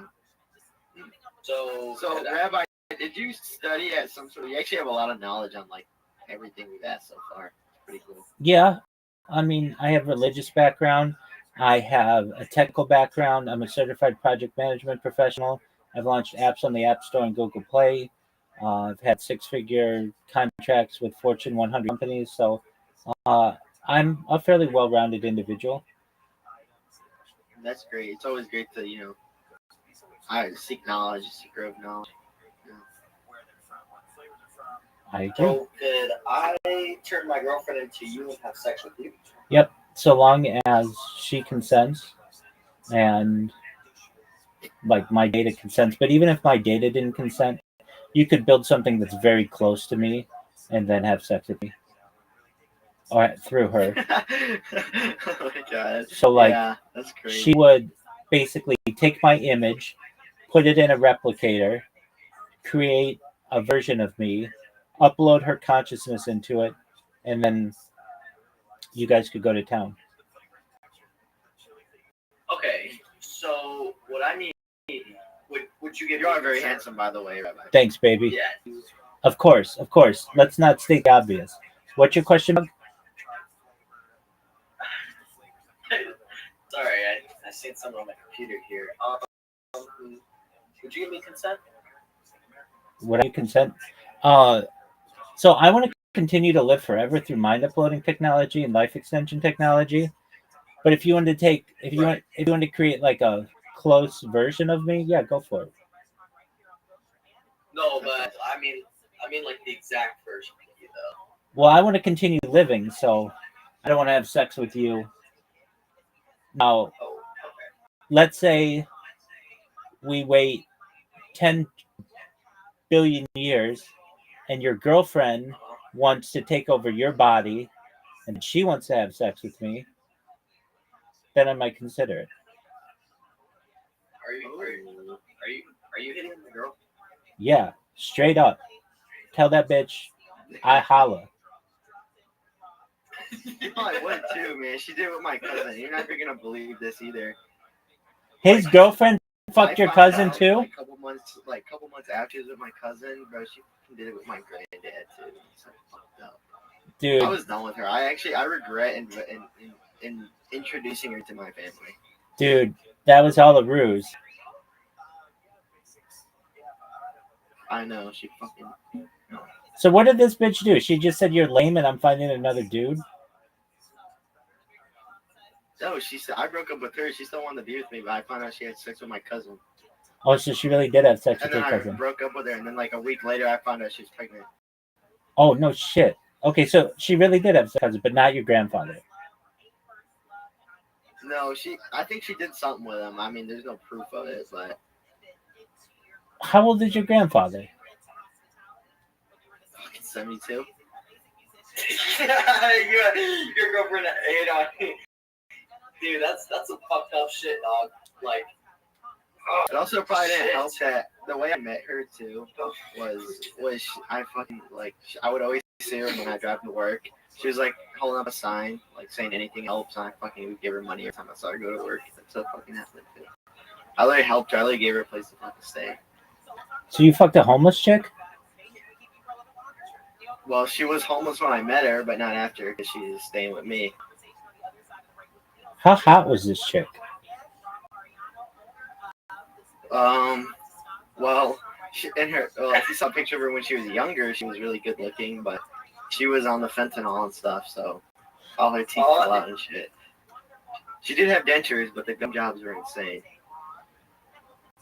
All right, I don't know what to believe anymore with your love life. What did you say, Rabbi? You cut it out, sir. I don't know what to believe anymore with your love life. Yeah, it's fucked. It is. so I'm a professional photographer. Do you mean photographer? Because I don't know what a photographer is. Yeah, I know. You should probably, if you're professional, you should probably know what your career is and how to pronounce it. No, I must have cut out then. No, you didn't cut out. I heard it, and so did my 20 other streams. You said photographer. Oh, I apologize. I must have. Where else do you stream at, Rabbi? I'm live on 20 different YouTubes. I'm live on Twitch. I'm live on Rumble. I'm live on YouNow. Yeah, I remember you said you're live on like everything. Word. Everything but Kick. What's going on, you professional photographer? Oh yeah, you got banned off of Kick, right? Word, dog, because I spam everybody. Yo, So we have a professional photographer. Go ahead. So I've been doing it here. I'm 22 right now. I've been doing it since I was around like 21-ish. That would. Right. Would you believe me if I said this was my girlfriend? Oh, sorry, you can't. Let me fix the lighting real quick. Bitch, that's a celebrity. Motherfucker, I took that picture myself. No, you didn't. Don't talk to her. Don't talk about her like that. All right? What do you mean her? Okay. Okay. Asshole. That looks like a phone background. No. Look, It's no, dude. Don't cut that shit out right now. Okay. At least my ex didn't have sex with my grandfather. Okay. Okay. Right. Okay. So I'm tired of that. That was rude. That was uncalled for. Okay. Okay, continue. So this is the girl that you said you might want to have sex with. Would you have sex with her? That bitch? She consented? And she was a chick? And she was down? Yeah, potentially. Is she biologically a female? I'm sorry. I wasn't lying. I wasn't lying. I just didn't say it. She is trans. Notice in my response. Notice in my response, I said, and if she's a chick. Right. So are transgender chicks not actually chicks? So transgender people or whatever they want to be.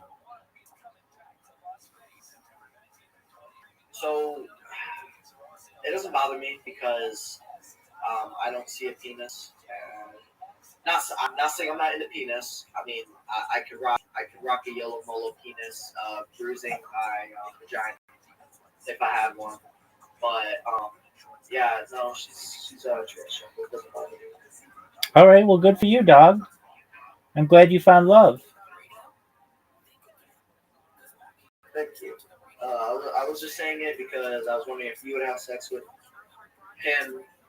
Like I said, if she is a chick and she was willing and she had consented, then potentially.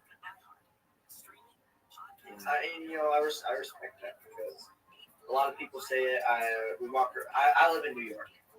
We walk around the big, The Big Apple, eh? There you go, Big Apple. We walk around there. We walk around the city sometimes. I walk with her.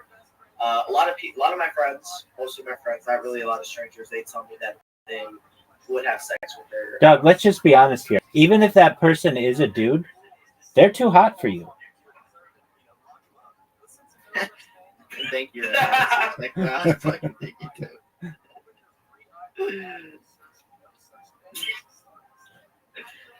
Was that? Can you speak Hebrew, Rabbi? Some biblical. Some. What about Yiddish? Some. Some. Yeah. I just know a few words. That's not very many at all, actually. There you go. How did you guys meet? No Puss and Yolo Molo? Was it on Craigslist? Was it on Tinder? How'd you guys hook up? I met my jerk mate. Okay, that makes sense. I mean, yes. It doesn't surprise me. It doesn't surprise me at all. So essentially, I used to be homo. Okay, I'll bring it out. Bill is a homo. Used to be. Listen, I'm dating a fucking. I'm bisexual. I'm a bisexual asshole. Okay, whatever makes you happy, gay. dog. Do whatever makes you happy. Any port in a storm. Right, I'm sorry. Right. Okay, so I used to be like fully gay, not bi, and I was on Grindr. We swiped, and then we did a session on Jerkmate for like a session or two. It was only like 2 or 3. It wasn't nothing too gay. We met on Grindr, and then we started meeting in real life. Turns out he had a girlfriend, and so I just, out of my right mind, thought it was disrespectful because I thought me and had something going on. So I went to, my girlfriend's name is Chloe. I went to Chloe, and that's basically, it all happened in like a span of like 6-7 years or so. But we're here now, so. So you guys were hooking up when you were 15 years old? Yes. I mean, I don't like talking about it. That's why I mean, you're a smart guy. You know what I mean? I feel like I can tell you. I mean, I can do simple math, and I can also figure out that transgender person is too hot for you.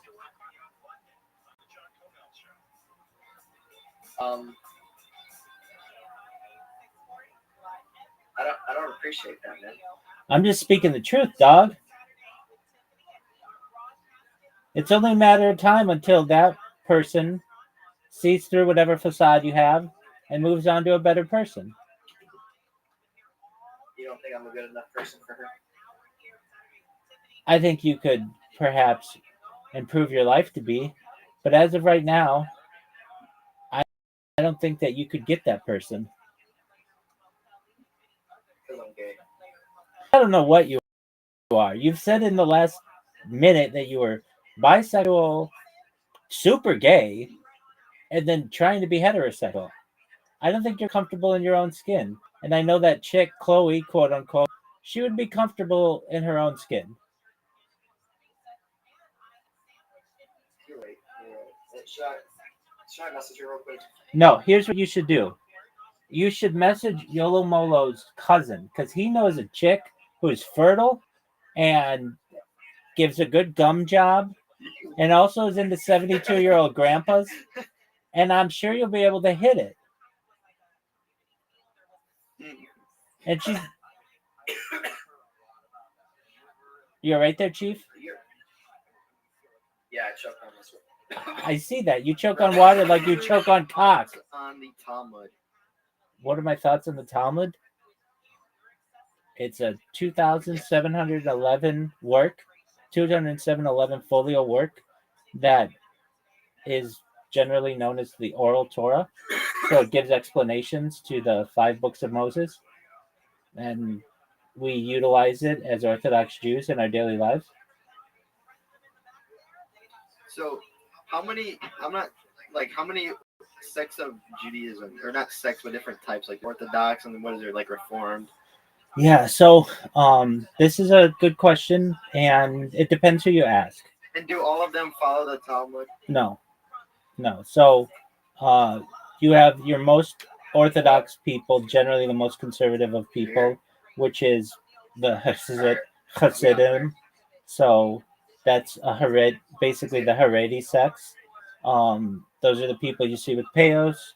Those are the people that you see with perhaps tzitzit, the little white ropes.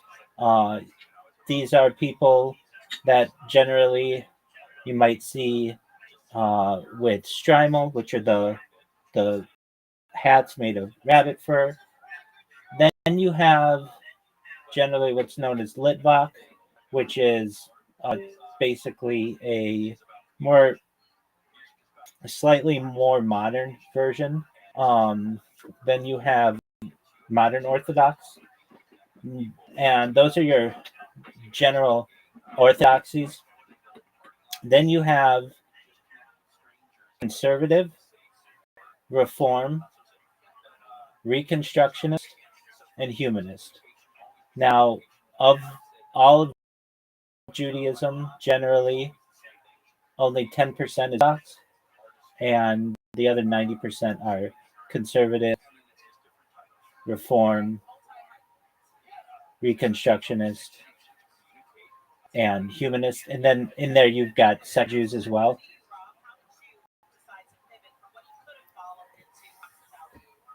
Those are the basic. We don't necessarily call them sects, but maybe denominations of Judaism. Yeah. That makes sense. Let me just say this, Yolomolo. You're the man for bringing in No Puss. Thank you so much. You did exactly what I wanted you to do. Spread the love. Oh, you're welcome. Thank you. I don't know if he's gonna be too weird or not. No, he's fine. I mean, you can tell I get people in here of all shapes and sizes. People who want to troll me, people who want to be serious. So I just roll with the punches and go with the flow. Oh, that's cool, man. Hell yeah. So do you stream yourself sleeping too? 1,000%.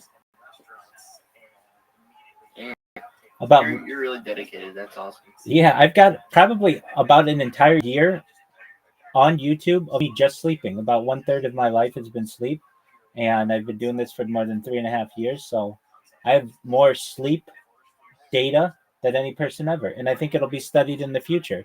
People will want to know my toss and turn habits. People want to know my snoring habits. People will want to know my breathing habits, my circadian rhythms. People will want to know my dream habits when I'm in REM sleep. All of the things that we basically study when people do a sleep study, you'll be able to study in the future what I do with my life. Yeah, that's cool. Yeah, that's like, yeah. Wow. Is there like a compilation of you sleeping online?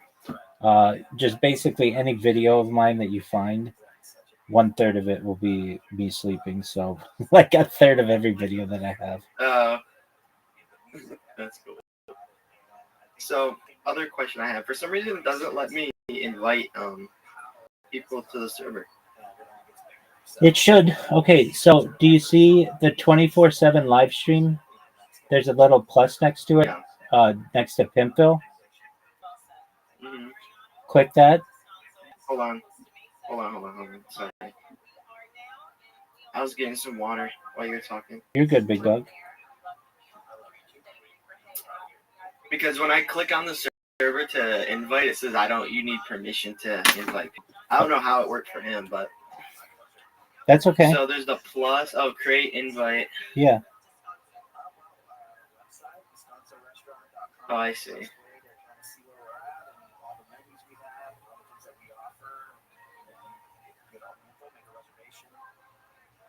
Because I tried inviting my other friend, but it said it was invalid. I don't know. But hold on, I'm gonna hop out of here for a minute. I'll join back up in a little bit. Okay, Rabbi? You do whatever you need to do, my friend. All right, Rabbi. Thank you so much for talking with me. I'm gonna see if I can get the invite to work. I'm gonna join and see if they are able to get it. But Excellent. all right, thank you, Rabbi. Peace, buddy.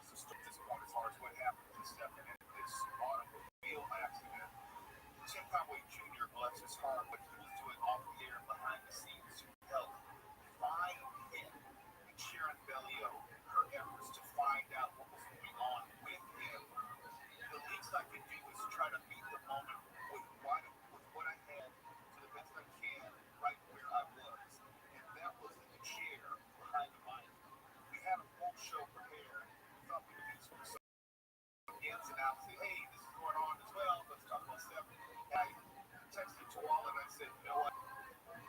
We're throwing out the show. This is more important than that. And there are others that I live by. I said, we have these platforms. We have these means of communication. We don't use it to uplift each other. You know, what's the damn point? I knew I had at least 100,000 people listening at that point.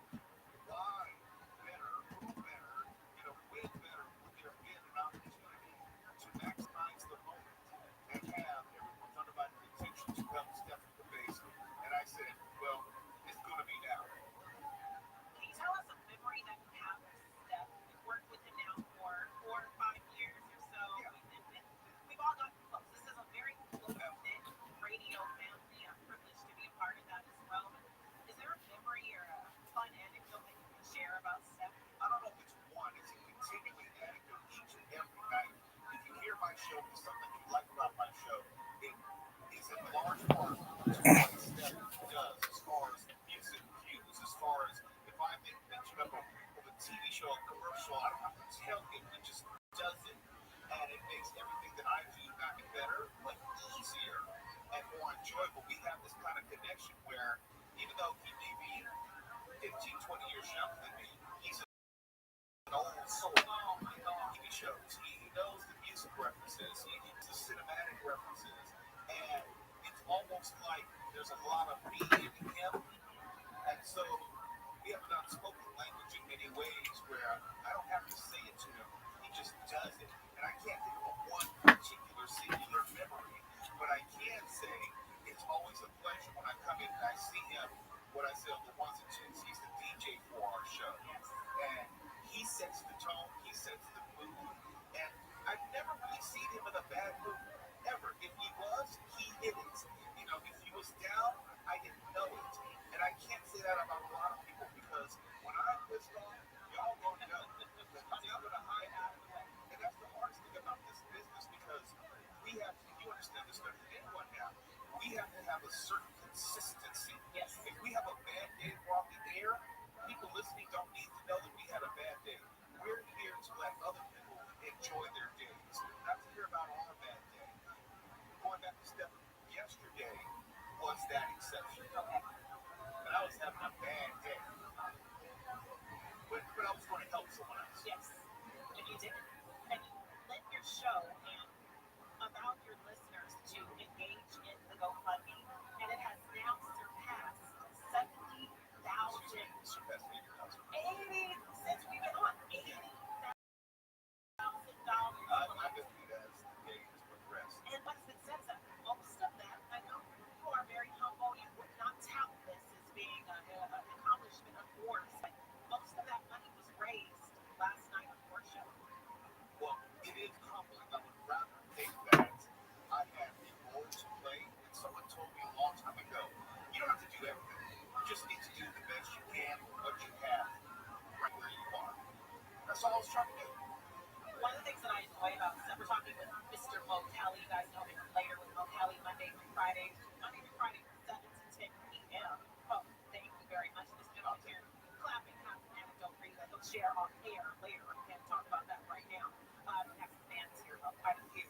But one of the things that I really enjoy about Steph is how engaged he is in your YouTube broadcast. You have a new format on your show. It's been about 6 months now, 8 months or so. April.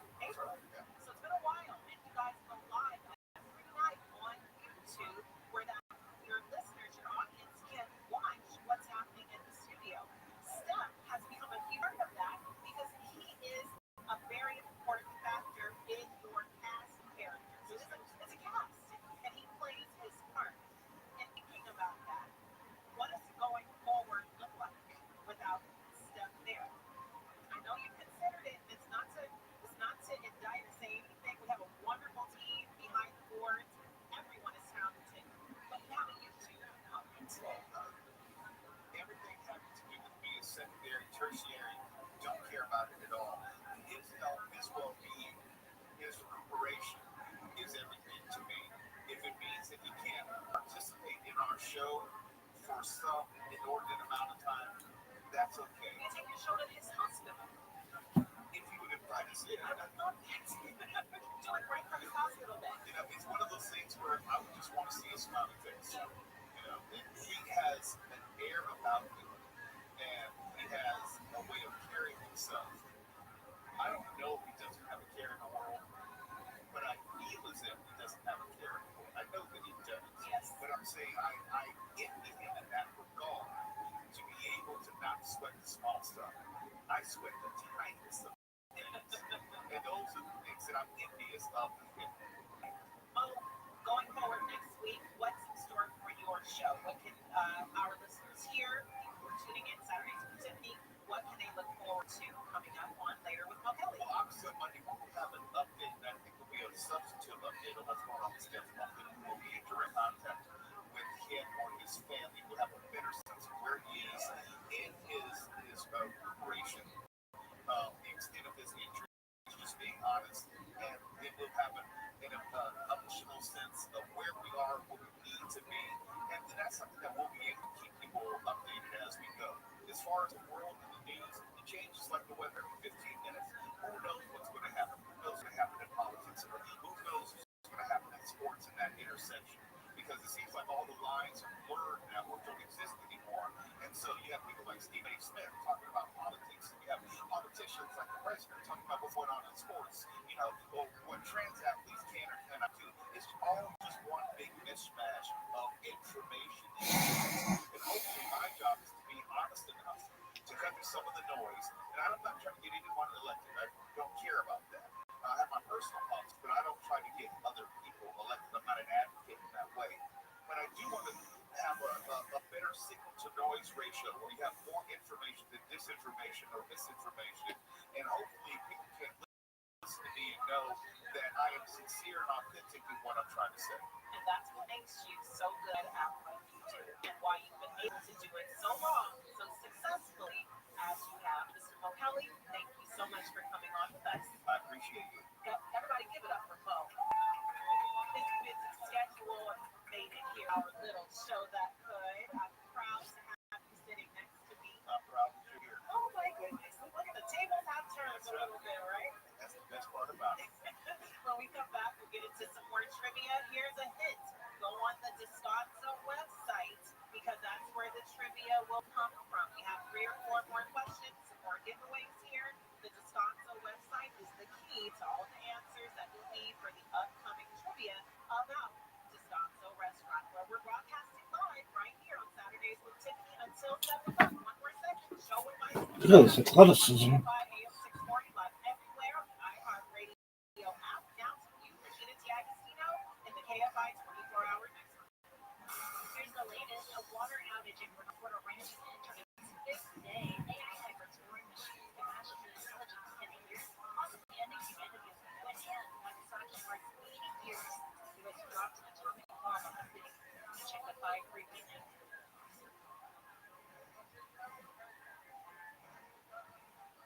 For fix and app for playlists. Even the app for scrolling endlessly at 2 a.m. The only one app puts the live radio dial in your pocket. The free iHeartRadio app.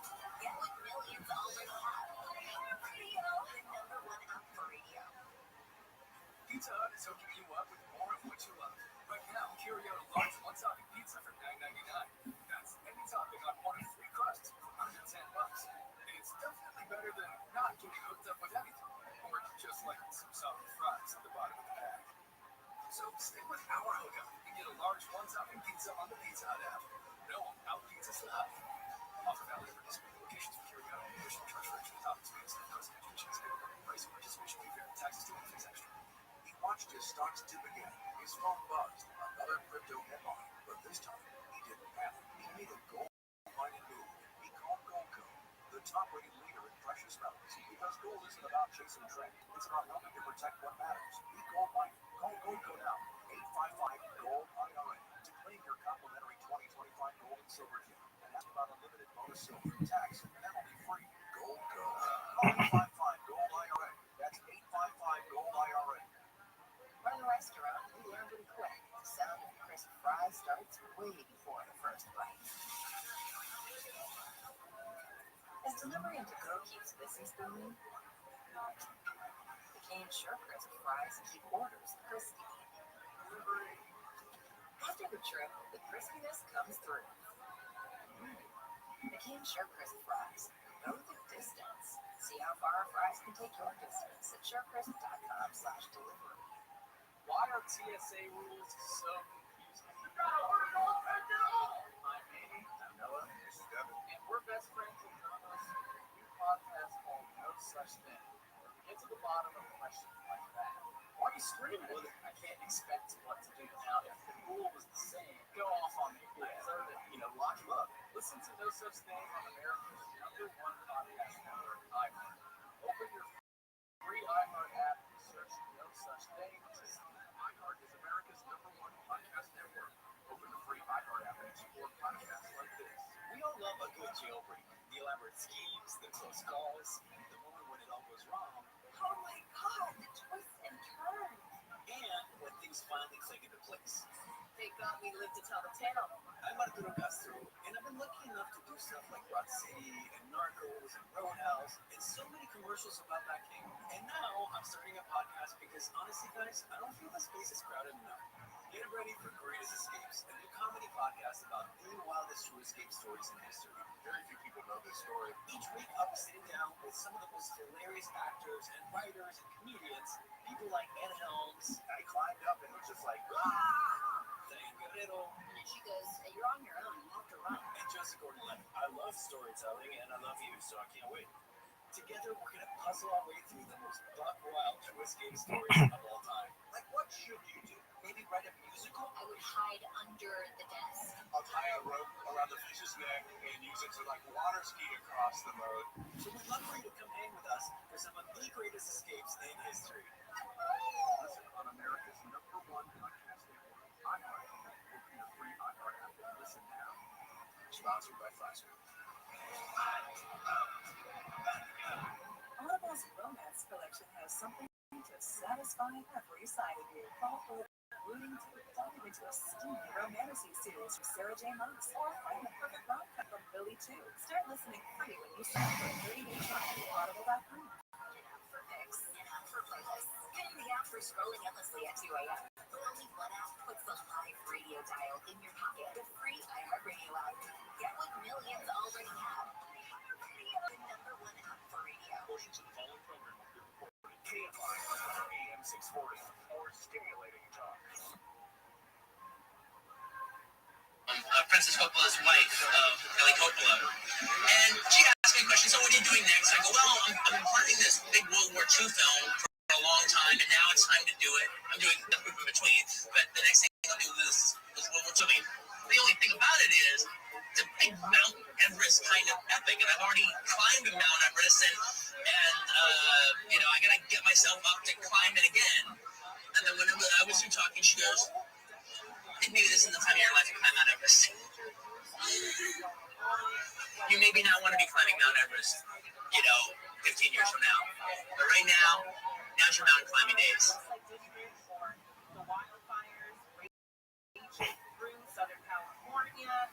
Netanyahu is planning to occupy Gaza City. That is a huge, huge story. And I'm sure Michael will tell us updates about the totals for Stefan, for Fushi, our Fushi there, as his GoFundMe now soars past the $80,000 mark. Just heard from Mr. Mogali, who sat in with us and gave us a wonderful update about those totals. North of $80,000 collected for Steph as he recuperates from that horrific tragedy that he experienced on Thursday that sent our station and our listeners into a tailspin. But Fushi is going to be okay. It's going to be a long road, but he will be okay. And like I said, we are broadcasting live. We've been here all day, starting with the Fort Report, Neil Sedatra from 2 to 5, and then now us from 5 to 7. It's coming to close as we finish here at Descanso Restaurant. I'll give you the address because this is a place you need to visit. Is the food good? Everybody out there enjoying it? They're enjoying food. There's lots of options. There's finger food. There's the there's seafood. There's the plancha experience.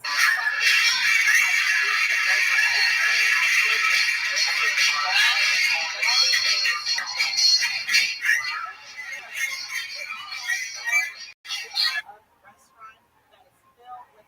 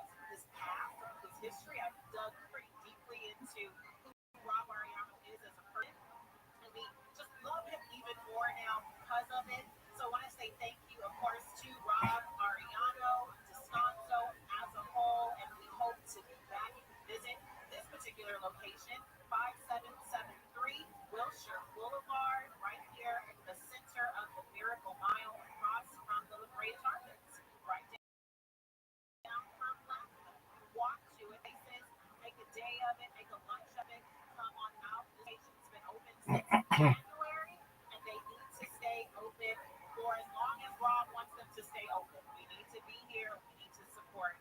And if you cannot make it to LA, certainly visit the location in Costa Mesa. There is a Descanso restaurant in Costa Mesa. That's the first restaurant that opened. It did so well that Rob opened the second one right here in the Miracle Mile. I want to say thank you to everyone here who has attended. Give yourselves a round of applause. You've been amazing. You've come up here, you snatched our giveaways. Our giveaways were overflowing, and now there's just a few things left. Water bottles filled with chocolate candles, we're holding these things up. So it seems like there's time for some trivia. Let's give away the rest of these giveaways. What you want to do is you want to go on descansorestaurant.com. That's where your answers will come from to the following questions. I'll give you a moment. Go on descansorestaurant.com because the questions are going to be derived from a lot of them literally questions. It might be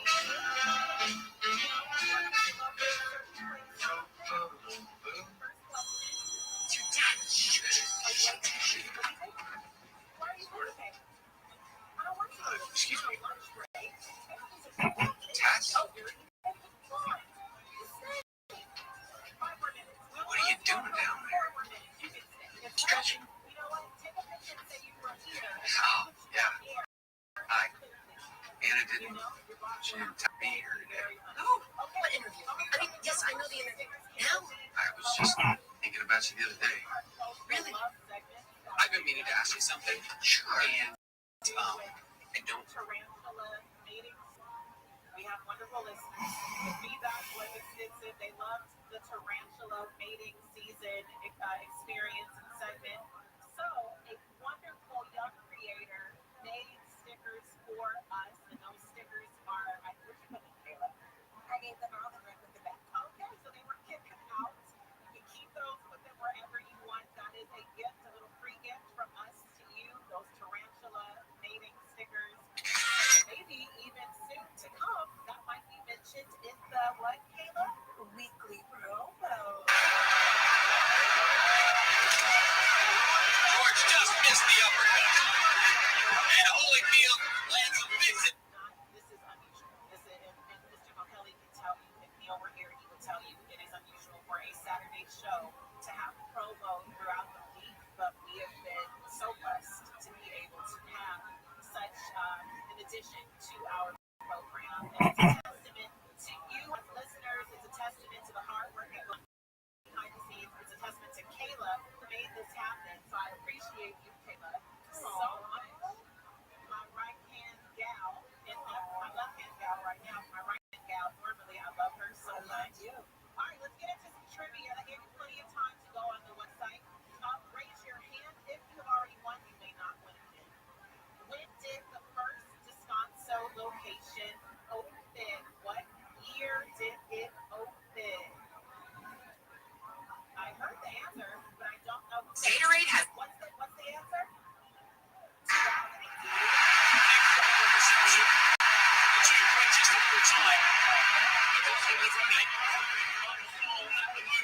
Running on the outside from Jasmine Jones. McLaughlin has the edge. More takes to come in the second half of the race. Neither of them remember what it's like to lose. Only one of them can conquer. Watch the clock as well. There could be a world record on the cards here. McLaughlin running with the edge. She's got some luck to do here. She looks under pressure for the first time in 2 years. McLaughlin running. Barrier away from history. It's getting tight. Brilliant run. Clock second. What's the clock? There she goes. It's fantastic. 50.37. It's another gold. And it's another world record for Sydney McLaughlin. School. Cal State General Island. Cal State Long Beach. Who said that? Both of you can come up and get a prize. Cal State Long Beach is the answer. Cal State Long Beach graduated in 2001. Talking about disasters. Rob seems to be a harbinger of disasters, sadly. His years, the way they align, are just interesting.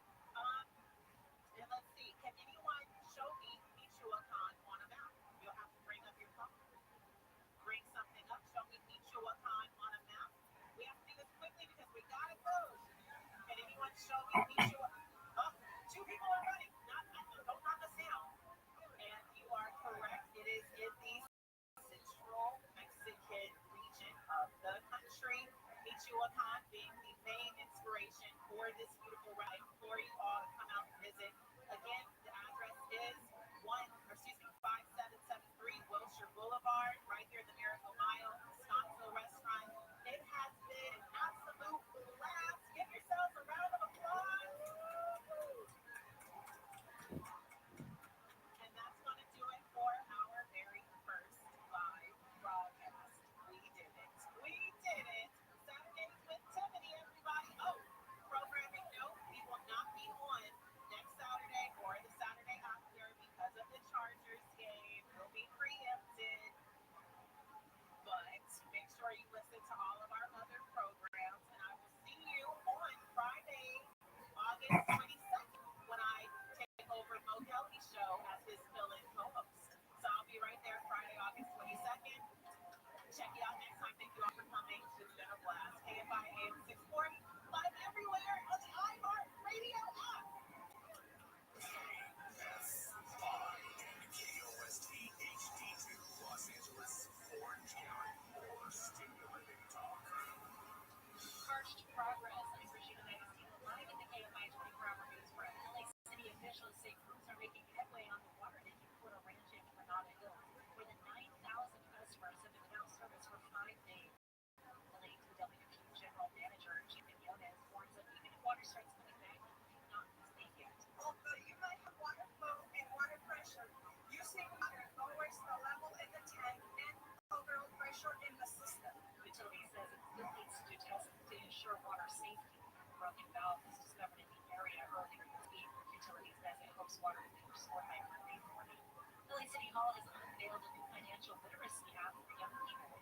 Councilwoman Monica Rodriguez says it's important for high school and college students to learn how to manage a household. We want to prepare them with the tools of knowing how to help sustain their family in the absence of their parent or head of household that could be taken as a result of an immigration issue. Rodriguez's office partnered with the existing Sumo Loan app to launch the free LA Financial Literacy Hub. California is ending its carpool lane discount program for electric vehicle owners. Bill Niagara with the Coalition for Clean Air EV drivers will no longer benefit. It was authorized by Congress through federal law, and that law expired September 30th. He says the program was meant to boost EV sales, but now single-passenger EVs are clogging carpool lanes. Experts say AI could match human intelligence within a year, leading to the end of mankind. Jeffrey Hinton won the Nobel Prize last year for his work on AI. He and others, including the chief executives of OpenAI, Anthropic, and DeepMind, say AI could reach artificial general intelligence within a year, soon after reach artificial superintelligence, or ASI, at which point we would regard humanity as a competitor. Experts, including Elon Musk, say there's a 20% chance of extinction from AI, while others put it at 95%. Many are pushing for a pause on AI, but politicians are going the other direction, with the Trump administration announcing a plan last month to deregulate AI research.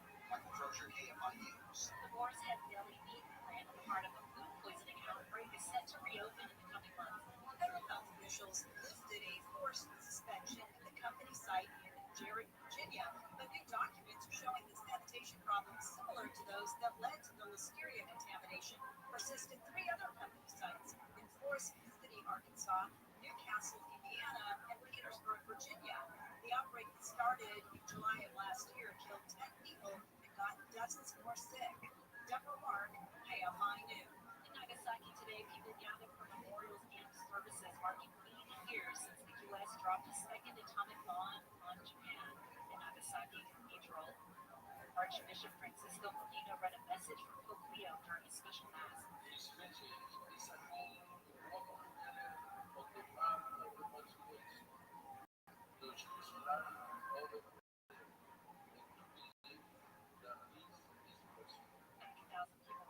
instantly or from radiation exposure when the bomb was dropped. Right now we're going to a car fire on the 210 in Claremont. It's going to be on eastbound side of the 210 just before town. This vehicle fire is blocking the left. Just low from Fruit Street. We have 605 southbound between Whittier Boulevard and Washington Boulevard.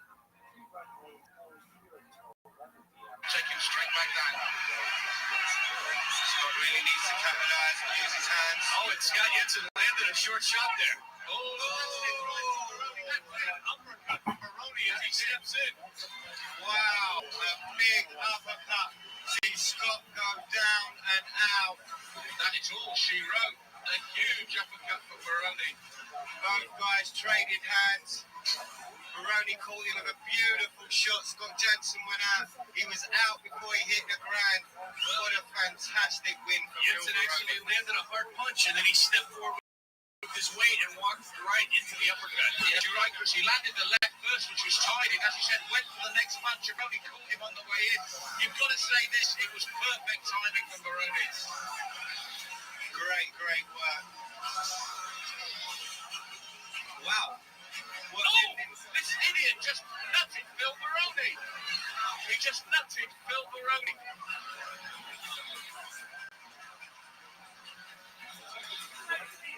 What a disgrace. We're going to take a look at just what happened here. The absolute idiot. Disgraceful there. Disgraceful. So stick with Power Hookup and get a large one-topping pizza on the Pizza Hut app. No, our pizza's left. Offer valid at participating locations for carryout. Additional charge for extra toppings, pants, and frozen chips. Price and participation may vary. Taxes to exemption. Different KFI tonight, mostly clear with possible fog overnight and lows in the 50s to 70s on Sunday at the beaches. Sunny with highs in the 70s in Metro LA, Valley, IE, and AV. Hot with temps soaring from 80 to 107. Right now it's 72 degrees in San Juan Capistrano, 76 in Laguna, 91 in Encino, 83 in Altadena. Live from the KFI 24-hour newsroom, I'm Rashida D'Agostino.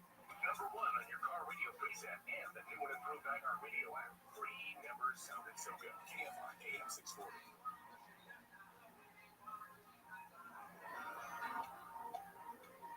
KFI AM 640 live everywhere on the iHeart Radio app. This is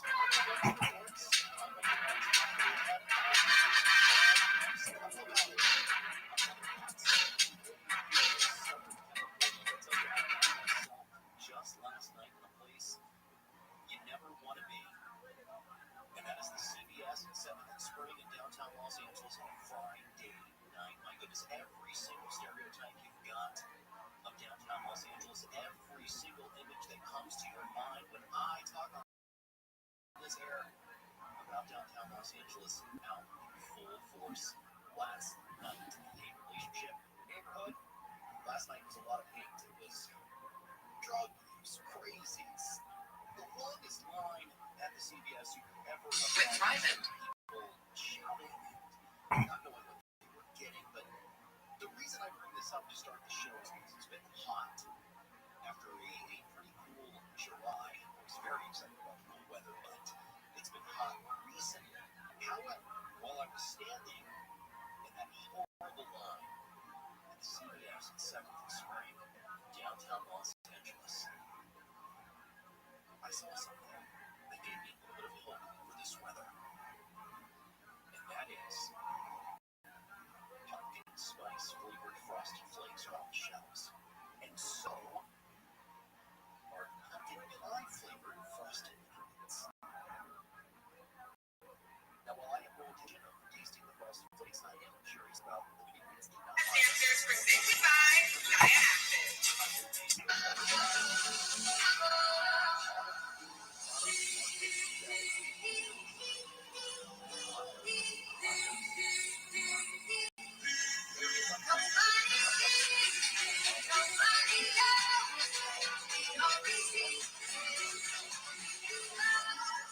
It's happening.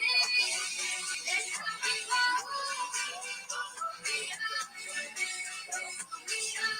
Their infrastructure, this municipal utility, they're doing some work in that area, deep in the ground, where they found a broken valve.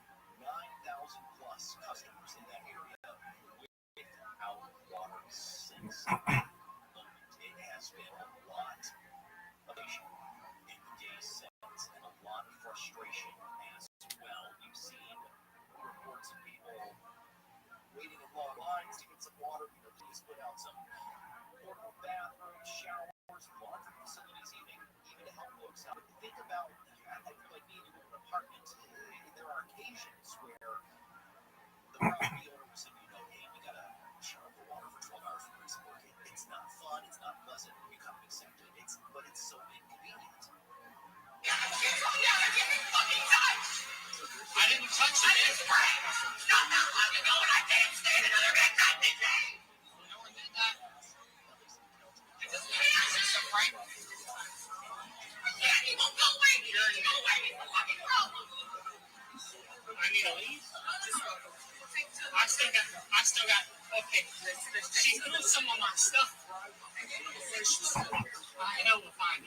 so sorry. She wasn't sorry when she cut in line. Yeah, I didn't see you. So naked. So I just asked her if she saw anyone in line. That's an adult. You're backing up.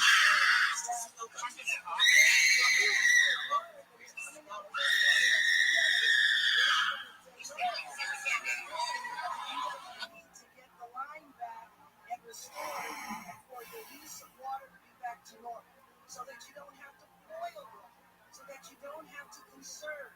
If you could conserve as much as possible over the next 48 hours, we hope to have the system back and restored within the next couple of days. So they're starting to get some water flow. People who live in that area may even see some water coming to their pipes, meaning if they were to flip on the sink or try to flush the toilet, they might see what looks to be normal use. But the utility says we're not there yet. So if you are a house that is getting some water activity, please don't turn it on because you are hurting the effort to restore the water system. Why in Granada Hills and Port Ranch, Councilman Lee, who lives in Port Ranch, says he's been impacted by this, reiterated that point. I'm asking every Port Ranch and Granada Hills in the affected areas to please just don't use water as much as possible. We have sites where you can pick up water. I know that this has been tough for us, and I know after 2 days of not having water, when we see that water sort of start trickling in to our faucets, that we think it all is okay. But in fact, we need to build up that pressure. I am here at Spices Cloverly Estate in Montville, Sunshine Coast, and I am going to film a wedding on Super 8 film. The thing with Super 8 is you have to pick your battles, obviously, because you've only got a certain amount of film stock, and the final film's only going to be very short. So I really have to just think about telling the story in how I shoot. In every shot I take needs to have a purpose. So I've got 2 establishing shots. I'm going to just leave it there. I'm going to put the camera down, and I'm just going to wait for the opportune moment to start filming again. Do that again for me, Mira. I'm gonna like pan from your dress up to you. Just laugh a lot, okay? Here we go. 3, 2, 1. Yay! Perfect. Just see here. I've got this. Zing. 1, 2, right there. All right, boys, get around and give me a cuddle.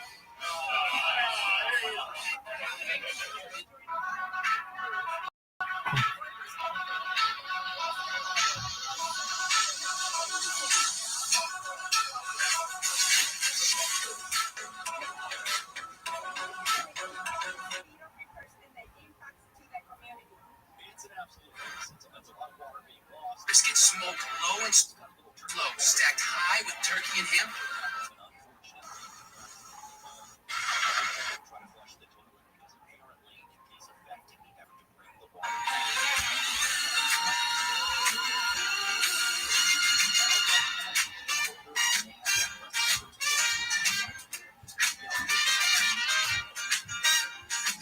This will be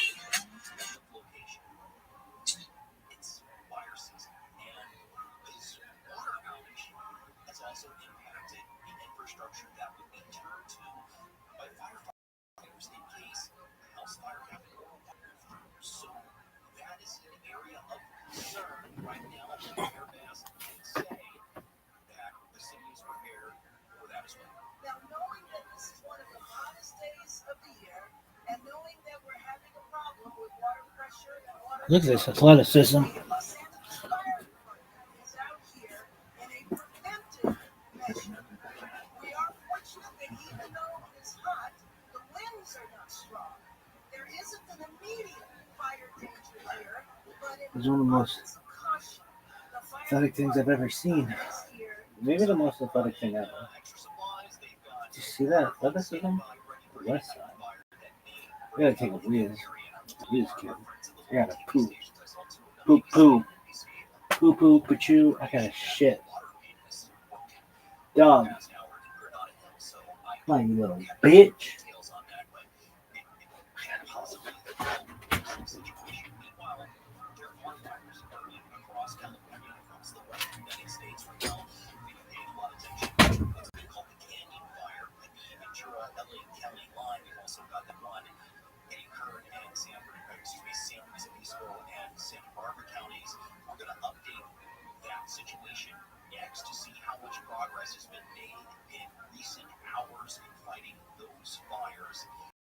also going to have updates on our good friend Stefan Cabezas, better known as Stefoosh or The Foosh. He was our board operator here just a couple of weeks ago. That we go every weekday, Monday through Friday, as the technical director for the Conway Junior Show, and Will Kelly, a air horrifying crash again this week. We are lucky to still have this earth with us, but my goodness, we put out a call for help to you, the loyal KFI listeners, and you have turned out in droves. We talk about how much money has been raised to help him in his long road to recovery ahead. That's all up next on Michael Monk's Reports. But first, let's get the latest from Virginia Beach. Look at this athleticism. Look at this athleticism, folks. Folks. This is really unprecedented. It's unprecedented athleticism. Look at this move. Go.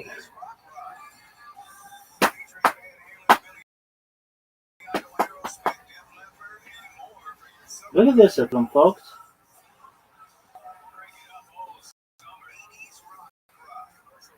Dog. Gotta take a poo. I gotta take a poo. I gotta take a poo. This clean. Look at this move.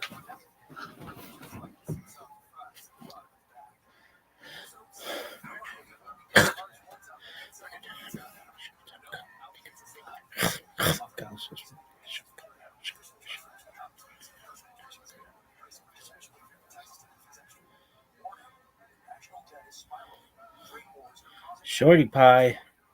This bitch can get it. This is my thing.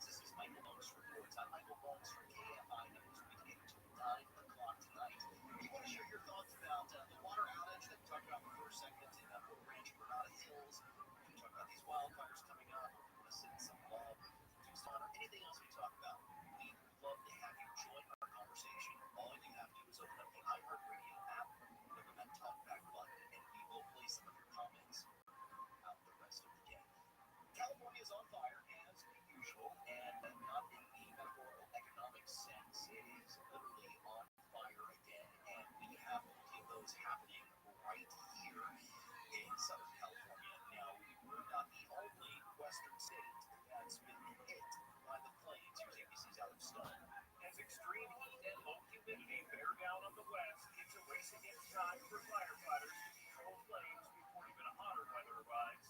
At the Canyon Fire in Passaic in northern Los Angeles County, firefighters battled intense flames to save homes. In San Luis Obispo and Santa Barbara counties, the massive Gifford Fire has scorched over 100,000 acres of mostly remote land. Over 3,600 personnel are battling the fire. In San Diego, progress is being made on the Roadrunner Fire. Containment numbers are rising. And in Beaker, Colorado, the Elkin Lee Fire is closing in on the town of just 2,300 residents. Poor Beaker, everybody's freaking out, and it's very scary for everyone.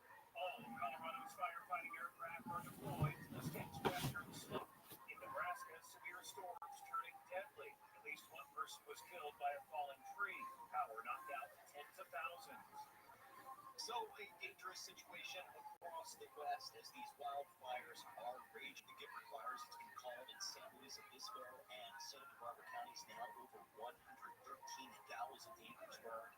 They've got that at 21% containment. Good news, though, on that Canyon fire, and that good news has been pouring in, I guess, for the past 24 hours or so. It looks like conditions have been favorable that way. Let's hear more from ABC's Alex Stone, who visited the scene. It's about 5,300 acres. No homes that we know of yet, although that could change. That burned in this fire as we're going around and trying to do assessments of the area. And all evacuation orders have already been lifted this afternoon on this wildfire. So this is very different. But when the flames were raging and moving into the community here, there's definitely those flashbacks to what went on in January, and that causes people to get out and be very concerned about fire. They're actually making quite a bit of progress today. I just talked to a firefighter where he said he believes that containment numbers are probably going to go way up when we get them later on tonight.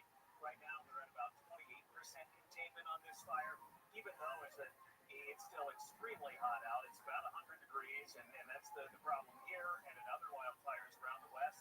They say that this was a success story, that they were able to protect so many homes in these canyons and that they did not burn.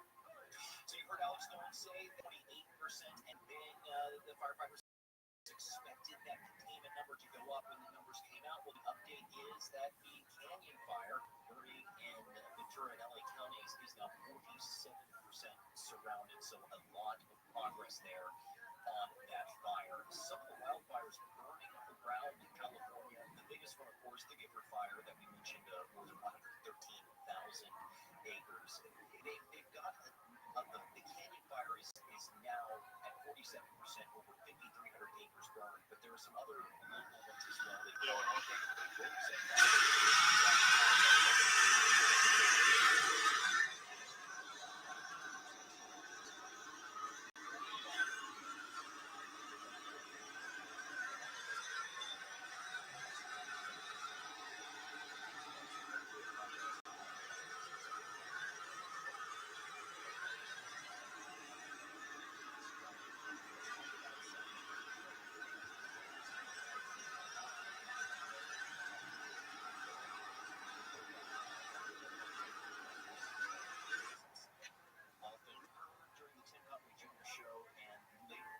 Show, because he's the technical director of both of those programs.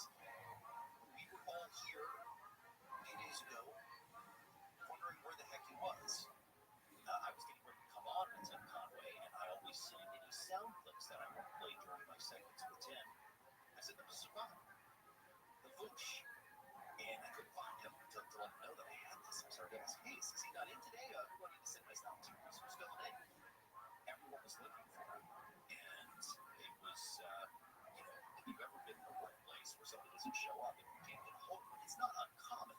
Things happen, but your mind does trip to terrible things, and in this case, that terrible thing was exactly the thing that happened. Stephon Faces was in a very serious car crash. Yo, what up? How you living, Xanax?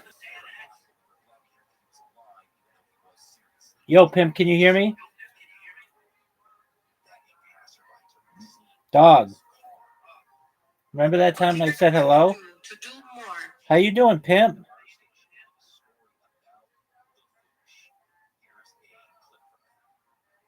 Dog. Can you hear me? Xanax.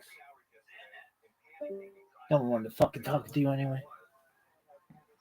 A stranger in a strange land, did not know where I was going to sleep that night. Nothing compared to the actual suffering of the current Ukrainian refugees, but nevertheless, I had a little taste of it, and thank God, by dint of the kindness of strangers and the grace of God, I was able to find a very safe place to live. So, by the way, my research resulted, this is a book that I wrote about that, the topic that I was studying, which was the revolutionary period. It's no longer available in print, but a Ukrainian translation is now available, and there's a second edition out too. That will go into some of the things that I'm going to talk about a little more detail. So what I'd like to do now is I've given you some kind of personal background, personal introduction to this story. Let me talk to you a little bit about Jews and Ukrainians specifically and how that relates to the refugee crisis. So we should certainly bear in mind that Jewish history goes back a very long way in Ukraine. It goes back at least a millennium of recorded history, and there's even further back evidence of Jewish settlement at the fringes of Ukrainian ethno-linguistic territory. If you have a look at this map, which is part of an atlas written by my teacher, Rabbi Rothschild, you see the blue line outlines contemporary boundaries of Ukraine. Obviously, not referring to contested areas of Crimea being annexed by Russia in the 21st century. And you can see the extent of the Jewish population by the heavy green shading, in which Jews were more than 15% of the region to the west. That is the right bank of the Dnieper River, or the Dnipro River.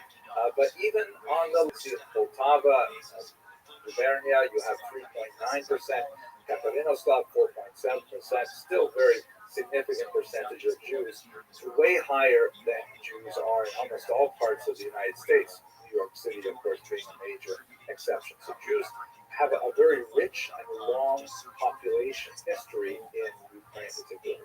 If you have a look at this map, you'll see the origins of Ukraine in a kind of medieval state called Cave in the Rus, which existed from about the 10th century to about the 13th century. This sort of group of principalities, which were headed up from the city of Kiev, formed the kind of Ur culture, the original political, social, and religious culture of three contemporary countries, Ukraine, Belarus, and Russia in particular. Now it happens that the center of this was in Kiev, and so Ukrainians claim that essentially they are the geographic inheritors of Kiev and Rus, as well as political, religious, and cultural inheritors. Belarus and Russia also have their roots in this region. Now Jews lived in this region easily from the 10th century on. There are plenty of references to Jews in the several historical chronicles that we have of the era, including the Povest Veremenia Gleb, which is one of the most important documents that describe this early period, the so-called Chronicle of Bygone Years. But we also have some archaeological evidence that suggests that they even lived on the Black Sea coast as far back as antiquity, that Jews were involved in a lot of trade in the region, and so you'll have Jewish ports in Crimea, for example, at this time. We have in the 13th century, and a little bit earlier, even members of the Balei Tosfos, that is the important commentators on the Talmud. There's one Moses of Kiev and Isaac of Chernihiv that show up in various of the time. So Jews are there right at the very beginning of Ukrainian self-determined statehood in one form or another. They begin, however, to emerge in much larger numbers in the late 11th century and onward. That's the era when the Crusades begin. As you can see from this map, which outlines the various routes of several Crusades moving from Western Europe into the land of Israel. And the predominant number of the Stars of David, which represents Jewish communities in the 12th century and onward, they're much more to the west. The central heartland of what would be called Ashkenazi Jewry is located primarily in the Rhineland, which would be in northern Germany, parts of France.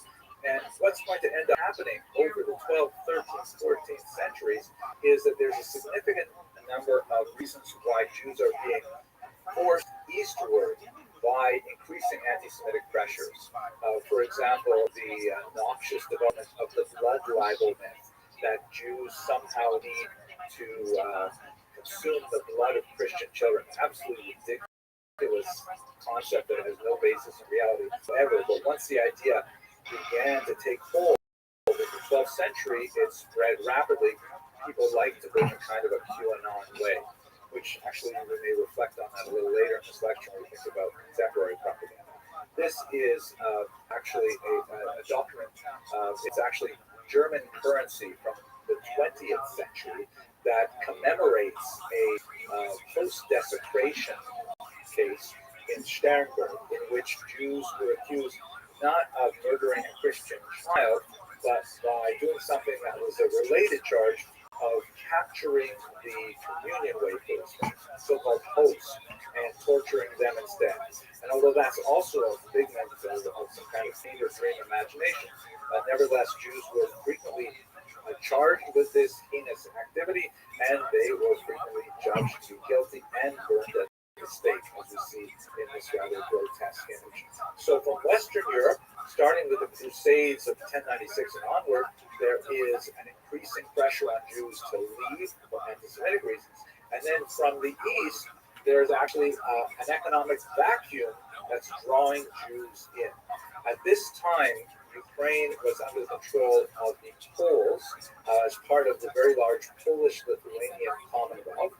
And there was a tremendous need for people to act as middlemen, as leaseholders, to help manage these large landed estates, in which there tended to be an ethnic division between the landlords, who are Polish Catholics for the most part, and the farmers, the peasants, who were Ukrainian Orthodox. Orthodox, of course, not in the Jewish use of that term, but in terms of the Christian denomination, as opposed to Catholic. And the Jews were an excellent choice to bring in to manage these estates, both because of their developed skills in literacy and in numeracy, but also because they especially they didn't show allegiances to the local population. They could be depended on to be loyal to their employers because they were a distinct entity. There were a whole bunch of activities that were associated with Jews at this point because the nobility could literally give them monopolies in things like the production of alcohol, something called kombinatia. And so that's why so many Jews were active in, for example, maintaining inns and the distillation and distribution of alcohol. This was, however, a rather exploitative economic system, as I've discussed in other videos, of course. If you're curious, you can have a look on my channel. You'll see some of them where I discuss in more detail, and would be the cause of some conflict.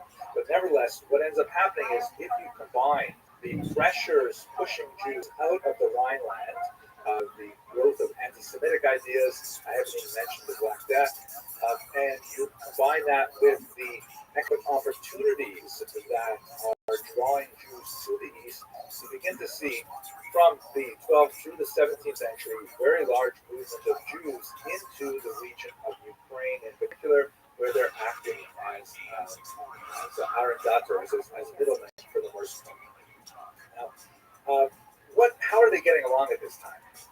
We should understand that, and I will talk about this in the next set of slides, there certainly were punctuations of great violence. There certainly were moments where Ukrainians in particular would attack Jewish communities. We'll talk about that momentarily. But the overwhelming experience of Jews in Ukraine was one of peace and prosperity. That Jews in Ukraine managed to find a way to eke out a living, to study, to develop some remarkable religious innovations like the Hasidic movement. And for the most part, for 1,000 years, Jews and Ukrainians lived together in peace. Does not mean that they joined together in everything, but there was a level of cross-cultural pollination, of cross-fertilization, where Ukrainian ways of looking at the world influence Jewish ways and vice versa. Just to give you a little introduction, jumping ahead to the 20th century, this image we're looking at right now is Ukrainian currency from the very brief-lived period of Ukrainian independence between the collapse of the Russian Empire in 1917 and the imposition of Soviet rule under the communists shortly thereafter. During that time, remarkably, Jews and Ukrainians strove to officially work together to create a new state. It ended in great failure for various reasons, including popular violence.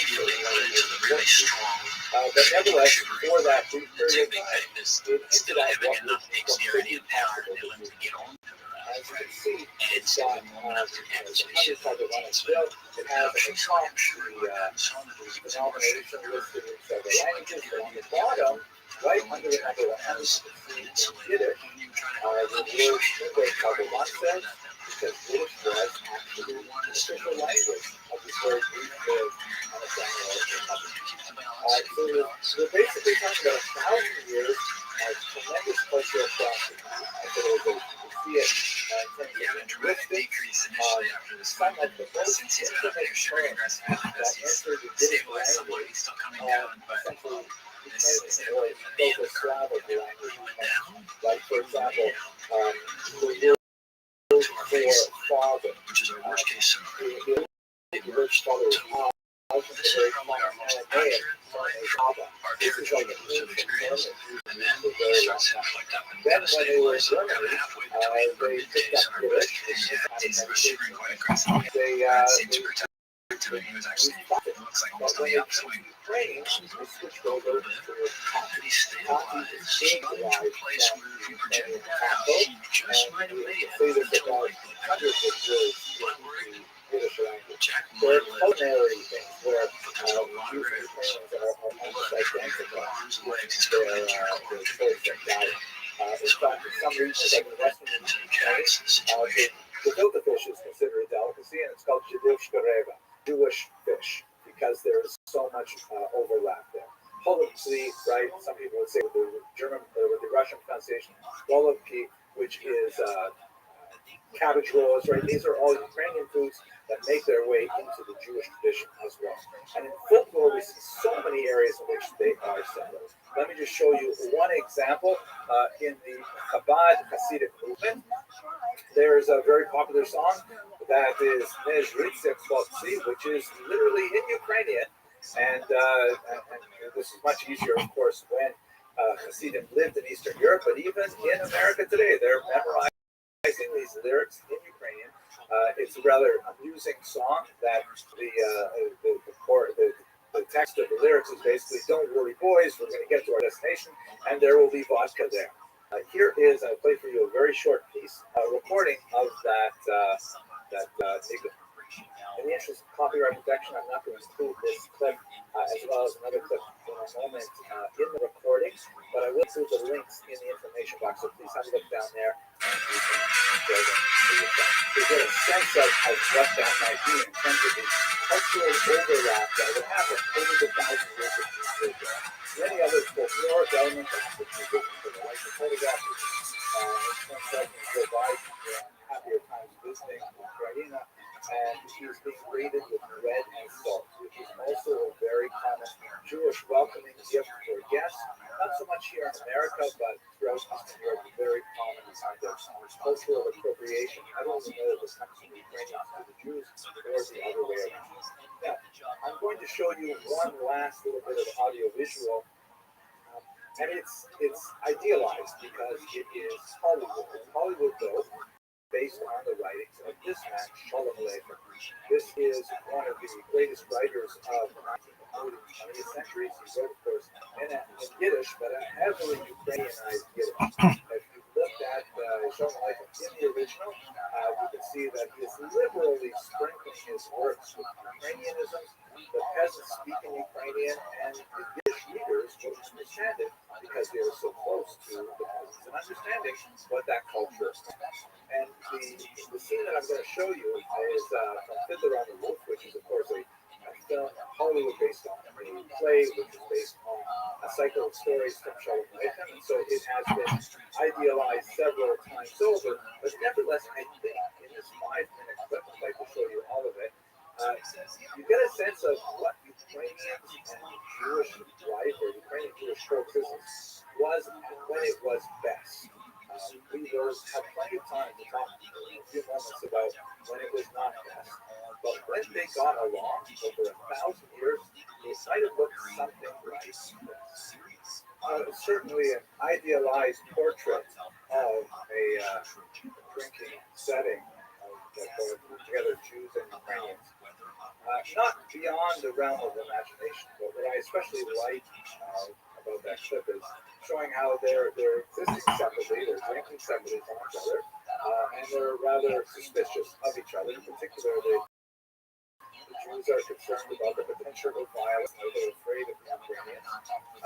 But they both share a moment where they recognize that the trajectories of their life parallel in many ways. That while the Jews are celebrating the engagement of Laser Wolf to Saito, of course that would not work out. Saito wanted to marry Sarah Kamzo. Nevertheless, at that moment, the Jews are saying Messiah, the Ukrainians saying Nazdarovia, which means like to your help, essentially kind of Messiah, and their lives are running on television. I think that's a fair way to understand the majority of the time that Jews lived in Ukraine got along with their neighbors. Not necessarily as exuberant as portrayed in that film, but nevertheless very similar. Now, we have to percent, of course, that there were some really awful, horrific moments of conflict. This image of an idealized Kazakh awesome. You can see in the background there is a Jew being tortured upside down.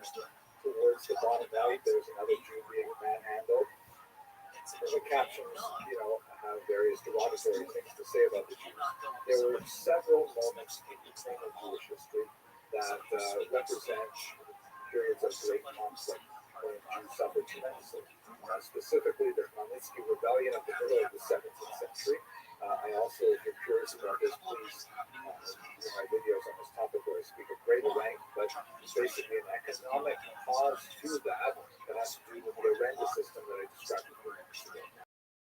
Similarly, the Haidamach movement of 1768 resulted in the massacre of the city of Liman, and that was why, by the way, Rabbi Nachman chose to be buried there, and so there are pilgrimages today, tens of thousands of Jews go to Liman, because Rabbi Nachman was buried there, but Rabbi Nachman chose to be buried there because he wanted to be near the victims of the Haidamach. In many ways, this institution called the pogrom, which is kind of like an uprising, a popular upswell of violence, begins to accelerate in the 20th century. We have some terrible pogroms that had a very strong impact on the Jewish community at the end of the 19th century, and some even more awful pogroms in the early 20th century. These are all dwarfed, however, by the so-called Holocaust, which refers to the Einsatzgruppen murders of 1941 onward. The Nazis, when they invaded Ukraine, double-crossing Stalin with their previously secret Molotov-Ribbentrop Pact, they sent 4 armored units behind the Wehrmacht, behind the regular army, to round up Jews, to bring them out to ravines and to shoot them dead.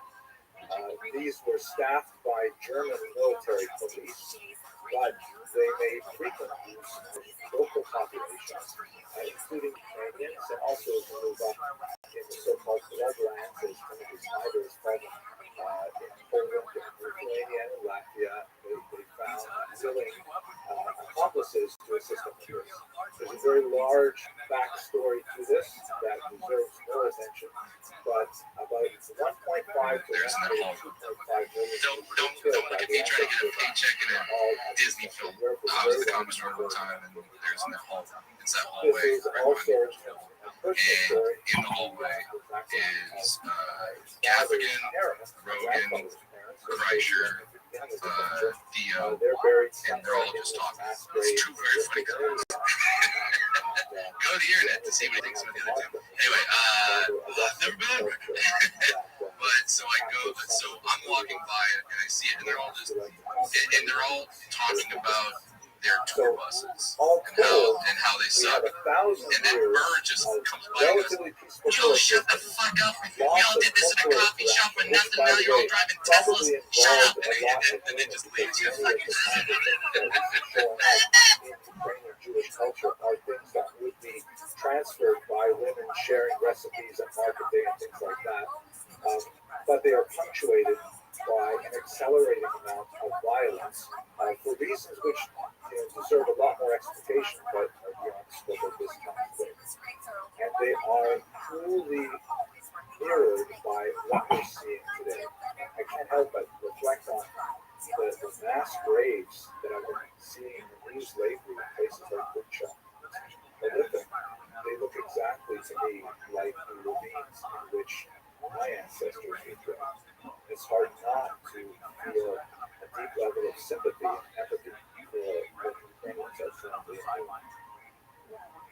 So let us move now to the third point of this lecture. I'd like to place this Ukrainian Jewish reality within the Russian Soviet reality, because for most of the period that we discussed today, Ukrainians were not in control of their own destiny.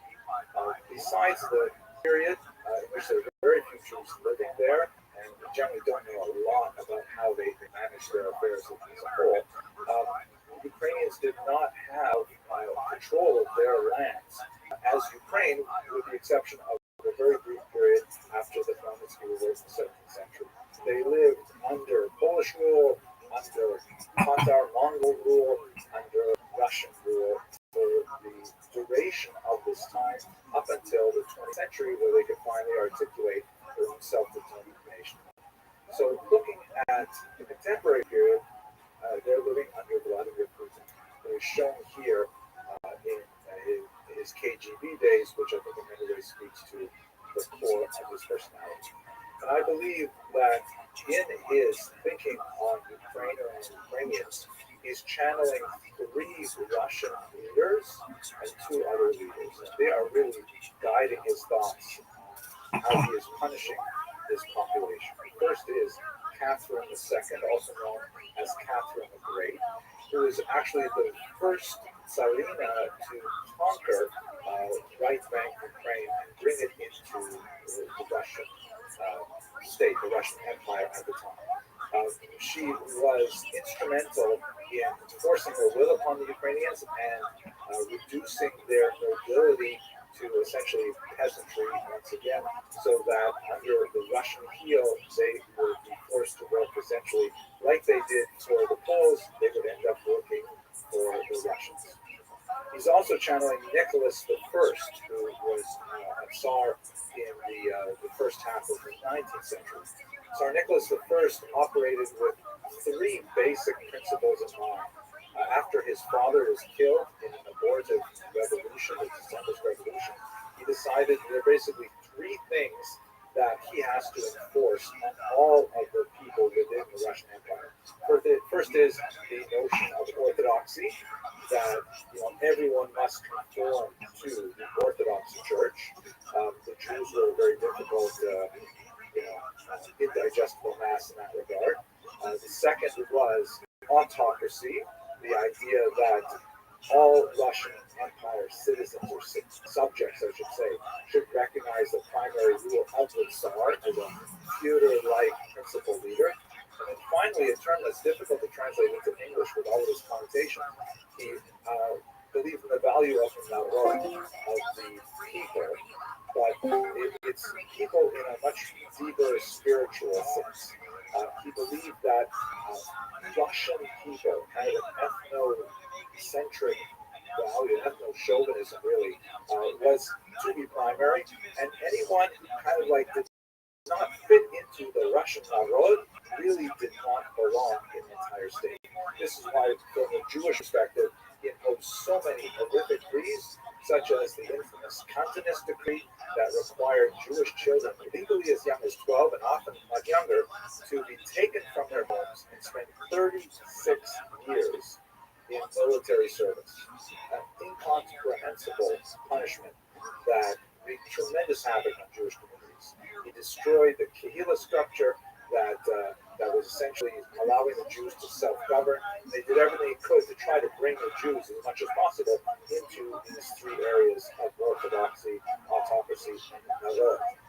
He wanted to assimilate them to Russianness as much as possible. For the Ukrainians, the orthodoxy part was basically taken care of. There were Ukrainian Catholics in the far west of the territory, but the vast majority of Ukrainians were Orthodox. In terms of autocracy, he had difficulty getting these Ukrainian peasants to submit to the Foreign Tsar in Moscow, but he had the most difficulty with the idea of the narod. And he eventually had to settle for the notion that the Ukrainians were kind of like sort of cousins to the Russians. There are many things to say for that, like, for example, the fact that they speak a Slavic language, which is related, distinct, different alphabet, different pronunciation, different vocabulary in a lot of places, but nevertheless a related language, sort of like, if you will, Spanish and French are both Romance languages, maybe a little closer than the two of those, but not that much.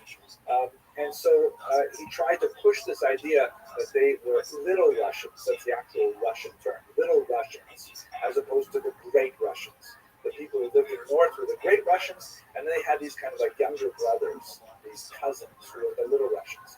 And they were somehow part of the overall family, even though they did not necessarily agree to be part of that family. Unfortunately, you see this even in propaganda today, where I was just watching today some of the news. They're interviewing average Russians on the street saying, "Oh, it's a made-up nation. It was just invented in 1918 when Lenin decided to give away a piece of territory." Well, that in itself is a ridiculous way of looking at history. But even if you want to say that they really are Russians, which I would agree to, you got 44 million people who say that they are Russian. And they can call themselves alligators if they want. So just so all this is abundantly clear, this police officer is upset with me because I opened the door and 90-degree heat to give a dog water. And of course, he's also channeling Joseph Stalin, the most notorious dictator of the Soviet Union. That's fine, you're being videoed as well. So what right do you think you have to open someone's mouth? I already told you, I don't think that I have it right, but all I said was that if there's a dog in a 90-degree day, locked in the car panting, I'm going to give it water. Okay, you've already told me that. I already said I don't have it right, but you just want to keep arguing with me about it. I completely understand, yeah.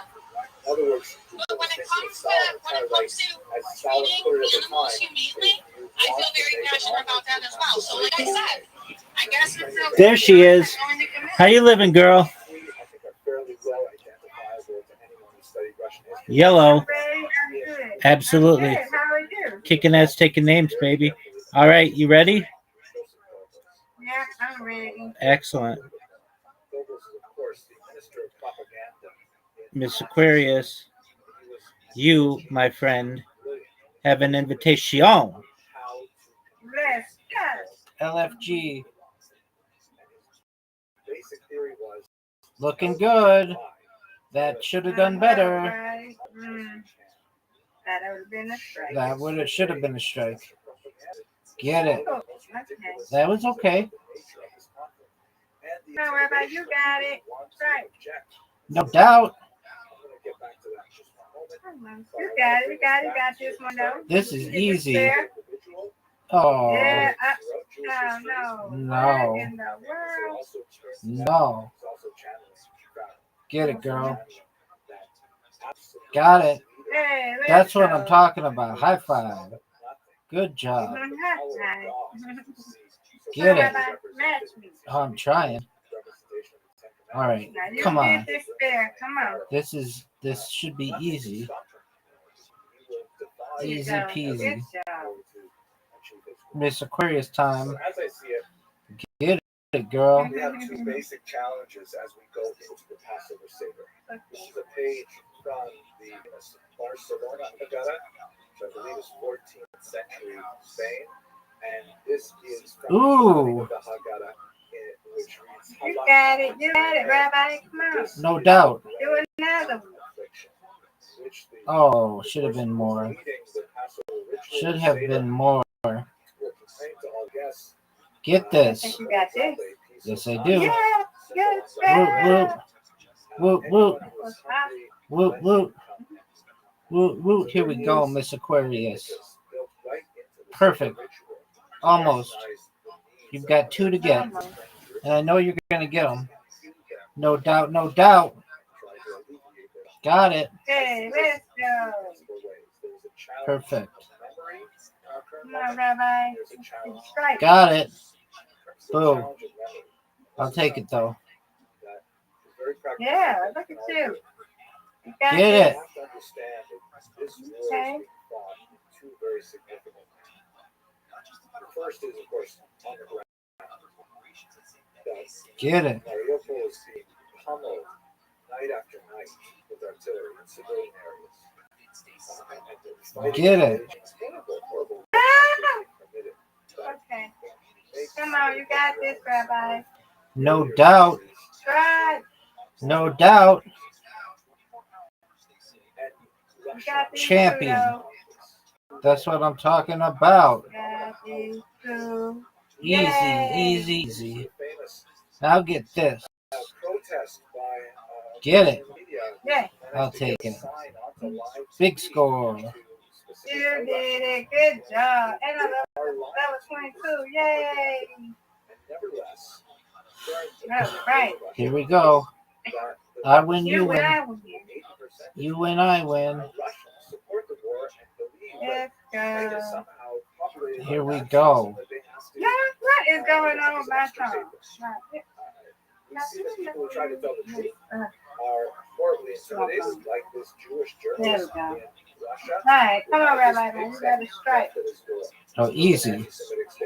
That's Easy. better than me now, because let me just let's go. Tries to, You got this one there. You got For this sure. one.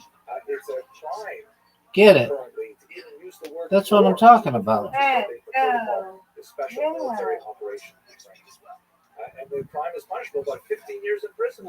Get it. So, besides the refugees that I've already mentioned, some of Hey. What a beautiful strike, Miss Aquarius. there's an High estimated five. quarter Thank million you. of so-called That's time. refugees of Get it. Russians who No. Come on. You got these two. For sure. Look at you. Come on. Get it. That's what I'm talking about. Good there. But I firmly believe that truth will out. And in fact, the Oh, That's two. nation Okay. battle for memory, how you remember this, is Okay, coming out in where- amazing ways. This is dated just yesterday. That satellite, Get it. one of the things that happened in Bucha, as I'm sure you're aware, is that when the Russians Come on, left Rabbi. the city, That's right. Not what I bodies wanted. scattered over the streets. not a good one. Iranian forces, when they entered the south of Kiev, they found these bodies. Get it. They protested war crimes for that. The Russian foreign minister announced that no, these are plants. He planted them there in order to make Russia look bad. Really? Such a bald-faced, incredible. Oh, what's going on? But satellite data surprisingly can come out and can actually prove that no, in fact, those bodies were You got it. people who were killed by the Russians. Come on, Rabbi. Before the Ukrainians. Bye. Big time. So truth will out. All right, I'm going to get these Our two. challenge of memory is Easy peasy lemon squeezy. Got them. Yay, good job. insist on what we are all about. That Get is this. the Get a strike. knowledge of That God. looks good. Ooh, high five.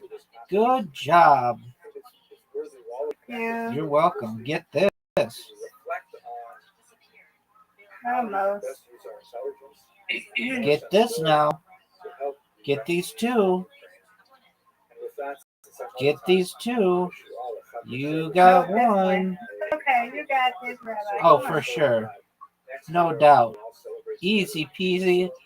Got the wheezy. Oh man, Yeah, you got it. this is a tough shot now. No, that's it. You win, I Yay, win. Good job. You win, I win. Yes, ma'am. All right. We'll do it again tomorrow. God willing. God willing. Sweet dreams, Miss Aquarius. Okay. Hello, fellow students of Jewish Good. Be back in a minute. Go to sleep. Excellent. very careful. And you'll see that So just so all this is abundantly clear, this police officer is upset with me because I opened the door at 90 degree heat to give a dog water just locked in the car. insightful observation of the Because I opened the door. capital city. And as I was Like I said, I guess it's a crime I'm willing to commit. certain aspects of his presentation are characteristic of Jews. So I thought I'd look a little further into it. And sure enough, there is a Jewish Okay, it's 90 degrees. I think a lot of people would disagree with you too. It says a lot as well about Are we done? Have a good one. Jewish past, and I think also about the Ukrainian Jewish future. So I read that Leslie Weiss, who's the deputy director of the National Coalition for the Security of Jews, recently gave an interview in which he said, but as you know, the train is led by a Jewish president. Of course, So just so all this is abundantly clear, continues to be the definition of Jewish as the president and chief of staff. Many members of the cabinet are Jewish. The mayor of Kiev, Klitschko, tells us about his Jewish grandmother every time we see her. That is, in fact, the story. His father's mother was Jewish, and I'll tell you a little bit more about how that affected him in a moment. So that would make his father certainly Jewish by traditional standards.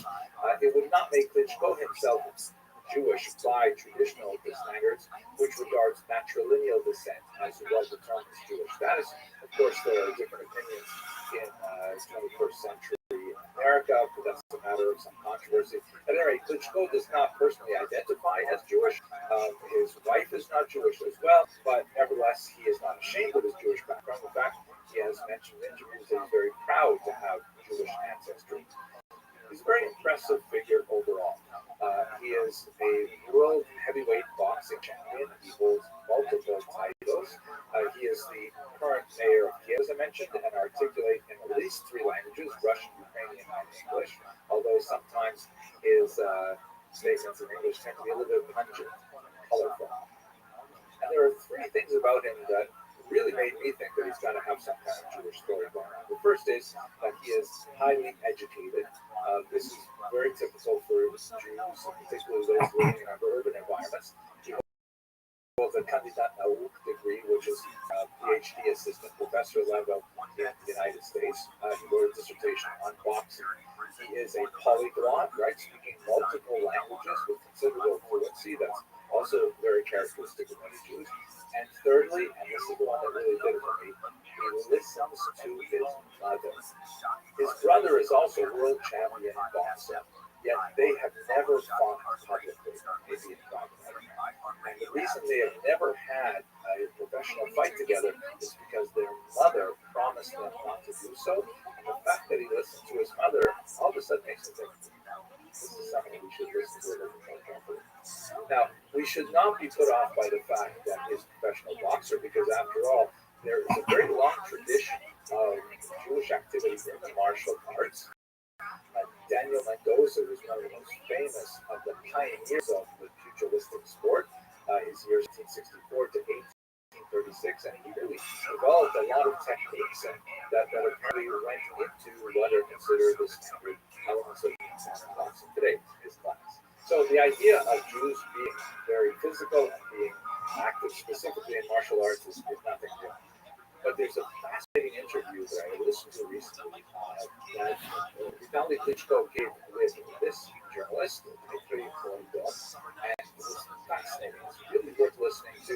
Even if you don't understand Russian, you might put on the subtitles and kind of figure out what's going on. I strongly recommend that you zip to 11:25, time marker 11:25, and we'll hear arrives there is how his father was a career soldier. He was in the Soviet military and constantly moving around to many different bases. He kept his Jewish identity on the down low because of the reality of Soviet anti-Semitism, which was particularly prevalent in his military. But at home, they frequently spoke about his mother, who was Jewish, and during the Holocaust, she was hidden in a chest by her husband during all of these Nazi searches that would go on during the occupational period. And this went on for months and months. And Klitschko speaks about the tremendous impact this made on him as a child. Ironically, there are elements of his past, his mother's side that relate to the Holodomor, the great terror famine that occurred in 1932-33 under Stalin, and on his father's side to the Holocaust. And he relates to the Holocaust in his complete Ukrainian manner, specifically through his mixed heritage. He remarks in this interview how very proud he is that Yad Vashem has a record of his Jewish family and tribulations that they went through the Holocaust. And he poses in this interview a challenge for himself and for future mayors of Ukraine. He speaks very forcibly here. He says that in Jerusalem, there are places like Yad Vashem. They're the world's greatest centers for the memorialization and the study of the Holocaust. He says in Jerusalem, there was no Holocaust. In Washington, in Los Angeles, there was no Holocaust. Right? These are both cities which have very famous Holocaust museums and research institutes. How is it, he continues, that in Babin Yar, in the middle of Kiev, where 100,000 people were shot, almost nothing appeared there for 80 years. Tiny memorial, which incidentally was recently found by the Russians. In Ukraine, he continues, the places of executions are not marked, and many people go on picnics there and walk their dogs. So he sets for himself and for future mayors the challenge of putting energy into developing an understanding of the Holocaust. That's extremely important. I gave this interview in November of 2021, and just a few months later, because he will be in more than a war, which in many ways speaks many of the tragedies and the cruelties that we see during the Einsatzgruppe massacres and so-called Holocaust by bullets in places like Sucha. Let's get beside our side right now. He also notes that at Babi Yar, many people who pulled the triggers also had family values, also loved their children. Yet, they could shoot the children of defenseless people. They could shoot the elderly. Yes, a child. He says it's important for us to answer this question because the world is very fragile. So, a fascinating individual who in many ways speaks to the Ukrainian Jewish past, which is far more complex than most people really realize.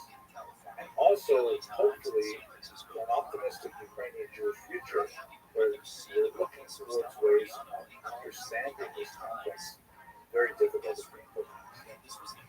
So Vitaly Klitschko, I would say he is definitely not a lightweight. He is actually a heavyweight. Thank you very much for watching this video. Alongside President Trump there, Ariana writes that Wasserman offered LA a giant whoopee cushion. Here's what Ariana writes. With Wasserman at his left side, Trump now will bring LA back stronger than ever. On Trump's right was a rash of LA mayors, some of whom played a prominent role in Southern California's summer deportations, including Vice President Vance, Secretary Noem. My topic for today is Ukraine and its Jews. When Rabbi Morris and I were first talking about the various topics and how we would actually phrase this, we had some challenge because, the situation on the ground is changing so dramatically that we needed to choose a fairly generic topic that would cover all possibilities. So what I'm planning to do is to develop a single thesis, which I hope to demonstrate with a concrete graphic piece of art, and then work through a historical narrative, and then bring it to the present day, and at that point we'll wrap it up and open it up for discussion and questions. see if my thesis works at all. Can you all see my screen? Slava, would you please see my image in the background? Okay, great. Okay, so that's the point. Like, the thesis is basically that historically, Jews of Ukraine have oriented themselves culturally like they have in most countries as a minority. They've oriented themselves towards the most powerful national unit in multinational states. So, for example, in Austria-Hungary, they tend to be more Austria style. When Hungary became much more independent after 1867, they developed a Hungarian Jewish identity. In Ukraine, they were first Polonophile, meaning like developing an identity that began to connect them to the root of Poles and then later to the root of the Russians. But in the last 3 decades, She's trying to attack me. No. I would like to tender for our discussion that Ukrainian Jews have Keep my understand I'm developed threatening you, so I'm going to protect myself. time in their history, a Ukrainian Jewish identity, which has very significant implications for the current Mongolia world country. As a kind of point of origin, have a look at this unusual Holocaust memorial, which is located on the wall of the Great Synagogue of Jews. Let me just show you where that is located in Ukraine itself. Here's a map that shows a is north and western Ukraine. Here's Kyiv, and then the right is Poltava, which I know is a place very important to because it's a sister city to your organization, for example, and also Odessa here in the south. So this is in the western part of Ukraine. It's not too far from this is the actual site of the monument on the side of the 17th century Lutz Great Synagogue, which was built in the classic fortress style, possibly because of the many Cossack rebellions that we're going to discuss in a moment that occurred in that place. But let's have a closer look at the image itself. First of all, a couple of superficial things. The first is you can see between 2010, when the photograph on the right was taken, and 2011, just a year later, when this photograph was taken, there's been some decay to the building, and no one has maintained it. I don't know what it looks like today. I don't have any friends in Lutz to take a more contemporary picture, but that says something about how it is within the public sphere. Secondly, it seems like there's been some minor vandalism. Some people may have put some sticker here, which could have been for anything. Could be a political thing, a commercial thing, who knows? And it's been hastily removed, which means something, but not completely removed.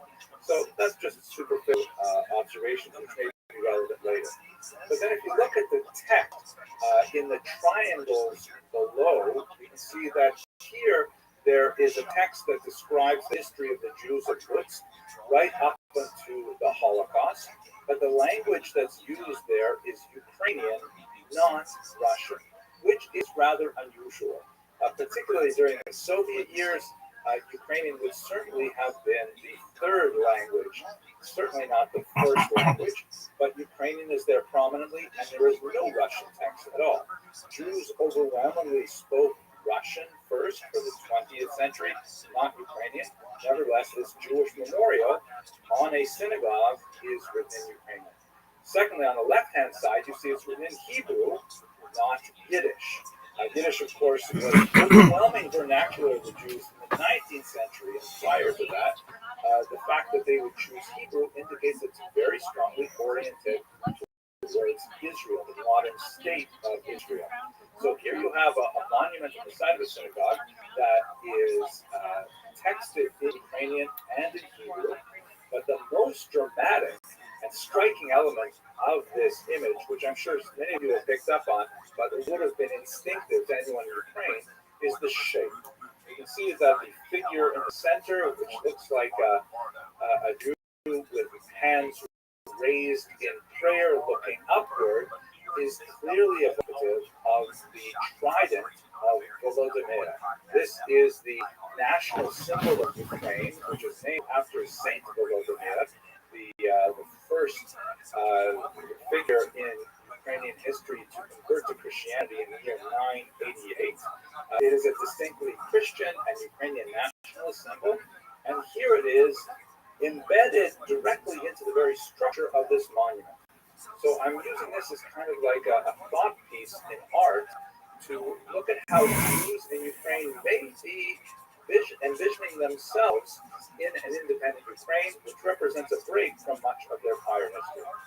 Speaking of the history, let's go to that now. So here is a very well-known map, the Pale of Settlement. This is the region in the former Russian Empire prior to 1917, where Jews were allowed to live in Russia. Russia proper had banned all Jews from the year 1479, when, in somewhat of a scandalous development, a member of the royal household, influenced by a local Jewish doctor, converted to Judaism. And at that point, the church was enraged, and they actually embarked on a centuries-long campaign to root out what they called as Judaizers, and no Jew was allowed, except under very exceptional circumstances, to live in Russia proper. Catherine the Great, the 18th century ruler who was involved with the dismemberment of Poland, suddenly found herself, with the acquisition of those Polish territories, the owner of the largest single population of Jews in the world. And although the church urged her to expel them or do something with them, she nevertheless effected a compromise by creating this territory where Jews were allowed to live. And as you can see, it extends in the north from the Lithuanian and southern Latvian territories down through what will later be Belarus. On the western part, it has the Kingdom of Poland, and then the large part towards the south is Ukraine. This circle here just roughly describes the main area of Jewish settlement, which was on the right bank of the Dnieper River, which bisects Ukraine. It goes to Kyiv and then down to the Black Sea, and most Jews lived on the western side of that river. Poltava was towards the newer area of Jewish settlement, and Odessa as well for other reasons, because it was founded in a lake. Now, for the most part, in this region, Jews lived among Ukrainians in a kind of an economic symbiosis, where there were moments of conflict that I'm going to explain in a moment. But by and large, it was uneventful. By and large, they slowed up cultural habits and tics and ideas from each other. Most of Eastern European Jewish cooking, for example, is overwhelmingly Ukrainian in nature. There's a tremendous amount of Ukrainian in the Yiddish language. A certain amount of Yiddish also made it into Ukrainian and so on. But if Jews had to sort of identify with a nationality after being Jewish, it tended to be Russian, because the Russians were the dominant power, and it's dangerous for minorities to identify with a powerless population. Even though they may be the dominant population in the region, nevertheless, it might not work out well for them, as I should describe. There was one moment, however, where this changed dramatically, and that is the topic of the dissertation that Rabbi Morrison mentioned earlier. During the brief period of the immediately after the collapse of the Russian Empire in 1917, Ukrainians and Jews attempted to establish an independent state, which was founded on much more European principles, not as an ethnic nation state, but rather as a citizen-based state, in which all minorities would have unprecedented rights and privileges, including the Jews. And as one artifact of that period, here is a 100 karbovanets bill, a unit of currency from that very brief-lived time. And on the other side of this bill, it's all in Ukrainian, which was the dominant language, at least in terms of the population. But on this side, the obverse, you had 100 karbovanets written in Russian, Polish, and right below the numbers 100, you see it's written in Yiddish, because the Jews were actually given a minister of Jewish affairs. They were allocated tax dollars for Jewish schools and mikvaot and synagogues and things like that. It was a really wonderful kind of utopian idea that ended in horrific failure, largely because of the pogrom violence that swept over the countryside in the civil war of that era. And Yo, what up? How you living, Yellow Molo? What's good, son? Oh, bringing in friends.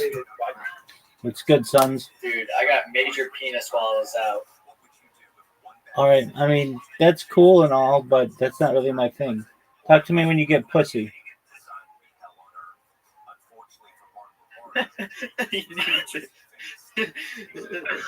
Yo, what's going on, Conan? When's the last time you got some pussy? Conan, what's going on, baby? Oh, richer than I could ever be. Hey, are you named after the Barbarian or the stand-up comic, Big Dog?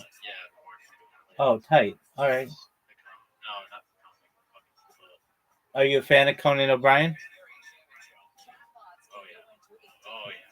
Oh, that's tight. Did you ever watch the late Night with Conan O'Brien? Did you ever watch the Tonight Show with Conan O'Brien? Hold on. I'm in the middle of a fascinating conversation with Conan. Just Conan the Barbarian. Okay. Who's your favorite Conan the Barbarian?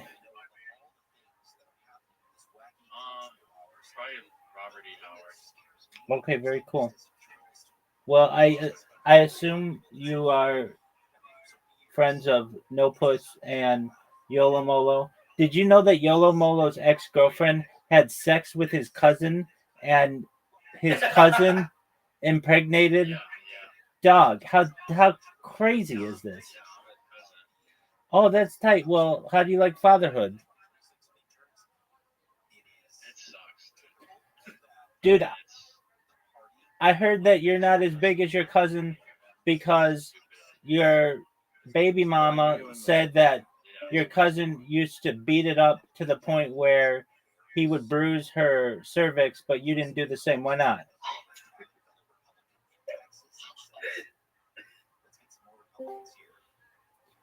Oh shit.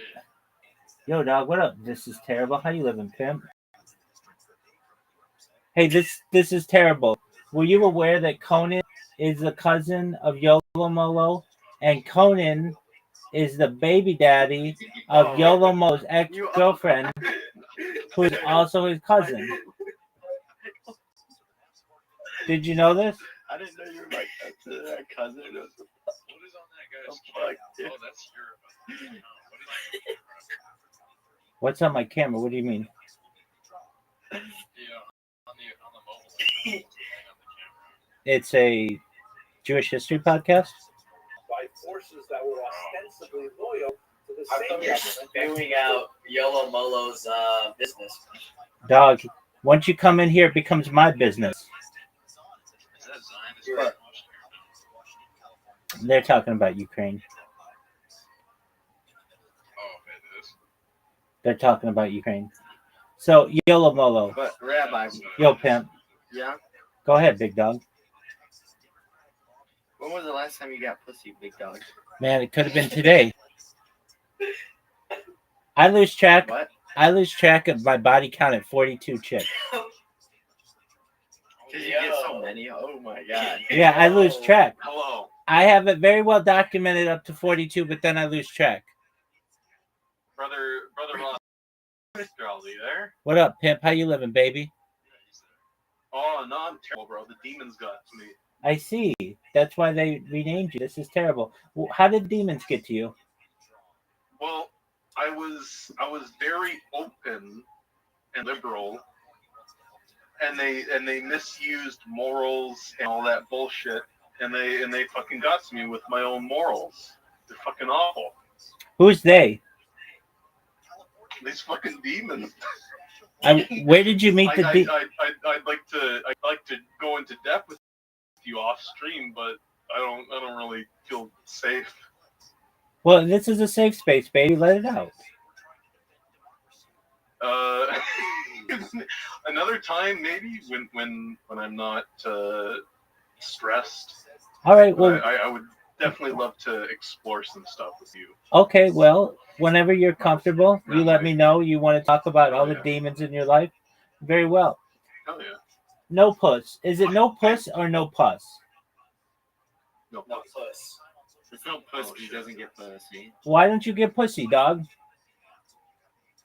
It's straight penis gobble. It's like a simulator in real life. You gay?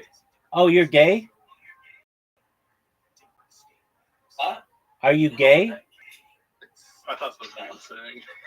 So, Rothschild, Rabbi, What up, pimp? what is the freakiest thing you ever did? Be true. I'm gonna share. I've been a gigolo, Oh, no. so that means husbands would pay me to fuck their wives. I had 3 ways with chicks. Rabbi. Wait, you're fucking freak. So you cut somebody? Oh, big time, dude! All the time. Like I had random one-offs that I do. I would have regulars at hotel rooms, at their house, all kinds of places. Oh no. Weird dogs. How much we charge? I didn't even really want money for it, but people would pay me $1,000 to fuck their wives, so I'd take it. Mm-hmm. So you remember? You guys reminded me of the shit I did. What the fuck is wrong with you? You fucked someone's wife, Troy? Never. I would never admit to it.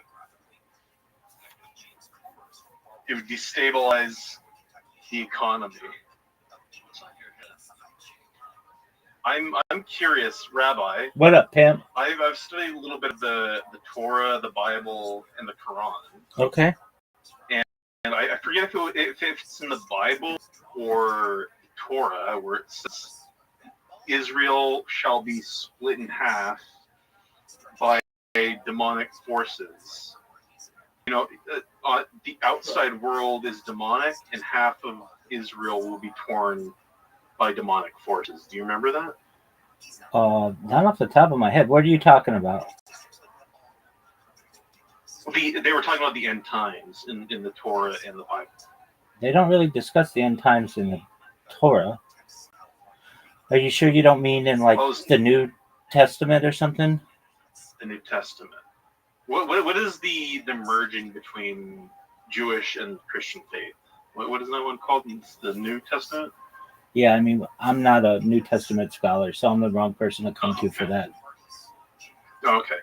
Do you think there's anything wrong with wanting to study these books in order to getting closer to God? That's what we all do. Yeah. But what I mean is do you think God will forgive me for, wanting to follow him in such a fervent path that, if anything smells like him, I'll be looking into it. What does God smell like?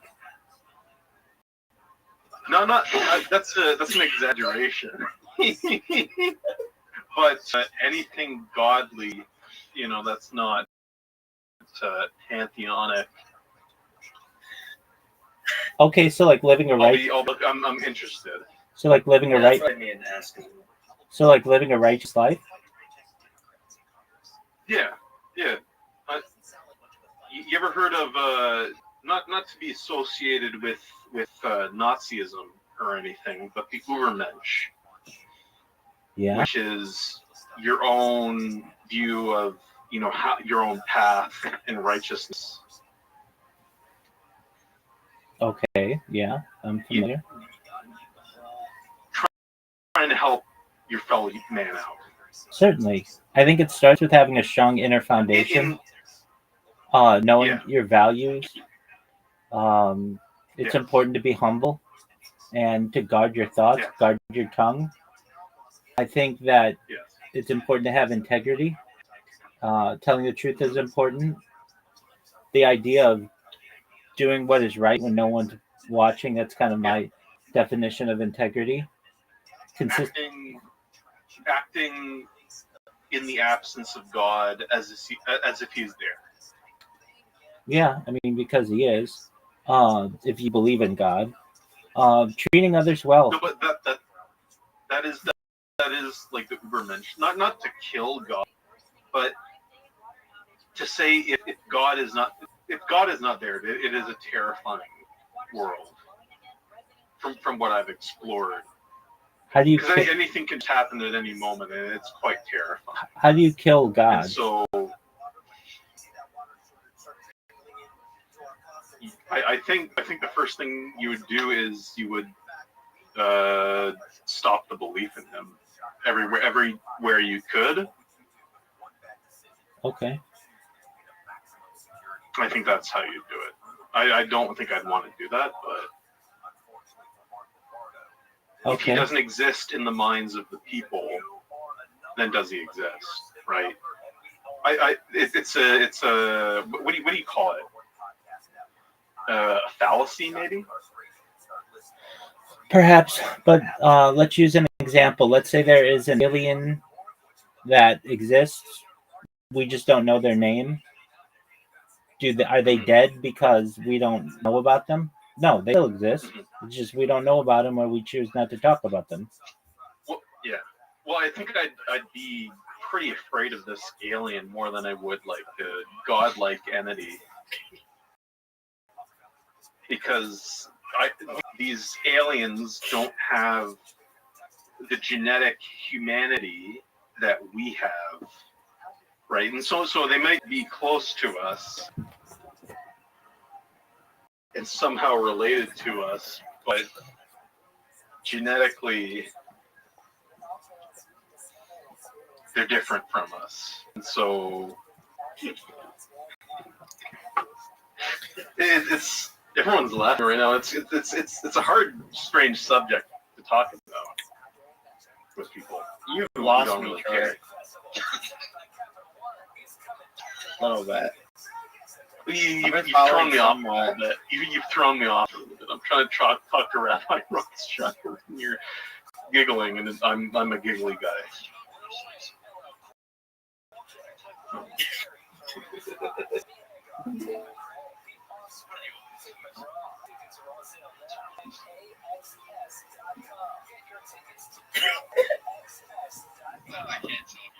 Business and not thinking about podcasting?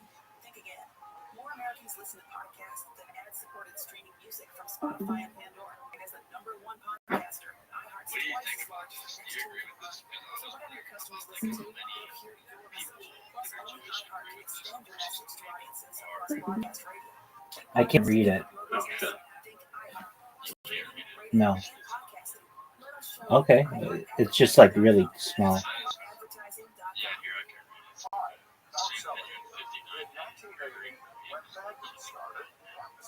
Brother here is Jewish, by the way. So. Okay.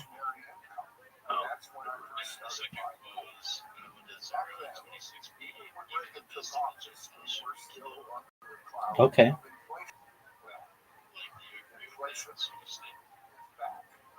I think these are traditional writings of our ancestors.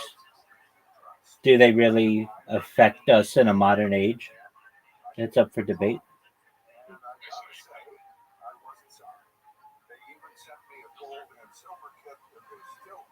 What'd you?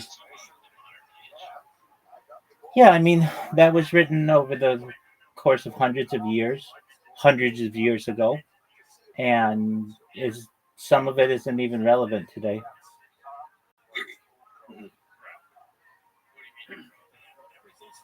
There's 2,711 folios in the Talmud. A lot of it isn't relevant today.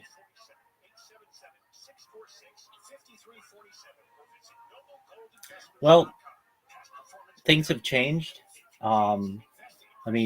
Like, for instance, we no longer have a temple, so we don't have basically a place to offer sacrifices. So much of the information regarding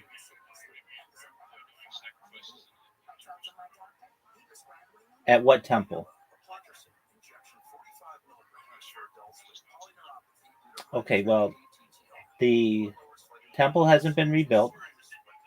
There's still the Al-Aqsa Mosque and the Dome of the Rock on the Temple Mount. So that's the only place where sacrifices are to be done. If anybody else is doing sacrifices outside of that, they are against mainstream Orthodox Judaism. I'm curious. Okay, go ahead. I am the biggest Zionist in the world when Israel is doing good. I believe that the entire world is Israel, and thus it's just a matter of time until we expand and take over the world. I think I understand what you're saying in terms of belief and harmony, I believe. Is that what I'm kind of getting at? To some extent, yeah. In terms of, I want to see Zionism succeed. I have a very... This is terrible. This is terrible. Yeah. Let me explain. Unless you want to explain on my behalf. No. Go ahead, brother. I would like to see Israel become the entire world without anyone needlessly dying. I'd like for a world peace. I understand what you're saying because the Jewish teachings are very solid, right? But and you look at the Jewish community and how stable they've been, through history, right? But the biggest fear which non-Jews have is do you remember when Moses came down from the hill? From Mount Sinai, yeah. Yeah. What was the idol that he was facing that was false? The golden calf. A golden calf. And so Jews have been kind of... Do you remember Moloch? Sure. What is Moloch? What does he look like? A bull. He's a big golden bull. And so there have been rumors and statements that Jesus was a human sacrifice to Moloch. Okay. I mean, everybody's entitled to their opinion. That's fine. In order for things to expand, if you look at everything, cool. It's a little bit of a scary thing, right? Oh. And then you can also view Jesus as a false idol as well, correct? Yeah, more accurately, I would say that a false deity, because many Christians believe him to be both God and man. And if that's true, he was killed. I think all Christians believe that he was killed, and that means God died, which doesn't make sense to me. Like, if God can die, then they're not God. But if this life, we've explored this in science. There's things like the fourth dimension. There's crazy shit, right? Sure. What is this life living beyond it? It's life to living beyond it. What do you mean? How does God exist beyond this life, and yet he can be quote unquote killed? I don't think he can be killed. He cannot be killed. Whatever God is, I don't even like using a pronoun with him. So whatever the name is, whatever God is, whatever it is, whatever. Yeah.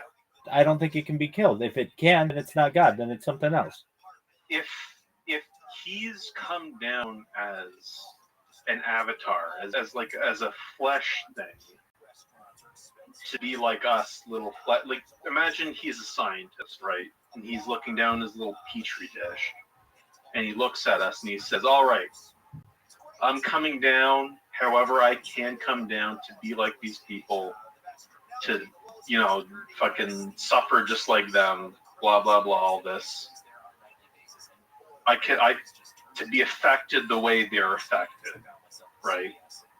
I'm not saying that God can be killed in this sense that he's outright done, like, from top to bottom, right? I'm just saying he's come down and been killed. Like a test, right? Like, he's... What happens if I come down in this ape body among living among the apes. Yeah, I understand. That's not a traditional Jewish teaching. We believe that God is incorporeal, so basically doesn't take a human body. Okay. That comes from Rambam, Maimonides. That's consistent Jewish taught and has been consistent Jewish teaching since. That's a fair understanding. From the way you're explaining that is a fair understanding. Yeah. So, Rabbi, what up, baby? is it? I don't mean to ask this in such like a sensitive topic here, but is it true that Jewish people have tiny penises? I don't look at other Jews' penises, so your guess is as good as mine. No. Adam Sandler. I've been meaning to ask this for the entire night. How much are you packing? I'm average. Just ask LeBron.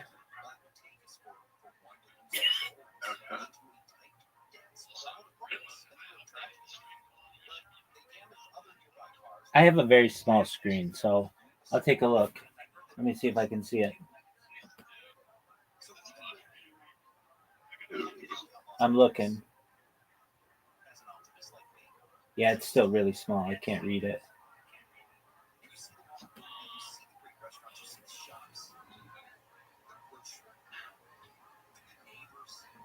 I'll read it if you want me to.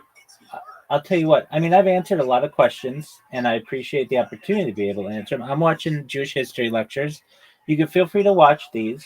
I do have a section in this Discord that says "Ask Rabbi Anything." Any questions that you have, feel free to put them in there, and I will send you a prompt response. All right. Beautiful.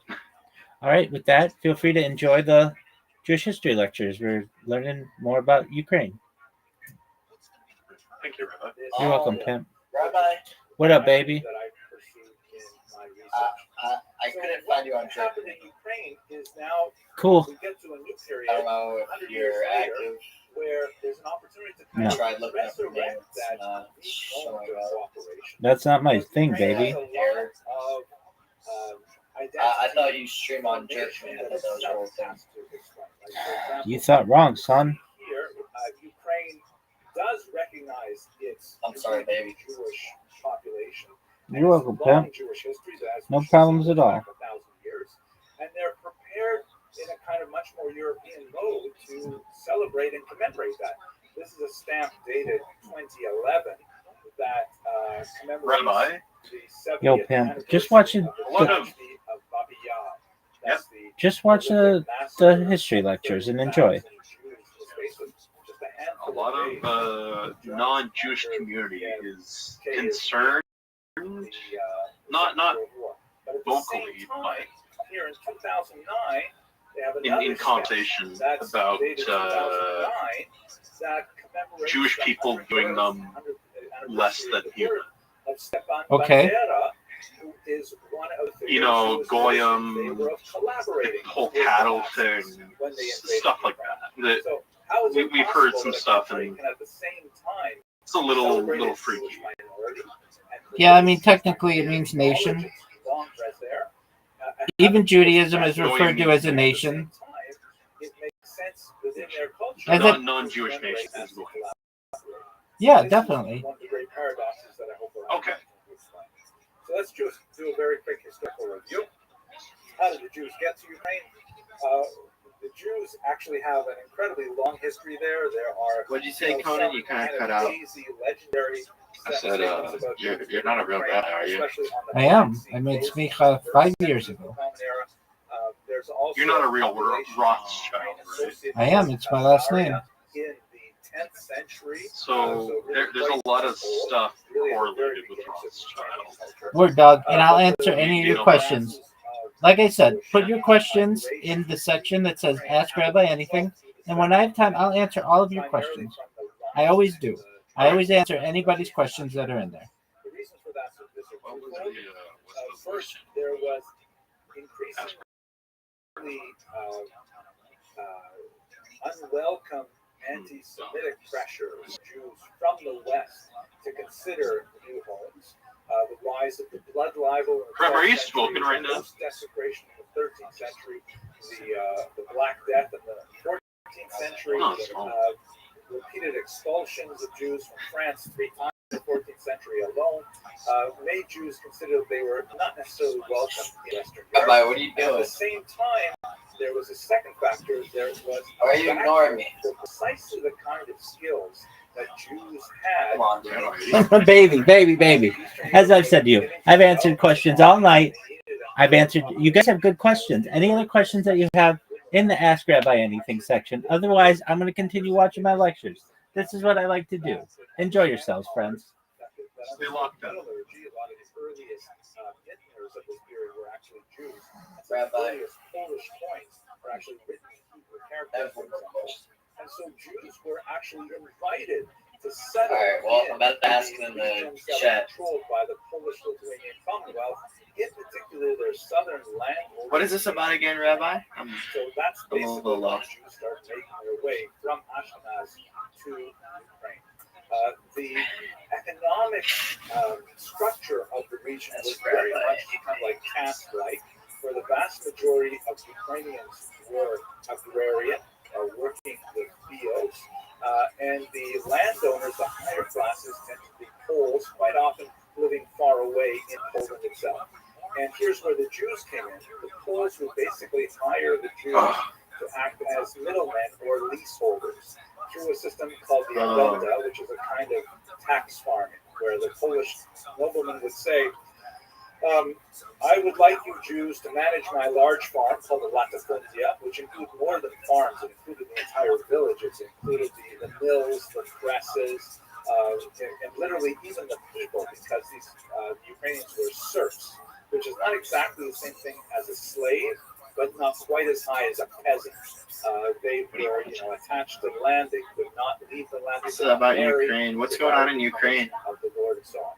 Aren't they a part of Russia or something? Typically, the Polish nobleman would typically say to the Jew, okay, you and your community, I want you to raise 1,000 zloty from my latifundia. So what's going on, Connor? You should go out and do it. And they were empowered by the nobleman with, the force of law to impose any kind of taxes that would successfully raise that amount of money. Rabbi, I think I'm having a stroke. Can you please pass this down? Please. 1,200 zloty, because the other 200 would be their profit, and then they would turn over the 1,000 zloty to the Polish nobleman.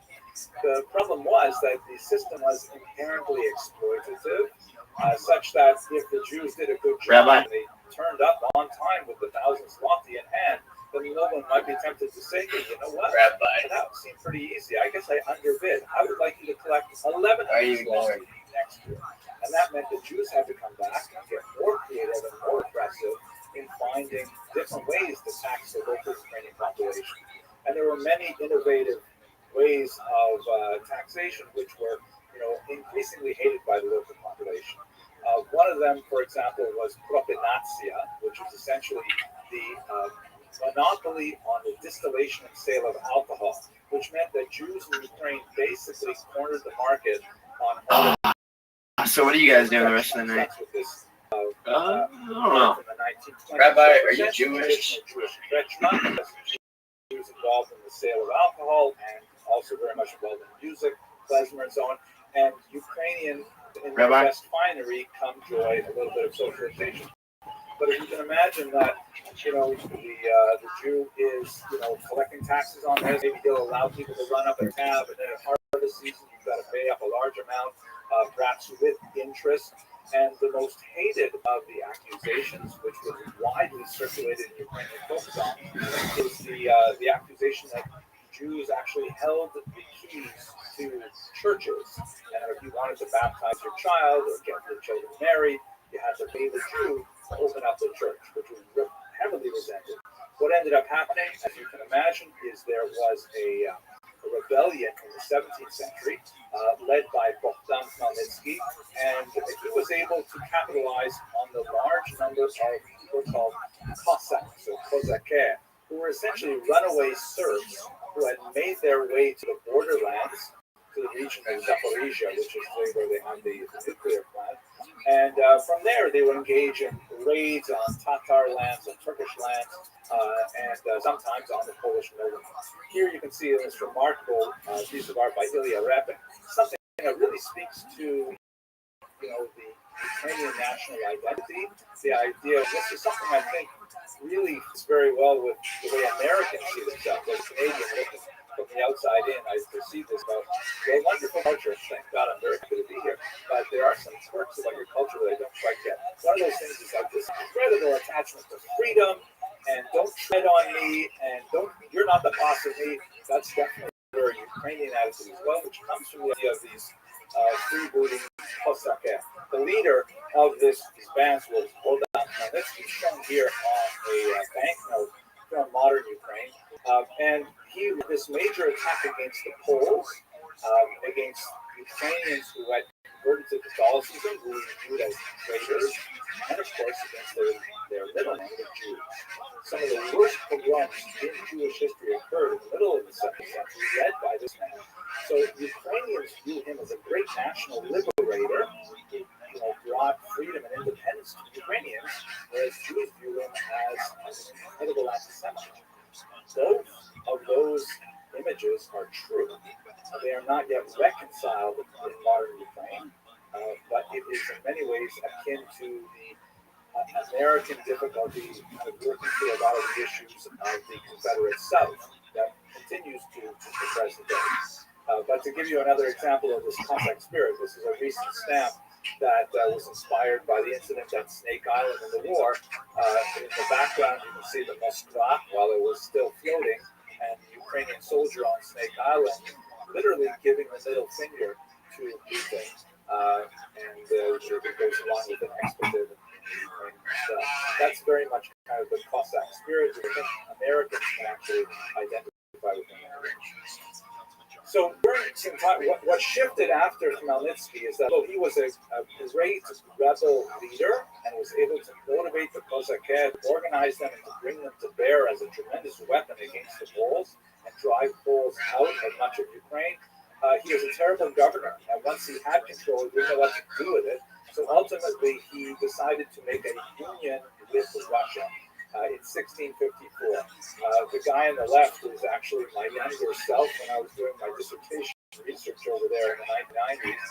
And behind me is the Great Soviet Monument commemorating that union, which of course is really great for Soviet and Russian propaganda because it indicates the huge friendship of the Ukrainian Russian peoples, which on the right in the statue, which is actually at the bottom of the apex of that arch, that shows heroic, buff, shirtless, strangely, Ukrainian Russian people upholding the Soviet emblem as a symbol of eternal friendship of Ukrainians and Russians. Here you can see how the arch was defaced by protesters in 2020.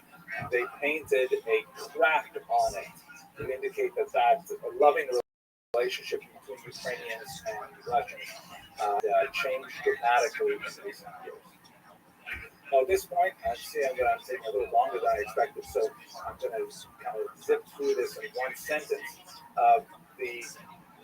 During all of this period, we've had a series of triangular relationships. There's Jews, Ukrainians, and one other people, either the Poles or the Russians. This also repeats itself in the western region of Ukraine, which for most of this part was kind of like an exception because it was under the Austro-Hungarian government rather than the Polish or the Russian government. And in all of those relationships, Jews tended to orient themselves towards the more powerful nationality, originally the Poles and later the Russians. But in the 19th century, that began to see some changes, which we can discuss very briefly now. But let's zip ahead to the 20th century. So as I mentioned, during the revolutionary period after the Romanov dynasty fell, there was this brief period of a rapprochement between Jews and Ukrainians that ended in terrible and bloody failures. Central to that failure is the figure shown here in this statue, who is exactly like Khmelnytsky. There are many figures that follow the same kind of path, that it seems that the path to Ukrainian independence is almost invariably wrapped up with anti-Semitic agitation at the same time. Petliura, Simon Petliura Shahir, is a very misunderstood figure. He actually was a journalist who found himself at the helm of this fledgling government. And in my research, what I argue is that he was not so much the architect of the violence as he was paralyzed by it, did not know how to control it, and did not take the appropriate steps that the leader had to control that violence. Nevertheless, Ukrainians view him as a hero. Here you see the statue with the blue and yellow flowers, and the Times of Israel is complaining, of course, that he's, this pogromist, and nevertheless there's a statue set up to him. He was later assassinated in Paris in 1926 by this man, Shalom Schwarzbard, who murdered him specifically because he viewed him as the person who had organized these horrible pogroms in 1919. And when Schwarzbard was amazingly acquitted by a Paris jury, perhaps feeling guilty about the Dreyfus affair that was 30 years earlier, in which they convicted an innocent Jew, in this case they actually acquitted a clearly guilty Jew who murdered him in cold blood in the street and was not repentant about it. But it was nevertheless seen by Jews as a huge victory. Here you can see a remarkable piece by Chagall that shows the raised Torah scroll with the angel of vengeance flying overhead and the word Schwarzbard written in Yiddish, as if that is the Torah. The Torah is Schwarzbard's vengeance. Imagine the mood of Jews after the pogroms of 1919. And there are many places, like here in Beersheba, where you have a street named after Schwarzbard, which is called Anokim, the Avenger. So, just like we saw with Magnitsky, you have a moment in Ukrainian history where, the drive towards Ukrainian independence is intimately wrapped up with anti-Semitic activity. The worst period, of course, would be during the Holocaust, and this is what stands and looms so large in the American Jewish diaspora memory. We should understand that Ukraine was divided by the Molotov-Ribbentrop Pact, the secret pact between Hitler and Stalin in 1939. You can see here, this region was divided between the Soviets. It was taken over from Poland, divided between the Soviets and the Nazis.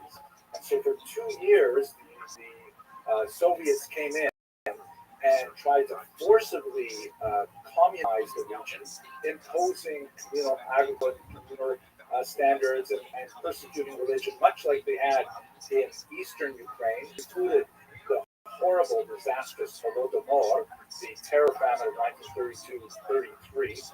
At its helm was a Jewish figure named Kaganovich. So many Ukrainians viewed this rapid communization of the era to be essentially an expression of Jewish activity.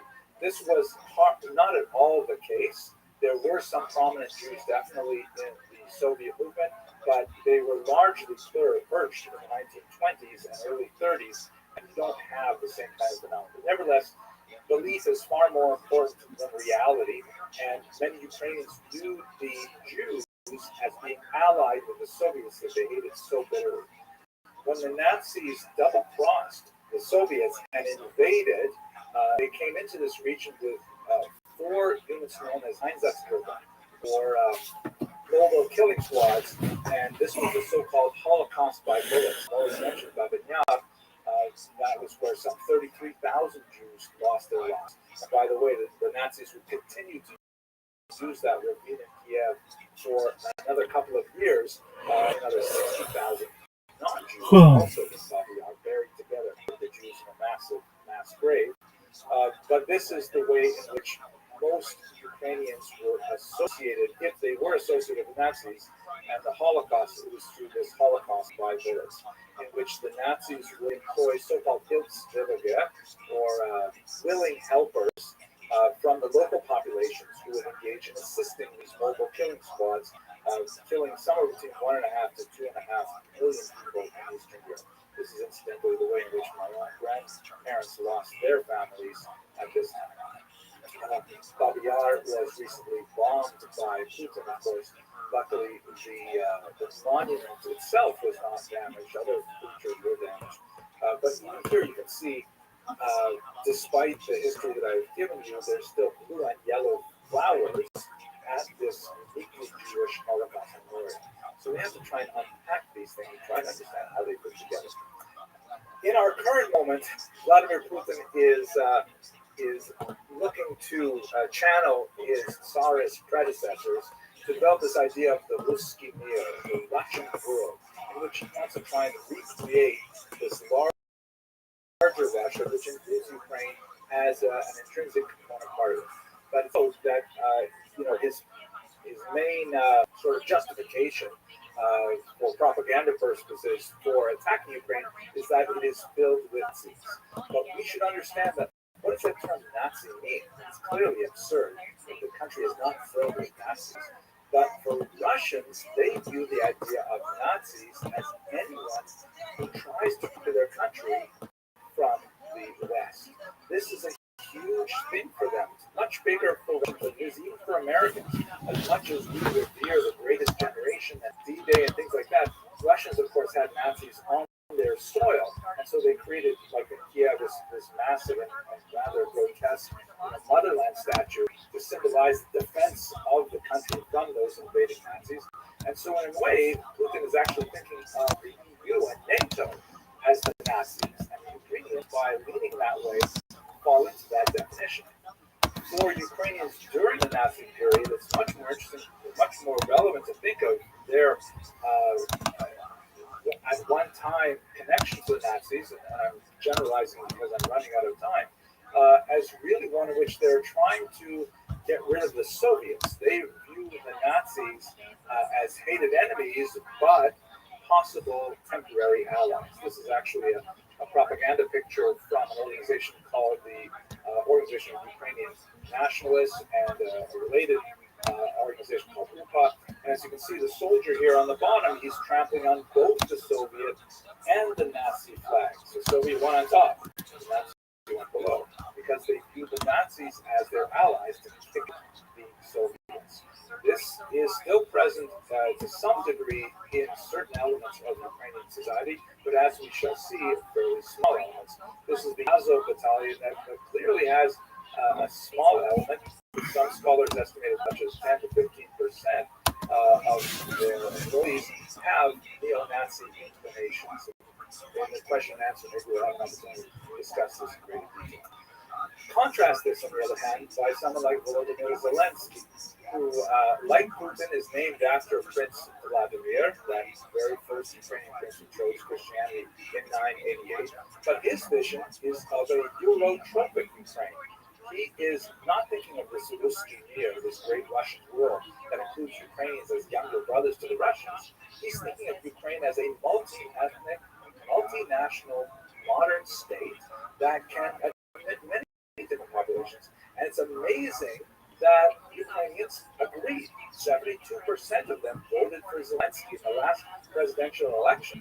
A phenomenal number that, in America, we can only imagine at a presidential election that has such a high margin of victory.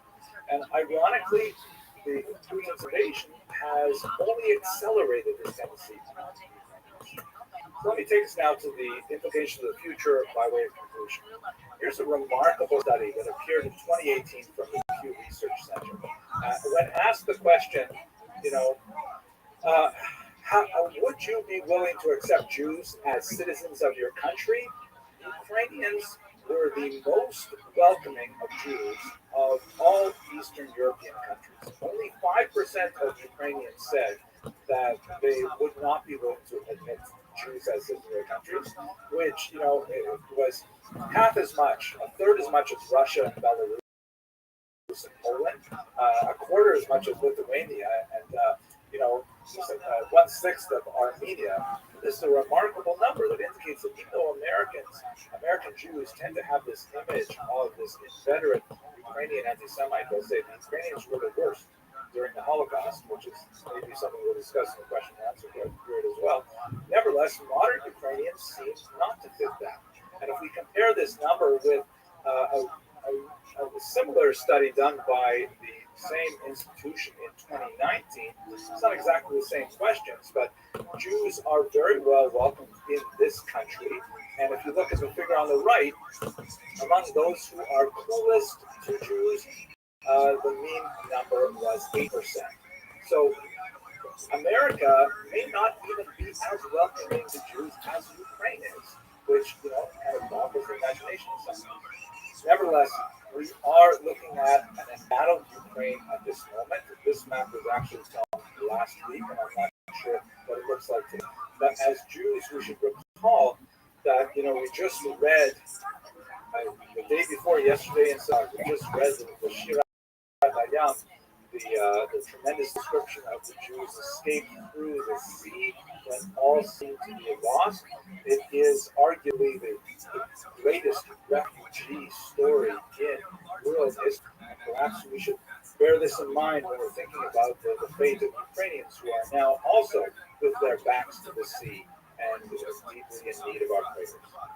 I thank you very much for your attention and your endurance. And at this point, I'd like to turn it back over to the Rabbi for questions and answers.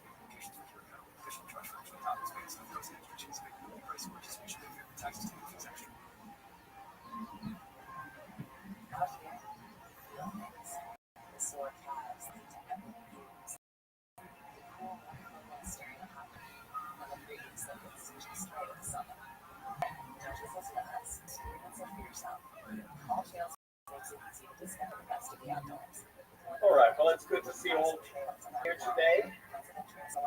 I would like to start our gathering in a good way by acknowledging that the University of Alberta is built upon the traditional lands of the Cree, Blackfoot, Métis, Dakota Sioux, Iroquois, Dene, Ojibwe, Saulteaux, Anishinaabe, Inuit, and many other indigenous peoples. By acknowledging and teaching about past and contemporary injustices, we are making sure that history does not repeat itself. It is only when we are accountable for the past and understand the present that we can move forward to a future of reconciliation. I would also like to acknowledge and thank all of the Indigenous people on our campus who are working diligently to make meaningful change to the system for future generations. And finally, I want to acknowledge that Indigenous peoples from all across Turtle Island now live and study and at the University of Alberta. We need to value their diversity of cultural worldviews, their resilience, and their many contributions. All right, well, it's my honor and privilege to welcome you all, whether you are attending in person or online, to this opening event for the History, Classics, and Religion Graduate Students Association's annual conference on the theme of societies in crisis, reactions, resilience, and resolutions. Just a wonderful contemporary theme topic for this conference. My name is Ryan Bunch. I'm the chair of the Department of History, Classics, and Religion at the University of Alberta. Job that I've had for a while now. I have one more year to go. I've been at the university since 1998. I remind people at every opportunity that there's one more year. You need a new chair. But the University of Alberta is one of Canada's leading comprehensive research with over 40,000 students and 500 graduate programs, well, 200 plus undergraduate degrees. And our department is back to the beginnings of the University of Alberta in 1908, when the departments of history and classics were both among the founding departments in the university. Today, our department is home to 7 undergraduate degrees, 7 graduate degree programs in the separate disciplines of classics, history, and religious studies, as well as the interdisciplinary degree programs that link across those disciplines. We have many areas of research strength among our faculty members and our graduate students, including, most relevantly, I won't try to list them all, but most relevantly for today's event, we have research strengths in Ukrainian history and Ukrainian studies, and in religious studies and the history of religion, which is an area of strength in classics and in history, as well as most obviously in religious studies. This conference, the HCRGSA Graduate Student Conference, is an annual event that is intended to showcase research undertaken by the around 75 graduate students in our department, ranging across the disciplines of history, classics, including classical archaeology, and religious studies. It also features the research of graduate students from other disciplines at the University of Alberta and from other institutions. I'm meant to welcome specifically people observing online today's event. I see there are 48 participants online, in addition to probably 40 in the room, so that's a see. The conference today and over the next few days is generously supported by the Faculty of Arts Conference Fund, by the Felsberg Jewish Studies Endowment, and the Jewish Federation of Edmonton, by the Lutsky Family Foundation, and by the Department of History, Classics, and Religion itself. Lastly, it's my pleasure to introduce our distinguished colleague, Dr. John Paul Himka, who is Professor Emeritus. Dr. Himka has an international reputation for his groundbreaking scholarship on the history of nationalism in Central and Eastern Europe, and on the history of the Holocaust during World War II in Ukraine and in its surrounding regions. And John Paul will introduce our guest speaker today. Ladies and gentlemen, professors and students, Jews and Ukrainians, fellow Estonians. I am very pleased to have been invited to introduce our very distinguished speaker, Professor Henry Abramson of Truro University of Brooklyn. Truro is a private university established in the 1970s for the higher education of the Jewish community. Dr. Abramson has been serving as the Dean of Arts and Sciences at Truro since 2015. Although based in the United States for over 2 decades now, Dr. Abramson is a fellow Canadian. He was born in 1963 in a small town then known as Hansonville in Ontario.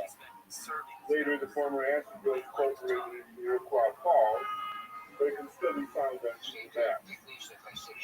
Hansonville is in the far north of Ontario, 450 miles north of Toronto.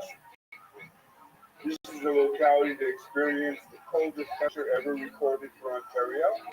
In January 1935, mercury dropped to minus 70 degrees. The young Henry grew up, and it's hard to believe that it's a young Henry. There once was a young Henry. The young Henry grew up in this frosty land where people traveled by snowmobile and kids occupied themselves with skiing and sweating. Henry is an old Jewish child in a small town.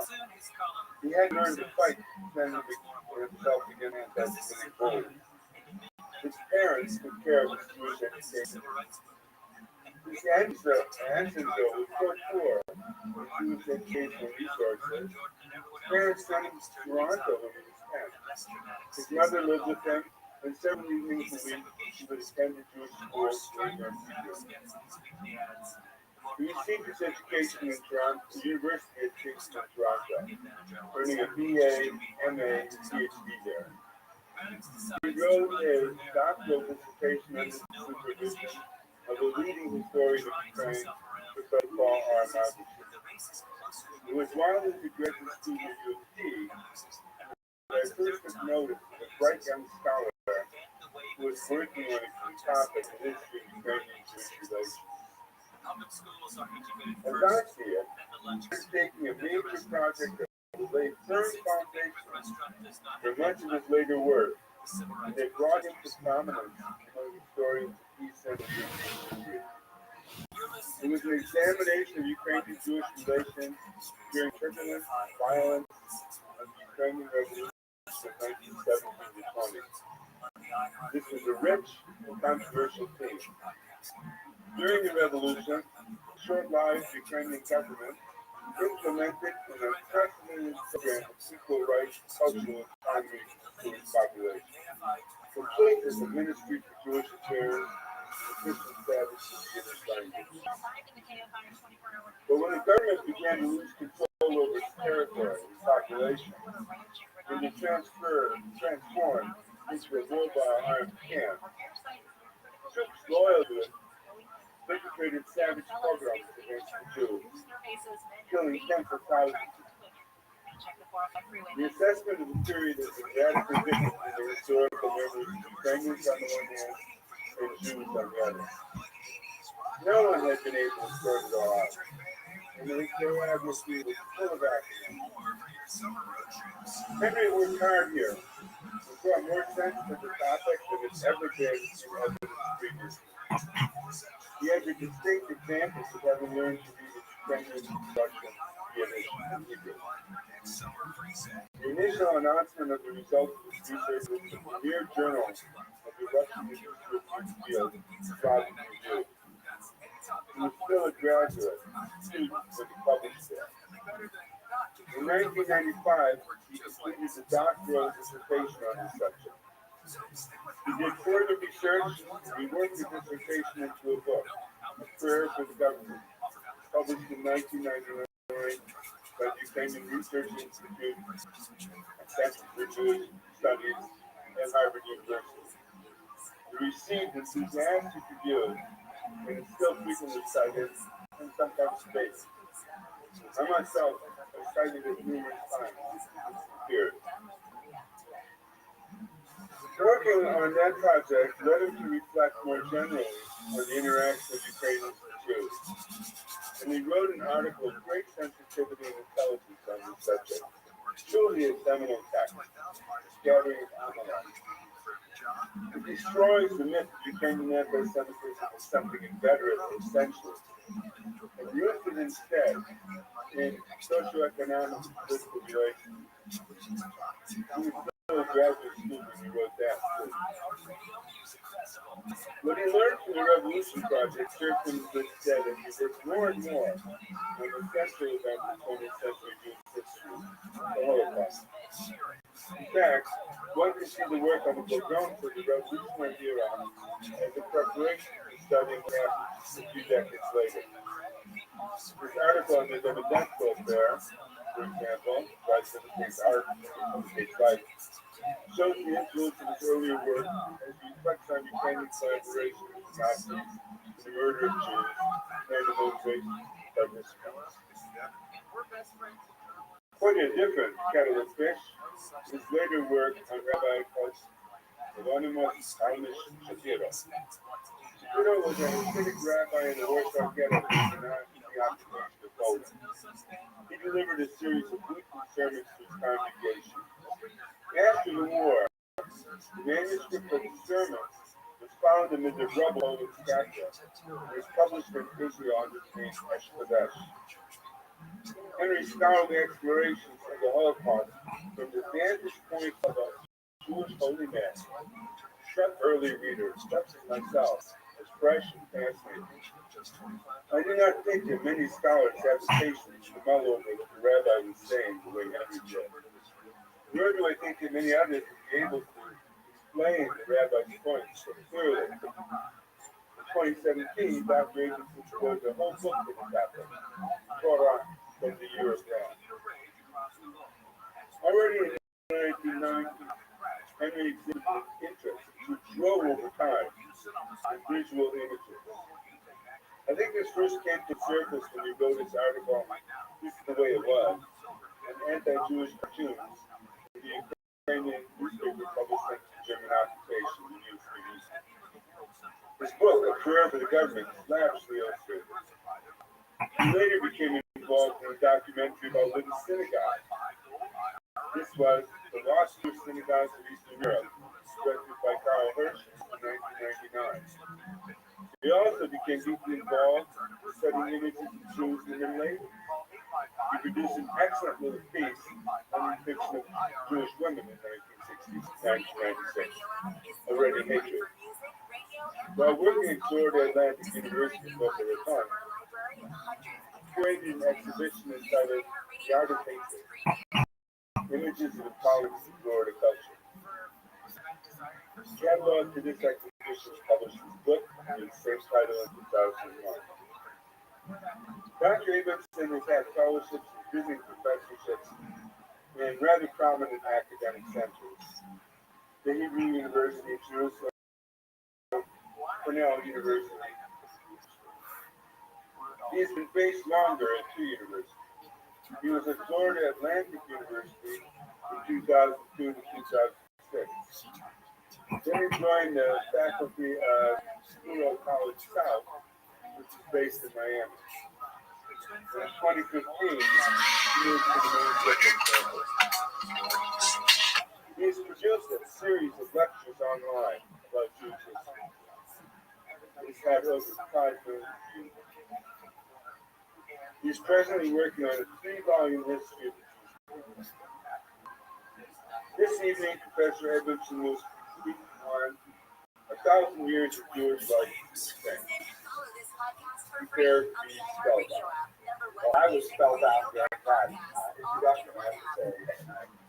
I'm very grateful for that encomium, but I'm really recording that right now. So I'll say back to my mother. I'm deeply grateful. She lavished so much time on my history. I should mention to the audience here that, thank God, when I was a graduate student, I did meet a lot of success. Things fell into place in a very nice way. Things fell apart in a very useful way. I guess former Soviet Union was falling apart right about that time. And I usually met with positive critique from my readers. But the one reader that floored me, that really took me down several pegs, was honest and useful to me, was another Professor Imka.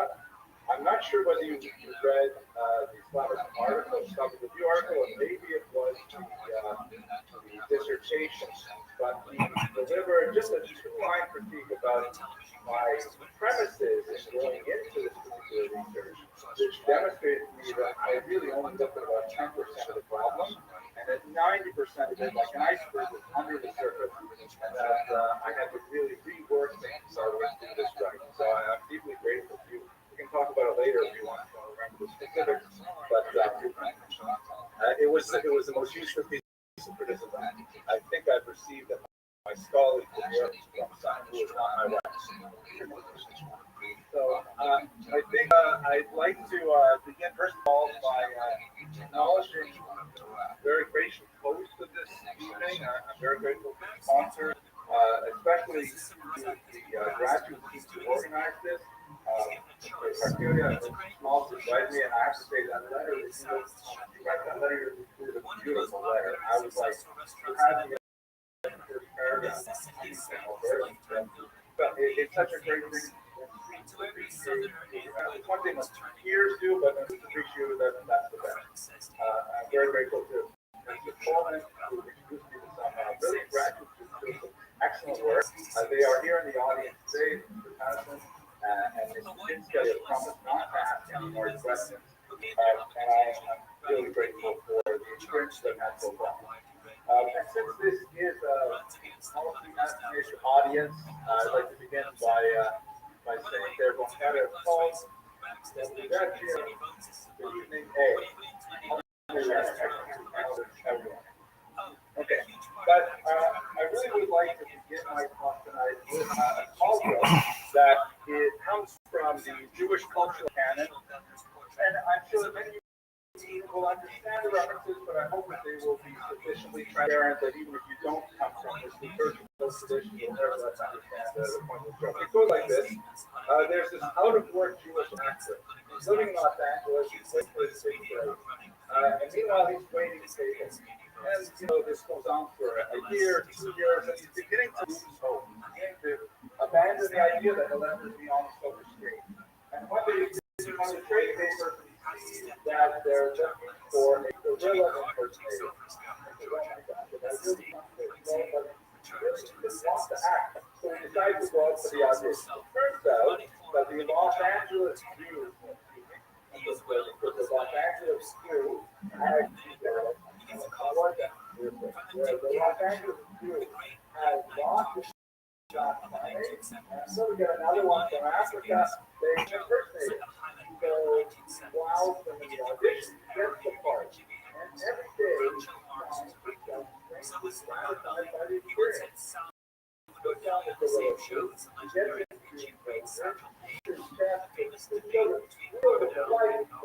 are so happy, they go peanuts at him, and he's finding new ways of expressing himself using his instrument. Cool, very possible. And he's really finding fulfillment in his life. One day, really cool, friends in South Boston that was on, really getting into a role and he's swinging with a little bit more violence than usual and a long good line. I swings out of his enclosure and lands into the next door. Look up into the face of his ferocious blue eyes, and he knows his life is about to end. So, for a long time, the Hebrew school remembers that.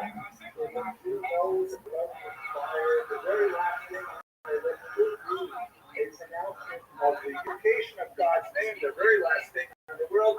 So he covers his eyes with his right hand and says, I Israel, Hashem Elokeinu, Hashem Echad, hear, O Israel, the Lord our God is Lord of heaven.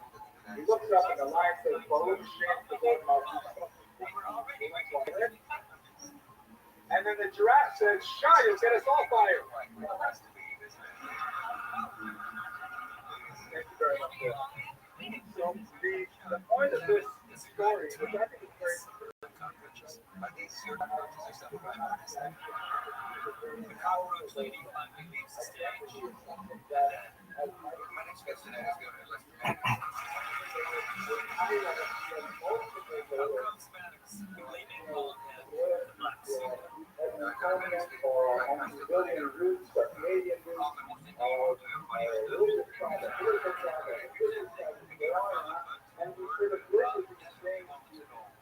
for ourselves and identity. And what I would like to propose to you today, which I have learned from my meeting with Mr. Pinska earlier today, this is not such a radical new idea, but we are looking at a very unique era in Ukrainian Jewish history in which a new Ukrainian Jewish identity is being forged. I'd like to demonstrate that as we race through a millennium of I don't want to say necessarily coexistence, but Jews living side by side with Ukrainians in the space of about 60 minutes. I will speak very fast. Let's start with this image that you see behind. This is a rather remarkable image. Let's place it in situ. It is a Holocaust memorial that is found on the outside of a synagogue in Lutsk, Ukraine, just to give you a sense of where Lutsk is. Well, I think we have to put the mouse on here. You know what they say PhD stands for? Here's the map. You can see the little dot there where Lutsk is, sort of in northwest Ukraine. Here's Kiev, marked here. And here's how it looks on the side of the building. This 17th century structure is what's called traditional orchard style synagogue architecture. Not coincidental that this occurred during the era of the uprising that synagogues were built. Much like as I spoke at the Queen's Jewish Center just last week, it looks exactly like this actually. And you can see it sitting there on the wall of the synagogue, the Holocaust Memorial. Now let's look a little bit more closely though. Let's see how it's changed in the just couple of years between those two pictures. First of all, you can see that the stucco work has become this is taken, by the way, this picture is 2011, so long before the current conflict. But you can see the synagogue has become decline, and no one is apparently taking care of it. And you can see here there's kind of interesting sort of soft vandalism, possibly. There's applied two stickers, one above the other, to the memorial. But then someone else apparently has come and has removed those stickers, or attempted to remove it. That gives a little bit of attention about how people feel about this memorial or what it might mean. There's text in two languages. Here on the right, The text is in Ukrainian, not in Russian. For a dramatic shift in language for Jews in Ukraine that occurred since independence in 1991. And on the left, perhaps not quite as surprising, text in Hebrew, not Yiddish. Yiddish, for those of you who are less familiar with Jewish languages, Yiddish is basically medieval German with phlegm.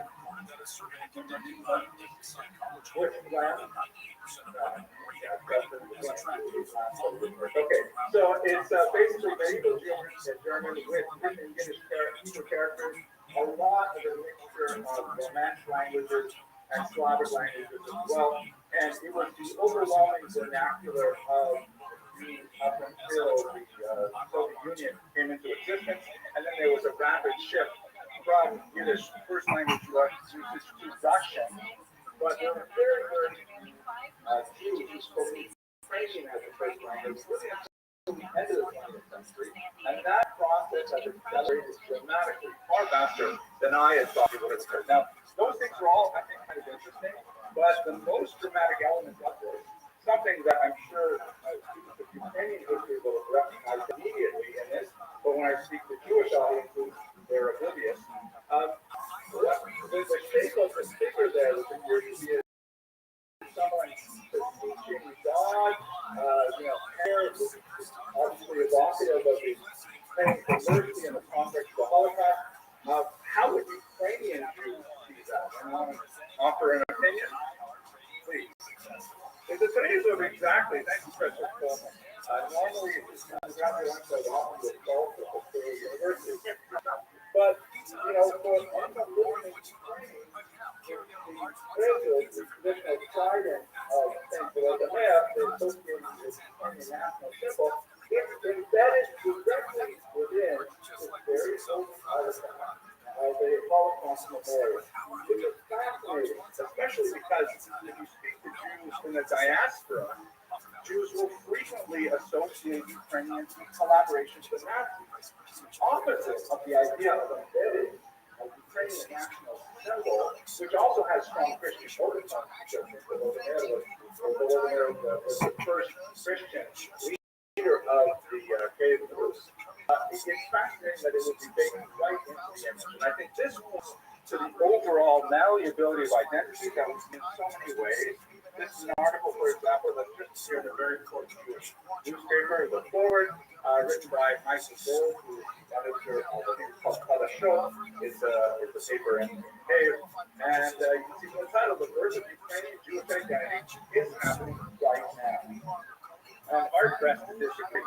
Let us go explore this in greater detail, and I'll take you through this lightning fast review of Ukrainian Jewish history. I'm going to, we'll see how the questions go in. This is how most Jews think of Ukraine, or used to think of Ukraine before 1991, to be sure. This is the Pale of Settlement, which is the region that Jews were allowed to live in under Tsarist rule. Jews have been forbidden to enter into Muscovite territory since the late 16th century, and when Catherine II conquered much of this region in the partitions of late 18th century, she found herself suddenly in charge of the largest single concentration of Jews in the world. So Jews, in their geographic, cultural boundaries, don't necessarily identify Ukraine as a distinct entity, but they will kind of roughly speak of overlapping territory. Here is where Ukraine is, for those of you less familiar with this map. This is kind of a very rough bubble, but that's more or less roughly how Jews think of Ukraine. It's only towards the western part of the Dnieper River, the so-called right bank, and extending generously into Austro-Hungarian regions and even into Polish and Belarusian regions. This is an area where Jews lived side by side with Ukrainians for well over 1,000 years, and there were certain moments of unusual cooperation. As Professor Hinska mentioned in the context of my research, this is a bill from 1918, 100 Karbovanet, and during this very, very brief kind of honeymoon between Jews and Ukrainians in the gap between the fall of the Russian Empire and the rise of the Soviet region, you see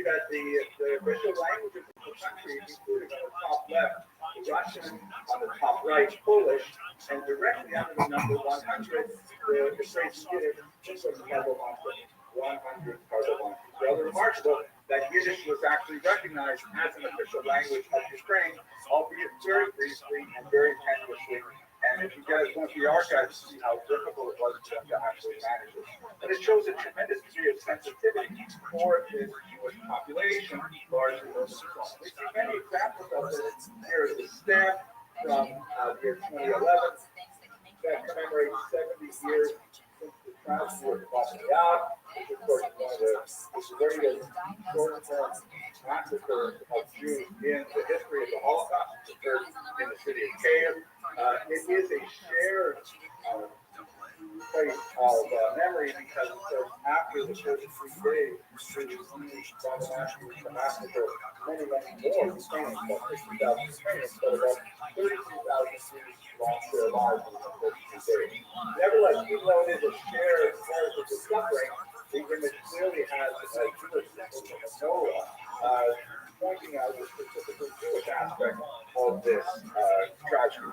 And at the same time, while you have these unusual moments and artistic expressions of solidarity, you also have some images which are much more difficult for most Jews to handle, such as, for example, the valorization of individuals like Stefan Bandera, who was noted for the social relations in their attempt to drive out the Soviets. We spoke earlier today about the there's a kind of a bizarre group of Jews who, in their opposition to Russia, have taken the ironic term Jewish Banderak, which is like one of the most weird oxymorons I've ever heard of, but maybe we'll get into that in great detail. So in other words, this is a stamp with someone's face on it that would be deeply offensive to many Jews. So how do these two things sort of coexist, and especially how do they create this unique identity? So let me begin at the beginning by letting you know how we came to the first place. This is actually a fascinating map illustrating one of the tools that historians have also have to master. I'm afraid with most of us at our age, it's too late for us already, but you actually need to understand. This is a genetic map. This traces the population of Europe based on the analysis of genetics. And they have determined, for example, that the roots of Ashkenazic Jews, basically from northern Germany, the Rhineland region, come from ancient origins in the land of Israel, specifically two major expulsions of Jews after the First and Second Roman Jewish War in the first and second centuries. Many of them were taken, as the deepest the ancient historian describes, to Rome, to the slave market there.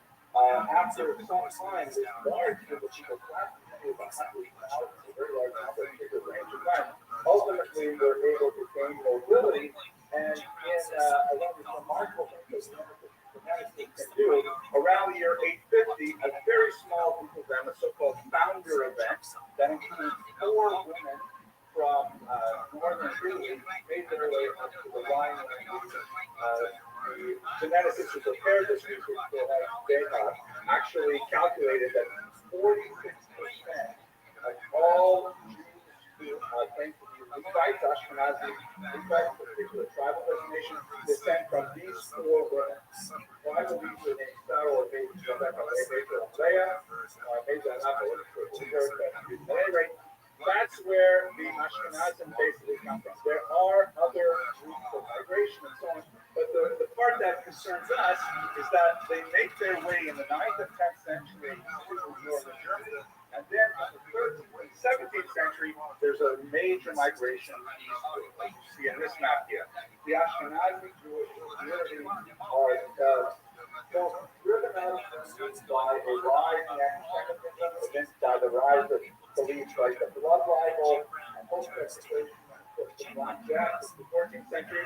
And at the same time, the Polish Lithuanian Commonwealth, which dominates much of Ukraine at this time, has a dearth of individuals who are literate and numerous and able to create an economy in the region. So Jews are brought in, they're given a Magdeburg kind of medieval set of privileges, which is easy to set up. a very appealing thing. They're able to set up essentially gated. Is when you pour a beer incorrectly. You see, rookies who pour a beer pour it really slow because they're scared it's going to foam up.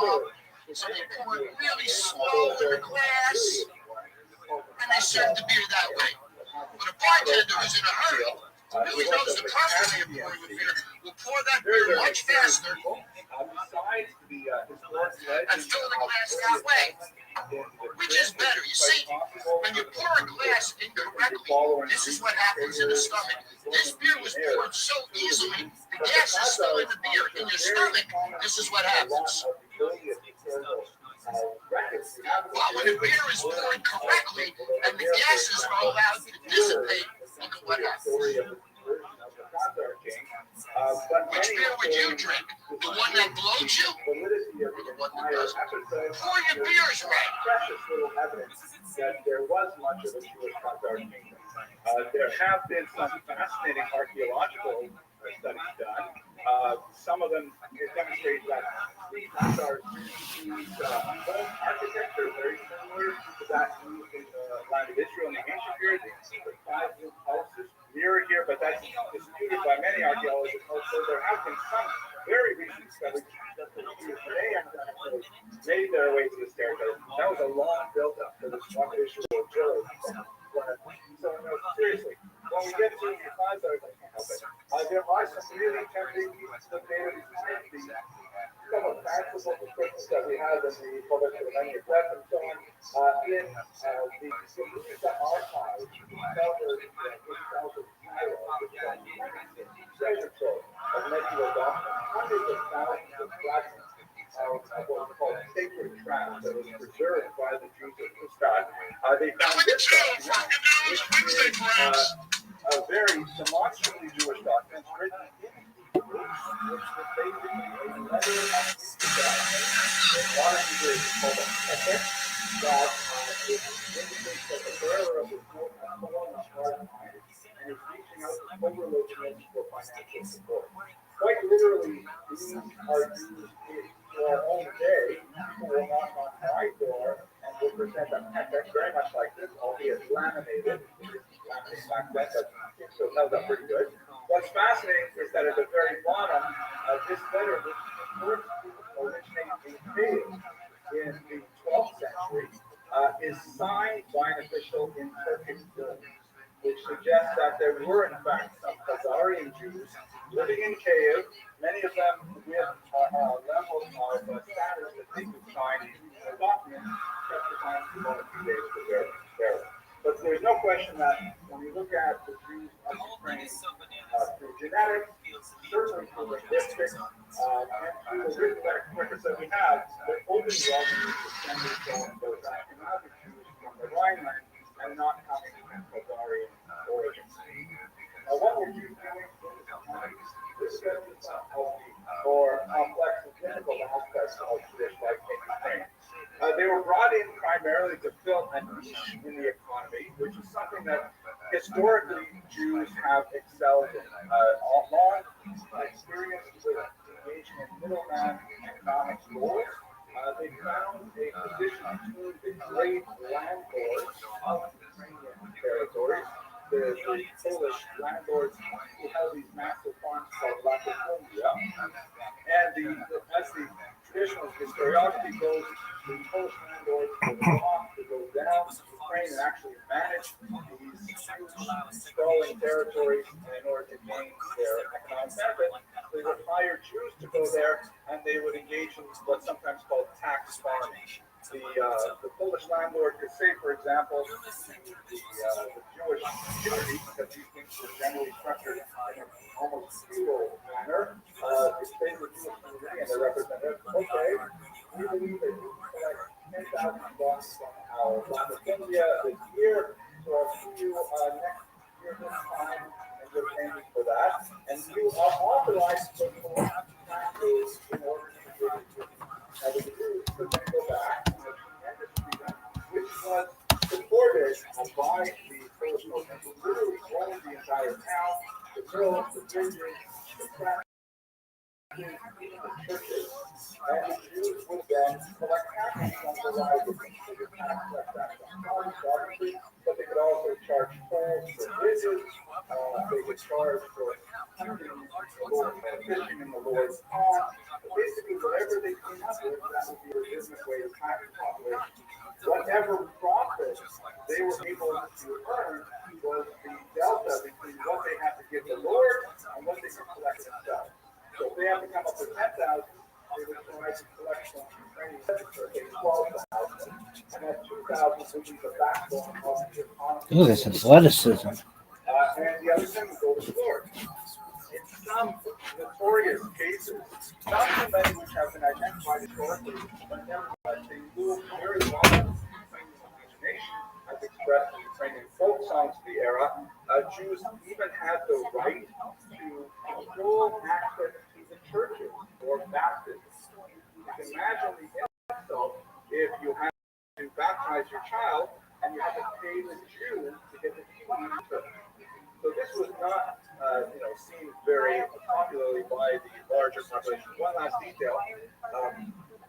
Jews were also given the right of propinatsia, which means the ability, sole monopoly, to produce, to distill, and to sell alcohol, creating the epithet sex shop, which is like a little Jewish inn that people would go to. And so you put these things together with one last item, lending money on interest, which is something that the church had allowed the Jews a monopoly of really since the 10th century. So you can easily imagine, as in this picture here, which is kind of like a more happy depiction of it, you can imagine Ukrainians and all their wineries, the French power, the employees that push blood in their music, and people are there, pouring them a drink. Maybe they're paying for it on credit against the harvest season, and that credit, of course, will create a habit of food interest, and at the end of the season, they find they've got a very large bill to pay. So huge flaw in this is the fact that the nobleman can come back the next year and say, oh my gosh, last year you're right on time, here's my 10,000, this is great, I must have lowballed it. So how about next year you go back and you collect from me 12,000, because obviously you did it so easily. And that means that the Jews would have to go back and would have to raise 14,000 in order to maintain the same standard as the previous year. And this was spiral of control to the point where there was a popular uprising. The most significant of those popular uprisings is, of course, the rebellion in the middle of the 17th century, which was devastating for the community. Magnitsky basically is a huge heroic figure in the Ukrainian mind, primarily because he managed to lead a group of peasants who were essentially run away from their land, and he united them. They were famously quite fractious before he came to power, and he united them into a military strike on the Poles themselves, their landlords, on Ukrainian Catholics who had betrayed their Orthodox roots as the Cossack had gone to join the Catholics to the West as an act of colonization. And of course, the Jews who were the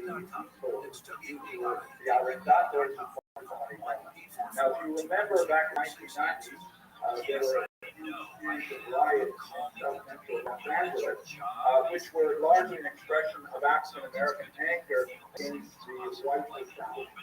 And there were these riots about the city, fires that they all had to slow. But in reality, the population that was hurt the most was not the white establishment. They were largely able to collect insurance payments on whatever property they owed in South Central, but it was the Korean shopkeepers who lived in Black Poland and operated the bodegas there, and they were the hardest hit. Even though they were not part of the white establishment, they were especially a demonstration of white power, so they suffered the worst. It's a very similar structural relationship to the way the Jews occupied that middleman position in Ukrainian territory at this time. And so Magnitsky's rebellion was overwhelming, and for Jews, it was so powerful that it actually was enshrined in the literature. in liturgy. And once a year, Jews will gather, they'll fast for the entire day, and they will recite liturgical poems that reference the horrible decree of Attatat, the decree of 1648-49. It lives on indelibly in Jewish memory. That's why one aspect that's challenging this idea of Ukrainian Jewish identity is that for Ukrainians, Khmelnytsky remains definitely a national feeling. For an oppressor, he drove them out of their land, created, a Ukrainian identity. It's like a George Washington in many ways. And he is seen here on a banknote from Ukraine. But for Jews, Khmelnytsky remains like he's in the same family of people like Stalin and Hitler. So it's very hard for Jews to see Khmelnytsky, especially diaspora Jews like myself, without feeling a certain amount of trepidation.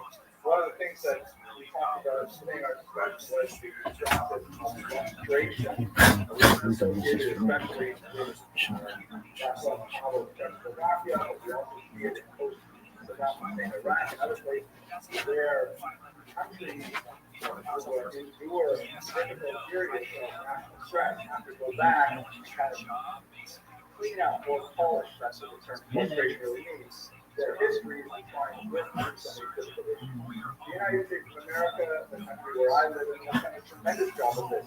With the Civil War in particular, we're all totally cool with the tragedy of Confederate war heroes. We even bring Confederate flags to the Capitol on occasion, and whenever we have an insurrection, it's like that's what we got to do.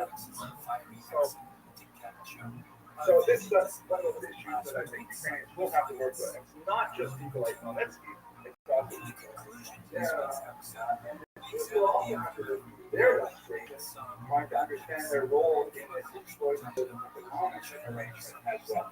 But to go through our race through 1,000 years of Ukrainian Jewish history, Khmelnytsky's spirit, I see as one of those key elements of Ukrainian psyche, Ukrainian national, the civic myth of people believe what is it that makes Ukrainians Ukrainian.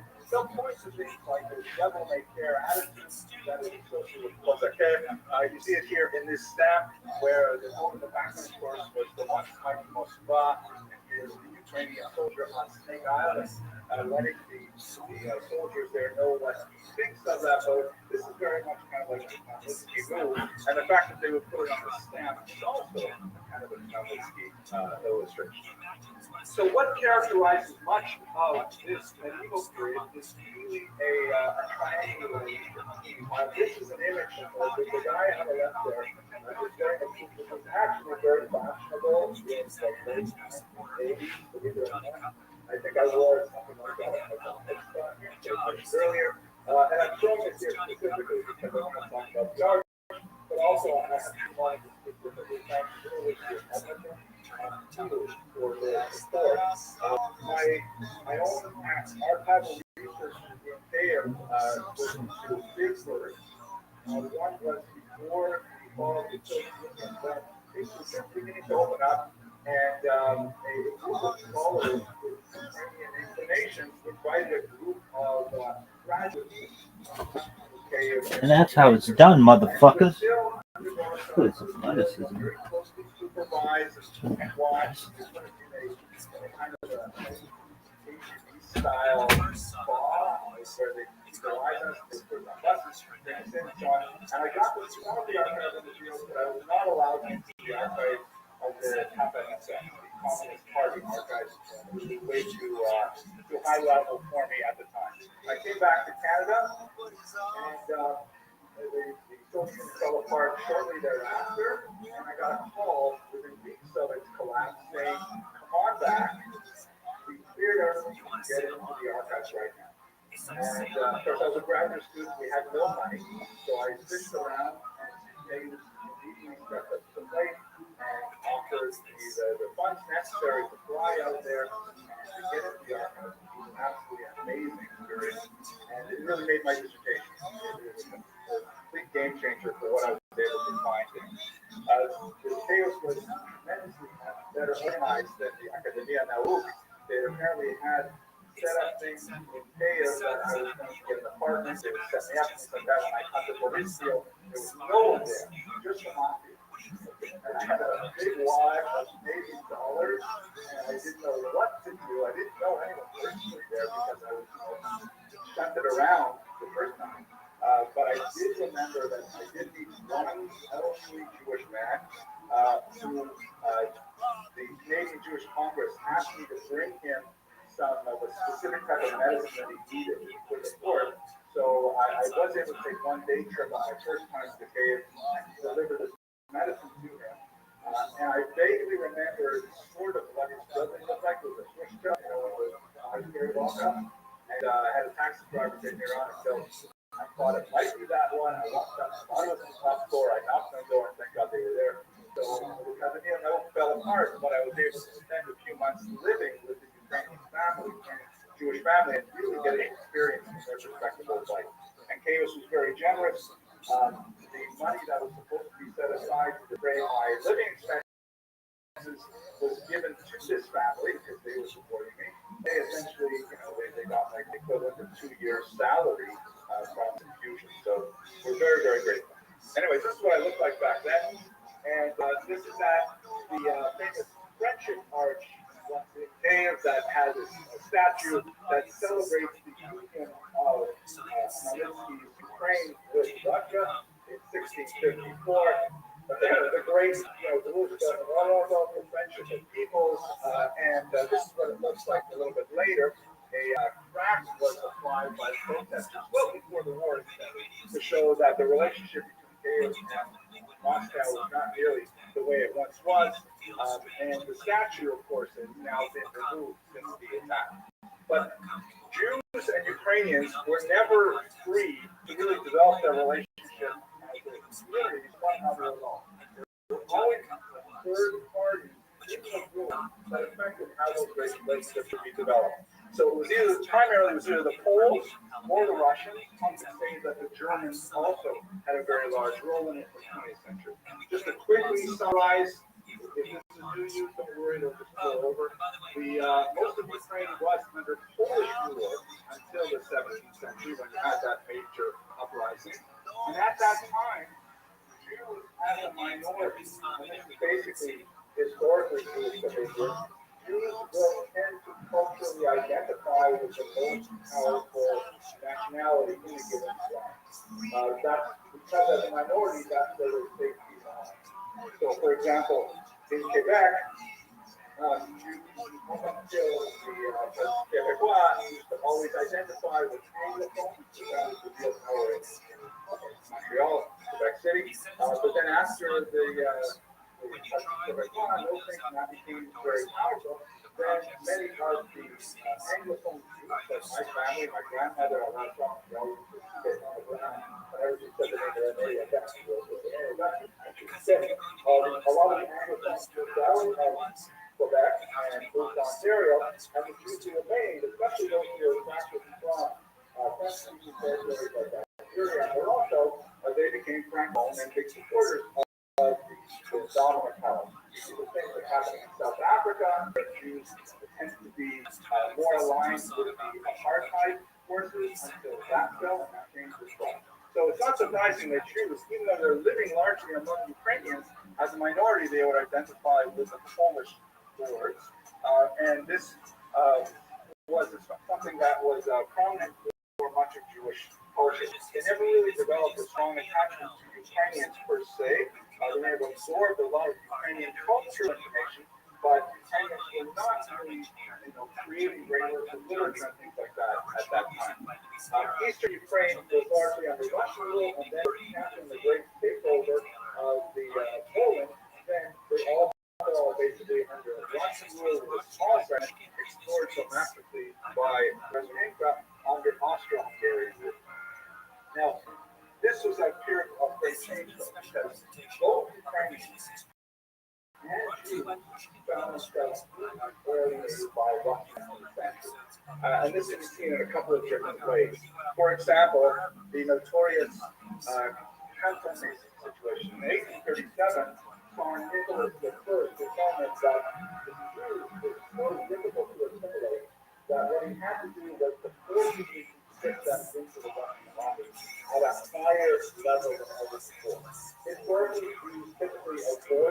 serving in national armies, largely because they were inadequate to do doctors, no food, there's no staff to serve them, they're taken away for a long period of time.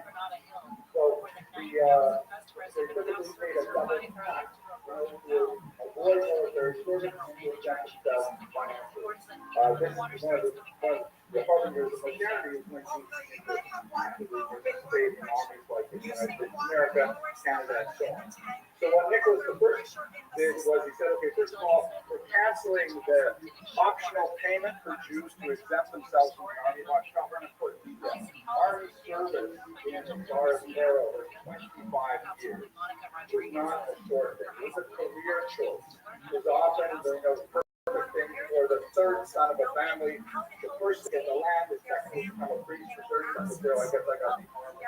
So Jews would avoid this like a plague, but Nicholas I said, no, Jews have to participate in this as well. And he also realized that by the time Jews reached the age of 18, which was conscription, they were probably already deeply influenced by their Jewish background to possibly assimilate successfully.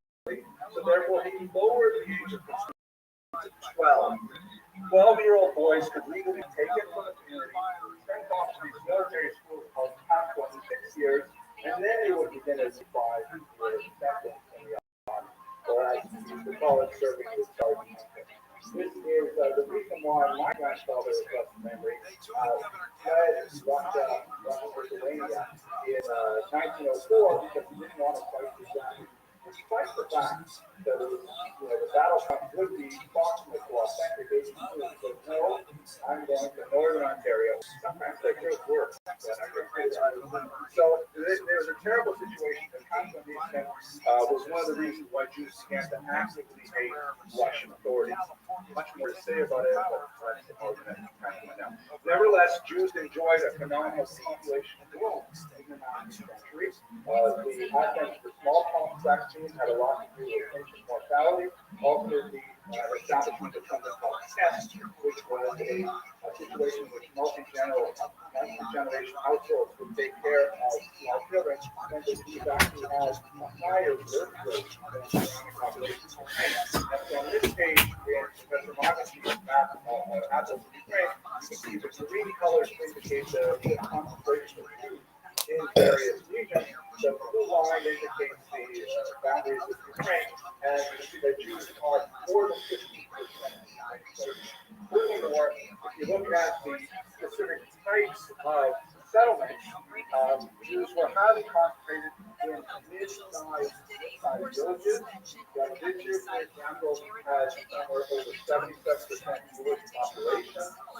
Melnik had 80% Jewish population, and the large cities tend to have about 1/3 of their population Jewish. Legally or not, Kiev was technically off-limits to Jews, but it had about 60,000 people in there illegally anyways. So you've got a lot of Jews living in this territory. They're much more hostile to the Russians now, and Ukrainians are also going through their period of national awakening and finding that the Russians are blocking them at every turn as they attempt to develop their language, their culture, and so on. This is a period of great identity formation, not only for the Slavic people who are Ukraine, but for Jews who essentially. Damn, bitch, this girl's beautiful. The idea of returning to the land of Israel is, of course, millennia old, but it was always associated with I don't love it. Review. That's a full movie, That's a full movie for you. That happened at the same time as you got gifted by I Can't Sue the Devil Used. I'm telling you, never a dull moment in these streaming streets. Never a dull moment. Can we please have some W's in the chat? Please flood my chat with positive energy on TikTok, please. Let's rebrand the chat on TikTok. Just breathe some positive life into this. Yo, shout out to Atkins too. Thank you so much. Thank you so much. I appreciate you for the love. Thank you so much. Thank you so much. I appreciate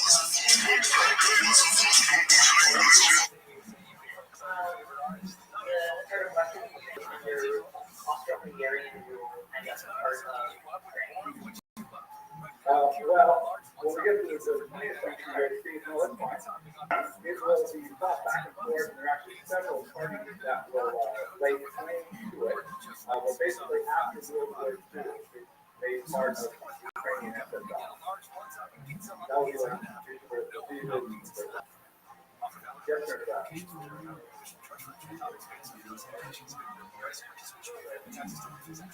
Our iHeartRadio Music Festival presented by Capital One is coming back to Las Vegas. September 19th and 20th, streaming live only on Hulu. Tickets are on sale now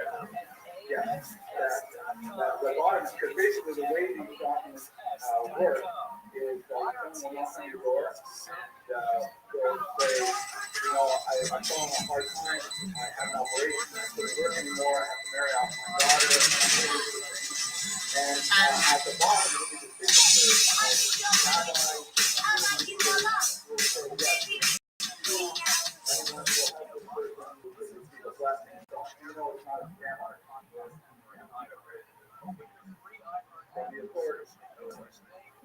because typically they'll have like some Israel that's not and they'll travel around. But it indicates that someone of authority is saying could not write an as a sign of real. That's really strange. But the whole Call with your email address. Okay, so the 20th century is perhaps the most difficult. I've picked plugs for my book because I studied this specific area, and that's rather basic, so I guess I'm going to only plug the Ukrainian translation, which came out a little while. Oh my gosh, this is a Zoom audio for what? You guys are so tired. So I spent a lot of time studying the theory of the revolution. In a nutshell, what basically happened, the Russian government collapsed in 1917, and there was a brief period of time when the remaining pieces of the Russian Empire sort of recalculated something. Recalculated how they would get rid of it. Hilarious. Shout out your beacon. They found, however, that they were helping them something very key, like people who were illiterate, who were organized, not organized. This is all of them very great and charming, but they did not necessarily have the manpower, woman power to run a modern state. And they looked at allies. Of course, Russians were not in favor of this because they considered Ukraine part of their historic Russia. Poles also viewed Ukraine as part of their historic Russia. They were not as enthusiastic about participating, although they did have sex of creating Poland, of course, after World War I. And the only really significant national communities were the Jews. And the Jews trapped their fire in Ukraine. Yeah. There's also respect for left and right, but they said, okay, this is good, particularly if you're in a moderate way and remain within the idea of a Russian federation, like the idea of like one step like that. But ultimately, the Jews and worked out a deal. The deal, however, fell miserably. Even though we had kind of thought the Ministry of Jewish Affairs, tax money will go to fund Jewish schools, synagogues, ritual baths, the Yiddish as a language, big up schools and things like this.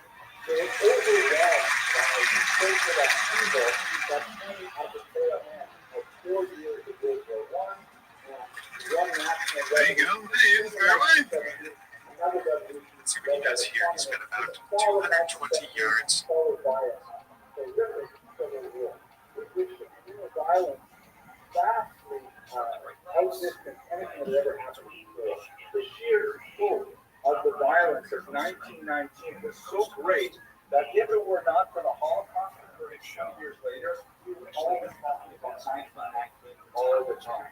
It's only because the Holocaust represents still another algorithmic leap in violence that we basically forgot about this horrific act, but it was truly phenomenal.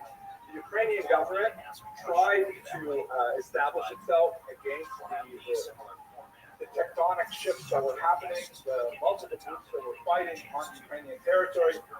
But ultimately, as Professor Hinka mentioned, they were essentially reduced to being a global government operating out of train cars in a little triangle in western Ukraine, trying to evade the attack of Russian forces.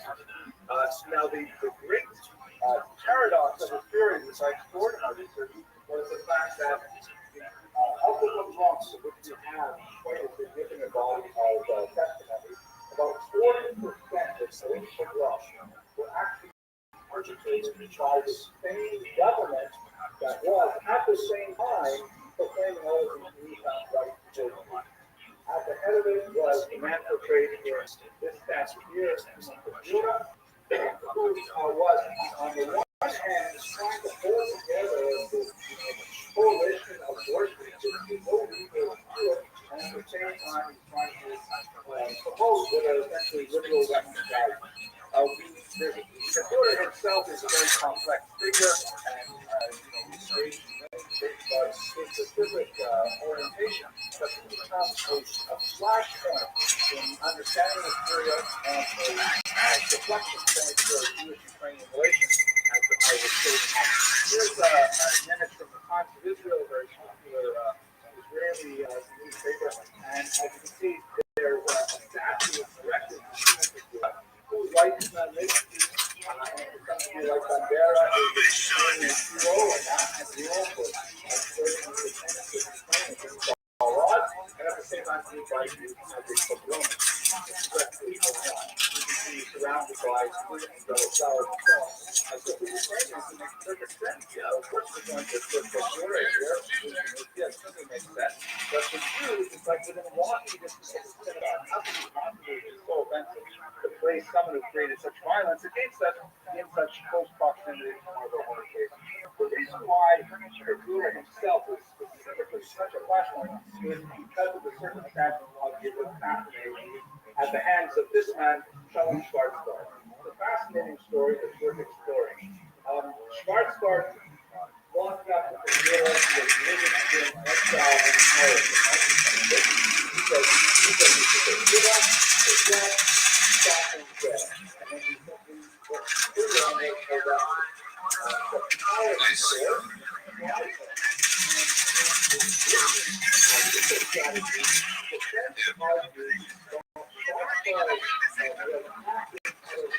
Oh, that's unfortunate. What's going on, boys? What's going on?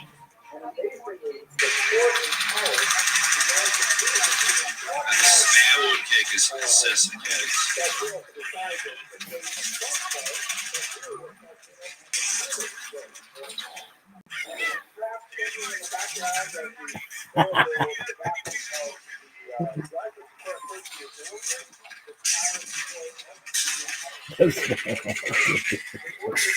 Oh, for sure, dog.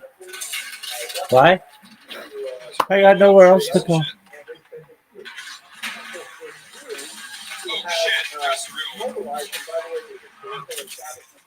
This Bama kick is obsessive. Oh, it's the worst, dog.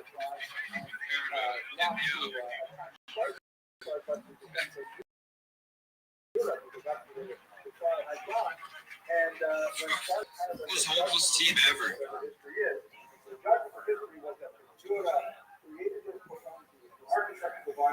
Which I think is a huge overreach. In my research, I believe it's more appropriate because you have perhaps someone who was inclined to be silent regarding the wrong Flying. at the time when Avocado now. followers corrected that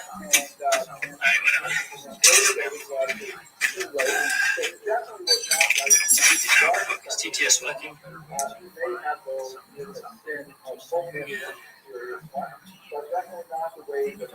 Alright, TTS will work again now. But when Schwarzbard was acquitted, there was a massive war in the Jewish community of excitement. This is a remarkable that shows the All of these. That'll save me some.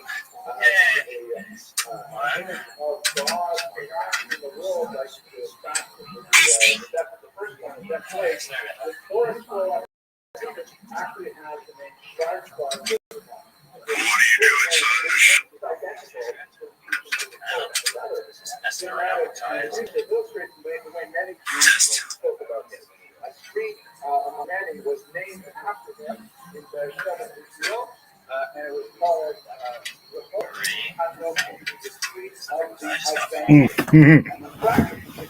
Need a ride? I won't molest you. But this is a way that we began to form their thinking about the relationship between Ukrainians. Have you ever changed a tire before? Then we moved to the Make sure you kick the wheel to dislodge it. Kick the tire part, obviously.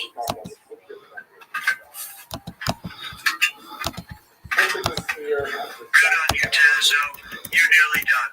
Okay, very good. So it's very important to have a handle on the maps of this Need a ride? Molest you.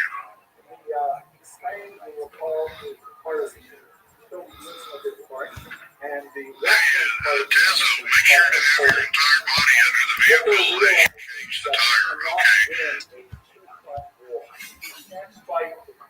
And the West simultaneously. Germany is Tell Zena it's on-site winch. by one side, forge it on the other, and then of course the Max 80 miles an hour. Tazo, can you twerk for your community? You got something packing in there. Is it your 8-inch? I'll take you. And that allows Germany Put the tire in the car in case the jacks falls. an agreement with the Soviet Union. That agreement is shown here in this map. And we'll want 2K25. Cynically removed from the map. The Nazis take the west of that yellow line. We need to find out who did this. And on the right side is the sort of pale blue of the regions that are seized by the Soviet Union. And they belong to the Soviet Union between 1939 and 1941. And they Why is the tech reading? GGS. Where the NKVD Soon on it. arrest the entire You need the nut. torture them, later massacre them, horrible forced confiscation. Careful now. Massacres left and right, schools, blowing up of churches, all kinds of things. That's just very, very awful. Do not let power fall. Communization.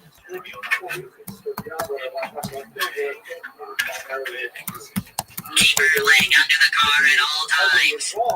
In this activity, although there does not seem to be a tremendous amount of support for that particular. Do you think Tazo is a top or a bottom?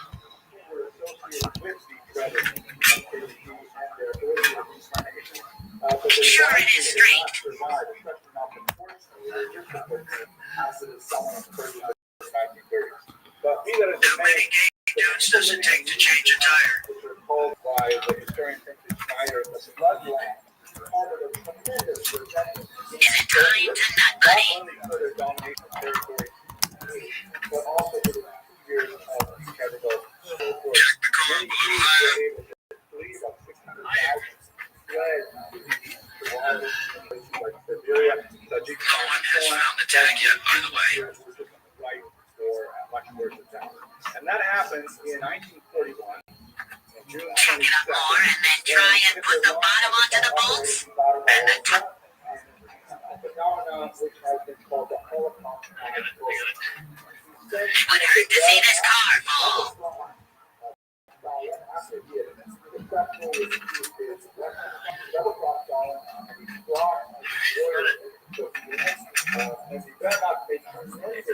Sit down. Lift it like a man. And then put a lug on. But what's significant for our part of the story in particular is that behind the behind the regular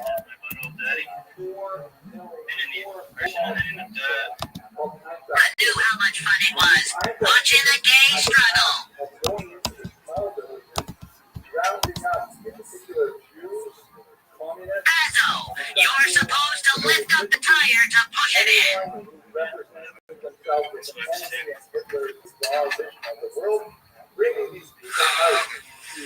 Get your grandpa, why are you wearing a red thong?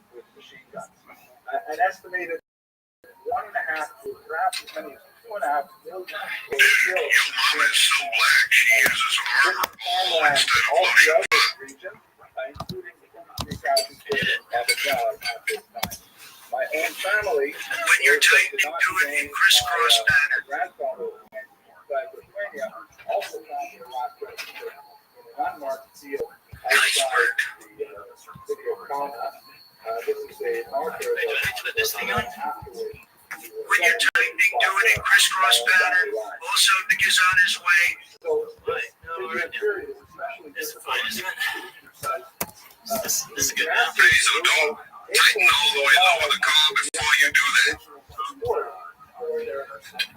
Tighten all the way below the car before you do that. I've seen that like never, I suppose. Oh, never mind. What do I do? I'm tightening real hard. One of the most difficult units associated Cool, that holds down tire and trunk. delicious division, which represent a lot of framing in the western part of the territory. Also, where you live in the car and tighten it. The best way to really be of the Soviets. Tighten it once on ground. Pretend we fully tighten it once on ground. Pretend we fully tighten it once on ground. They were ultimately cleared the change commission of this country. Back in my day, we used to change. It was a rite of passage. That the Soviets did not result in many Ukrainians, Latvians, and so on. Look, then tighten There it. are definitely isolated moments of great humanity, many of which have not been properly recognized, such as Lower the the who personally acted to save some 200 Jewish Indian network of monasteries, very important churchmen in Western Ukraine. He was actually a great pilot in 1903. You see what the other guys want to take it though. Cody for the keys. Let me do it. I don't think the contestant who stole this guy's car keys that we like why.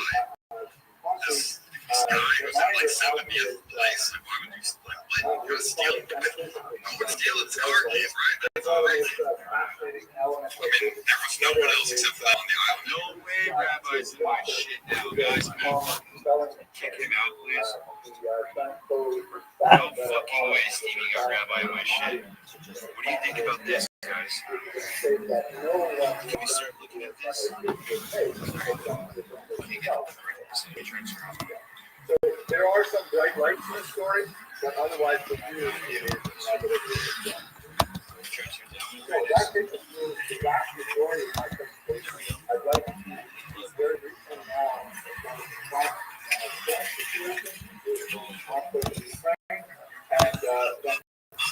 QR code. are there any difficult questions? Okay, let's go on then. Here's a picture of Vladimir Putin in 1980 when he was the officer of the church. We finna go on sub mode. When I start the pod.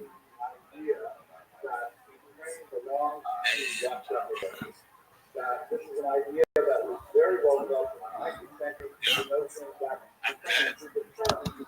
by the way, fairly new coinage in the 19th century. Ukrainians themselves are not entirely sure what to call the show, particularly in Western regions. But the Russians refer to them as signal weapons, i.e. language I'm going to start it over. Start by right back.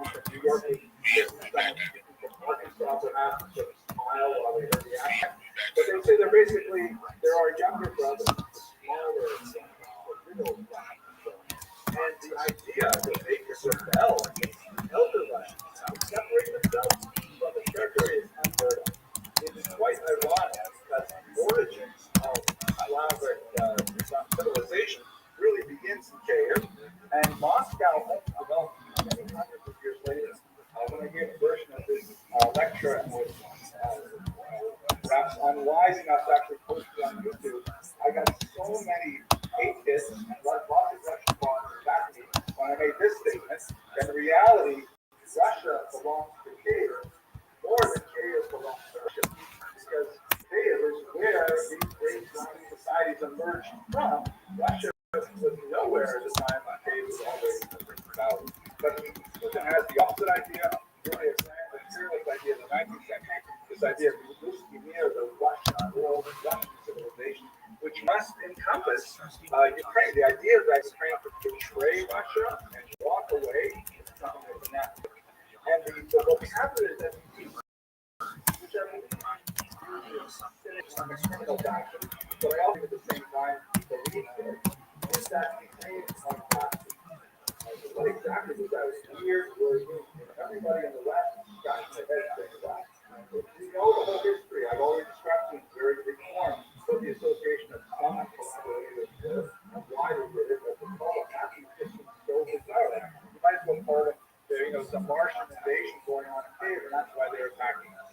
So we should understand that the term Nazi means something very different for Russians and Jews and for Ukrainians. For Russians, it's kind of like this massive statue that stands in Kiev, holding back the German into Russia. And it is kind of laughable because, after all, Stalin first signed a deal with Hitler and believed that he was a valuable ally for him. Hitler double-crossed him, then all of a sudden Hitler becomes the horrible enemy and they begin to push him away. So the Nazism for Russians represents that great imperialist threat from the West, which I believe Putin sort of allies with the word NATO in many ways. For Ukrainians, however, it's more complicated for Jews, obviously. It means allies, destruction. Nazis are the kryptonite to Jews, and there's no work for them. So let's focus a little bit more on Ukrainians in this complexity. Here you see a poster that celebrates some of the insurgent movements created after the war. And you see on the top here, there's the Iranian right of Kiev. On the left, right, there's a typical Cossack again. So again, my heart begins to palpitate when I see that. The Slava Ukraini at the top. And then at the bottom here, you see Slava, but the Ukrainian patriot, who, by the way, is holding up his hands in a very Nazi-like salute, but I don't think that's an invention here. He's standing on the banners of the Soviet and the Third Reich. And the idea that I think Ukrainians would like to project from this period is that of those who push back against imperialism from the East and from the West simultaneously, striking out in a very Khmelnytsky kind of mood to create their independence. So it's not historically accurate. The Ukrainians saw the Nazis as a much better chance of getting the Soviets out of society, doing it at their own, with the exception of perhaps one particular group. But this is the way in which they may like to create their understanding of the Nazis. And one of the problematic issues, especially early in the war, was the association of at least some elements of the Ukrainian military. Certainly we can debate what degree is valid, but the Agile position, which has a lot of symbols that definitely make Jews and Westerners uneasy, very fascistic kind of symbols that are highly evocative of these kinds of things. But I don't think we should waste a lot of time over this. The fact that there are possibly some far-right elements in the Ukrainian military, when you wake up and smell the hummus, we have neo-Nazis everywhere. Right? This is October, in Los Angeles, and I could bring you newspaper articles from all over the United States that regularly demonstrate how many neo-Nazis there are on this continent. So I think it's going way out of proportion and largely serves Putin's purposes when you talk about Nazism in that regard. But I'd like to take us to where we are right now with the resolution of elections. And one of the things I think we've done is the fact that we have used the methods towards a more Euro-centric direction. But we have said, you know what, Russia simply does not work for us at all. We are all European Union types. We're all NATO types. Value the liberal democratic values the West over the autocratic values of the East. This is something that is very popular with, of course, the allies in the West, and he's done a tremendous job as a communicator getting that across, particularly to the rest of the world. And ironically, this invasion has only accelerated this trend, something which was always present in Ukrainian society, really in the 19th century. But this is something that I think is now irrevocable, and that Ukraine will ultimately find itself, as long as it can survive this particular encounter with Russia, it will find itself within European orbit. Let me conclude with some statistics and a dramatic, I think, illustration of the point I'm trying to make here. This is a remarkable study that was done in 2015 by a very reputable Pew Research Center. This is well for the population, right? And they wanted to ask Eastern Europeans, how would you feel about making Jews citizens in your country? And when you look at the map here, it's startling numbers. Ukraine has the lowest measurable level of anti-Semitism in 2015, as conducted by this very well-regarded research institute in the United States of America. Russia has about a 14% incidence of people saying we'd rather not have Jews part of our country. My homeland of Lithuania, almost 1/4 Lithuania was last my grandfather left. Romania, 1 in 5, but Ukraine is still a massive outlier, but it certainly speaks to the trend that we are discussing.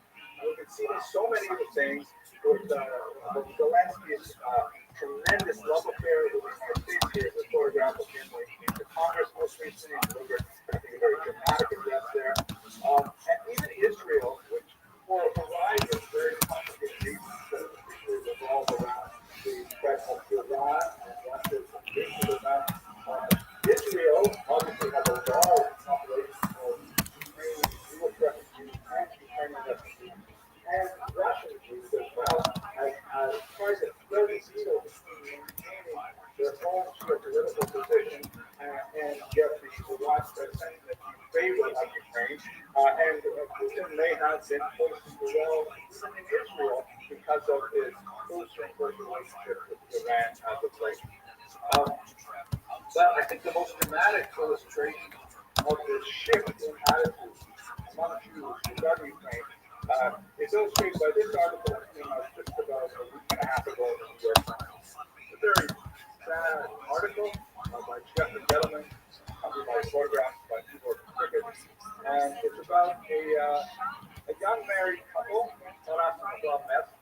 who decided to sign up. They were living like these kind of yuppie lives, successful urban professionals, but they decided they wanted to fight in the front lines. They wanted to fight together, and they went to the front lines together, and they were killed together tragically. You can see that there's a photograph of them taken from their home, and you can see that they look like young people, happy, smiling. And when I read this article, tears came to my eyes when I read this passage. Manas and Oha met when they were 8 years old.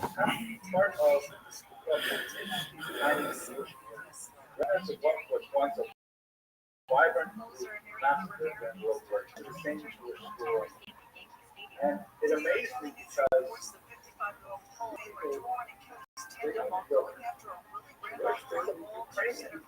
their identity, and by the way, the whole article is including all kinds of Ukrainian iconography throughout their house, literal iconography. But they just part of the thing, they're Jewish, and yet they stepped up and they felt the need to identify themselves with Ukraine. This, I think, is the most tragic, poignant illustration of the development of Ukrainian Jewish identity that we see is occurring in front of our eyes as this horrible new war and television. We hope that the Ukraine finds peace and is able to reestablish itself, and the Jews of Ukraine are able to reestablish their lives. And I want to thank you very much for your Germany supplied Israel with weapons for decades, partly as restitution after the Holocaust. Sunland weather from KFI. clock overnight, lows in the 50s to 70s. On Sunday at the beaches, stunning highs in the 70s in Metro LA, Valley, High, and High Desert. Hello, colleagues. I'm very grateful to Dr. Galazza and the conference organizing committee for allowing me the opportunity to participate in this august and important gathering. I'm very sorry that I can't be with you in person. I have a prior engagement in Europe that unfortunately I could not shift. I'm very grateful, however, to have the opportunity to respond in video format to Professor John Paul Himka's fantastic paper on Sheptytsky and the Jewish community. And I hope that my comments will not be redundant, given the tremendous number of very important and knowledgeable speakers who will be presenting at the conference. In my humble opinion, that Paul Sheptytsky was a deeply compassionate human being, a man of great reservoirs of faith, and also the capacity for phenomenal spiritual heroism, that in his old age, in his 70s, rose to his full moral stature and was able to save some 200 Jewish children from the Holocaust. His story is well told, of course, in Professor Redlick's path-breaking article that was printed in Professor Mavich's Morality and Reality, and Professor Himka's work essentially brings us up to date in the last 30 years of historiography, although, as I hope to point out, many crucial elements remain unknown and, in fact, mired in controversy. I'm also very gratified that Professor Himka found my very brief 1991 article in Harvard Ukrainian Studies and cited it so prominently as an early element in the development of English language historiography on Sheptytsky and the Jewish community. It, of course, identified a 1903 letter that the Metropolitan had written to a Jewish community and, in fact, sent some funds to them. I'm very gratified that Professor Himka found that article sufficiently important to cite in this paper. And I think it identifies two very important points, especially relevant now, 3 decades since I authored it. The first is something that is really quite good, that it is just a lasting testimony, an actual artifact demonstrating the Metropolitan's long-standing Philo-Semitism. And it also demonstrates another point that's quite as encouraging. I'll discuss that shortly. Let's have a look at the way. It is rather a remarkable document. You can see it's written in a very fine Ashkenazic script. He seems to have mastered quite a few of the finer points of Hebrew epistolary style. I think epistolary is actually a word. He refers to his interlocutors as my brothers. But let's get to this second point, which I think is perhaps not quite as encouraging. As Professor Himka writes, with his masterful 2013 article in Poland, quote, the development of the North American historiography had essentially come to a close. At that point, Professor Himka moves to European historiography, and he alerts the reader to very important new works that I unfortunately have not had the opportunity to peruse, but I'm looking forward to seeing them. Yuri Skeeter's 2018 study of the Studite monasteries in the Holocaust, and Andrei Mikhailenko's work on Sheptytsky and his relations to the Nazi regime. Those look like two extremely important works, and I look forward to reading them very much. But my first question would be, and this is related to the second point coming out of my 1991 article, is while this is essentially what has happened in North America and in Europe, what has happened in Israel? What has appeared in Hebrew and in Yiddish? We know that there is a phenomenal number of Holocaust memoirs, many of which are self-published, a little bit harder to track down. We have a large video archive from people who have not published written memoirs, but under the auspices of Stephen Fielder's Shoah Foundation, they have recorded their memoirs on video. And there are a tremendous number of sources that could shed light on many of the questions that are addressed by all of these authors on the subject of Metropolitan Sheptytsky's activity during World War II. And, you know, I haven't done the research on this to know how deep it goes, but I did have a very quick look at Wikipedia just to see what's showing up there. And as you can see, here's the Hebrew language Wikipedia article on Andrei Sheptytsky. It's considerably shorter than the English language one. But when you go down into the bibliography list, there's actually quite a few interesting things.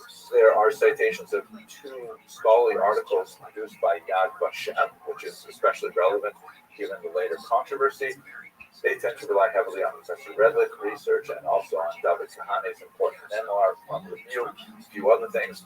But it also lists a 2005 article that was written in Haaretz with a very provocative title, The Ukrainian Schindler, and even takes us to a link to the National University of Jerusalem that lists 16 articles, many in Hebrew and Yiddish, 5 books, and an ebook that all have Metropolitan Chipsky's name in the title alone.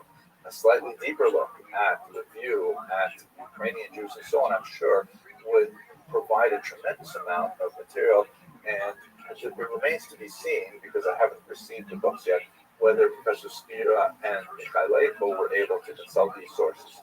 I doubt that the research will change the basic parameters of what we know about Metropolitan Cheptitsky, but I believe that this is an important lacuna that has not been explored in 30 years, and I would really like to see the Hebrew What a shot. Yiddish literature What a shot. integrated into the historiography.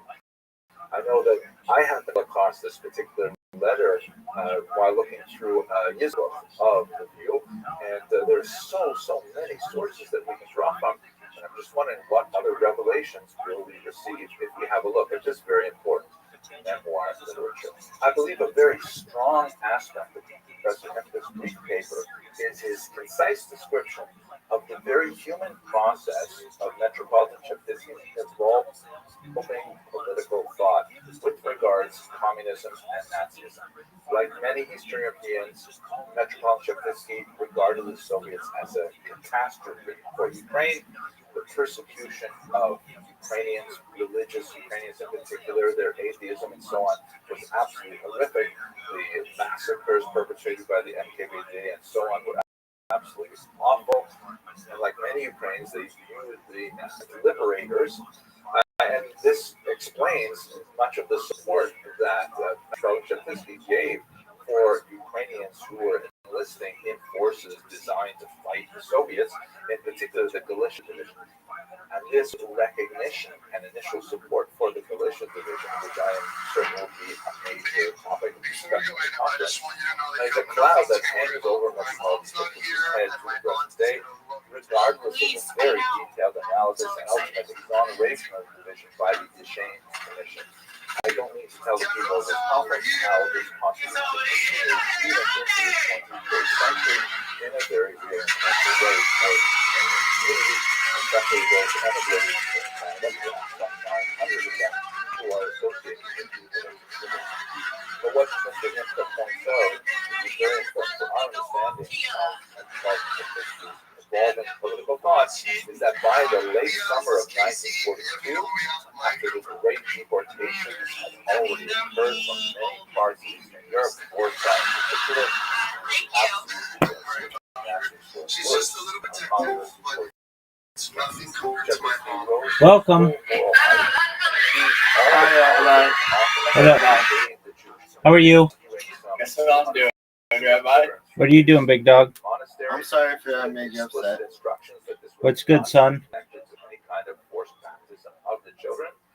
Through the writing Sorry, Rabbi. pastoral letters What's up? who participated in Nazi Aktionen against the Jews, and to writing For to what? superiors in Rome, demanding that some sort of action be taken For asking too many questions. You're good, Pim. of blood that was emanating from Galicia. At this What'd you point, say? he is You're good, without Pim. question a heroic individual doing everything he can to save the Jews. Did we get a good who had refresh some on the positive questions? relations in the past. And I responded. by way of a small tangent, I think it is absolutely fascinating to All right. compare this dawning Well, realization if I have a question, I'll of let you this know. religious giant, You're wise enough. someone I know. Jewish community, tremendous. Rabbi, where can I see your first stream at? That I don't know. On YouTube? No, probably on Instagram. Jewish community in and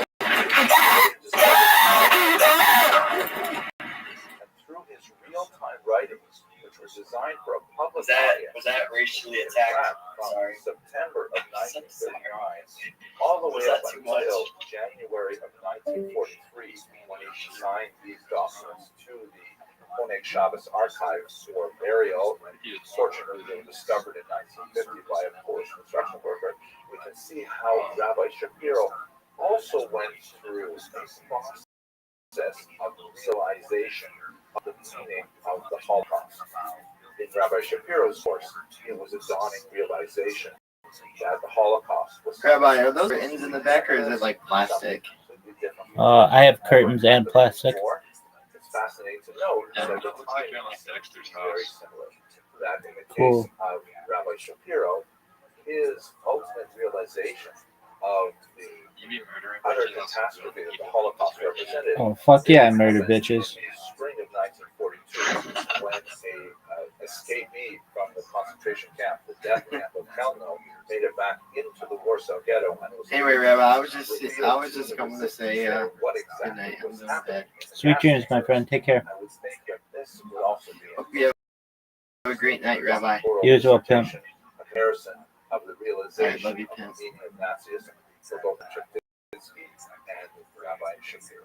By way of conclusion, I have to reflect on that my mentor, Professor Paul Rabbi chose to title his classic collection of essays on Chaptinsky, Morality and Reality. I think that's especially appropriate because communal leaders, religious leaders, and I would like to say even historians, have to negotiate both the moral sphere and also much more pragmatic realities.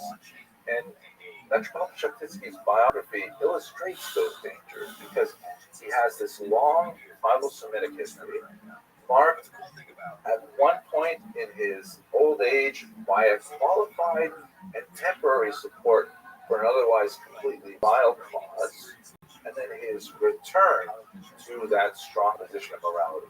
It makes the complexities of understanding his personality very, very difficult for people who crave simple narratives. And that's ultimately the situation that we find ourselves in as historians, seeking to tease out the larger meaning of the great arc of this heroic individual's life.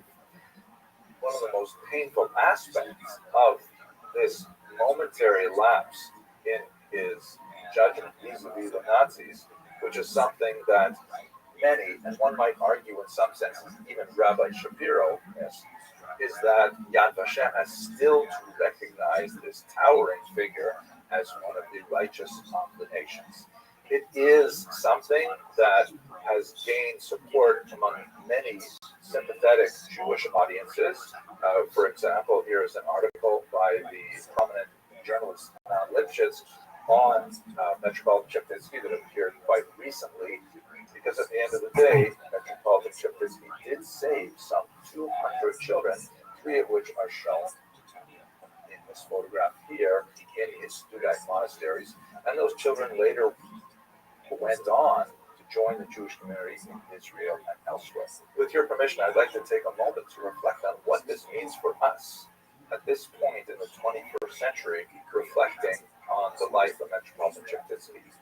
I'm sure you're all familiar with the famous quote from the great American author William Faulkner, "The past is never dead, it isn't even past."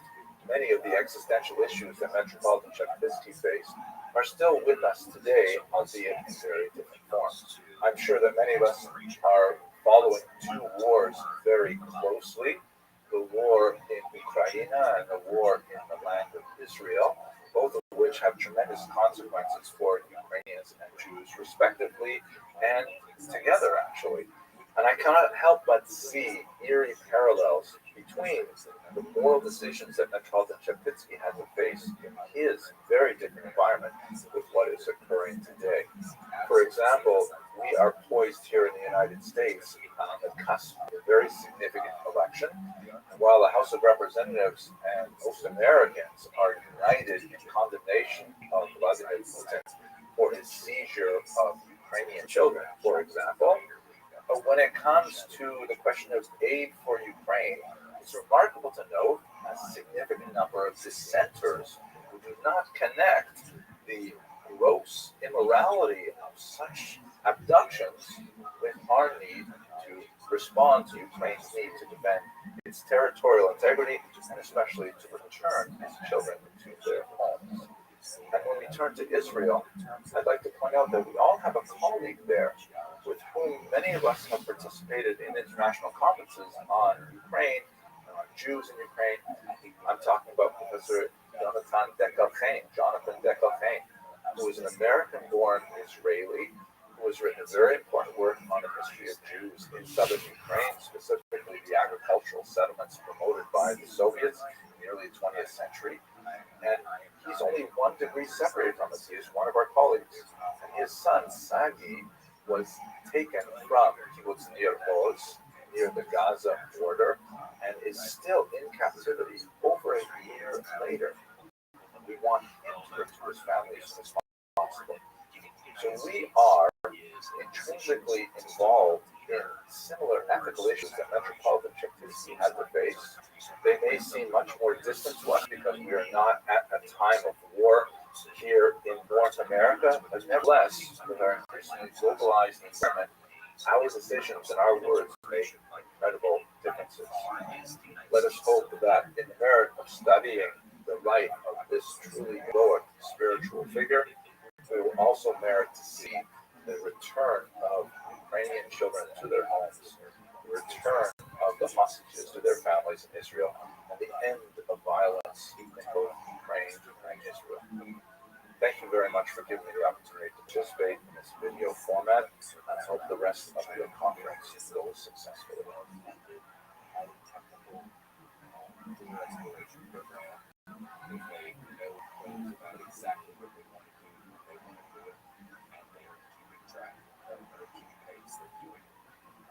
States has been floundering for decades with respect to data exploration. My personal A new version of Mesilas Yesharim was discovered in the former Soviet archives. It was written in the Ramchal's own hand. It's a dialogue, it's a play, it has characters, it has drama. There's one character who is called the Chacham. He is a learner-earner. He's interested in, of course, learning Torah. He's completely observant and so on.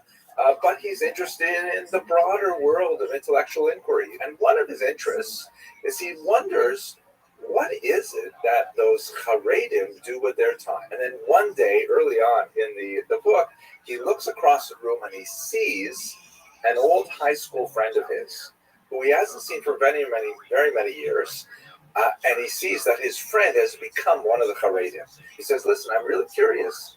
I have all these questions about what you do. Why did you become this way? Most likely to get there first. It's going to be China. It's just that China hasn't had some sort of catastrophic setback in order to lead us back there. In terms of morals,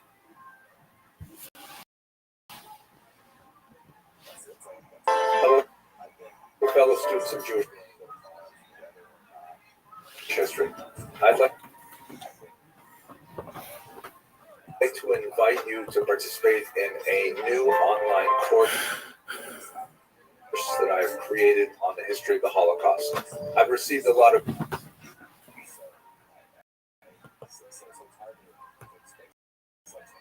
feedback that these lectures, which I put on YouTube some time ago, have been very well received by individuals who just expand their awareness of this dark period in Jewish history, but especially for middle school and high school teachers who have used these lectures in part or in whole to supplement their social studies curriculum and to give their young charges an awareness of what exactly happened in the middle of the last century and why it is relevant for us even today, unfortunately. So please have a look in the information box below. There's a link to this online site, and I hope you find it meaningful. Thank you very much for watching.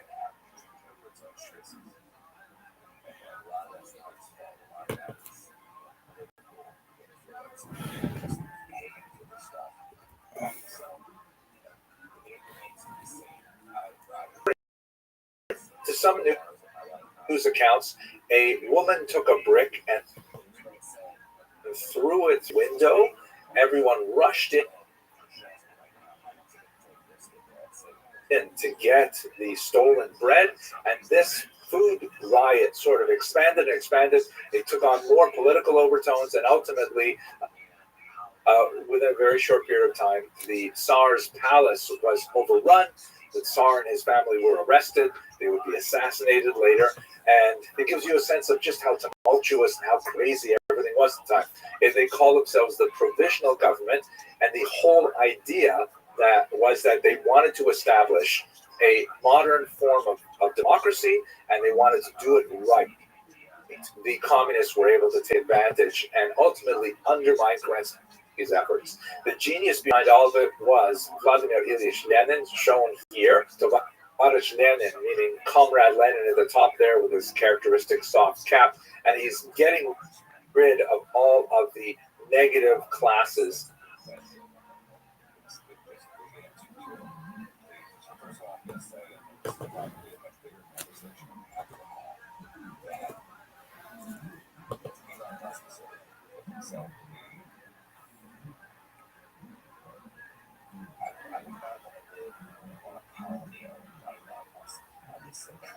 You know, for example, during the daily prayers, if a woman felt that her claim had not been adequately addressed by the Tubayir or by the Beit Din, she could go show up in shul, could walk in to the men's section, stand on the bima, and refuse to allow the services to continue until she received assurances that she would be heard.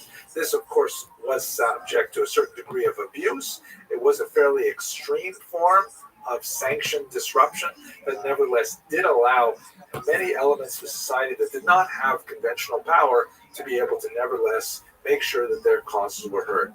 And by and large, this Kahila structure really functioned very well right up until Napoleon basically destroyed it with the corporate nature of Jewish society.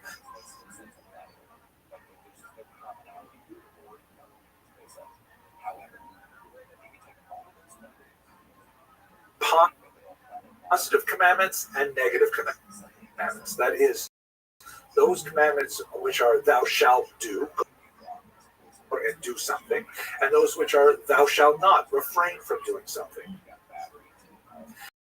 We can also divide those on a horizontal axis as those which are defined by time, meaning go do this at a particular time, or do not do this at this particular time, and other commandments which are not defined by time, meaning that you must always do these commandments anytime, and you must never do these commandments during these particular times. Examples: a positive commandment which is defined by time would be the commandment to sit in sukkah, right, which is an outdoor dwelling that is only for the holiday of Sukkot.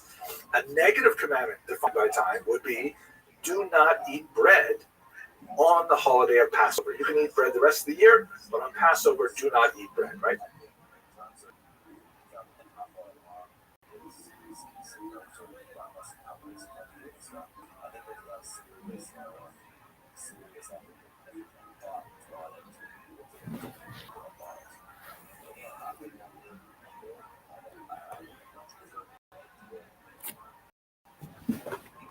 We see just some examples of this, by the way. Some of the most amazing artwork that comes from the Erfurt Horde that we looked at a few weeks ago.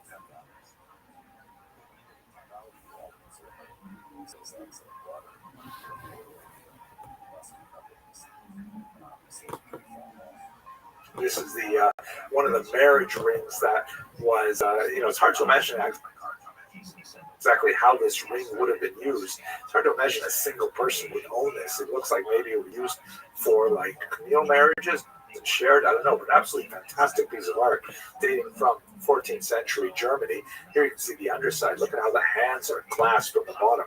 Absolutely gorgeous artwork. Really, I think it puts to shame modern jewelry by some of these designs, but who am I to judge these aesthetics? I just think it's fascinating.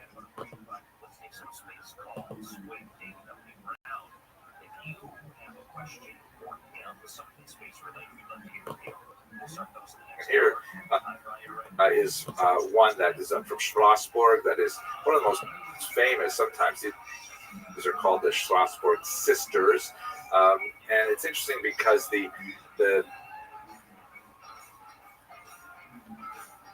church is shown here, kind of like looking daggers at her sister, and you know,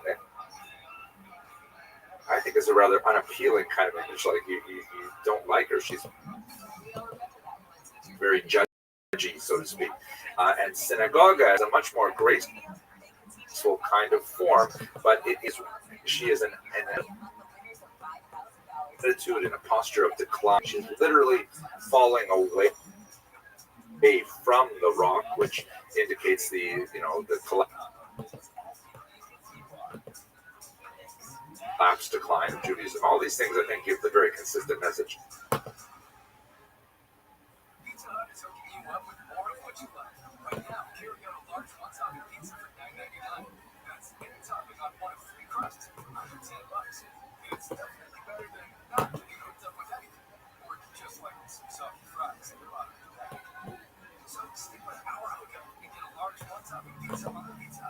I think one of the most fascinating things I've ever learned about the history of anti-Semitism, which is something that has pretty much occupied my mind since I first personally encountered it as a 14-year-old kid.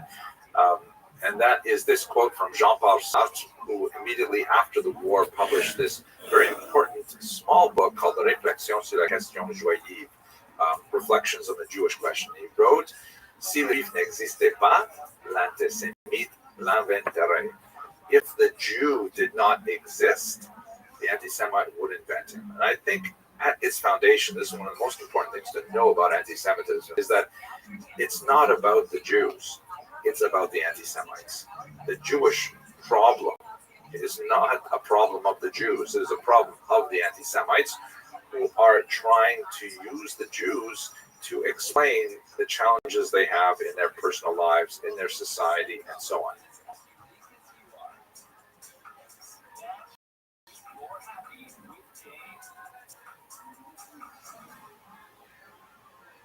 In Western Europe, I had all these negative things going on. In Eastern Europe, there was a recognition of the value the Jews had to initiate the economy, and so they were actively attracted into the Polish-Lithuanian Commonwealth and offered the possibility of settlement there to engage in various economic functions to which the largely agrarian population was not well adapted. And we see this, for example, here's an example of a Jew, kind of like a Jewish family really coming to Poland and seeking the refuge there. And the king, who is up on the stairs, is magnanimously saying, well, basically, why don't we let them in? I mean, they seem like nice people, right? So this is especially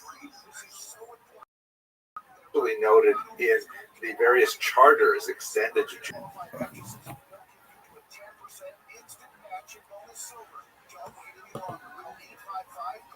So what exactly did Protestantism have to say about the Jews? This was the question that was posed to Martin Bucer.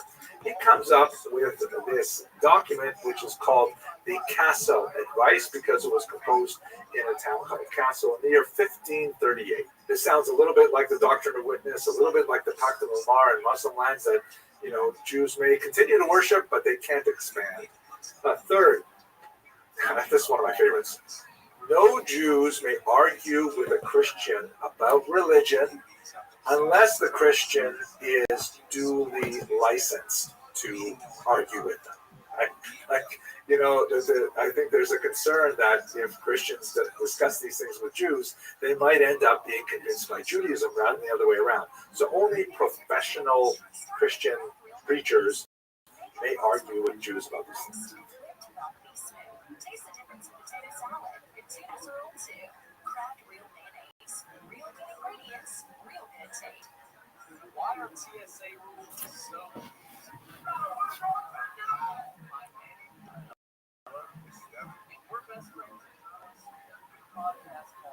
Good morning, fellow students of Jewish history. This morning we're cruising along this beautiful canal somewhere in southern Netherlands or probably northern Belgium on our way to the glorious city of Antwerp, which has a huge and vibrant Jewish population. I really can't wait to see it as a point of embarkation for many Eastern European Jews, like my own ancestors, making their way over to the United States of America. What we saw yesterday in Amsterdam, especially the Portuguese synagogue, it's an incredible building with so many details, and I was especially fascinated by the pelican symbol that was used, very unusual symbol used by the Jews of Amsterdam, specifically the leaders of the Portuguese Jewish community, to describe themselves. And I'm going to talk about that in a longer form video. Anyway, I hope you have an excellent day, and I can't wait to share more of this amazing kosher river cruise with you. But in 2012, a construction crew uncovered a big well, graves, thousands of them, on the site of the old state library.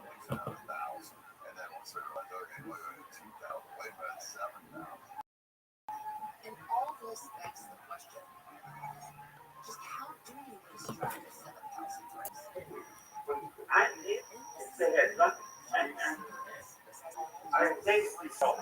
I will eat the red one. Yeah. Thank you. How you just hold it up and you eat it like this?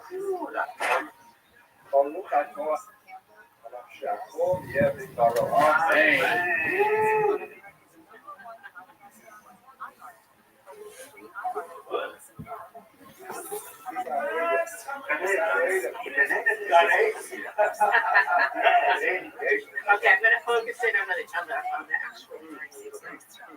So get the head. Get the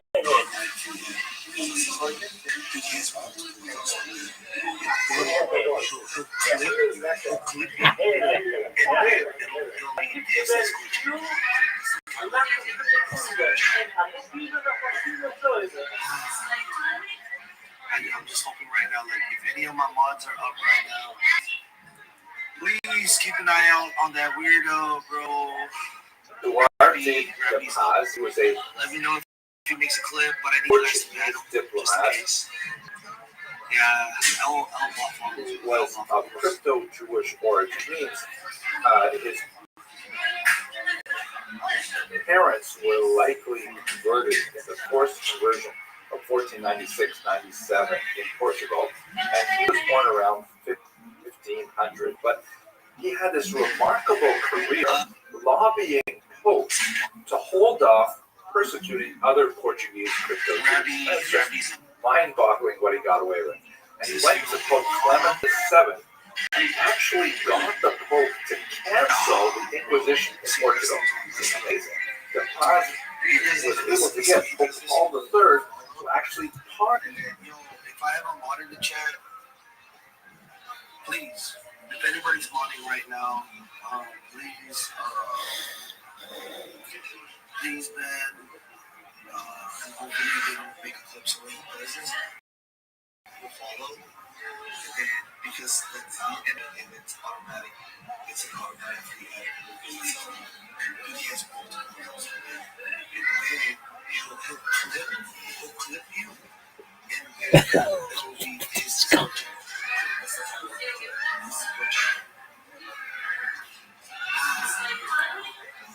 I'm just hoping right now, like, if any of my mods are up right now, please keep an eye out on that weirdo, bro. Rabbi's up. Let me know if he makes a clip, but I need you guys to battle, just in case. Yeah, L followers.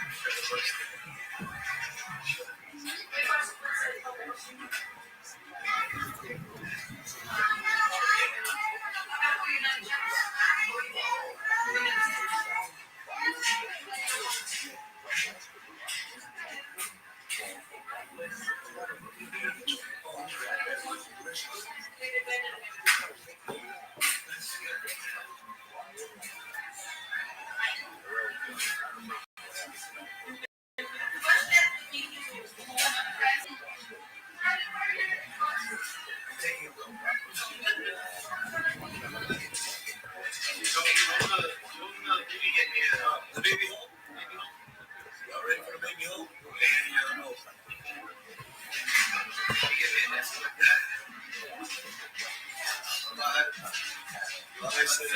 Say, come here. Say bye to Chad real quick. No, never mind. Okay, bye. It is over. It is over. No, it is. I know. Bye. Bye, Charlie. Come here. Can I have a hug? Hug it. Cool. Nice. Stranger danger. Got you. Anyari. Oh shit. Alright, coming back, smoking real quick. I saw him. Yeah. It's just double check on the clips. Make sure he doesn't post a clip. Because sometimes he posts like 1 to 3 clips, and I don't want the clips to be cluttered. Thank you, Buddha. I love you, bro. Thank you so much, man. Sorry about that. I didn't expect him to pop up tonight. Yeah, I know. Show you, bro. He's only 3 months. You should though. What's yours, girl? He's like, what time you went home? Been here the whole time.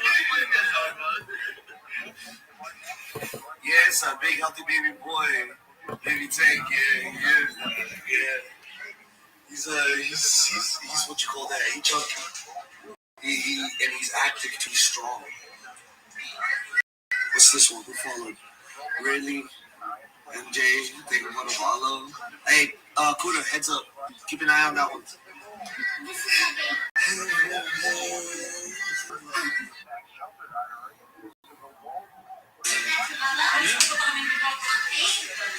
Yeah. Thank you. Just a heads up. I don't, if we're getting front page right now, I don't know what's happening, what's going on. That's why I'm here, because I know there's weirdos again. Yeah. The last thing I want to happen is for, like, let's say if I'm at my station at my desk, I can tolerate the weirdos that hop on, but right now I'm with friends and family. I don't want to see it happen, you know what I'm saying? It does. Yeah, if you don't mind, you want to be entertained? We got some weird members, but all I'm going to say is make sure the kids don't respect it. Because they'll say something about the kids too. Oh, yeah. Look at like, all of that. That's why I got my bars, yeah. That's what you got me for. I know, Killshot. I got you, boy. Yeah, I appreciate you, bro. Did you fly in the city yet? Keep your eye on that, You man. guys are going to look for that cool hope. Already, okay? Just letting everybody know.